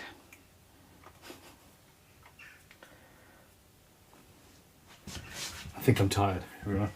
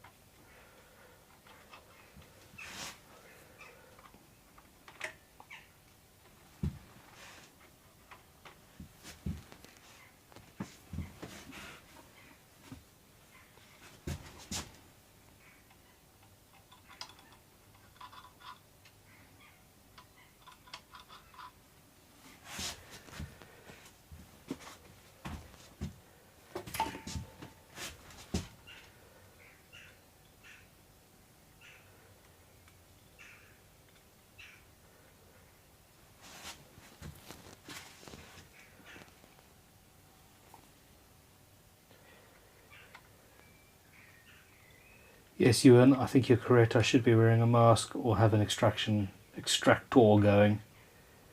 Come to think of it.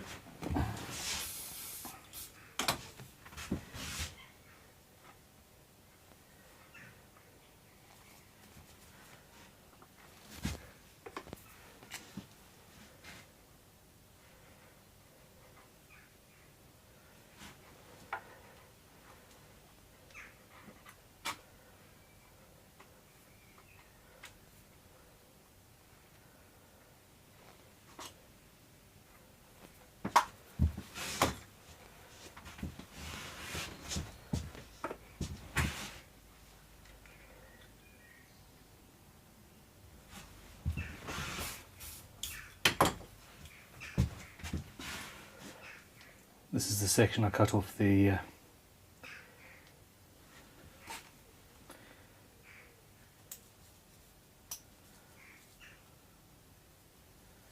other pickup.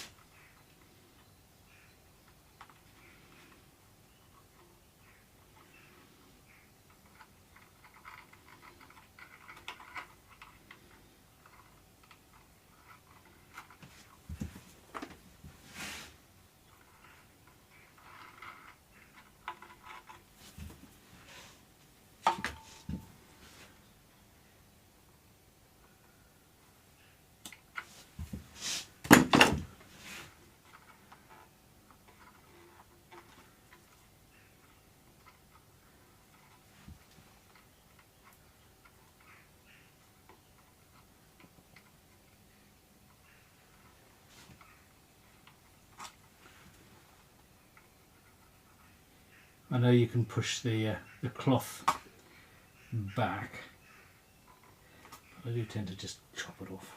It seems easier.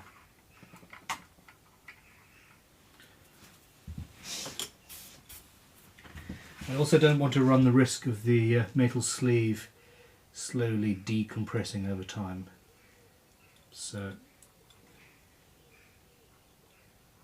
I solder it to itself.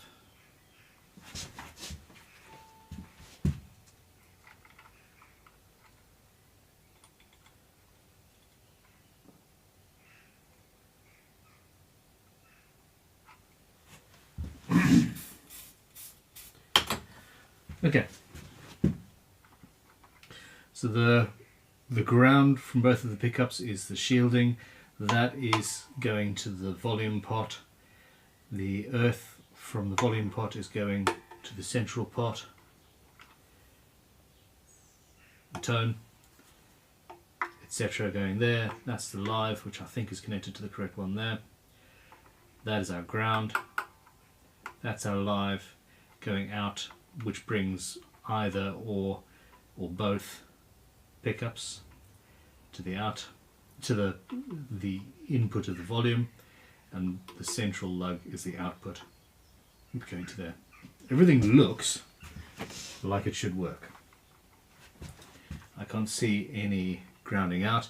These wires here will sometimes short out on something. So for example, they could short out on that lug. But there's not going to be any pressure there, so actually I don't think we'll have any issues. I'm gonna do the extremely confident thing.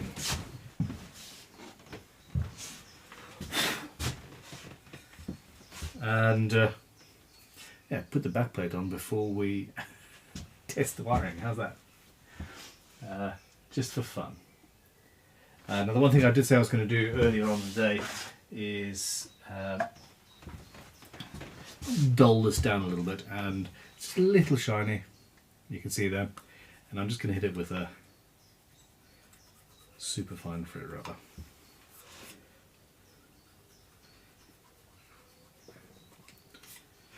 Just to mat it down.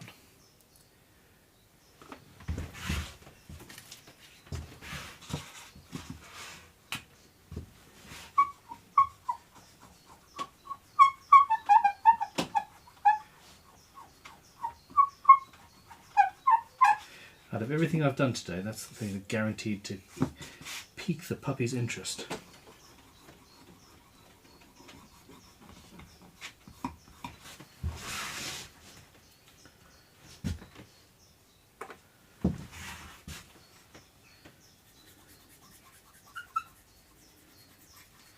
I could have gone to a course of thread rubber.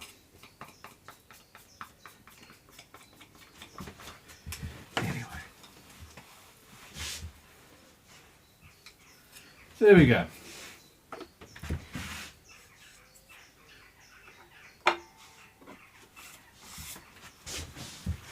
Now,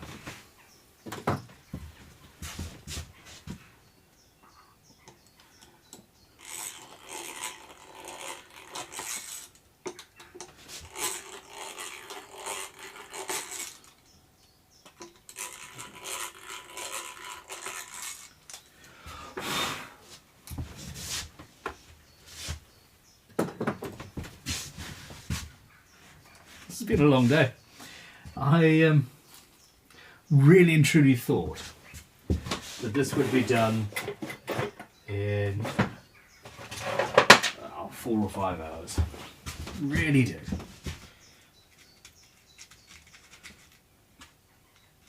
But here we are, pushing on 9 hours later. I've had to stop a couple of times, obviously. But yeah. All good. And yeah, I'm going with black screws to match the black screws in the pickup surrounds.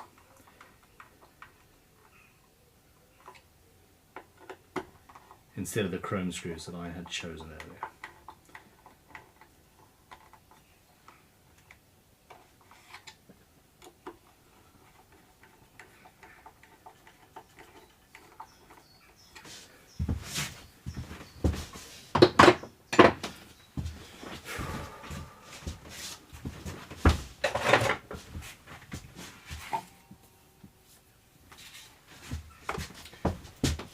Ah, my microphone's down. Okay.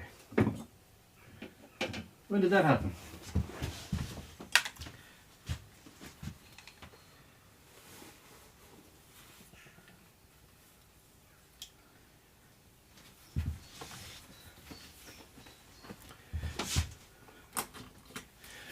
Alright, you beauties, I'm just going to get these batteries on charge.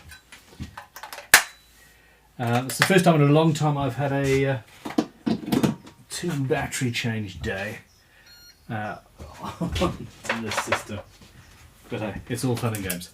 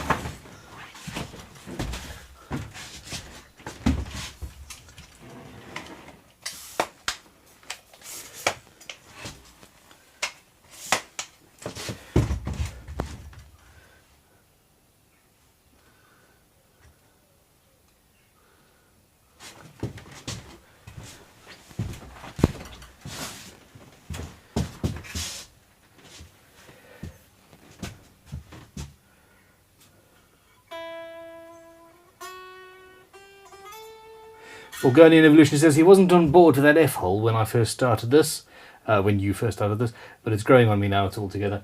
Thank you. Okay, I'm going to turn the soldering iron on. I sincerely think that I'm finished with that. And we need to have a shot of me interacting with the Reggiani app.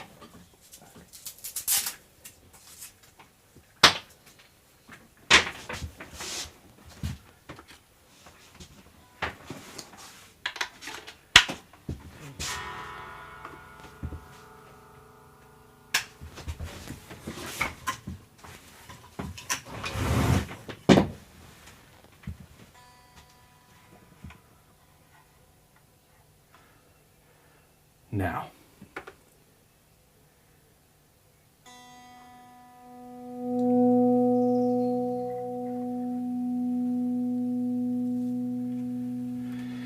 she lives, she breathes.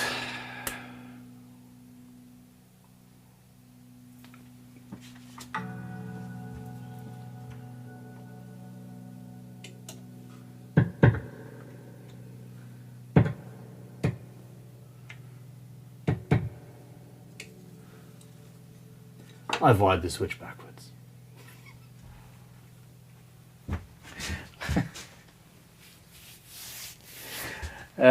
Hold on. Soldering iron back on, soldering iron back on. Abort, abort! Oh,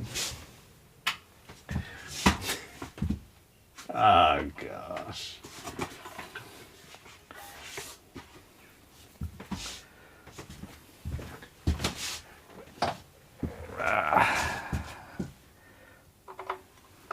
Knew I should not have tempted fate. 100%. What can you do?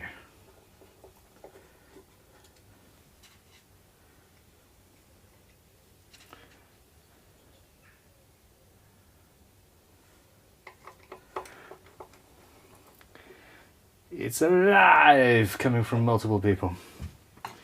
Ish. Alive-ish. Okay, I just need to switch these two wires. I don't know why I consistently do that.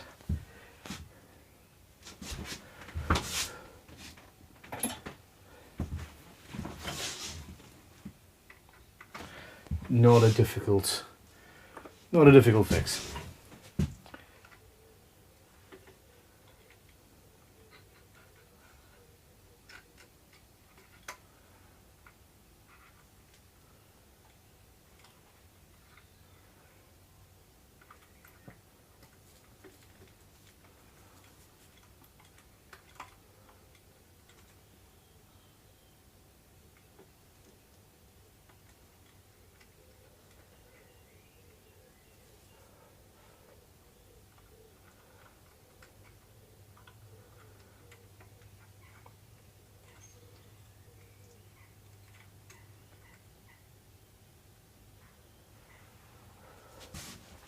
There we go.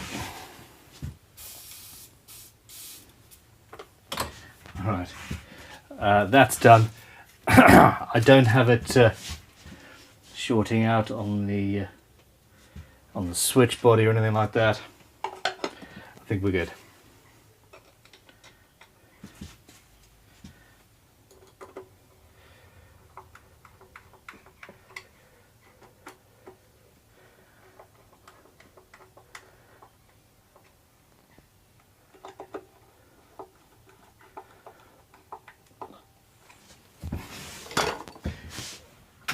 Amp back on. I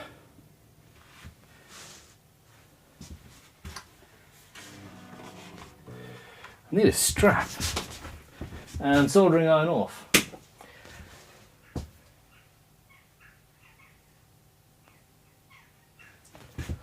Where are all my guitar straps?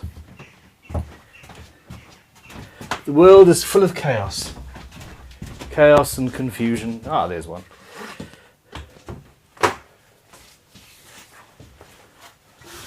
And just for fun, I'm going to have to shut the door.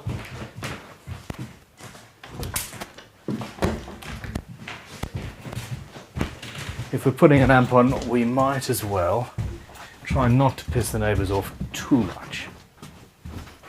Okay, here we are, 8 hours and 55 minutes into the final live stream of this build.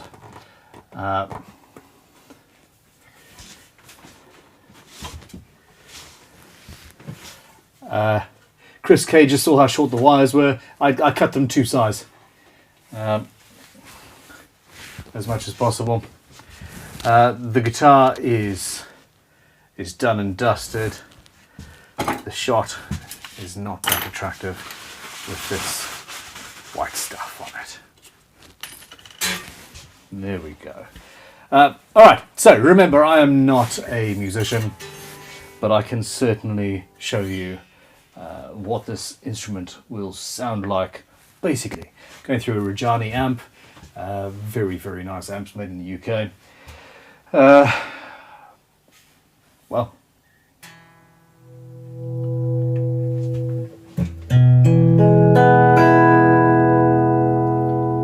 so let's just double check myself. That should be bridge.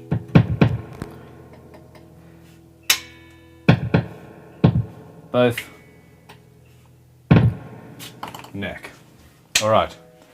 Volume up full, tone up full.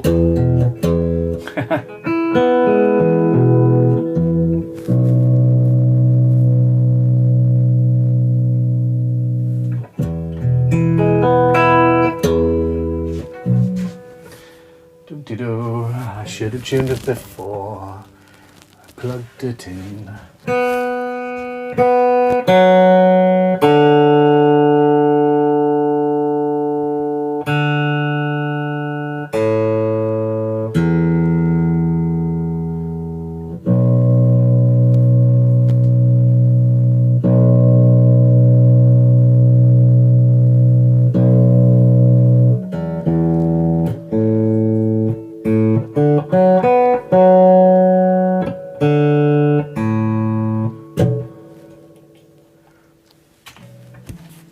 I know that the raffle helped raise 15 grand for the Ukraine British Red Cross appeal. I'm going to have to make myself a baritone. I'm not playing Freebird. I don't know how to play Freebird. Alright, bridge. Both. Neck.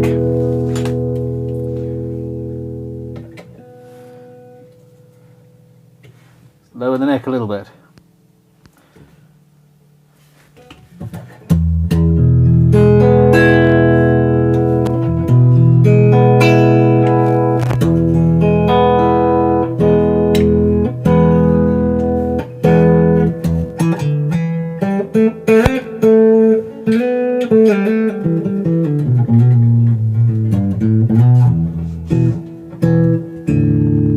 Central Scrutinizer says this is a seriously good looking guitar.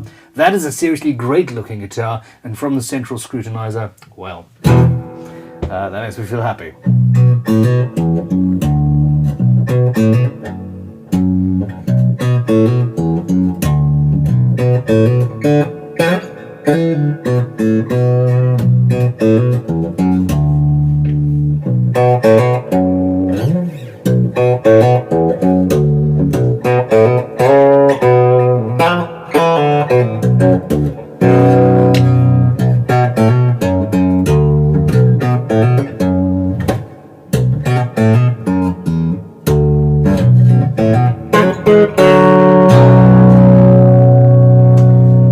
That's all figure picking, volume full, tone full, plectrum.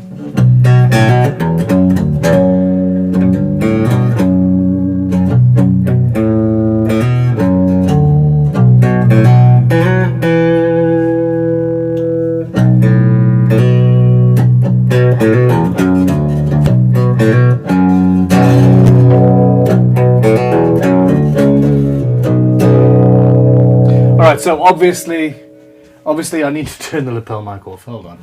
So I've got some rattle, I've got some buzzing in the strings. The guitar itself is as silent as the grave. Oh hell yes.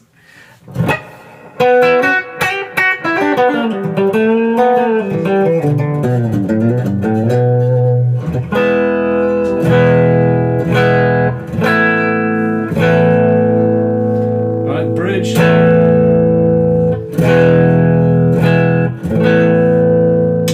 Middle.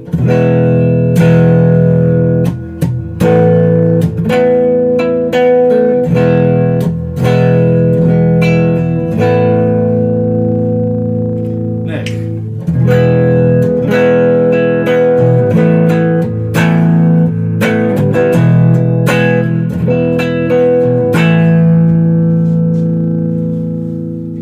And then you can roll the tone right off.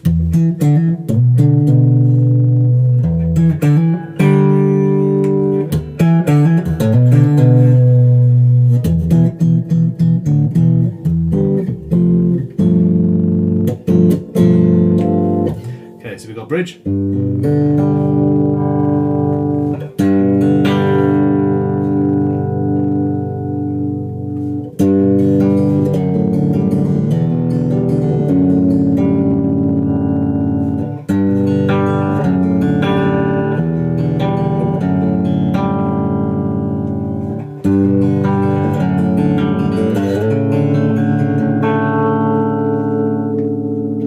Middle.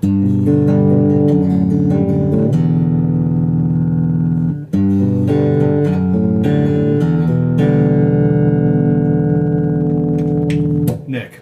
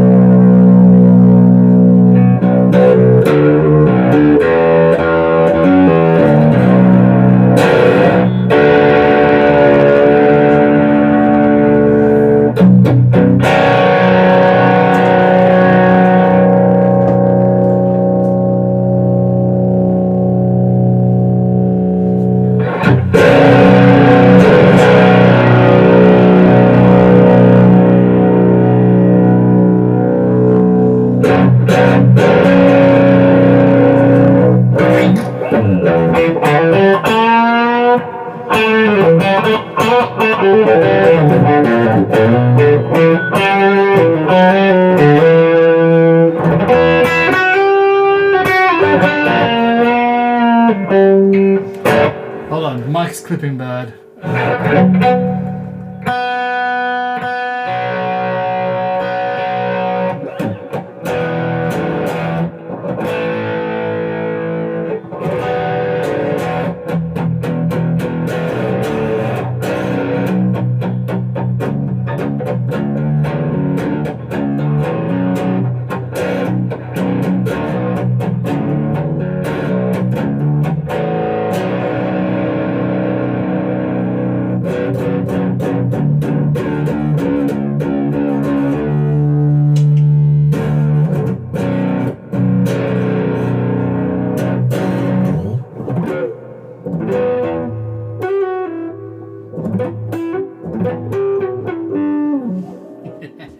Alright, no tone. I mean, you can do pretty much anything. It's got a very, very woody, very natural sort of sounding thing. If I had it set up with going through pedals and doing all of that fun stuff, and if I was a real musician, I'm sure we could get some proper sounds out of it. But in general, just acoustically. Just acoustically, it is what it is. Now, I do have the Kemper. I have not had the time to figure out exactly how to set it up into this system. I had a go during a live stream a while back, and it was just an absolute nightmare. It is also not Kemper friendly in here right now. Part of the extension, part of the move. There we go. Lapel back on. I've added a 4x4 meter essentially extension on the front of this workshop, and my work area is going to be on one side, and I'm going to have a desk and demo area with the tool collection in the background and various bits and pieces. The Kemper will be going there, and I will be doing demos of guitars at that point. So yeah.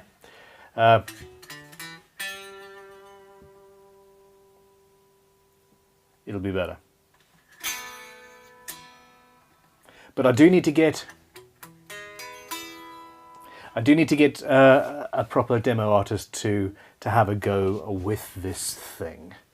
Now, at this stage,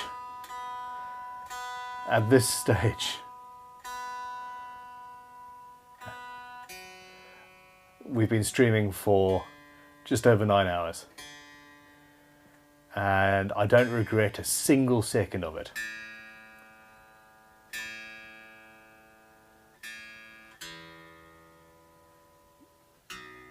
Because it has actually resulted in a finished guitar.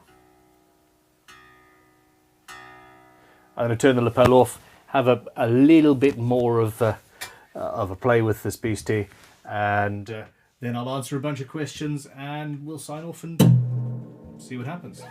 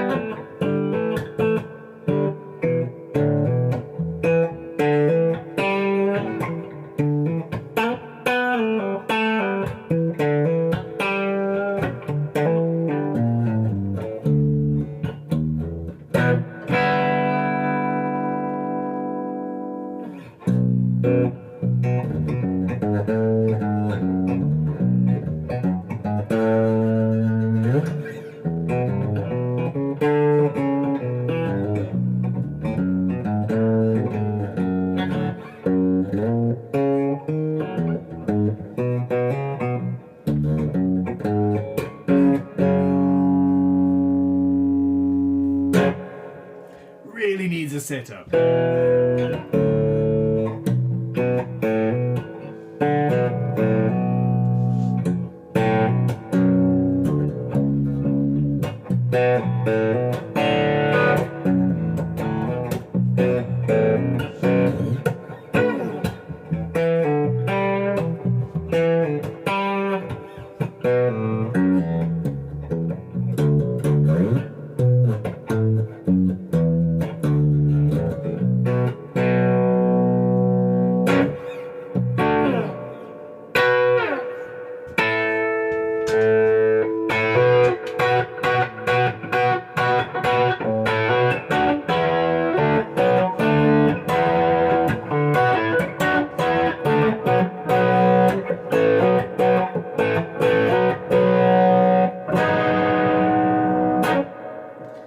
Is that a perfect C? Perfect crimson C.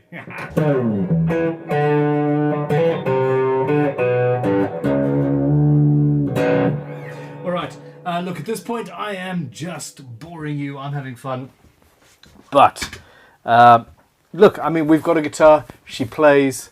I'm really happy with the result. I'm even happy with the fact that by building this instrument, I have managed to raise a chunk of change for the British Red Cross and their Ukraine appeal. So that was the whole point when I started this one-day build. What has it been? 10 weeks? Something? Lots hell of a lot. 27-inch scale.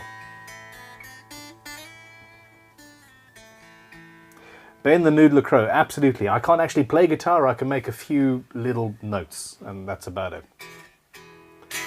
But hey, we don't come to me for guitar playing, we come to me to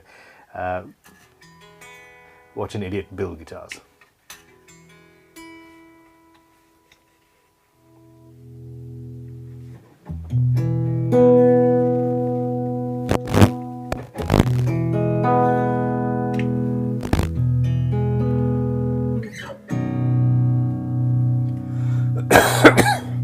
Alrighty.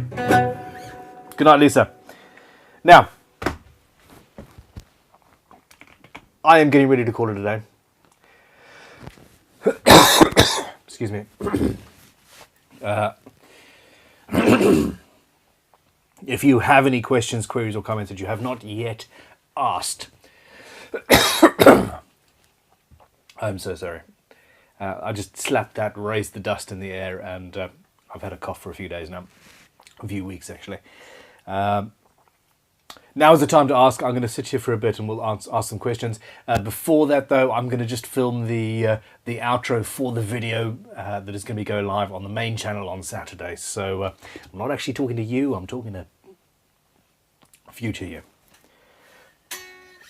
All right, I am so happy with how this has turned out. The guitar is done. The baritone is finished. We have raised some money for charity. I've built a baritone on the channel for the first time, and I've fallen in love with, well, I've fallen in love with it. But hey, at some point in the near future, this instrument is going to be going off to a new owner, and we're going to be starting. We're going to be starting a few new projects. I've got my Great Guitar build coming soon. That's going to be done on the live stream. I am going to be finally finishing the hand tool only build. That's going to be the main build for the foreseeable. And then after that, I'm going to start a watch inspired build, which is going to be fun because I'm going to be utilizing CNCs and laser cutters and modern technology and all that good stuff. But yeah, I mean, watch this space. Check out Crimson Guitars Extras, where on Mondays I live stream a build almost every Monday, and Sunday evenings from 8 o'clock UK time, it's the Luthiers question time. If you haven't yet, click like, subscribe, hit that notification button. And if you don't want to, I respect that. Have a good week. See you soon. Yeah. All right. Do I have more of this hardware at the workshop? That's the thing. Because I need one. I really do.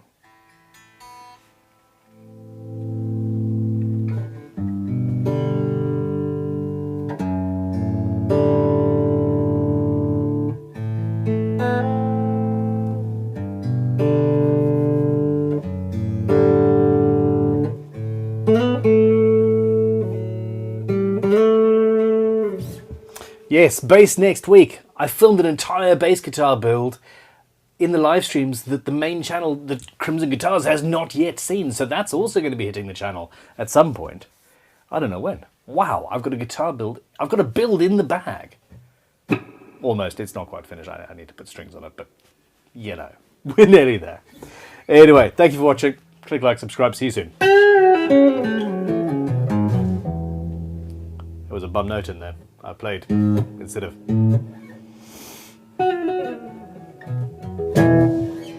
All right.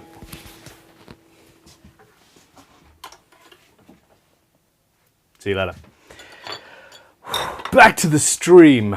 Back to the stream. Thank you, everybody else. This is it. I'm really happy. So, guitar done. It doesn't have a hook to hang it up anymore. So.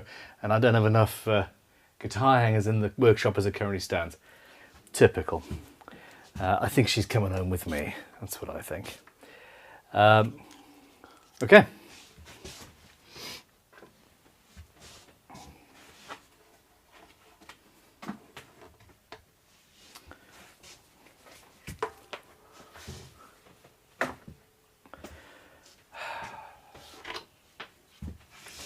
I don't know what to say. I've got a whole other set of baritone strings just sitting here waiting for a guitar. It'd be rude not to build one. Don't you agree? Okay, Dan agrees. He says, I so need to make a Barry. And that was before I'd even asked the question. Okay. All right, so my workshop is in an absolute state, much like my lungs at the moment. No, I haven't started smoking again.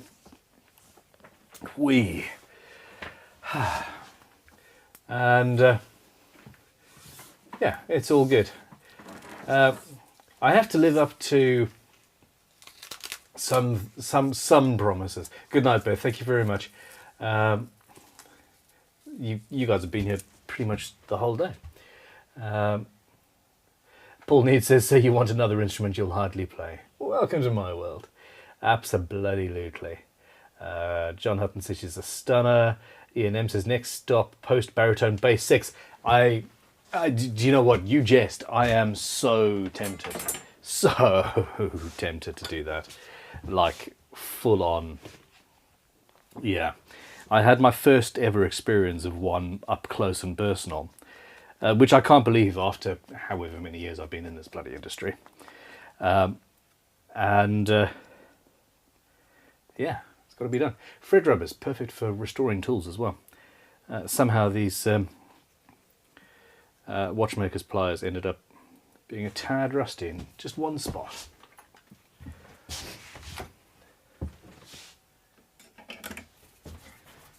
Okay, it's a pleasure, Beth. Tyler Mark says it's been fun. Terry loves off, needs to eat again. So do I. 4th dinners at my point. Phil Ronan, thanks Ben. I enjoyed watching this build. The guitar sounds great. I'm dead jealous though. So am I of the gentleman that won it.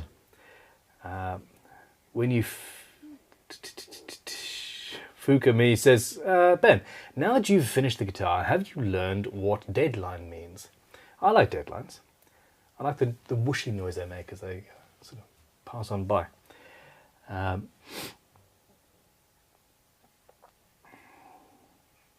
Shit, what's the bloody author's name? Tell me in the chat.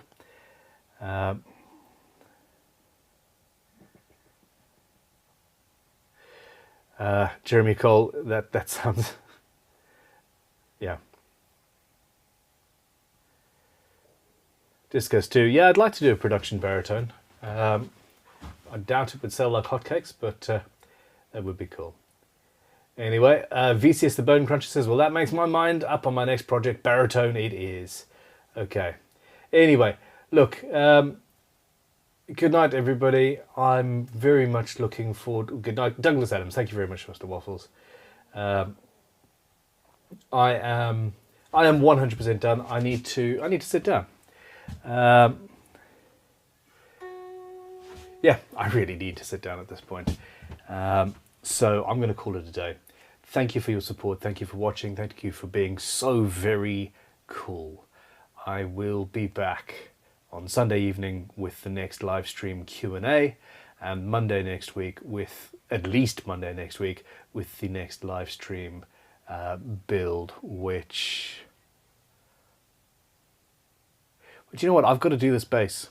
So actually expect a random live stream at some point during this week. I think I need to finish this bass, so same sort of thing.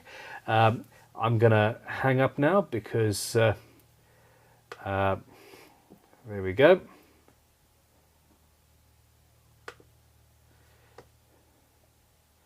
Pornography report done. Cool. Thank you very much, everybody. Rock and roll. See you soon. Goodbye. I'm gonna go click that button and that button. Cheerio.